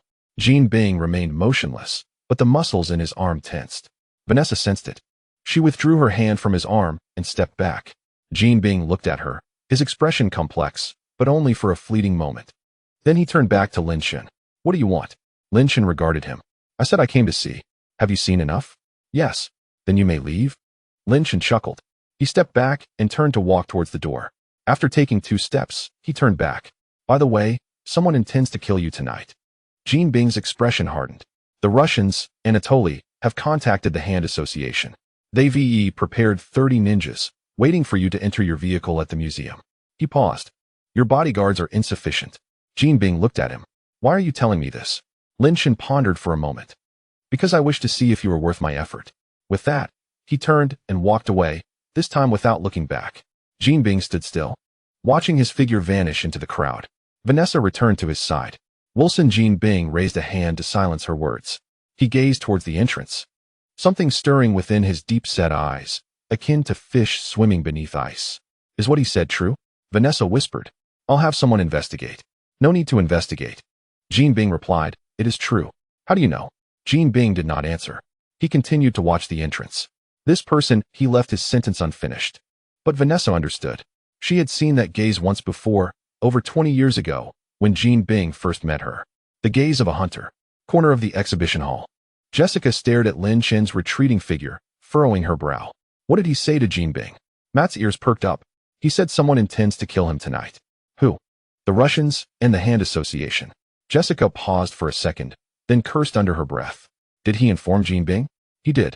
Then what are we even protecting him for? Matt fell silent for a moment. It's different now. What is different? Jean Bing knows, Matt stated. He will not sit idly by. Luke spoke up. So what do we do?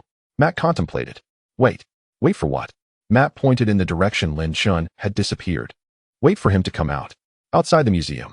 The night wind was chilly. Lin Chen stood on the steps, lighting a cigarette. Ball came over. Young master.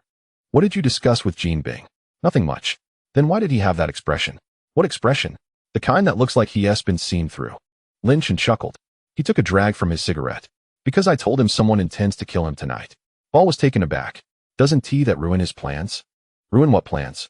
By letting him know in advance, he will surely prepare himself. Lin Chen looked at him. Ball. Yes? Do you know what it means to savor? Ball scratched his head. A drink blood? Drinking blood is the final step, Lin Chen replied. There are 2 steps before that. What are those 2 steps? The first is to make him aware that he is being targeted. The second is to make him struggle. He flicked the ash from his cigarette. A person who is being watched will become anxious. When anxious, the taste of their blood changes. A struggling person will fight desperately, and when they do, the taste of their blood intensifies. He looked at Ball. To drink the blood of an unsuspecting person is merely eating. To let him know you intend to drink him. Then to observe how he struggles, and finally to drink it. He smiled. That is called appreciation. Ball opened his mouth, but could not find words. Lin Chen extinguished his cigarette. Let us go? Where to? Find a place to watch the show. Across from the museum. There is an old 6-story building with a perfect view from the roof. Lin Chen stood at the edge of the rooftop, watching the entrance of the museum. Jean Bing had emerged, not from the front, but from a side door. Yet Lin Chen saw him. The black Rolls-Royce was slowly driving away. Across the street. A gray van stirred. 30? Ball inquired. At least 40, Alos's voice crackled through the earpiece. The Hand Association has invested heavily this time. Lin Chen remained silent. His gaze fixed on the Rolls-Royce. The car moved slowly, as if waiting for something. Suddenly, the gray van accelerated, charging toward the Rolls-Royce. The doors swung open, and men in black leaped out, brandishing knives. Then, the door of the Rolls-Royce opened. Jean Bing stepped out. He stood in the middle of the street, facing the oncoming ninjas, unarmed. The first ninja lunged at him, the knife aimed at his chest. Jean Bing did not evade. The blade pierced him, then snapped.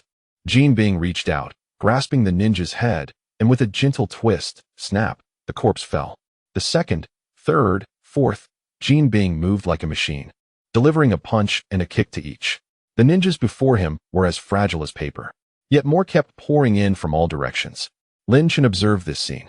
Is the resurrection technique of the Hand Association real? It is, Alos confirmed. The dead can come back to life. How many times can they return? I don't know. Lin Chen nodded, watching the street center. Jean Bing was already drenched in blood, his own and that of others. But he continued to fight. A punch shattered a skull. A kick fractured a spine. He was like an insatiable beast. How interesting, Lin Chen murmured. Ball leaned closer. Young master, aren't you going down to help? Help with what? Isn't he the one you wish to savor? What if he dies? He won't die, Lin Chen replied, watching Jean Bing. He hasn't yet exerted his full strength. No sooner had the words left his mouth than a muffled sound resonated from the street center. Jean Bing seized the last ninja by the head, lifting him. The ninja struggled, kicking and flailing. Jean Bing gazed at him. Go back and tell Anatoly he paused. Next time, I will handle it myself. Then he clasped his hands together. Snap, the corpse dropped. The street fell silent. 40 ninjas lay scattered, lifeless. Jean Bing stood amidst them, drenched in blood. He raised his head and cast a glance in Lin Chen's direction. That gaze was remarkably tranquil, as if to convey, I am aware of your scrutiny. Lin Chen smiled and turned away. Shall we? Young master, won't you drink? No hurry. Then when will you drink? Lin Chen approached the staircase. Glancing back at the center of the street, Jean Bing had already been assisted into a car by Vanessa. The Rolls-Royce glided away. After he deals with Anatoly, Lin Chen remarked. Only then will the blood be most exquisite. Chapter 44. To stop is to perish. Lin Chen's footsteps faded into the staircase. Ball stood still. contemplating for a lengthy moment before he decided to follow. "Young master, wait for me." In the castle, at 4 in the morning, Lin Chen sat in his study, cradling the third glass of blood from the evening. This particular glass, sourced from a Broadway actress, had grown cold, yet he did not partake. He gazed out the window. In the distance, towards Manhattan, a flicker of flame appeared, distant and minuscule, yet discernible. Eros entered through the door. "What news from Anatoly?" "He's dead," Eros replied. "Jean Bing went himself half an hour ago." "Alone?" "Yes," Eros confirmed. "In Anatoly's building, over 50 souls perished. Anatoly himself was hung at the entrance." Lin Chen nodded, placing the untouched glass aside. His own blood must now be rich. "Will you go now?" Lin Chen pondered. Tomorrow night. I shall pay a visit to this underground emperor of New York." He rose and approached the window. Outside, dawn was approaching. The distant flames had extinguished, and the lights of Manhattan dimmed one by one. "I have slept for nearly 2 millennia," he murmured. "For the first time, I eagerly anticipate a meal." Ball scratched his head beside him. "Young master, your words sound almost romantic." Lin Chen turned to him, causing Ball to immediately hush. "I was mistaken," he said. Lin Chen chuckled and turned to walk toward his bedroom. "Time to rest. Tomorrow night, I shall dine." The door closed, and silence enveloped the study. Eros stood by the window, observing the lightening sky. Ball leaned closer. "Eros, what do you think the young master is truly contemplating?" Eros did not respond, gazing out. "I do not know. Yet one thing is certain." He paused. "Jean Bing is in for a rough time." The following evening, precisely at 8. In Manhattan's Upper East Side, the Fisk building loomed like a black tombstone against the night, 68 stories piercing the sky. A few windows glimmered, sparse and scattered, resembling fireflies resting upon a gravestone. Lin Chen stood at the building's entrance, looking up. "Is this the place?" Indeed, Eros's voice crackled through the earpiece. "The top 3 floors are Jean Bing's private domain. He should currently be on the 67th floor, in his office." Lin Chen nodded.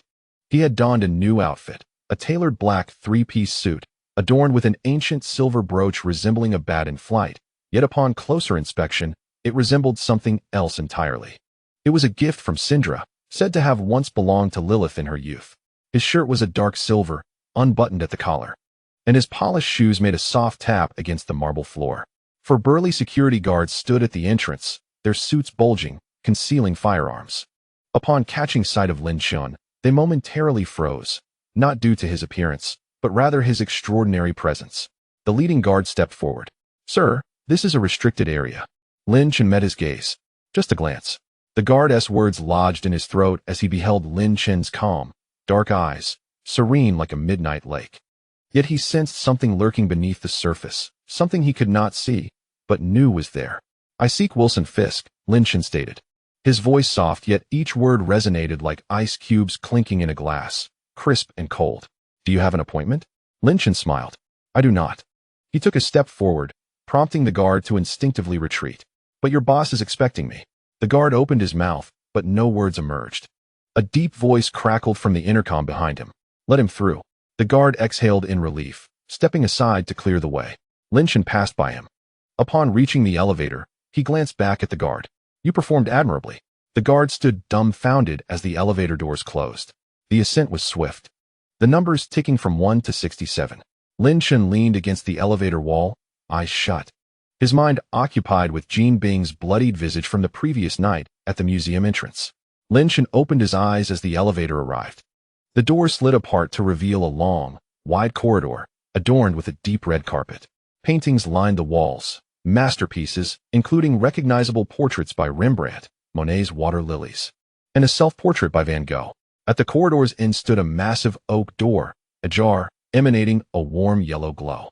Lin Chen approached, his footsteps nearly inaudible on the plush carpet. He paused at the doorway, peering inside. It was a grand office, with ceilings soaring at least 8 meters high. The entire wall comprised of floor-to-ceiling windows, revealing the enchanting nightscape of Manhattan. The lights shimmered like stars, and the traffic flowed like a river, a living painting. A desk was positioned before the windows, and Jean Bing sat behind it, clad in a dark gray shirt with sleeves rolled to the elbows, exposing his robust forearms. He bore wounds from the previous night, now attended to with several flesh-toned band-aids. He gripped a pen, signing documents. Lin Chen lingered at the door, refraining from entering. Once Jin Bing finished the last document and set down his pen, he looked up at Lin Shen. Come in.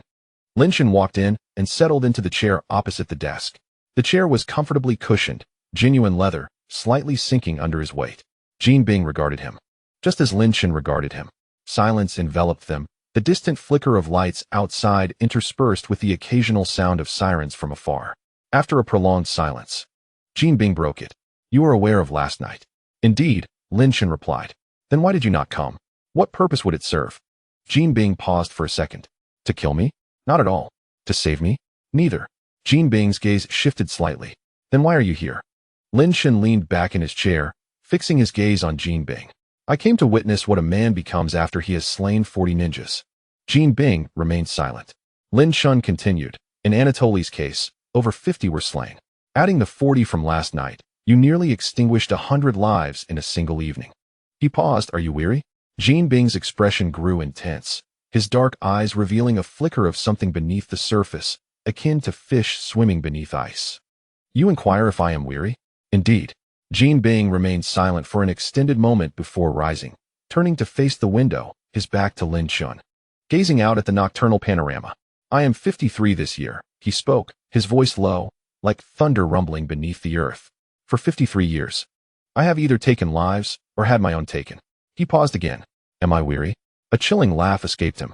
I do not comprehend what it means to be weary. I only know that to stop is to die. Chapter 45. Love flows within his blood. Lin Shen remained silent, observing Jin Bing's silhouette. That mountain-like figure, illuminated by the city lights outside, appeared somewhat solitary, not in a poetic sense, but rather in a profound and haunting manner. It is a kind of pure, primal loneliness, a beast at the apex of the food chain, surrounded by prey, yet devoid of kin. Lin Shen stood up and walked over to Jin Bing's side. The two stood side by side, gazing out the window. The nightscape of Manhattan unfurled beneath them, resembling a golden sea. Do you know why I am here? Lin Shen inquired. Jin Bing remained silent. I want to taste your blood. Jin Bing turned to look at him. What did you say? Your blood, Lin Shen reiterated. I wish to have a sip. Jin Bing fixed his gaze on him, his eyes like two unfathomable wells. Are you mad? Many have said so, Lin Shen chuckled. But do you know what happened to them afterward? Jin Bing said nothing. They eventually realized, Lin Shen continued, that they were the ones who were insane. He looked at Jin Bing. Last night. Those 40 ninjas. How long did it take you to kill them? Jin Bing pondered for a moment. 7 minutes. 7 minutes for 40 men, Lin Shen remarked. What was your heart rate at its peak? Jin Bing paused for a second. 180. 180, Lin Shen repeated. For a normal person. At 180, the blood is boiling. That kind of blood is dense. He took a step forward, reducing the distance between them to half a meter. I want to taste that kind of blood. Jin Bing regarded him, and for the first time, there was something else in his eyes, not vigilance, nor hostility, but curiosity. What exactly are you? Lin Shen smiled. He raised his hand to gently adjust his cuff. The sapphire glimmered with a dim light under the glow of the window. Some say I am a monster who has slept for 1,200 years and just awakened last month. He looked at Jin Bing. You spent a lifetime killing. Yet in the end, you remain human. I am different. From the very beginning, I was never human. Jin Bing remained silent, standing like a mountain. Yet Lin Shen could sense something stirring beneath that facade, like magma. You wish to taste my blood? Yes. And afterward? Lin Shen contemplated. Afterward, I shall depart. You won't kill me? No. You won't control me? No. Jin Bing scrutinized him. Then what do you seek? Lin Shen smiled. He turned and walked back to his chair, crossing his legs as he observed Jin Bing. When you eat, what do you seek? Jin Bing was taken aback for a moment. For it to be delicious? Indeed. Lin Shen replied, I feel the same. Your blood should be quite delectable. That is what I seek. Jin Bing stood by the window, gazing at Lin Shen for a long time. Then he laughed. A genuine laugh, not the cold kind. Interesting. After 53 years of life, it is the first time someone has expressed a desire to consume me for my flavor. He returned to his desk and sat down, looking at Lin Shen. If you wish to taste, you may. But I have one condition. Lin Shen raised an eyebrow. Go on. Jin Bing leaned forward slightly. After you taste it, tell me what my blood truly tastes like. Lin Shen regarded him, those deep black eyes. Just this? Just this. Lin Shen laughed. He stood up, approached Jin Bing, and looked down at him. Very well. He lifted his hand to gently push aside the collar at Jin Bing's neck. The neck was thick, broader than an ordinary person's thigh. The skin was pale, yet beneath it lay solid muscle. He could feel the pulse beating, strong and vigorous. Lin Chen lowered his head. His sharp fangs pierced the skin. Jin Bing's body stiffened. Then he froze, for it did not hurt. Instead, there was a peculiar sensation, as if something was flowing out of him, yet it felt strangely pleasant, like finally being able to relax. Lin Chen closed his eyes. The first sip. The flavor exploded, neither the taste of power nor of sin, but something entirely different. Deep and heavy, like magma that had flowed underground for 10,000 years. Finally finding an outlet, like a beast that had lived a solitary life in darkness, finally catching a glimpse of light. There was anger, fatigue, loneliness, and a faint, almost imperceptible tenderness. Lin Chen opened his eyes. He looked at Jin Bing, the emperor of New York's underworld, who had just spoken of dying if he stopped. Within his blood, there was tenderness, subtle, yet undeniably present. Lin Chen drank 3 sips, then paused, retracting his fangs. He licked the wound, which healed instantly. Taking a step back, he regarded Jin Bing, who sat in the chair, touching his neck. Nothing was there. He looked up at Lin Chen. Is it over? Yes. What does it feel like? Lin Chen contemplated. There is a person within you. Jin Bing's gaze froze. That person makes you feel human. Jin Bing remained silent, but his fingers trembled slightly. Lin Chen turned and walked toward the door. Upon reaching it, he glanced back at Jin Bing. Vanessa. Jin Bing's expression shifted. Her blood should be even more delectable than yours. With that, he pushed the door open and his footsteps faded down the corridor. The office fell silent. Jin Bing sat in his chair, unmoving for a long time, staring out the window. The Manhattan nightscape sparkled like the Milky Way. Yet his eyes were not on those lights. He was gazing elsewhere, far away, over 20 years ago, in an art gallery. At a woman in a white dress who glanced back at him for just a moment. He approached the window, facing his reflection in the glass. Tinder, he whispered softly, then smiled. A genuine smile, one he had not worn in a long time. In the castle, at dawn, Lin Chen sat in the study, holding a cup of warm water. Ball approached. Young master, how was it? What did that fat man's blood taste like? Lin Chen pondered. You wouldn't understand. Ball was taken aback. I don't understand. Please, enlighten me. Lin Chen shot him a glance. You have lived for over 1,000 years. Have you ever loved anyone? Ball scratched his head. Love? I love food. Lin Chen chuckled, placing his cup down. He stood up and walked to the window. Outside, dawn was breaking, and the lights of Manhattan were extinguishing one by one. His blood contains love, Lin Chen remarked. Ball's mouth dropped open. That fat man. The one who has killed nearly 100 people? Love? Yes, Lin Chen confirmed, though faint. It truly exists. He looked out the window. That kind of love allows him to feel human even when he kills. That kind of love lets him return home every night and still sleep soundly. He paused. That kind of love is worth a lot. Ball appeared to grasp part of it, yet he dared not ask further. Lin Chen turned. Eros. Eros entered through the door. Yes? Investigate that Vanessa. What is her past? What story does she hold that could transform Jin Bing into what he is? Eros nodded. Understood. He turned to leave. Wait, Lin Chen called after him. Eros turned back. Lin Chen contemplated for a moment. Forget it. Do not investigate. Eros was taken aback. Why not? Lin Chen smiled. Some things, once known, lose their flavor. He gazed at the brightening sky outside. Let her be. If one day I wish to taste, then we shall see. Eros nodded and exited. The study fell silent. Ball stood beside Lin Chen, scratching his head. Young master, why is it that I cannot comprehend your words today? Lin Chen glanced at him. Not understanding is precisely the point. He approached the door, looked back at Ball. Those who understand do not live long. The door closed. Ball stood still, pondering for a long time. Ultimately, he could not arrive at a conclusion, yet he resolved to cease his contemplation. After all, whatever the young master said was invariably correct. Chapter 46. For the sake of excitement in the early hours of Hell's Kitchen, an indelible scent lingered in the air. It was a melange of refuse, greasy fumes, cheap perfume, and something deeper and more pungent, reminiscent of decay that had long gone unattended. Lin Chen stood atop the old apartment building, lighting a cigarette. The wind howled fiercely, causing his coat to flap violently. He left the buttons undone, allowing the cool breeze to envelop him, carrying with it the restless energy of the city's underbelly. Across the way, the window of Building B on the 6th floor glowed with light. Matt Murdock had yet to succumb to slumber, or perhaps he simply could not find rest. Lin Chen inhaled deeply, gazing at that window. He knew the blind vigilante was presently seated at the edge of his bed, gripping his cane, his ears attuned to the city's breath. He listened to the footsteps hidden in the darkness, anticipating the crimes that were about to unfold.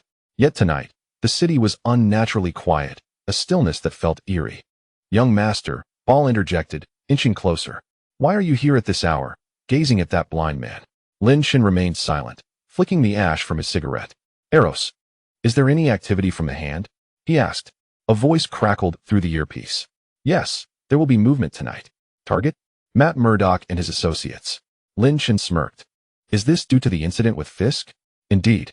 The hand lost 40 men in New York. They require an explanation. They cannot yet act against Fisk. So they seek easier prey." "Easier prey?" Lin Shen mused, observing the window across the way. The blind man, seated by the bedside, appeared fragile in the eyes of the ordinary. Yet Lin Shen understood that he was anything but weak. Rather, he possessed a different kind of strength.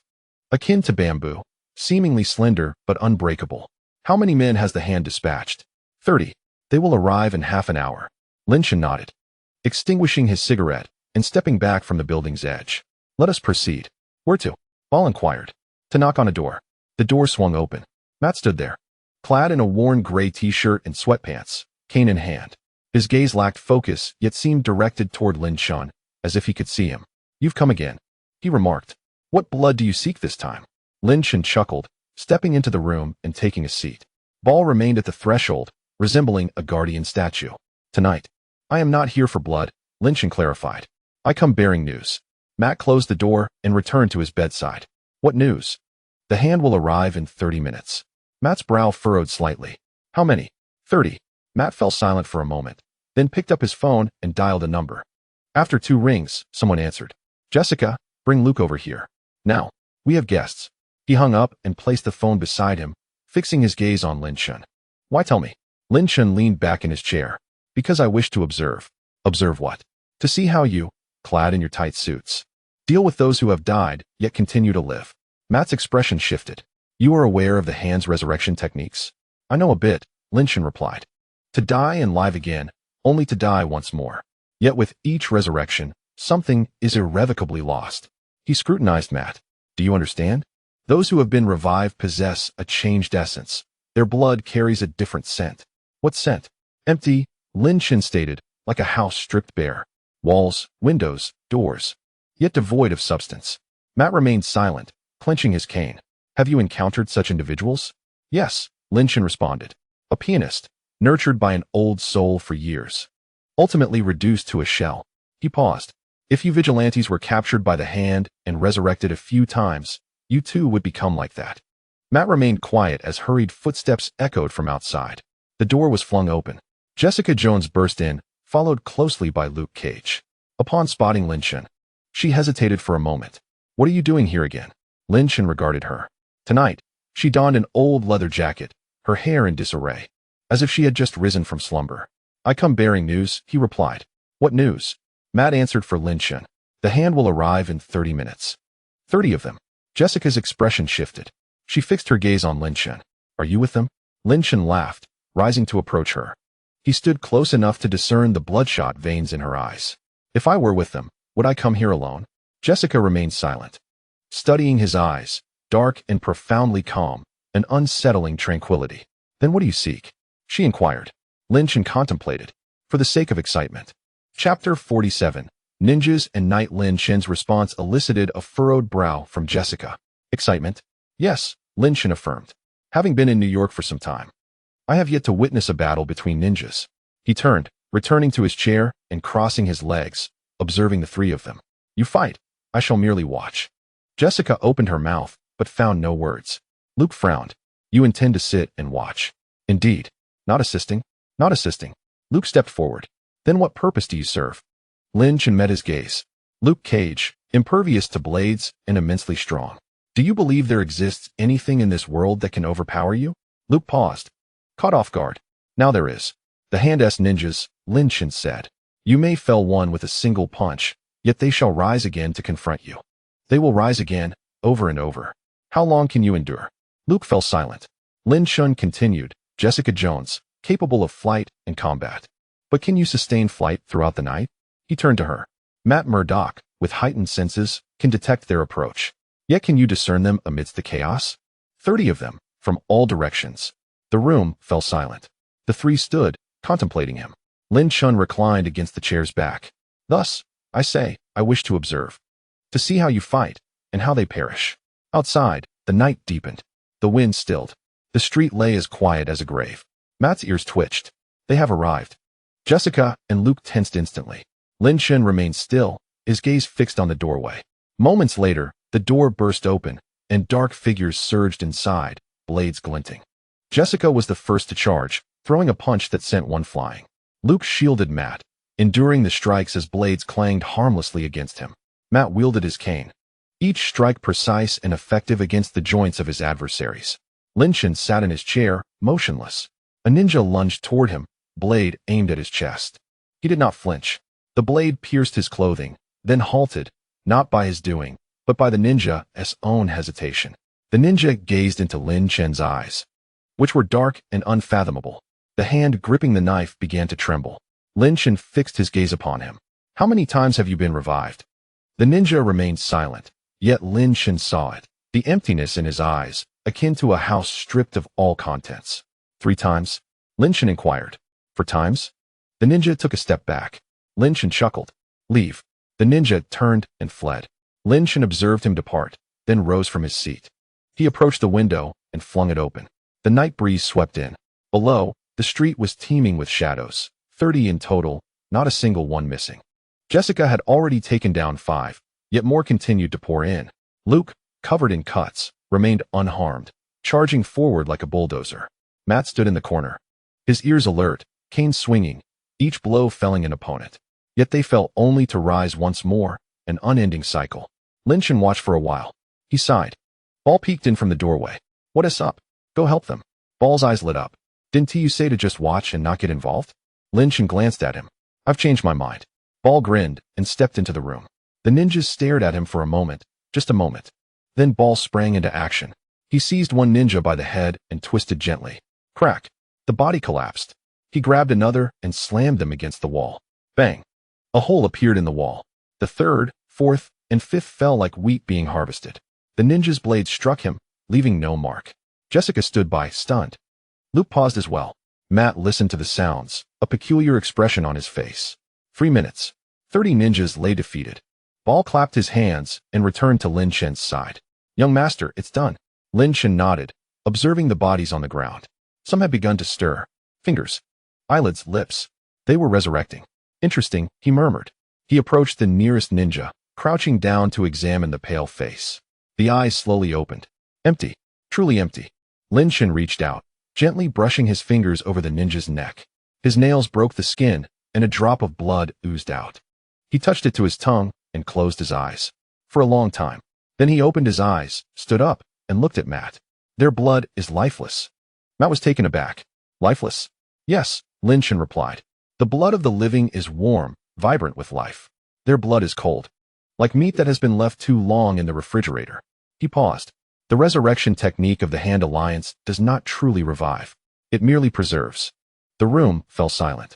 Jessica frowned. Preserves? Yes, Lin Chen affirmed. They kill people and turn them into preserves. They can move, they can fight, but they are no longer human. He gazed at the writhing corpses on the ground. These things have no soul. Matt remained silent, gripping his cane tightly. Is there a way to save them? Lin Chen glanced at him. Save. He laughed. They are already dead. What remains is merely a shell. He turned and walked toward the door. Pausing at the entrance, he looked back at Matt. Tonight's encounter was merely a test. Next time, there will be more. The 3 of you cannot withstand them. He paused. We need to find someone to assist us. Who? Jessica inquired. Lin Chen pondered for a moment. There's someone named Danny Land. I've heard he is a bitter enemy of the Hand Alliance. Where is he? Jessica and Luke exchanged glances. Matt spoke up. He's in New York, but he hasn't been seen lately. Lin Chen nodded. Then we shall make him appear. He exited, his footsteps echoing in the hallway. Ball followed closely behind. In the room remained the 3 of them, and a floor strewn with corpses. The corpses continued to move. Jessica looked down at one at her feet. It stared blankly at the ceiling, its eyes devoid of life. She shuddered. Damn. Luke stepped over and crushed the head of the corpse with his foot. It lay still. Matt listened to the sound, remaining silent. After a long pause, he finally spoke. What exactly is that person? Chapter 48. Iron Fist. As Lin Chen emerged from the apartment building, the corpses in the street had begun to disintegrate. The ninjas lay on the ground, their bodies turning to a grayish powder at the edges, resembling burnt paper ash. A gust of wind stirred the powder, blending it into the night of Hell's Kitchen, leaving nothing behind. He stood on the steps and lit a cigarette. Ball trailed behind him, glancing back at the vanishing bodies. Scratching his head. Young master, this resurrection technique of the Hand Alliance is quite eco-friendly. Lin Chen remained silent, watching the powder scatter in the wind. Drifting toward the darkened street corner, the taste of that drop of blood lingered in his mind. Cold. Empty. Like meat left too long in the refrigerator. He took a drag of his cigarette. Eros. A voice crackled in his earpiece. Yes. Have you found Danny Land? Yes, Eros replied. He is currently in New York. But he is hiding well. The Hand Alliance is also searching for him, and they reportedly clashed recently. Where is he now? Manhattan, Chinatown. At a dojo called Dragon's Daughter. Lin Chen raised an eyebrow. A dojo? Yes, Eros confirmed. On the surface, it teaches martial arts, but in reality, it serves as one of his strongholds. He is with a few friends, all of whom trained together in Kunlun. Lin Chen contemplated. Does the Hand Alliance know? They likely do not, Eros replied. That place has a barrier, invisible to ordinary people. A barrier? Kunlun's techniques can conceal one's presence. Lin Chen chuckled, flicking the ash from his cigarette. Interesting. He turned and walked toward the black car parked at the curb. Ball followed. Young master, where are we headed now? Lin Chen opened the car door. Chinatown. Now. It's already 3 in the morning. Lin Chen glanced at him. Ball immediately fell silent. The car glided into the night. Chinatown, located in downtown Manhattan, was not far from Hell's Kitchen. At 3 in the morning, the streets were eerily quiet. Shops had closed, with only a few streetlights illuminating the faded Chinese signs. The car stopped at the entrance of a narrow alley. Lin Chen stepped out, peering into the depths of the alley. It was dark, but that darkness was not ordinary. It seemed veiled by a layer of mist. Is this the place? Ball asked. Lin Chen nodded, stepping forward. The mist enveloped him, cool and fragrant with sandalwood. He reached out, touching the layer of fog. His fingers passed through. There was nothing there. Yet the presence was undeniably real. A barrier. He smiled and stepped into the mist. The alley was short. After 20 steps, the view opened up. An old brick building stood before him, a wooden plaque hanging at the entrance inscribed with 3 Chinese characters, Dragon's Daughter. Lights glowed from within, and the door was ajar. Lin Chen approached and peered inside. It was a dojo, spacious, with wooden floors and walls adorned with various weapons. At the far end stood an altar, housing an unknown Buddha statue, with incense burning in a holder. 3 individuals lay on the floor, 2 men and a woman, all clad in training uniforms, battered and unconscious. A young man stood among them, bare-chested, revealing a muscular physique.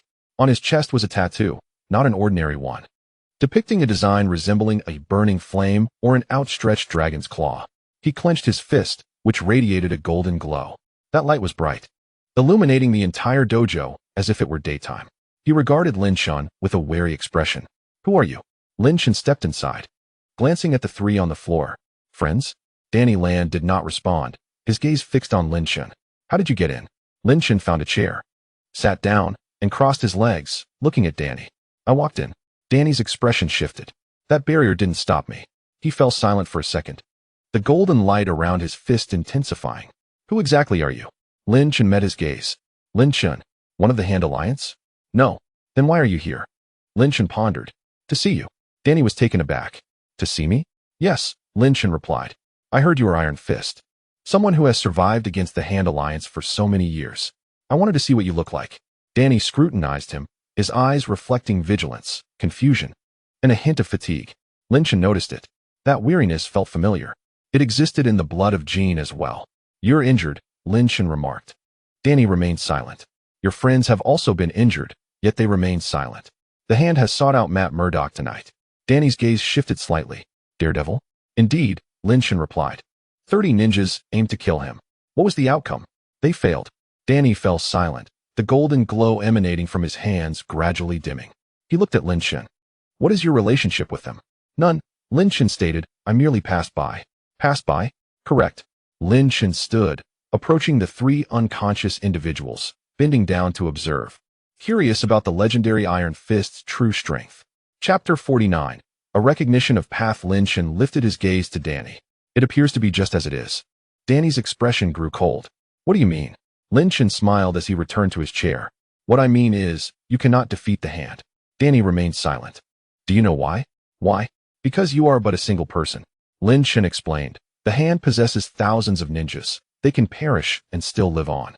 What about you? Once dead, you are gone. He fixed his gaze on Danny. Your friends would also vanish upon death. Matt and the others would be lost as well. If you wish to confront the hand, you require assistance. Danny remained silent for an extended period before finally speaking.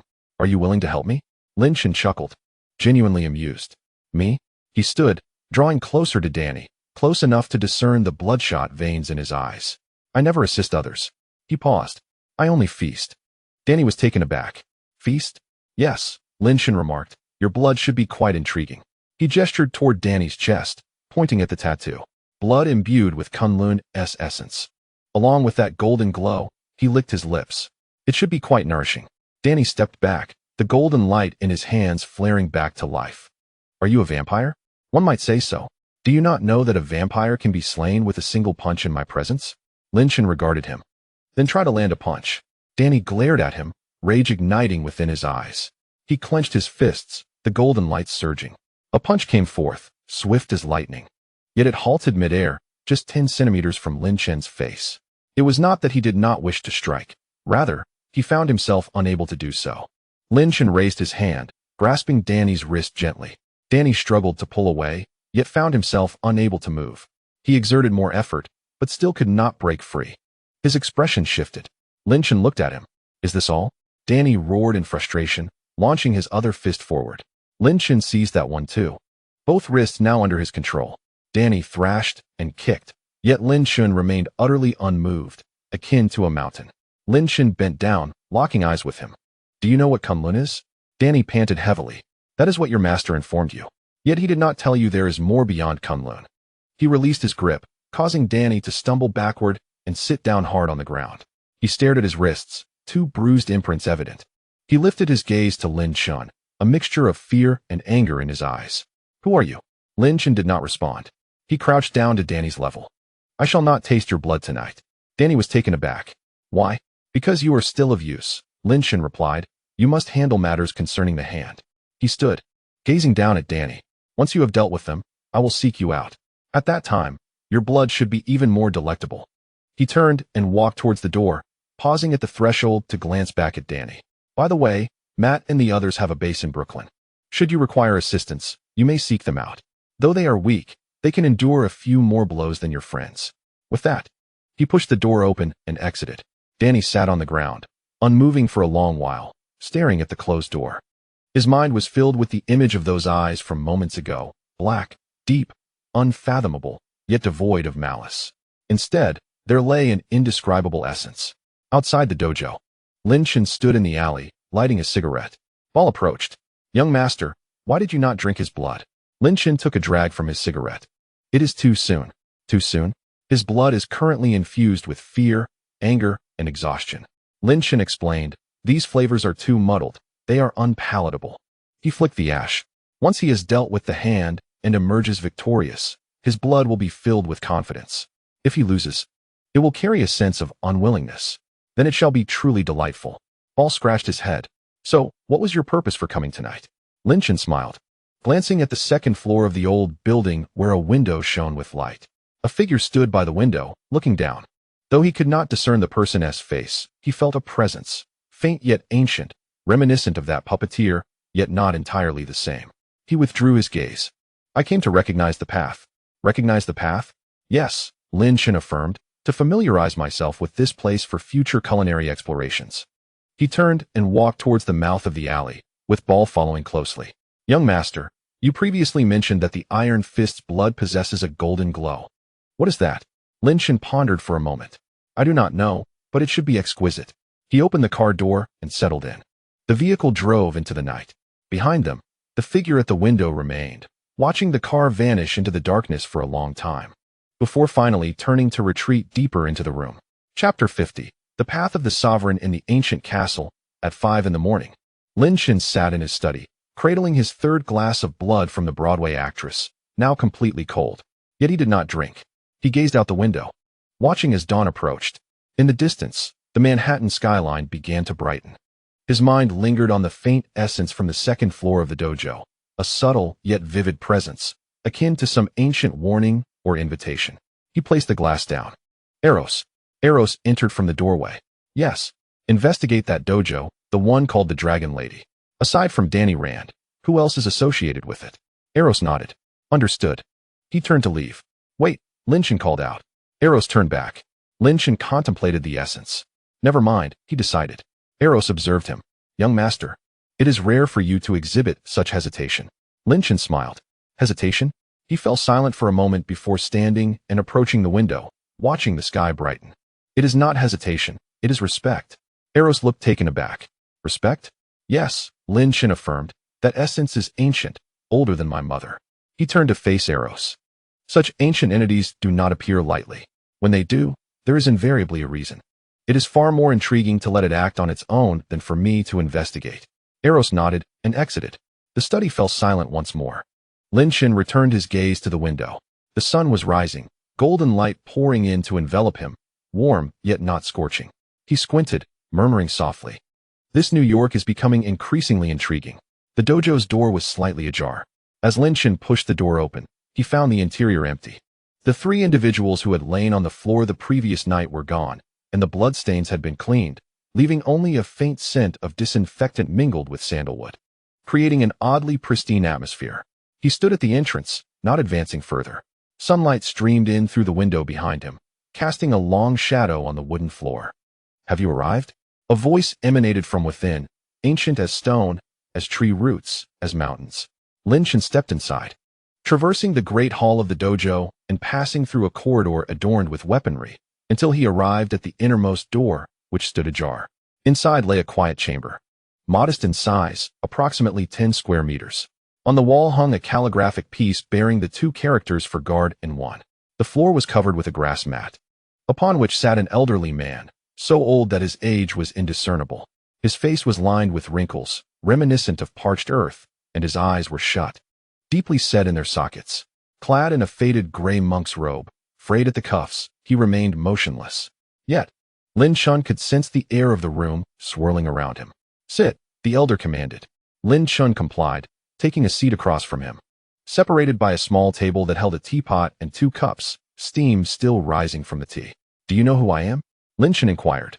The elder opened his eyes, revealing a profound darkness within them, not hollow, but a depth akin to a well, a night filled with experiences that had settled into that color. The son of Jiang Chen, the elder replied, his tone flat and unwavering. The son of Lilith. He paused for emphasis. A child who has awakened after a millennium of slumber. Lin Chen regarded him intently. And you? The elder smiled briefly, a fleeting expression that lingered at the corners of his mouth. As for me, he lifted the teapot and poured 2 cups, sliding one toward Lin Chen. My name has long been forgotten. Some call me master, others the gatekeeper, and some, the last to know the truth. Lin Chen raised the teacup to his lips and took a sip. The tea was pleasant, subtle yet with a lingering aftertaste. What truth? He asked. The elder's gaze bore into him, something stirring within those dark eyes. Do you wish to understand why you possess such strength? Lin Chen's expression hardened. My father is Jiang Chen, my mother Lilith. Incorrect, the elder interrupted. Lin Chen fell silent. The elder lifted his cup, savoring a sip before setting it down. Your father is indeed Jiang Chen, and your mother is indeed Lilith. But do you truly understand what Jiang Chen represents? Lin Chen responded. The strongest of the great Xia zombies. Incorrect, the elder interjected once more, prompting Lin Chen's silence. Leaning forward, the elder's dark eyes drew closer. Jiang Chen is not a zombie. Jiang Chen is, he paused, the Tao. Lin Chen was taken aback. The Tao? Yes, the elder affirmed. This term eludes the understanding of Westerners. The Tao signifies the path, the principles, the very rules governing the workings of this world. Jiang Chen can be described as one of the earliest embodiments of the Tao. In those times, there was no Caine, no Lilith. No Western notions of vampires or werewolves, only the Tao. Jiang Chen embodies one aspect of it. Lin Chen remained silent for an extended period, contemplating the elder's words. What of my mother? The elder chuckled lightly. Your mother, Lilith? She is formidable, but that is relative. In the West, she is a princess, a direct descendant of Caine, a figure that inspires dread. Yet, before Jiang Chen, he hesitated. She was merely a child.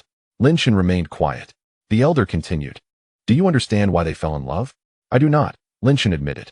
Because Lilith was the first of the Western bloodline to fearlessly approach Jiang Chen. Other beings of her kind trembled in his presence. Yet Lilith dared to converse with him, to argue with him, too. The elder smiled. To bear his child. Lin Chen pondered silently, gazing at the teacup in his hands. The tea was clear, revealing the patterns at the bottom of the cup. And what of me? He asked. You? The elder scrutinized him. You are the child of Jiang Chen and Lilith. However, what you inherit is not a mere average of their strengths. You inherit the Tao of Jiang Chen. The lineage of Lilith's bloodline is but a vessel. Lin Chen lifted his gaze to meet the elder's. What do you mean? The elder raised his teacup once more, sipping slowly before placing it down to meet Lin Chen's eyes. It means your power does not stem from being of the bloodline. It arises because you are the son of Jiang Chen. The essence coursing through your veins is that of the Eastern Tao. What Lilith bequeathed you is merely a corporeal form, one capable of traversing the extraordinary realms of the West. Lin Chen remained silent for a protracted moment. How do you know all this? Because I exist, the elder replied softly. I was present on the day Jiang Chen and Lilith wed.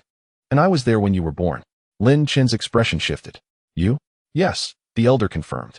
The so-called heretical wisdom, the idea that negatives balance positives. The convergence of noon. I was the one who imparted that knowledge to them. Lin Chen stood, lowering his gaze to the elder. It was you? The elder remained still, as steadfast as a stone. Why? Looking up, the elder's dark eyes revealed profound depths. Because this world requires you. Lin Chen was taken aback. Requires me? Indeed, the elder continued. Do you know how many extraordinary beings exist in the West? Vampires, werewolves, demons, angels, mutants, and those clad in spandex. He paused. Do you know why they coexist peacefully? Lin Chen remained silent. It is not due to peace. It is because something watches over them. That something is called balance. The elder rose slowly, each step deliberate. He approached the window, turning his back to Lin Chen, gazing out at the sunlight. The Western world is prone to imbalance. Every few centuries, a madman emerges, seeking to conquer. In such times, someone must rise to quell them. He turned back to Lin Chen. In the past, that force managed itself. But it has grown weary. It requires a person, one who is strong enough, enduring enough, and... He hesitated, cold enough. Lin Chen met his gaze. You mean? Yes, the elder affirmed. That person is you. The room fell into silence. Sunlight streamed through, casting golden hues upon the floor. Lin Chen stood there, motionless for a long while, studying the elder's expression, those dark eyes that held expectation, scrutiny, and a hint of something else. What if I refuse? The elder chuckled.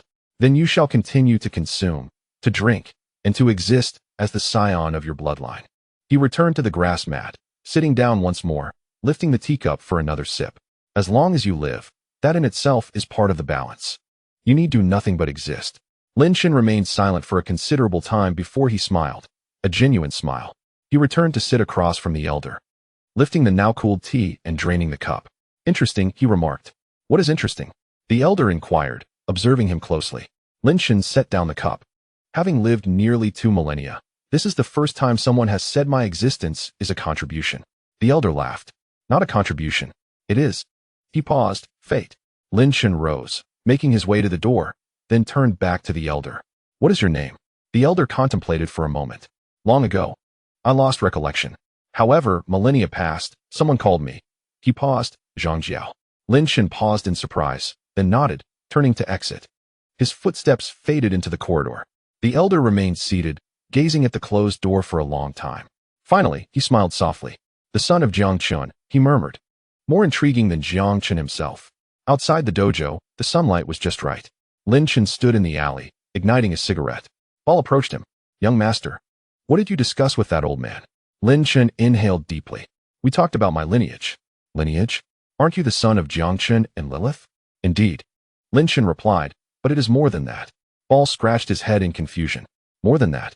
What else could there be? Lin Chen gazed at him. Paul, having lived for 1,000 years, do you understand what Tao means? Paul was taken aback. Tao? You mean the path? Lin Chen chuckled, flicking the ash from his cigarette. Yes, precisely. It is the path. He lifted his gaze to the sky, where the sun shone brightly, warming his face without burning. He squinted slightly. It appears that the path I tread has long been paved by others. Ball remained perplexed. Young master, what are you talking about? Lin Chen chose not to respond. He extinguished his cigarette, turned, and walked toward the mouth of the alley. Let us go? Where to? Back, Lin Chen said, contemplating what culinary delights awaited him next. Ball hurried to catch up. Young master, what did you say that old man's name was? Zhang Jiao? That name sounds somewhat familiar. Lin Chen remained silent as he opened the car door and settled inside. The vehicle navigated through the streets of Chinatown, passing under Chinese signs, heading towards the splendor of Manhattan. Outside the window, the crowd bustled, laughter mingling with noise, while some individuals were engrossed in their phones. No one knew what had transpired moments earlier in that dojo, nor did they recognize the identity of the elderly man seated in the quiet room. Lin Chen leaned back in his seat, closing his eyes, replaying the words he had just heard. What you inherit is Jiang Chen's Tao. Lilith's bloodline is merely a vessel. He opened his eyes, gazing out the window at the Manhattan skyline, glimmering under the sun. Those towering buildings, those people, and the extraordinary beings concealed among the throngs. Suddenly, he comprehended why he feared neither sunlight, silver, nor crosses.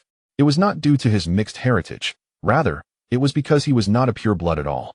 He was something else, the essence of the Eastern Tao clad in Western attire. A smile graced his lips. How intriguing. Ball, driving ahead, caught a glimpse of him in the rearview mirror. Young master, you've smiled several times today. Lin Chen glanced at him. Is that a problem? No, not at all. Ball quickly replied. I just feel you seem particularly joyful today. Lin Chen pondered for a moment. Not joyful. What then? He hesitated. I finally understand who I am. The car traversed the Brooklyn Bridge, and in the distance, the outline of an ancient castle emerged in the sunlight. Lin Chen gazed at the venerable structure, a thought stirring within him. Did his mother, Lilith, marry Jiang Chen out of love, or did she know this secret as well? He was uncertain, but it mattered not. He had ample time to investigate. The car halted before the castle gates. Lin Chen disembarked, standing on the steps as he admired the sky. The sunlight was splendid, warm against his skin. He inhaled deeply, then pushed the door open and entered. Inside the grand hall, the fireplace blazed brightly. Sindra sat by the fire, eyes closed, seemingly meditating. Lin Chen approached and seated himself beside her. Sindra. She opened her eyes. Young master, are you familiar with Zhang Jiao? Sindra's expression shifted. How do you know that name? Lin Chen met her gaze. Someone informed me today. Sindra remained silent for a long while before speaking. Zhang Jiao was a figure from 2,000 years ago, during the late Eastern Han Dynasty. He claimed to be the great benevolent teacher amid the Yellow Turban Rebellion. Eventually, he met defeat and perished. Yet, legends say he did not die. He journeyed to a certain place. What place? Sindra looked at him intently. Kunlun. Lin Chen was taken aback. Kunlun?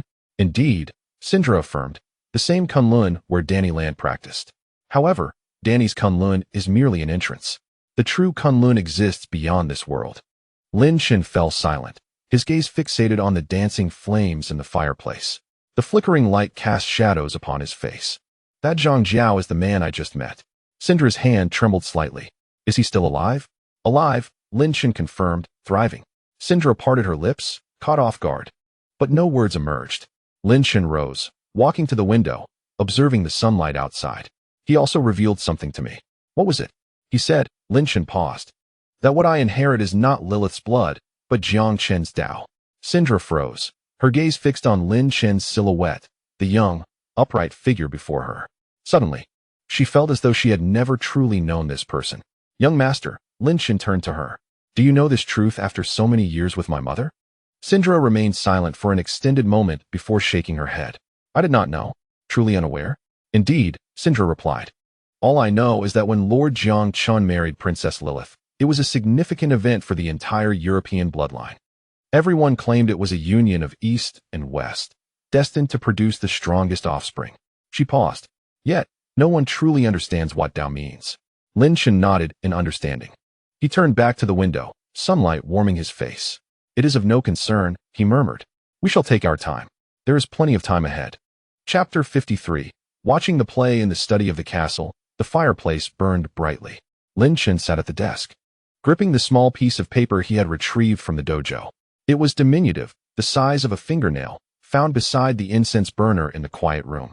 One character was inscribed upon it, Dao. The handwriting was ancient, the ink having seeped into the fibers of the paper as if it had grown there. He scrutinized it for an extended period. Ball entered, carrying a cup of warm blood. "Young master, Syndra sent this over. She said it is fresh. Just collected from that actress." Lin Shen accepted the cup, but did not drink. He gazed into the dark red liquid. In the past, he would savor the complex flavors of the heat from the spotlight, the hollowness of applause, and the solitude of the late night. However, tonight, those flavors suddenly felt diluted, akin to a glass of water poured into the sea. He set the cup down. "Ball." "Yes? How long have you been with me?" Ball paused for a moment. "For 1200 years. Since the day you were born. Have you ever met my father?" Ball's expression changed. He scratched his head. "A few times, perhaps." "A few times?" Ball replied, "Lord Jiang Chen rarely comes to the west. When he does, it is usually to see Princess Lilith. He stays for a few days and then departs." "What is he like?" Ball contemplated for a moment. "Difficult to describe." "Difficult to describe?" "Yes," Ball said. "When you see him, it feels as though you are gazing upon a mountain, the sea, and the sky. Yet, upon closer inspection, you find nothing." He looked at Lin Shen. "Just like how I perceive you now." Lin Shen raised an eyebrow. "Like me?" Ball nodded. "Yes, sometimes you evoke that feeling." "What feeling?" Ball struggled to articulate. "It is as if you were sitting here, yet you are not entirely present.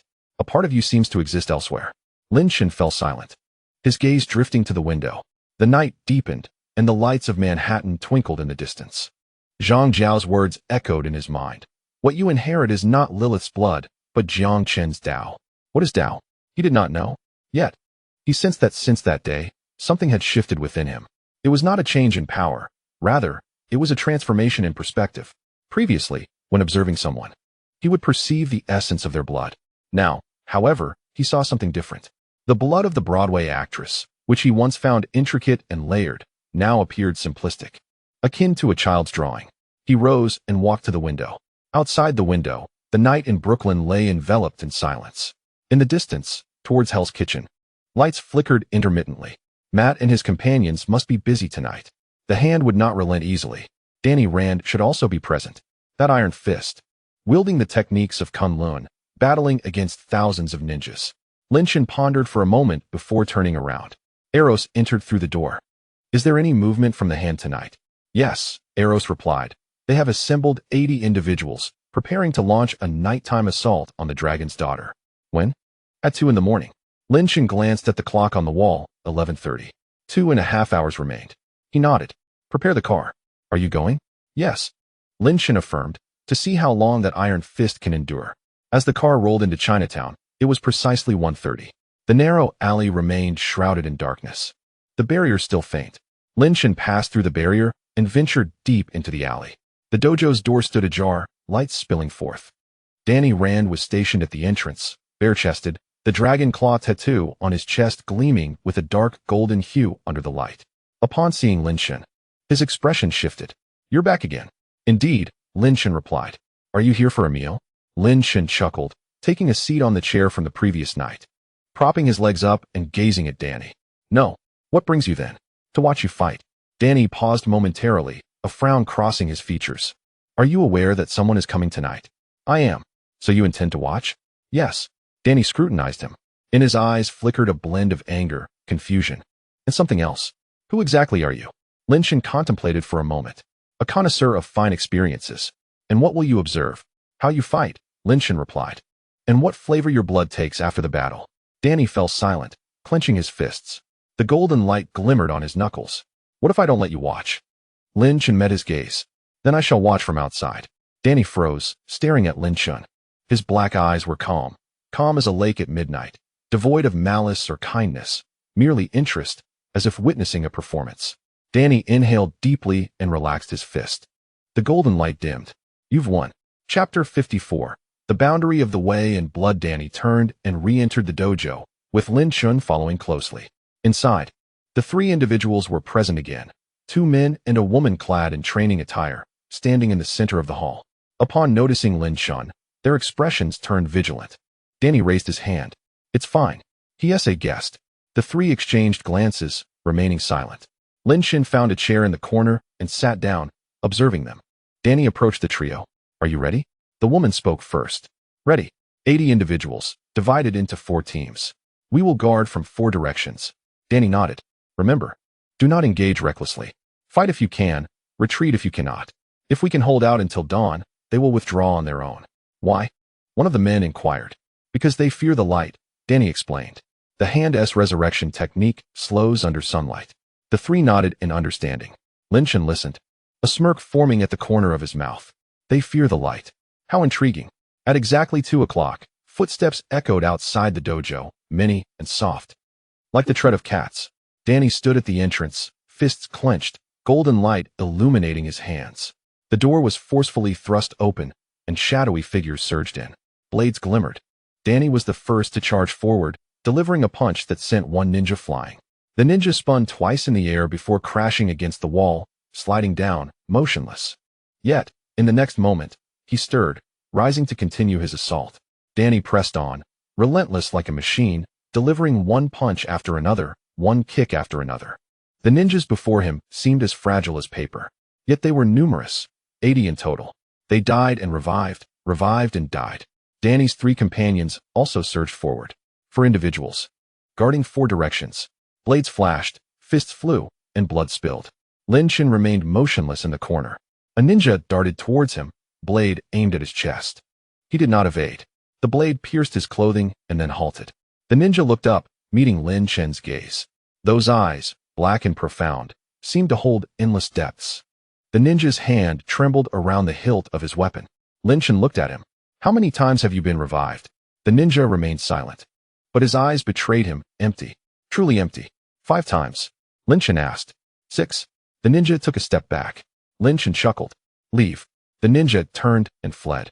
Lin Chen observed his retreating figure before standing up. He walked to the center of the dojo. The ninjas passed by him as if blind, rushing towards Danny and the others. Lin Chen stood still, closed his eyes, and took a deep breath.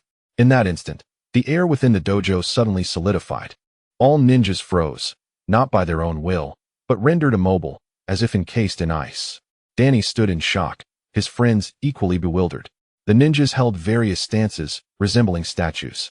Lin Chen opened his eyes, surveying the frozen ninjas. He then spoke. Do you know what you are? No one responded. Of course, no one could answer. They were incapable of movement. Lin Chen approached one ninja, extending his hand and gently tracing along his neck. A droplet of blood emerged. He tasted it, placing a bit on his tongue, closing his eyes before reopening them. 6 times. He moved to another ninja, another droplet. 7. The 3rd. 4. The 4th. 9. Danny listened to the numbers, his expression shifting. What are you saying? Lin Chen turned to face him. They are being revived. With each resurrection, something diminishes what is lost. He paused. I consume. Danny was taken aback. What? Lin Chen offered no explanation. He returned to the midst of the ninjas and raised his hand, snapping his fingers lightly. The sound echoed, sharp and clear. Those ninjas collapsed simultaneously, as if their bones had been extracted. Danny rushed over. What have you done? Lin Chen regarded him calmly. I sent them on their way. Where to? Lin Chen pondered briefly. I do not know, but it is better than living. Danny's gaze intensified, fear flickering within his eyes. Who are you really? Lin Chen smiled. He approached the door, glancing back at Danny. I am Lin Chen. He paused, a connoisseur of fine experiences. With that, he pushed the door open and stepped outside. Danny remained rooted in place for an extended period, gazing at the fallen ninjas. They still breathed. Yet their eyes held nothing, like empty houses. A shiver ran down his spine. The ancient castle. At 4 in the morning, Lin Chen sat in his study, cradling a cup of blood that had grown cold. He stared at the cup, his mind consumed by the vacant eyes of those ninjas, those souls he had sent away. What had he done? He did not know. In that fleeting moment, he had merely wished for them to stop, and they had ceased. He had wished for them to fall, and they had succumbed, as effortlessly as breathing. He lowered his gaze, observing his hands, pale and slender, unchanged from usual. Yet he knew. Something had awakened within him. He stood and walked to the window. Outside, the dawn was nearing. In the distance, towards Chinatown, an eerie silence prevailed. In the dojo, Danny is likely still lost in thought, while his friends remain in fear. The ninjas should have been dealt with by now. Lin Chen gazes into the darkness, his mind echoing Zhang Jiao's words. What you inherit is not Lilith's blood, but the path of the vassal. What is this path? He knows not. Yet, he is certain of one thing. From this day forth, some things in this world must change. Chapter 55. The child of the path. The door of the dojo closes behind him, footsteps fading into the depths of the alley. As Lin Chen steps out, the barrier parts and then seamlessly closes again, like water, like mist, like something alive. He stands at the alley's mouth, lighting a cigarette. The night air is cool, infused with the unique scents of Chinatown, soy sauce, herbs, and the grease of fried food. Distantly, a dog barks, while nearby, a stray cat rummages through a trash can. Everything appears normal, as if nothing has transpired. Taking a drag, he observes his hand holding the cigarette. It is still the same hand, pale, slender, with prominent joints. Just moments ago, he snapped his fingers, and 80 ninjas fell simultaneously, not dead, but in a different state, breathing, hearts beating. Yet devoid of life in their eyes, like a house left vacant, its furniture intact, lights still aglow, but the inhabitants gone. He flicks the ash away, haunted by those vacant stares. What did he do? He knows not, but he understands that this is not any ability he has learned. It is neither the power of the blood clan nor the means of demons. It is something else, what that old man referred to as the path. Ball emerges from the alley, his face alight with excitement. Young master, that was incredible. A snap of your fingers, and 80 people went down. How did you do it? Lin Chen glances at him. I don't know. Ball is taken aback. You don't know? Right, Lin Chen replies, I just thought it, and then I did it. Ball scratches his head. Can you think of something else? Snap your fingers and make me fly. Lin Chen ignores him, extinguishing his cigarette and opening the car door. He enters and heads back. The vehicle glides into the night, Manhattan's lights receding beyond the window. Lin Chen leans back against the seat, eyes closed. His mind still echoing Zhang Jiao's words. What you inherit is not Lilith's blood, but the path of the vassal. What is this path? He knows not. Yet, he now vaguely senses that this path is not merely an ability, it is a perspective. In the past, he viewed the world from the ground. Now, he sees it from above. The same elements remain, yet they feel different. In the ancient castle, at 5 in the morning, Lin Chen enters the hall where the fireplace blazes warmly. Syndra sits beside it, eyes closed, seemingly meditating. Yet her fingers tap lightly on the armrest of her cane. She is waiting for him. Lin Chen approaches and sits in the chair beside her. You haven't slept? Syndra opens her eyes. I cannot. She gazes at Lin Chen, and something glimmers in her aged eyes. Young master, where did you go tonight? Chinatown. What did you do? Lin Chen ponders for a moment. I snapped my fingers. Syndra is taken aback. What? Lin Chen gazes into the fire. The flames dance across his face. An old man told me that what I inherit is not Lilith's blood, but the path of the vassal. Tonight, I believe I understand what that means. Syndra falls silent for a long time, then speaks. What did you do? Lin Chen looks at her. Syndra, how long have you followed my mother? Since the day she was transformed, Syndra replies, over 1,500 years. What kind of person was my mother? Syndra reflects. Proud. Very proud. She hailed from noble lineage, a direct descendant of Caine, and was revered from a young age. After her transformation, she became a princess, and few dared to speak loudly in her presence. Yet, she was not happy. Lin Chen raises an eyebrow. Not happy. Correct, Syndra says. She was very lonely, surrounded by many. Yet those people either feared her or sought her favor. None dared to truly approach her, until she met Lord Vassal. Lin Chen remained silent. Syndra continues, Lord Vassal was different. He was neither afraid of her, nor did he seek her approval. He looked at her as he would an ordinary person. For the first time, someone regarded her in such a manner. She liked it. Lin Chen listens, envisioning a scene, a woman clad in white standing in an ancient Roman palace, gazing at a man from the east. The man is tall, silent, like a mountain. He watches her, and she returns his gaze. Words are unspoken, yet in that glance, everything is communicated. Lin Chen smiles. Interesting. Syndra regards him. Young master, what exactly did you do tonight? Lin Chen thinks again. I caused 80 ninjas to lose consciousness simultaneously. Syndra is stunned. Simultaneously?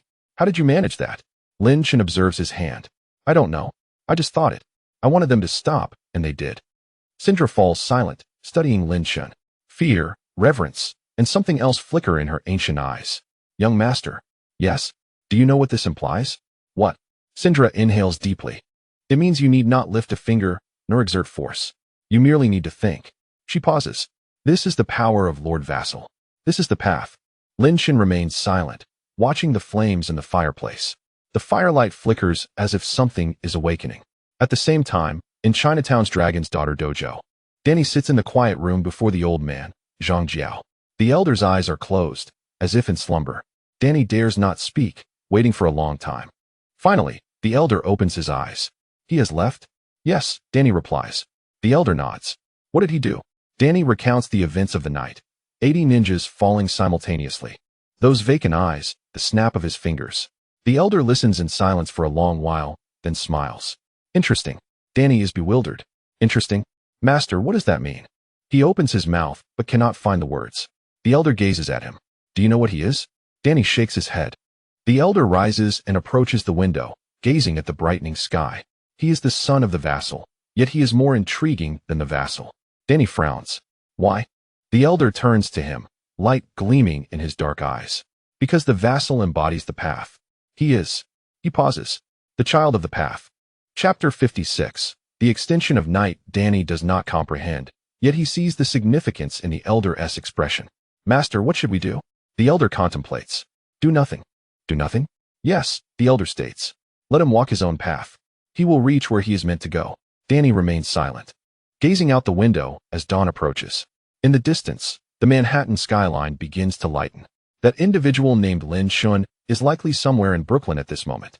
He recalls those black eyes, calm, unfathomable, yet devoid of malice, replaced by an inexplicable essence, as if waiting for the world to provide him with an answer. In the ancient castle, dawn breaks. Lin Shen stands by the window, watching the sunrise. Golden light bathes his face, neither hot nor cold, but warm. He squints slightly.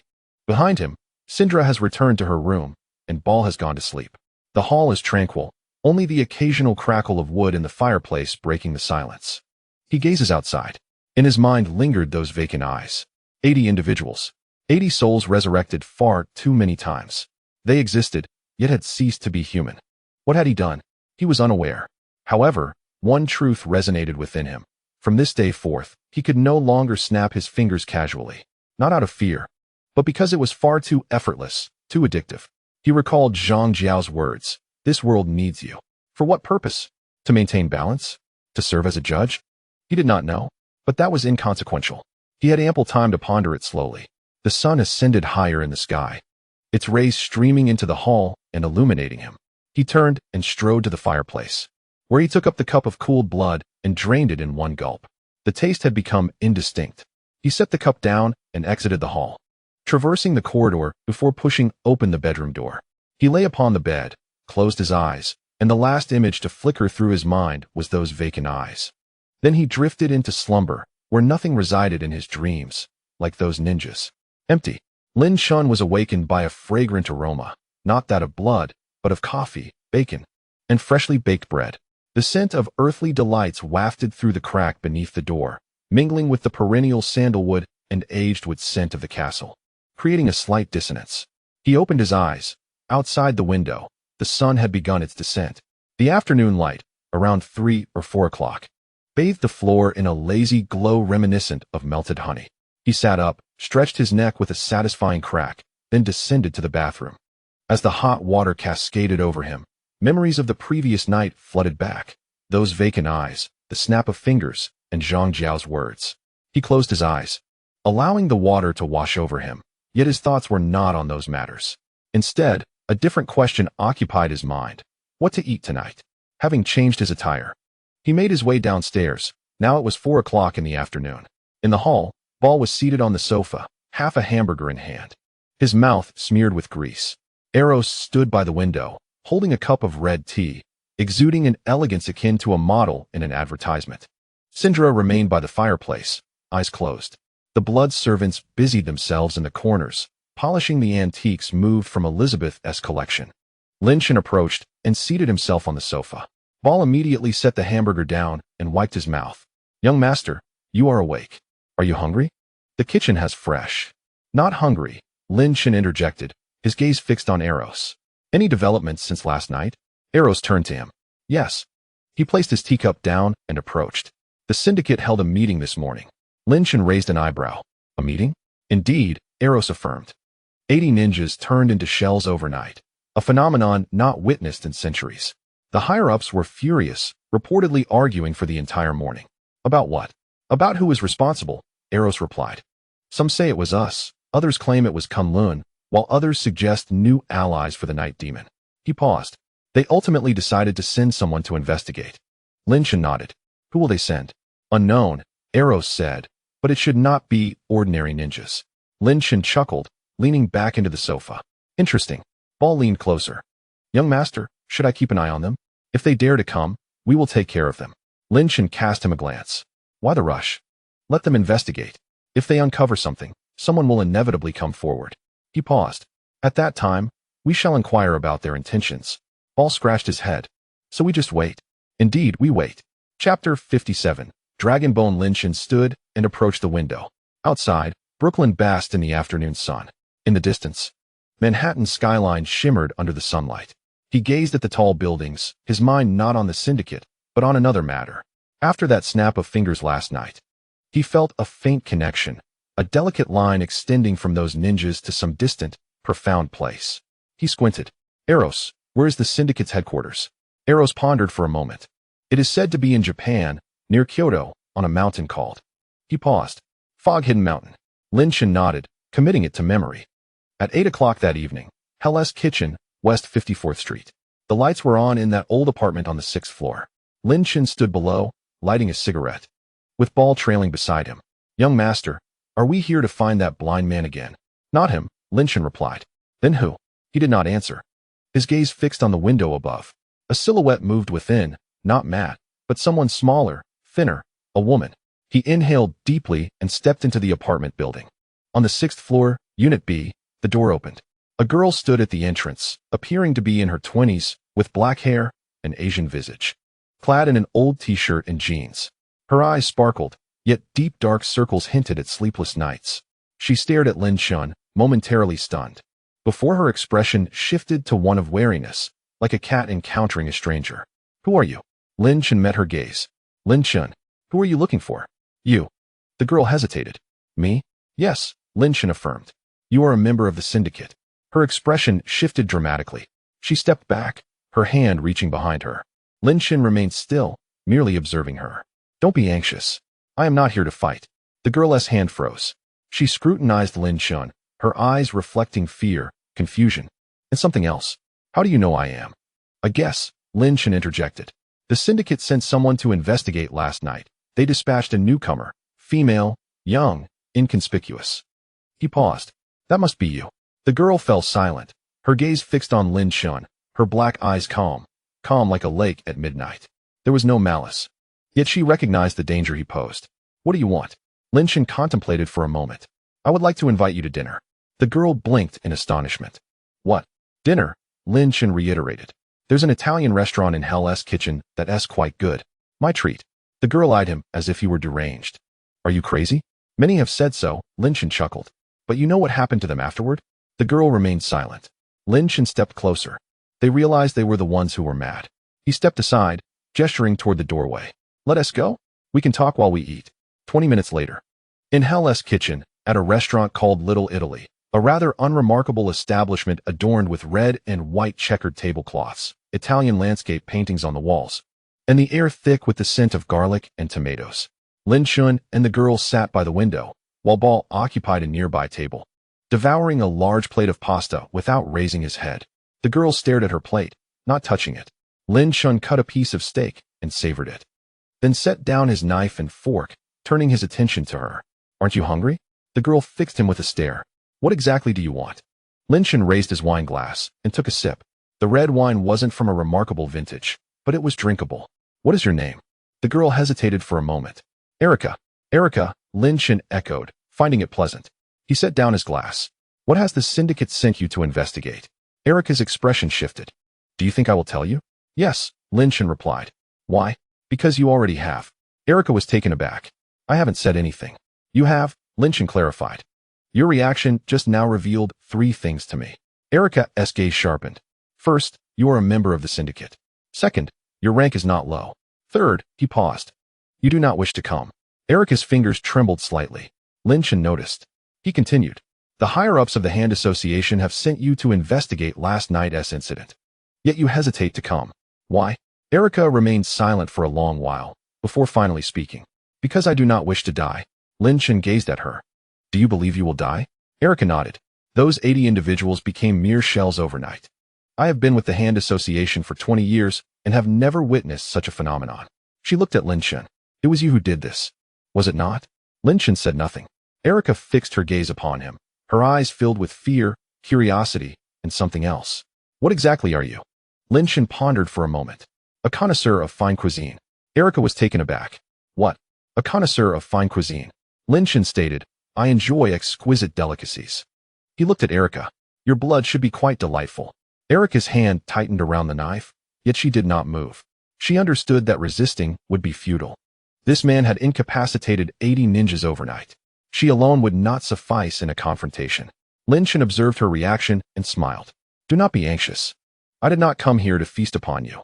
He leaned back in his chair. I am here to inquire about something. What is it? Lin Chen leaned forward. How does the Hand Association achieve resurrection? Erica fell silent, gazing deeply into Lin Chen's eyes, which were unfathomably dark. Yet she knew that if she did not respond, she might not leave this restaurant alive. She inhaled deeply. I do not know everything, but I am aware of a fragment. Speak. Erica lowered her voice. The essence of resurrection is not the technique. What is it? It is, she hesitated. It is dragon bone. Chapter 58, Lady Gao Lin Chen raised an eyebrow. Dragon bone. Yes, Erica affirmed, the bones of a dragon. Beneath the Hand Association lies a dragon skeleton, an artifact from thousands of years ago, origins unknown. With its power, the dead can be resurrected. Lin Chen fell silent for a few seconds, then chuckled. Fascinating. He lifted his glass, taking another sip. Where's that dragon bone? Erica regarded him. What do you intend to do? Lin Chen set down his glass. I wish to see it. To discover what flavor remains of a dragon that died millennia ago. Erica was stunned. She looked at Lin Chen, and for the first time, genuine fear flickered in her eyes. Not fear of his potential for murder, but of his audacity to consume anything. Lin Chen stood up, retrieving a banknote from his pocket and placing it on the table. Thank you for your information. He looked down at Erica. You may leave now. Inform the Hand Association that I was responsible for last night's incident. If they wish to find me, he paused. They should come to Brooklyn. I will await them there. With that, he turned and walked towards the door. Ball hurriedly stuffed the last bite of noodles into his mouth and followed. Erica remained seated, motionless for a long time. She watched the black car disappear into the night, and then lowered her gaze to her untouched plate. Not a single bite had been taken. She lifted the glass of water, taking a sip, her hand still trembling. The castle. 10 o'clock at night. Lin Chen sat in his study, perusing the documents recently delivered by Elrose. The words Dragon Bone were circled in red ink. Have you found anything? He inquired. Elrose shook his head. Very little. The Hand Association conceals this matter well. We only know that there is a secret chamber beneath Misty Mountain. The exact location remains unknown. Lin Chen nodded, contemplating the two words, Dragon Bone. A dragon that had been dead for thousands of years. He recalled the blood of those ninjas, hollow, like meat left too long in the refrigerator. If resurrection relies on the power of Dragon Bone, then why was the blood of those ninjas empty? Had it been absorbed by the Dragon Bone? Or, he set the documents aside, rising to approach the window. Outside, the night was deepening. In the distance, Manhattan sparkled with lights, yet his gaze was fixed farther afield. Towards the east, the direction of Japan. Intriguing, he murmured. To be capable of resurrection after thousands of years, this dragon must have been immensely powerful in life. Ball leaned closer. Young master, you do not truly intend to go to Japan, do you? Lin Chen turned to look at him. Why? It is a long way. Ball replied. It takes over 10 hours by plane. Lin Chen smiled. Then we shall fly. He turned back to his desk, picked up a pen, and circled a date on the calendar. 3 days from now. Elrose, arrange for 3 plane tickets. Elrose paused for a moment.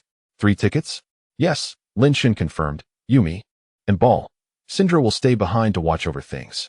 He paused. We are going to Japan to see that dragon.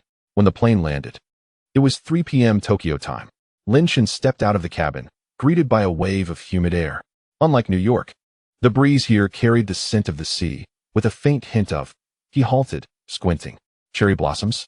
No, this season does not have cherry blossoms. It is something else, very subtle, like a floral fragrance, or the incense burned in temples, mingling in the air, elusive yet present. Young master? Ball caught up to him. What is it?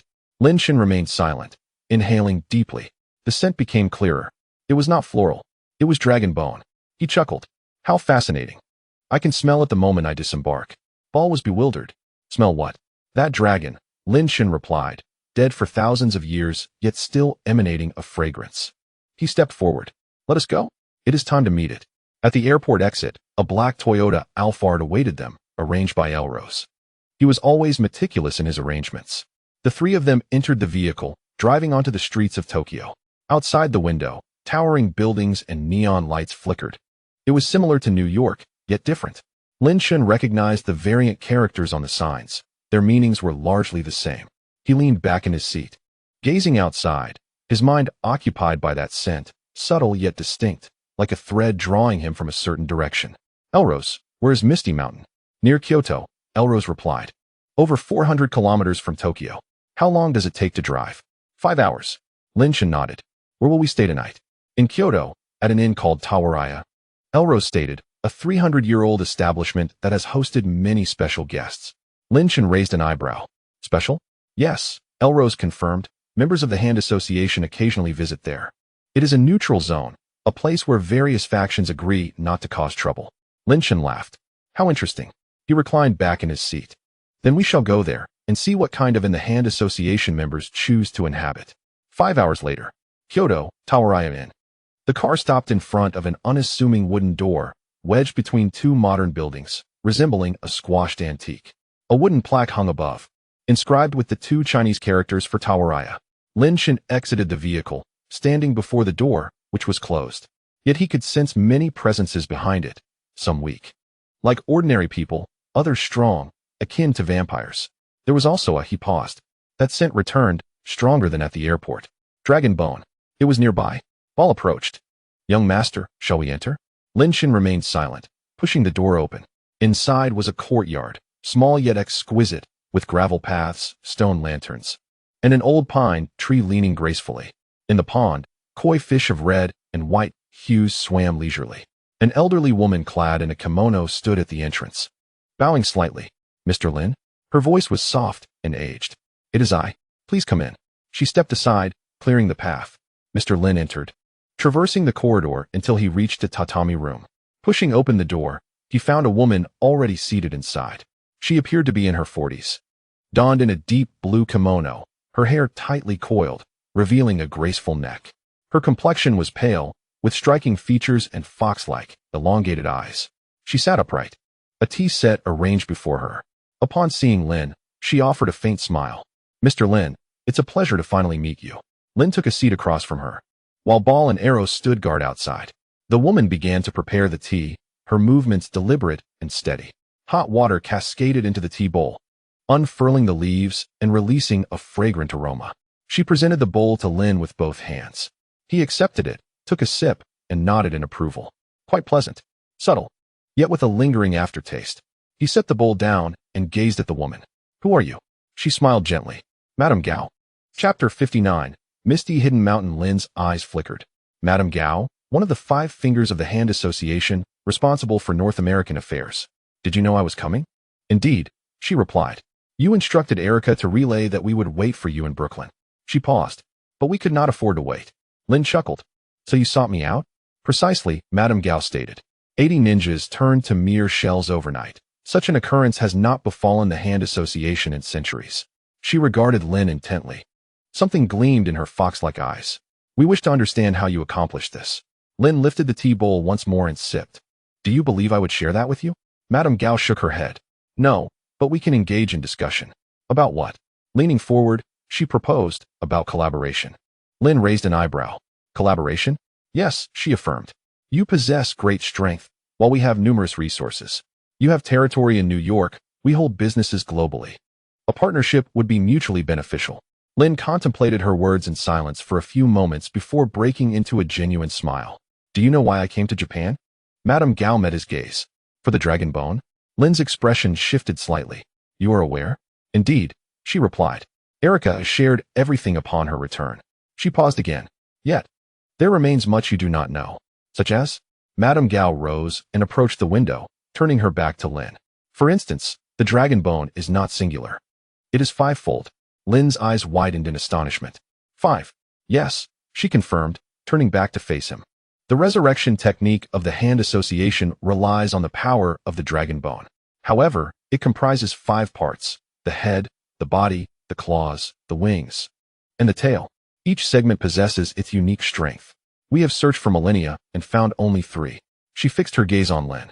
What you seek in Japan is the 4th. Lin fell silent, studying Madame Gao. In her fox-like eyes, he detected ambition, caution, and something else entirely. Why share this with me? Madame Gao smiled. Because you spared me 80 ninjas. Those shells were to be dealt with regardless. She returned to her seat across from Lin. Thus, consider this a token of gratitude. Lin regarded her intently. You wish for my assistance in locating the dragon bone. Madame Gao shook her head. Not merely to assist me. It is, she paused, a mutually beneficial arrangement. You desire the power of the dragon bone, and so do we. Once found, we shall utilize it together. Lin pondered this proposition before breaking into a smile. Intriguing. He lifted the tea bowl and drained it. Where is this dragon bone located? Madame Gao met his gaze. Misty Hidden Mountain. 300 meters underground. There is a secret chamber we constructed 3 centuries ago. However, there have been recent complications. What complications? Madame Gao hesitated for a moment. There is something within. Something? Yes, she affirmed. It is not of the hand association. We do not know what it is. No one who has entered has returned. She looked at Lin. Thus, we wish to invite you to investigate. Lin considered her words in silence for a few seconds before rising. He approached the window, where the night had already descended. The stone lanterns in the courtyard illuminated, casting a soft, yellow glow upon the pebble path, reminiscent of a delicate frost. He turned to face Madame Gao. What is the nature of that entity? Madame Gao appeared taken aback. What do you mean? The nature, Lin clarified. The individuals you sent inside, did any of them return? None. Then how do you know there is something? Madame Gao understood his implication. Her expression shifted. Are you suggesting? Lin nodded. Alive when they entered, dead upon exit. But what emerged? Was it still human? The room fell silent. Madame Gao regarded him, her fox-like eyes revealing a flicker of fear for the first time. Not of him, but of the possibility he had articulated. If those who entered returned, who were they upon emergence? Lin approached the door, glancing back at her. Tomorrow, I will venture to Misty Hidden Mountain. Regardless of what lies within, I shall investigate. He paused. But there is one condition. If that entity emerges, it belongs to me. Madame Gao faltered. Belongs to you? Indeed, Lin asserted. It consumes humans. I shall consume it. Fair trade. With that, he pushed the door open and departed. His footsteps fading into the corridor. Madame Gao remained seated, unmoving for an extended period.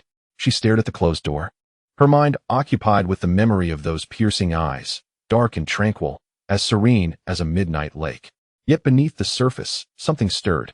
She could not see it, but she sensed its chilling presence. The following day, at Misty Hidden Mountain.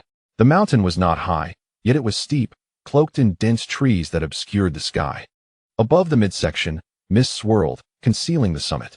Lin stood at the mountain's base, gazing upward at the shrouded expanse. The scent of the dragon bone intensified, palpable and near. Sir, Ball interjected, approaching Lin, this mountain feels somewhat sinister. Lin glanced at him. What do you mean? It's too quiet, Ball observed. In such a place, one would expect the calls of birds and the chirping of insects. But do you hear? Lin closed his eyes. Indeed, he heard nothing. The silence was profound, akin to a grave. He opened his eyes. Let us proceed. Chapter 60. Soul-eating dragon bone. The trio ascended the mountain. The path was treacherous, littered with stones and tree roots. The mist thickened, rendering visibility beyond 10 meters impossible. Eros led the way, wielding a compass, though the needle spun erratically. The magnetic field is disrupted, he remarked. Lin remained silent, following the scent that drew closer and more potent. Upon reaching halfway up the mountain, he halted before a massive rock, towering like a 2-story building and cloaked in moss. Yet the scent emanated from behind it. Push it, he commanded. Ball approached, placing both hands against the stone and exerting force. The rock shifted, rumbling as it rolled aside to reveal a dark, bottomless opening. The scent surged forth, thick and tangible. Lin inhaled deeply. This is it. He stepped into the cavern, followed closely by Ball. Eros illuminated the darkness with a flashlight. The tunnel extended deep, descending for 10 minutes. 20, half an hour. until they finally arrived at a vast chamber, at least half the size of a football field. The walls were composed of stone, adorned with intricate carvings that were clearly man-made, filled with incomprehensible symbols. At the far end stood a stone pedestal. On the platform lay an object, long, large, and curved, resembling a bone. Lin Chen approached, standing before the table, and lowered his gaze upon it. Indeed, it was a bone, a rib, belonging to a dragon. Measuring over 3 meters in length and wider than his waist, it glimmered faintly despite its white hue. A peculiar scent emanated from it. He extended his hand and gently touched the bone. It felt cool, yet not the chill of a lifeless thing, but rather a different kind of coolness. As if it were alive, but in slumber. Withdrawing his hand, he observed the rib with intrigue. Barl leaned closer. "Young master, is this the dragon bone?" "Yes," Lin Chen replied. "Can it be consumed?" Lin Chen shot him a glance, prompting Barl to quickly silence himself. Lin Chen circled the platform, examining the strange engravings that eluded his understanding. However, one thing was clear. The ground surrounding the platform was marked with numerous footprints. New ones, not from centuries past, but recent. He crouched down to scrutinize them, noting some led inward while others ventured outward. Squinting, he pondered, were there only those who went, with none returning? No, he thought. Where did those who walked outward go? Rising, he focused once more on the rib and then noticed a small crack upon it. Fresh, a true fissure. He reached out to touch it, his fingertip brushing against a fine, white powder. He placed it on his tongue and closed his eyes for a long moment before opening them again with a smile. Those who entered had come out. Eros was taken aback. Came out. Yes, Lin Chen clarified, but not alive. He gazed at the rib. This object was consuming them, devouring them, and afterward, regurgitating them. Those who were expelled were merely empty shells. Barl scratched his head. Empty shells? The ninjas of the Hand Alliance? Lin Chen nodded. The resurrection techniques of the Hand Alliance draw upon the power of dragon bones. Yet they remain oblivious to the fact that the dragon bone is also consuming them. Why are those resurrected time and again left hollow? He regarded Barl. Because their souls are consumed, devoured by this bone, stored within, waiting. He hesitated. Waiting for what? Eros's expression shifted. Young master, do you mean? Lin Chen did not respond. He pressed his hand against the rib again and closed his eyes. In that instant, he felt an overwhelming multitude, many voices, many faces, many souls crammed within that bone, crying out, unable to escape. He opened his eyes and withdrew his hand, studying the rib once more. How intriguing, he murmured. You possess a greater appetite than I imagined. The light filtering through the cave entrance was pale, akin to the skin of the deceased. Lin Chen stood before the rib, his hand still resting upon it. The coolness he felt was not ordinary. It was as if something was seeping from the bone, gradually penetrating his fingertips. He remained still, listening to the distant voices, soft, faint, as if rising from the profound depths of water. There were men, women, the elderly, and children, all shouting, yet their words were indistinct, cloaked behind some barrier. He withdrew his hand, and the voices faded. Barl approached cautiously. Young master, what is the matter? Lin Chen remained silent, his gaze fixed upon the rib. White and glowing softly. The light was not that of the inanimate. It was alive, pulsating like a heartbeat. Eros, he inquired, how long has this thing been buried here? After a moment's thought, Eros replied, the Hand Alliance was established 500 years ago. But their discovery of this dragon bone must have occurred even earlier, at least 800 years ago. Lin Chen nodded.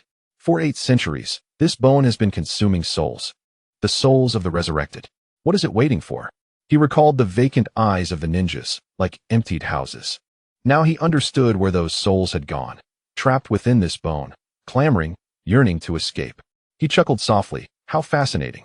Barl scratched his head again. Young master, what do you find so intriguing? Lin Chen turned to him. Do you know what it means to nurture a goo? Barl was taken aback. Nurture a drum? What drum? Not a drum, Lin Chen corrected. It is a goo, a parasitic insect. Barl appeared even more perplexed, but Lin Chen offered no further explanation. He returned to the rib, gently tapping it. Thud. It resonated like a knock on a door. The sounds within the bone abruptly ceased. Then, thud, a response echoed from deep within, as if someone inside was knocking back.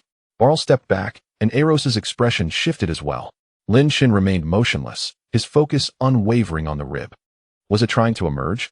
The bone did not respond, yet the glow intensified, pulsating like an accelerating heartbeat. Lin Chen smiled. retracting his hand and turning toward the cave entrance. Let us move on. Ball was taken aback. Leave? You are disregarding this? Not at all, Lin Shen replied. But not at this moment. He stepped into the darkness, the voice beckoning from ahead. Let it wait a little longer. It has waited 800 years. A few more days will not matter. Outside the cave, the mist had thinned. Lady Gao stood beside a massive stone, flanked by 4 bodyguards clad in black suits. Upon seeing Lin Shen emerge, her eyes brightened.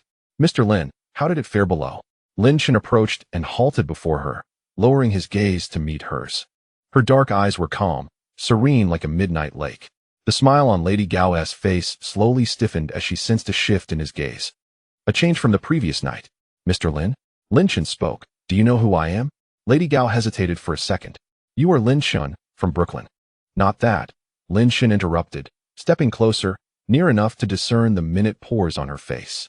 Though I possess half of my lineage from Western vampires. My bloodline is predominantly rooted in the ancient Xia. Lady Gao's expression altered. Lin Shen continued. Do you know how the people of Xia perceive you? Lady Gao remained silent. Lin Shen chuckled, a brief but chilling smile. 3,000 years ago, Xia had written language while you were still consuming raw flesh. 2,000 years ago, Xia had emperors while you were still battling in tribes. A millennium ago, Xia had poetry and prose while you had just learned to write. He paused. When you stood before me, proposing collaboration, only those I deem worthy can engage in such discourse. And you are not among them. Lady Gao's complexion darkened. Yet she remained still, aware that movement would be futile. This man had rendered 80 ninjas powerless overnight. Her 4 bodyguards were insufficient. Mr. Lin, I what? Lin Shen fixed his gaze upon her. Do you know what lies beneath? Lady Gao opened her mouth. The dragon bone. The dragon bone? Lin Shen laughed genuinely. You have searched for 8 centuries, believing you were the masters of it. In truth, it is the one consuming you. Lady Gao stood speechless. What? Lin Shen turned, gesturing toward the cave entrance. That bone is alive. Each time you resurrect someone, it consumes a portion of that person's soul. For 8 centuries, how much has it consumed? He gazed at Lady Gao. How many ninjas does your society possess? Thousands. Tens of thousands? Lady Gao's face turned ghostly pale. She stepped back. Lin Shen approached her, bowing his head to meet her gaze. Do you know why those who have been resurrected too many times ultimately become hollow? Lady Gao remained silent. Because their souls have been devoured. Right beneath us. Waiting. He paused. Waiting until that entity is satiated. Lady Gao's hands began to tremble. She had lived for over 400 years, from the Ming dynasty to the present, witnessing many terrifying sights, yet she had never encountered anything like this.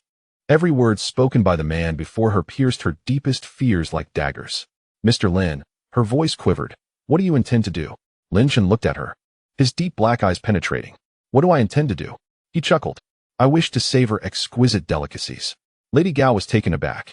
Savor exquisite delicacies? Indeed. Lin Shen replied. Within that bone lies thousands upon thousands of souls. Their essence is tantalizing. He licked his palate. I am hungry. Lady Gao was utterly bewildered, gazing at Lin Shen as though he were a monster. Do you wish to consume those souls? Is that not impossible? Those are humans. Humans? Lin Shen laughed, taking a step forward while she recoiled. When you resurrect individuals using dragon bones, did you ever consider them as human? When you transform them into mere shells, did you think of them as human? He fixed his gaze on Lady Gao. Now you speak of humanity? Lady Gao was rendered speechless. Lin Shen turned away, descending the mountain. After a few steps, he looked back at her. I will take that bone. From this day forth, your society is forbidden from employing resurrection techniques. Should you defy this decree, he paused, I shall consume you. With that, he continued his descent. Ball and Illos followed closely. Lady Gao stood frozen for a long while, the wind blowing in, thickening the mist that enveloped her figure in a shroud of white. At the mountain's foot, the vehicle remained parked. Lin Shen opened the door and entered. Ball took the driver's seat, glancing at him through the rearview mirror. Young master, was what you said earlier true? Which part? That bone truly consumes people? Lin Shen leaned back against the seat. Indeed. Do you truly intend to eat those souls? Lin Shen remained silent, staring out the window. Misty hidden mountain loomed in the fog, resembling a crouching giant. Those souls have been trapped for 800 years, unable to escape or die. He paused. I shall help them emerge. Ball was taken aback. Help them emerge? How? Lin Shen closed his eyes. By consuming them. The vehicle navigated the mountain road. Outside, The trees rapidly retreated. With his eyes shut, Lin Chen's mind echoed with those voices. Soft, distant, yet crystal clear, as though they were calling out. He opened his eyes. Waiting, he murmured. They will come soon. Chapter 62. The taste of dragon bone. The night on misty hidden mountain was devoid of moonlight. The mist was denser than during the day, thick as milk, rendering anything beyond 10 paces invisible. Trees loomed in the fog, resembling standing corpses. Lin Chen stood at the cave's mouth. Behind him Ball and Illos held lanterns aloft. Before him, the black void yawned, awaiting his entrance. He inhaled deeply. The scent lingered. Of dragon bone. And those other souls. It was stronger, as if beckoning him. Young master, Ball leaned closer. Are we truly descending now? Lin Chen said nothing. He stepped into the cave. It was darker than during the day. The flashlight's beam barely penetrated before being swallowed by the darkness. The engravings around him flickered in the light, as if they had come to life. Lin Chen walked slowly, attuned to the sounds. Those voices were clearer than before. There were cries, shouts, curses, and pleas, intertwining and emanating from the depths of the earth like a boiling cauldron. Upon reaching a vast chamber, he paused. The rib bone remained there, white and radiant, yet brighter than during the day, glowing as if luminescent. Lin Chen approached and stood before the pedestal, gazing at the bone. The light cast upon his face rendered his features ghostly pale. He extended his hand, pressing it against the bone, and closed his eyes. The voices surged into his mind like a tidal wave. A man's voice declared, I am a samurai from the Edo period, slain by my enemies. They resurrected me to kill others. I did not wish to kill, but they coerced me. I was resurrected 3 times, 4 times, 5 times. The last time I awoke, I found I could no longer weep. A woman's voice followed, I am a geisha from Kyoto. My patrons cherished me, purchasing my freedom. However, he perished, and his sons sold me to the society. They killed me, resurrected me, forced me to kill again, resurrected me again. I have lost count of how many times. I only remember that the last time I awoke, I could no longer smile. A child's voice piped up, Mommy, where are you? I am scared. It is so dark here. I wish to go home. Lin Chen opened his eyes. Those voices had faded, yet he understood they remained, trapped within this very bone. Cramped, crying, waiting. He withdrew his hand, gazing at the rib bone. 800 years. He whispered. For 8 centuries, you have been consuming them. The bone offered no reply, yet its light intensified, as if taunting him. Lin Chen smiled. He reached out once more, pressing his hand against the bone. This time, he did not close his eyes. He fixed his gaze upon the bone and spoke. Now, I shall consume you. As his words fell, the light surged suddenly, blindingly bright. So brilliant it was. One could hardly keep their eyes open. Ball and Illos instinctively shielded their faces. Lin Chen remained still, standing within that radiant glow, his hand pressed against the bone. Then he began to savor, not by biting or swallowing, but in a different manner, like breathing, like drinking, welcoming those voices one by one. The first, the samurai from the Edo period. His voice surged into Lin Chen's mind. Who are you? What do you intend? Lin Chen remained silent, simply listening. Listening to his fury, his resentment, his despair after 400 years of entrapment. Then he set him free. The samurai was stunned, feeling the shackles that bound him for 4 centuries release, like a door suddenly flung open. Light flooded in, and he dashed forward. Halfway through, he turned back to gaze at Lin Chen, whose black eyes were calm and steady. The samurai opened his mouth, wishing to express gratitude, but the words escaped him. He transformed into light and dissipated. The second, the geisha from Kyoto. Her voice was soft. May I depart? Lin Chen nodded. She smiled, a faint yet beautiful smile, before dissolving into light. The third, the fourth, the fifth, countless souls. Those voices surged in like a tide, then receded like one. For each, Lin Chen paused to listen, to hear their stories, their suffering, the duration of their entrapment. Then he set them free. The light gradually dimmed, the bone slowly losing its luster, transforming from white to grayish white, from grayish white to gray, until finally, crack. It shattered. Lin Chen released his grip and stepped back. The rib bone crumbled into dust, scattering across the ground, where faint glimmers of light flickered within the remnants. But soon, it was extinguished. Ball opened his mouth wide. Master, did you eat? Lin Chen gazed at him. I did. What was the taste? Lin Chen pondered for a moment. Bitter. Ball was taken aback. Bitter? Indeed, Lin Chen affirmed. 800 years of grievances, 800 years of hatred, 800 years of despair. He paused, all bitter. He turned and walked towards the cave entrance. Upon reaching the threshold, he glanced back at the pile of powder. But in the end, there was a sweetness. Paul scratched his head. Sweetness? Yes, Lin Chen replied. When they departed, they smiled. He stepped into the darkness, his footsteps gradually fading away. Ball and Eros exchanged a glance. Let's follow him. Outside the cave, the mist had dissipated somewhat. Dawn was approaching. The horizon in the east was faintly brightening. Lin Chen stood on the mountainside, gazing at the white expanse. The wind was strong, causing his coat to flutter. He left the buttons undone, allowing the cool breeze to seep in. It was chilly, yet quite comforting. Ball leaned closer. Master, with that bone gone, will the Hand Association come looking for trouble? Lin Chen remained silent, his gaze fixed eastward. The sun was about to rise. Golden light piercing through the clouds. They wouldn't dare, Ball mused, bewildered. Dare? Lin Chen echoed. They have survived for 800 years relying on that bone. Now that the bone is gone, he looked at Ball. Do you think they will still have the inclination to trouble me? Ball contemplated. Then what are they doing now? Lin Chen chuckled. Holding meetings, arguing, shifting blame. He turned and walked down the mountain. Let them bicker. Once they're done, they will naturally seek me out. He paused. Then, we shall discern further. At the foot of the mountain, the car remained parked. Lin Chen opened the door and sat inside, leaning back against the seat, eyes closed. His mind was filled with those voices, those faces, those smiles. The last to leave was that child, who turned back to glance at Lin Chen as he departed. Those bright eyes sparkled like stars. He said, Thank you.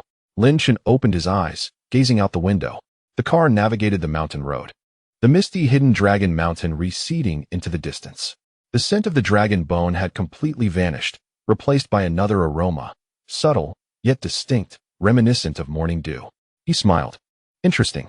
Chapter 63.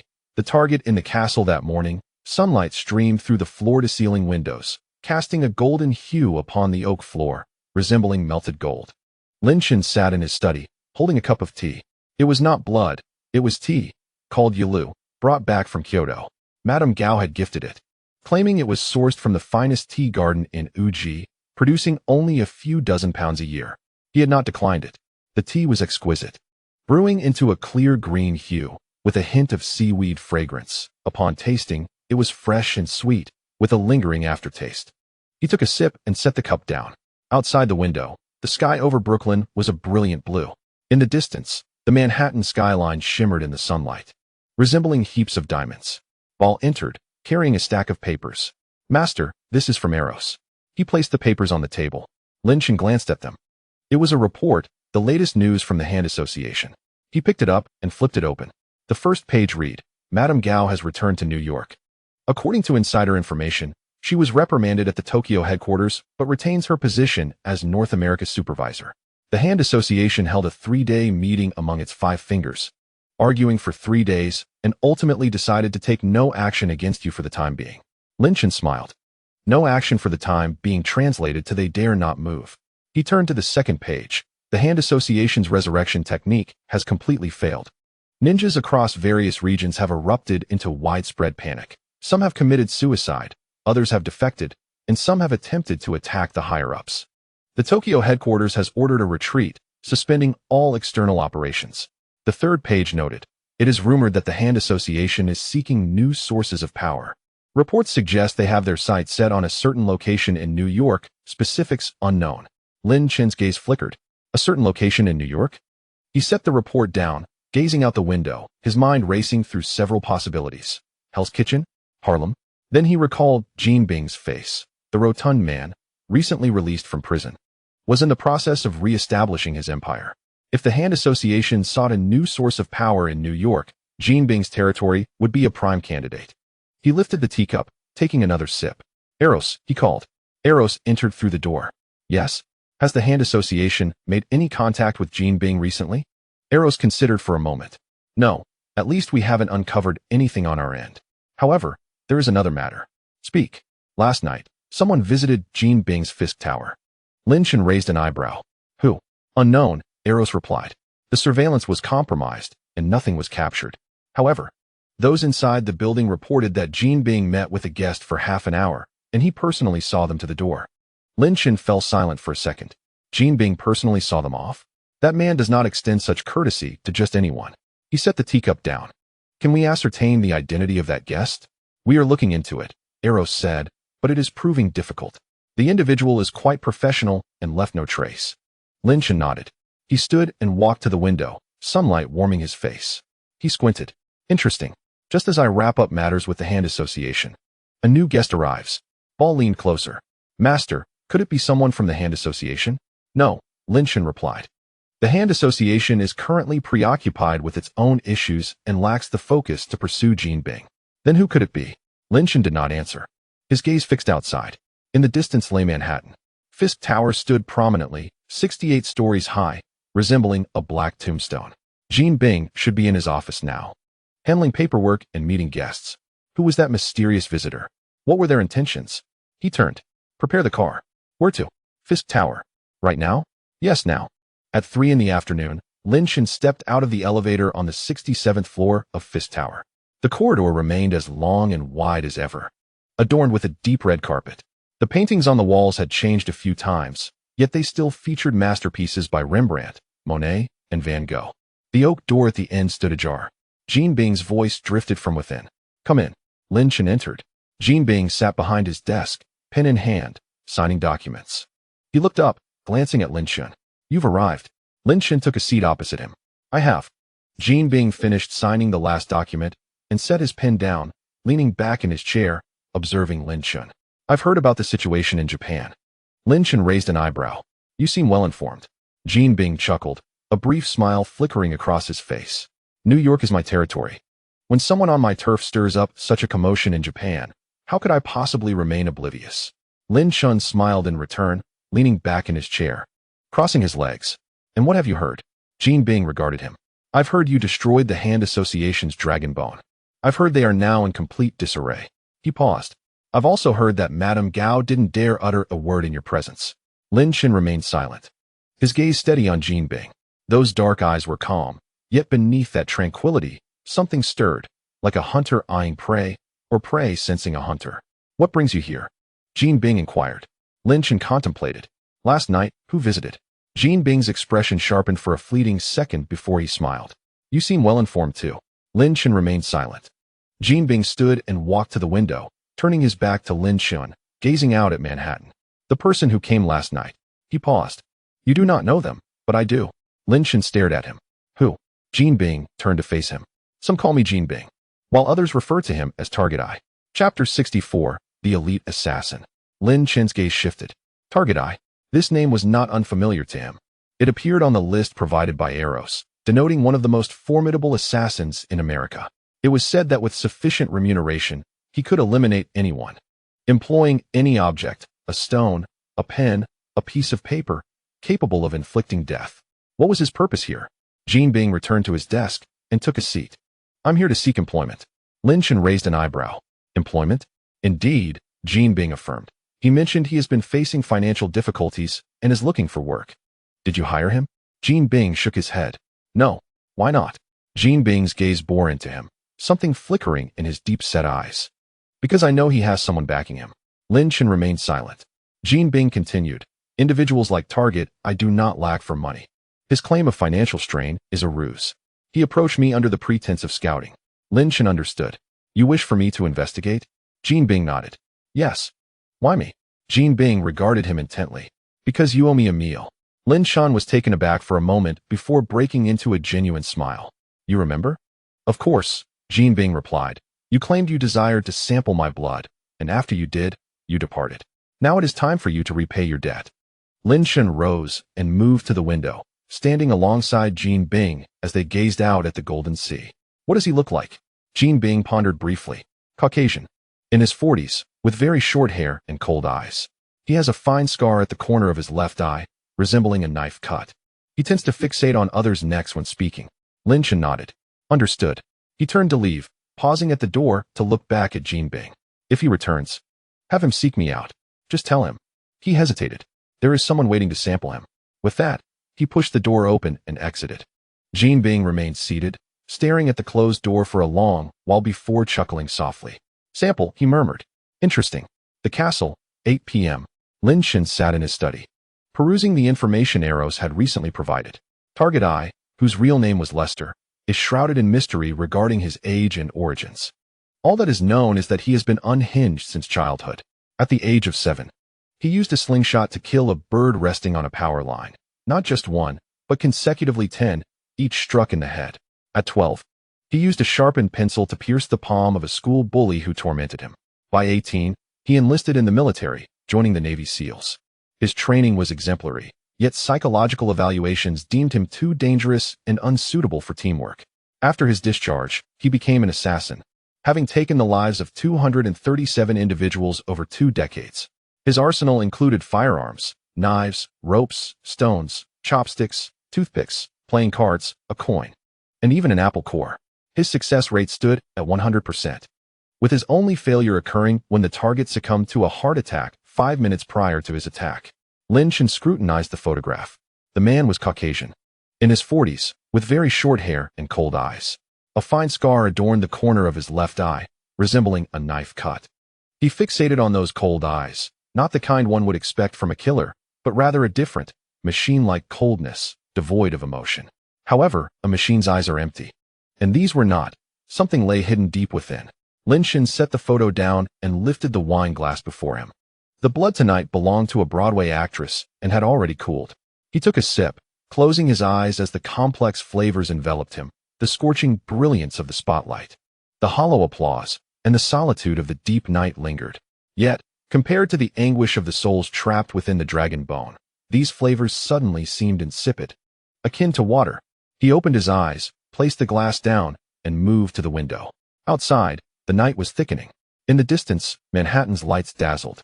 The man known as Target I should be lurking somewhere on a street, within a building, concealed in shadows, awaiting the next target, or perhaps waiting for him.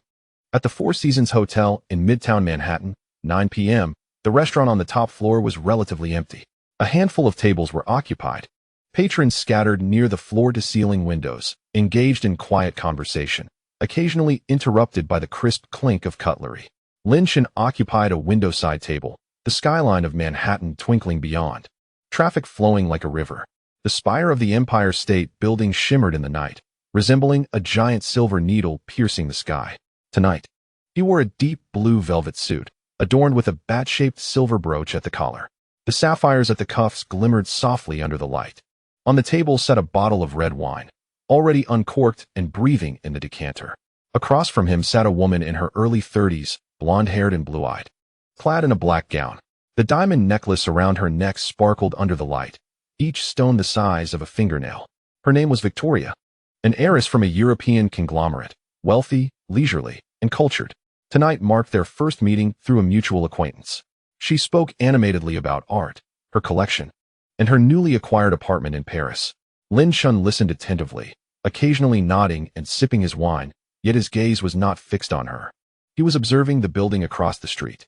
More precisely, he was watching its facade, slightly shorter than the Four Seasons, with 42 stories.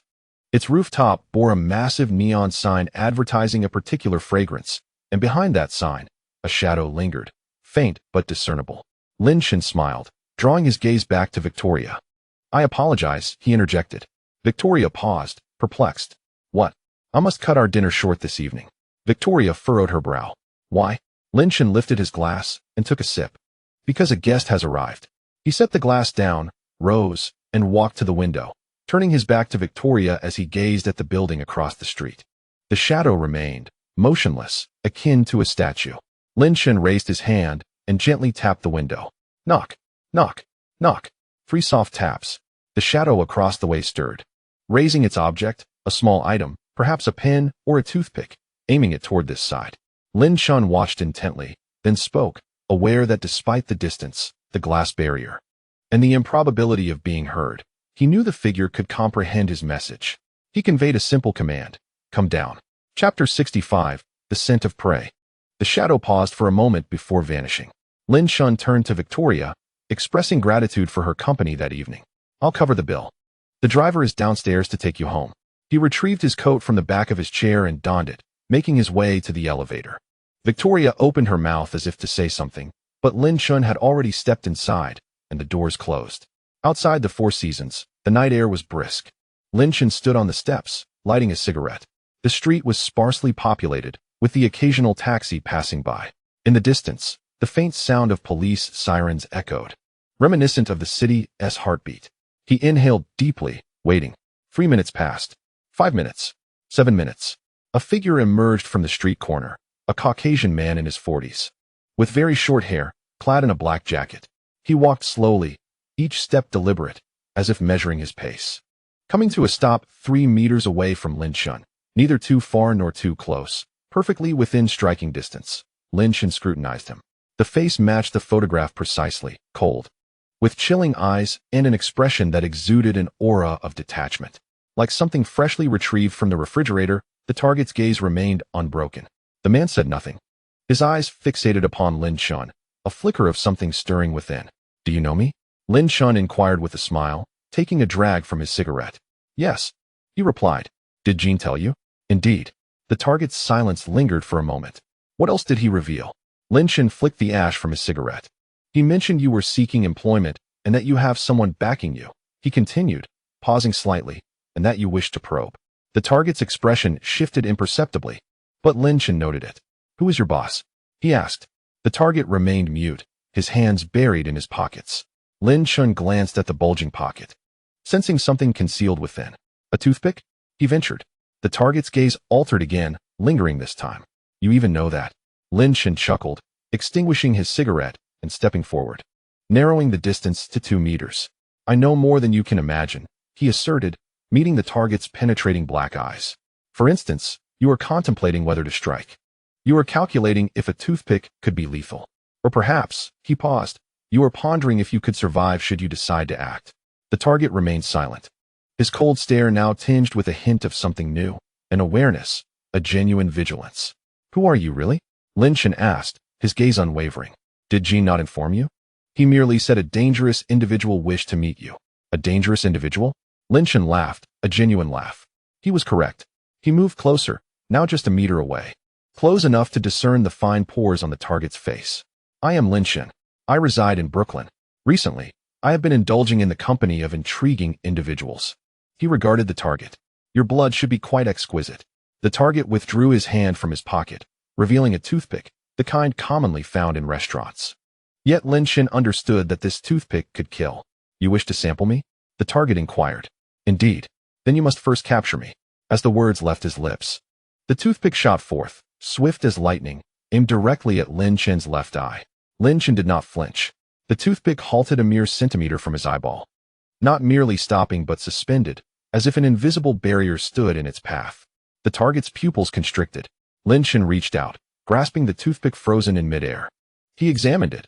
Ordinary, made of bamboo, one end sharp, the other rounded. He looked back at the target. "Is this all you have?" The target stepped back, his hand retreating into his pocket once more, this time producing a handful of coins, dozens of them. He flung the coins into the air, each one aimed precisely at a vital point: the eyes, throat, heart, and temple. Lin Chen remained unmoved. The coins, too, paused half a meter from his body, suspended as if frozen in time. The target was utterly astonished, watching the coins hover in disbelief, genuine fear dawning in his once cold eyes. "What are you?" he stammered. Lin Chen offered no reply. Instead, he plucked a quarter from the airborne coins, its face adorned with Washington's visage. After a moment's inspection, he pocketed it. "This shall serve as a memento." He raised his gaze to the target. "Inform your boss that if he wishes to probe, he should send someone more interesting than you." He hesitated. "You are simply too weak." The target's face flushed crimson. After decades of existence and over 200 kills, no one had ever labeled him weak. Yet here he stood, unable to move before Lin Chen. The coins continued to dangle, as if mocking him. "You won't kill me?" Lin Chen regarded him. "Kill you? What purpose would that serve? Your blood now reeks of fear, unpalatable." He turned, striding towards the black sedan parked at the curb. After a few steps, he glanced back at the target. "Return when you feel strong. At that time," he paused, "we shall sample again." With that, he opened the car door and settled inside, the vehicle vanishing into the night. The target remained rooted, motionless for an extended period. Suddenly, the coins clattered to the ground, creating a cacophony. He looked down at the fallen coins, his hands still trembling. He had lived for 45 years, ever since he killed his first bird at the age of 7.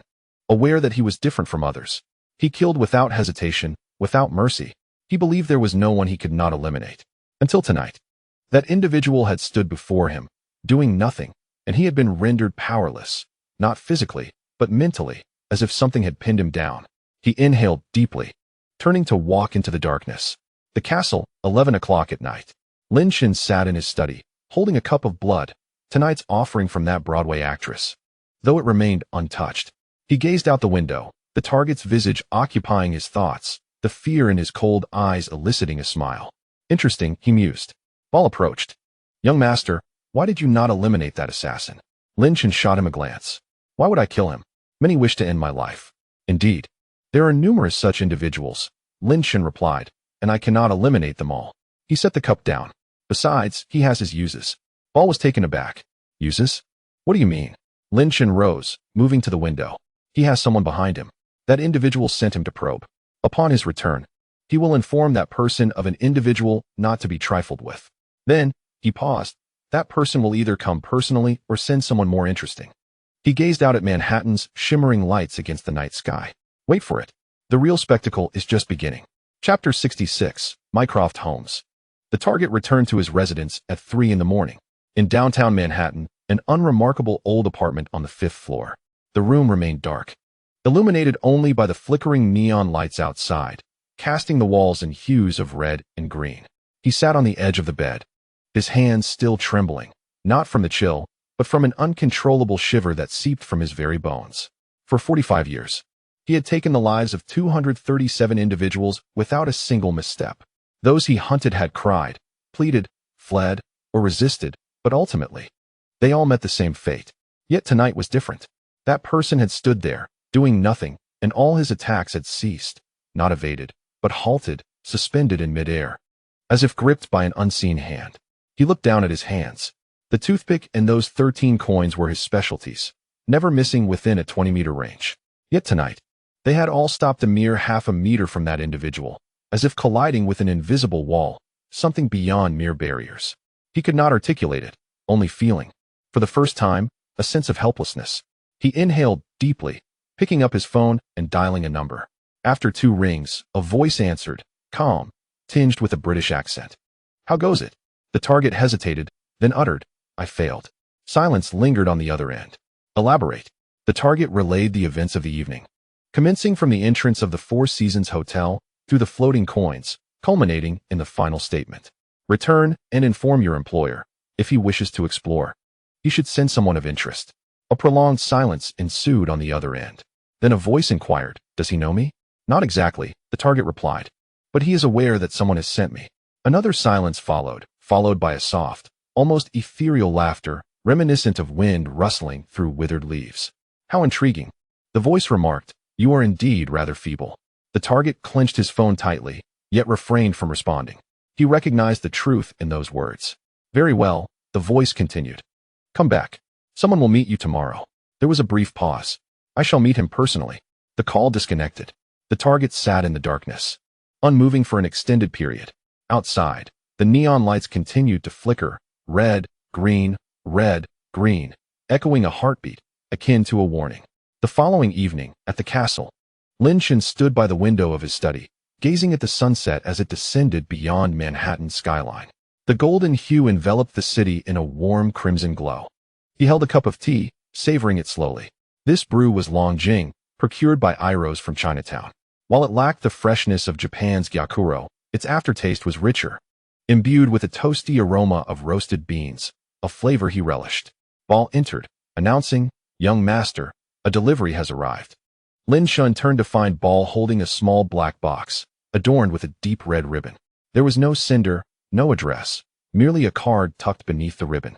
Lin Shen accepted the box and unfolded the card, which contained a single line. 8 o'clock tonight, Upper East Side, Crawford Mansion. I await you. The signature was a solitary letter. M. Lin Shen pondered the letter. M. Who could it be? He opened the box to reveal a brooch, crafted from silver, elegantly shaped like a rose.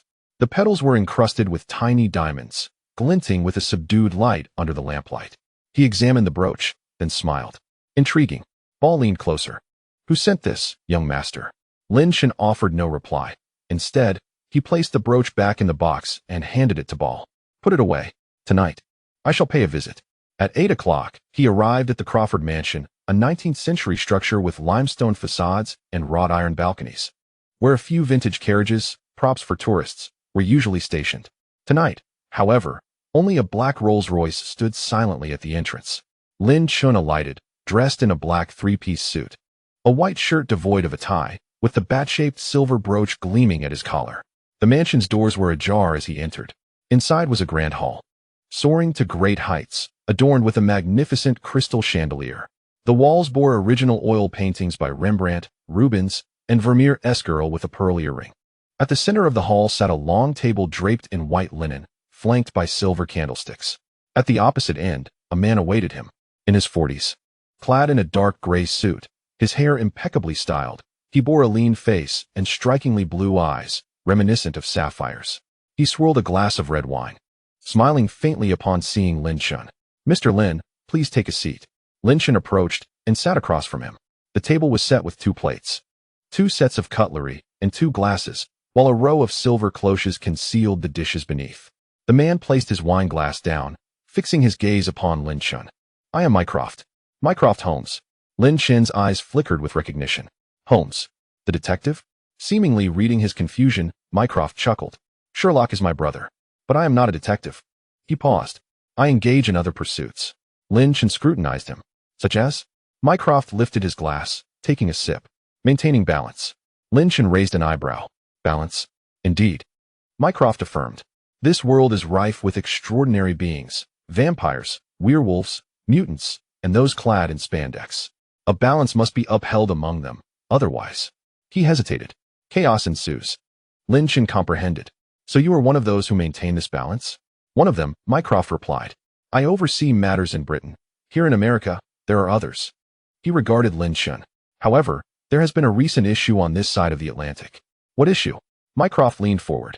"The dragon bones of the Hand Association have been compromised." Lin Chen remained silent. Mycroft's piercing blue eyes glimmered with intent.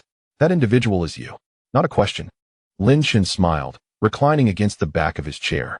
"It is indeed me."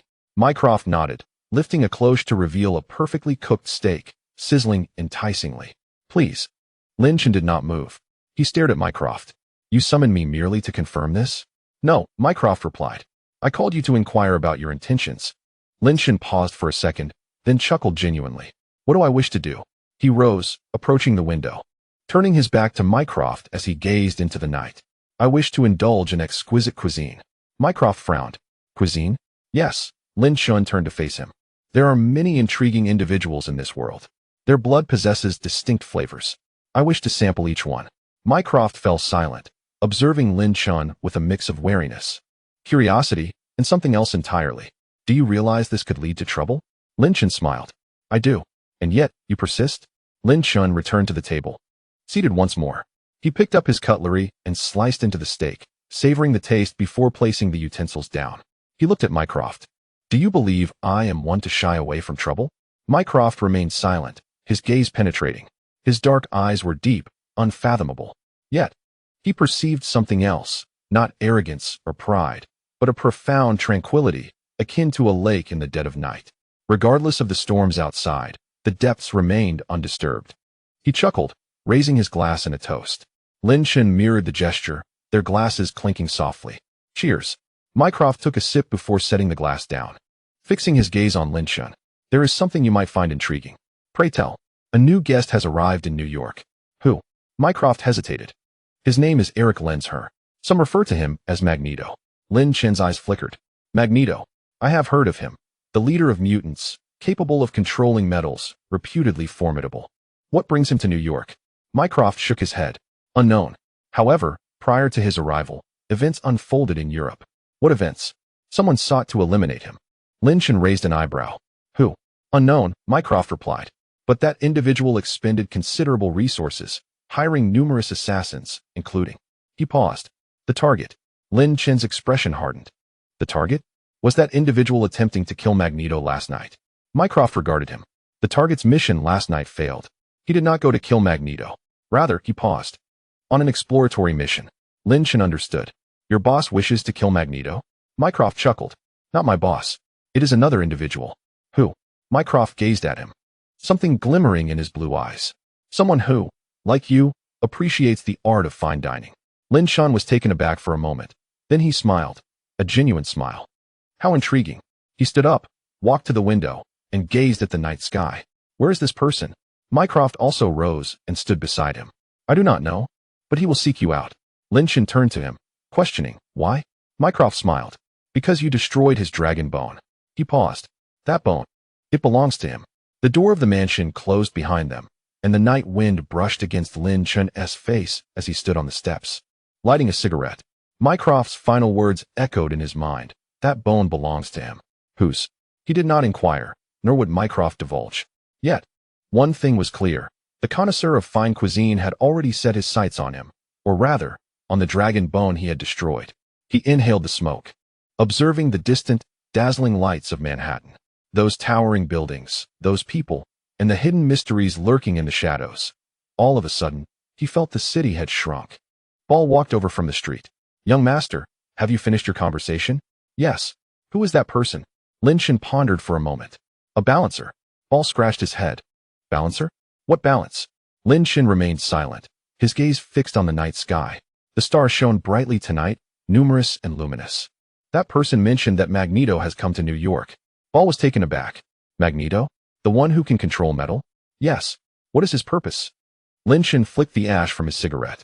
I do not know, but someone wants him dead. Ball's eyes widened in disbelief. Kill Magneto? Who is so bold? Lin Shan chuckled, extinguishing his cigarette. The one who wishes to kill him is the one who sent the scout. Ball was even more confused. Isn't the scout here for you? He is here for me, Lin Shan replied, but he is also on an exploratory mission. He opened the car door. Let's head back. Tomorrow, we will seek out this Magneto. The following afternoon, in Midtown Manhattan, stood an inconspicuous office building, 30 stories high. Lin Shan lingered in a cafe at the base, clutching a cup of Americano. Ulrose stood beside him. Magneto is currently above us. There's a mutant gathering on the 29th floor, and he is the keynote speaker. Lin Shan nodded, observing the building. Ordinary, too ordinary. With its mundane glass facade, standard revolving doors, and a security guard smoking at the entrance. Who would suspect that the man capable of controlling metal was within? He took a sip of his coffee. Let us go? In the elevator. Only the two of them occupied the space. The numbers flickered as they ascended from 1 to 29. Ulrose spoke up. Young master, how do you plan to meet him? Lin Shan contemplated. I will meet him directly. What if he attacks? Lin Shan chuckled. Then let him. Chapter 68. Making a friend. The elevator doors opened, revealing a grand hall. Expansive, with floor-to-ceiling windows showcasing the Manhattan skyline. Dozens of individuals stood within, men and women of various ages. Some appeared perfectly normal, while others did not, such as a girl with shimmering blue hair under the lights. Upon seeing Lin Shan, they all paused momentarily. A bald man emerged from the crowd, over 60, clad in a dark suit, with piercing eyes. He walked with a steady gait, each step measured. He approached Lin Shan, coming to a halt. Who are you? Lin Shan met his gaze. Lin Shan, who are you looking for? You. The bald man's eyes flickered. Do you know who I am? I do, Lin Shan replied. Eric Lin's her Magneto. The man's brow furrowed. How did you get in? I walked in. No one stopped you? None. The bald man's expression shifted. He raised his hand. And all the metal in the hall, tables, chairs, window frames, coins, keys, began to tremble. Lin Shan remained still, observing the metal as he smiled. Is this how you welcome guests? The bald man fixed his gaze on him, a mix of wariness, curiosity, and something else lurking in his eyes. Who are you really? Lin Shan stepped forward, and the trembling metal suddenly stilled, not because of the bald man, but as if held by an unseen force. The bald man's pupils constricted as he stared at Lin Shan. You. Lin Shan stood across from him, merely a meter apart. I am Lin Shan. I reside in Brooklyn. I heard you were in New York and came to see. The bald man fell silent, studying Lin Shan. His dark eyes were calm, serene like a midnight lake. Yet something lurked beneath the surface. Though unseen, it was palpable. What are you looking at? Lin Shan pondered. You. Why? Because someone wishes to kill you. The bald man's expression hardened. Who? Lin Shan did not respond. He turned and walked to the window, facing away from the bald man, gazing at the Manhattan skyline. Someone has sent an assassin to scout. That assassin first sought me out. The bald man approached his side, standing parallel to him. Why seek you? Lin Shan chuckled, turning to look at the bald man. Because that person believes I am connected to you. The bald man furrowed his brow. Connected? In what way? Lin Chen contemplated. I do not know, but that person is very curious. The bald man remained silent, his gaze fixed on the breathtaking Manhattan view, the towering buildings and flowing traffic. Yet, his mind was elsewhere, pondering the identity of that person. Who is he? Lin Chen shook his head. I do not know, but he possesses a dragon bone. I destroyed it. The bald man's expression shifted. A dragon bone? Yes, Lin Chen affirmed. The hand's dragon bone. They used that bone to resurrect individuals. I destroyed it. The bald man scrutinized him, something gleaming in his eyes. Why are you telling me this? Lin Chen smiled, turning to face him. Because you are quite fascinating. The bald man was taken aback. Fascinating. Indeed, Lin Chen remarked. Your blood should be quite delectable. The bald man stared at him, as if assessing a lunatic. Are you a vampire? One might say so. Do you know how many vampires I have slain? More than you have ever encountered. Lin Chen laughed, a genuine laugh. Then let us see. The bald man's demeanor turned cold. He raised his hand, and all the metal in the hall trembled once more, this time even more violently. Tables, chairs, window frames, coins, and keys all soared into the air, aimed directly at Lin Chen. Dozens of metal objects hovered ominously, their pointed ends directed at him. The bald man glared. I will ask you one last time. Who are you? Lin Chen remained unmoved, his gaze fixed on the metal. Then, he raised his hand and snapped his fingers. With a sharp crack, the metal ceased its movement, not merely stopped, but shattered into powder, cascading down like a shower of metallic snow. The bald man stood in shock, watching the dust settle on the ground, on his shoulders, on Lin Chen's shoulders. Lin Chen brushed the dust off his shoulder and looked at him. Is that all? The bald man's expression shifted, and he took a step back. Lin Chen took a step forward, closing the distance between them. You are formidable, he remarked. In this world, not many can best you. But I am different. He gazed at the bald man. I have slumbered for 12 centuries. I have witnessed far more than the vampires you have vanquished. He raised his hand and gently patted the bald man's shoulder. Rest assured, I shall not consume you today. The bald man remained still, his eyes fixed on Lin Chen, for the first time revealing genuine vigilance. Not fear, but a sincere and earnest caution. What do you seek? Lin Chen pondered briefly. To forge a friendship. The bald man appeared taken aback. A friend? Indeed, Lin Chen replied. There are those who wish to take your life, and I, too, wish to meet them. Collaboration would benefit us both. The bald man fell silent, studying Lin Chen with sincerity emanating from his dark eyes, a sincerity that felt almost too genuine. Yet he recognized that this man was anything but ordinary, far from it. What do you desire? He inquired. Lin Chen smiled. As I stated, I seek a friend. And incidentally, he paused. When that individual who wishes to kill you arrives, we shall sample together. The bald man regarded him intently. Sample? Yes, Lin Chen affirmed. His blood should possess a flavor more exquisite than yours. The bald man fell into a long silence, before eventually laughing, a genuine expression of amusement. How interesting. He extended his hand, and Lin Chen grasped it. Both hands were strong. Upon releasing, the bald man stated, I am Eric Len's Heir. Lin Chen, he replied. Their gazes locked, and sunlight streamed through the window, casting a golden hue upon them.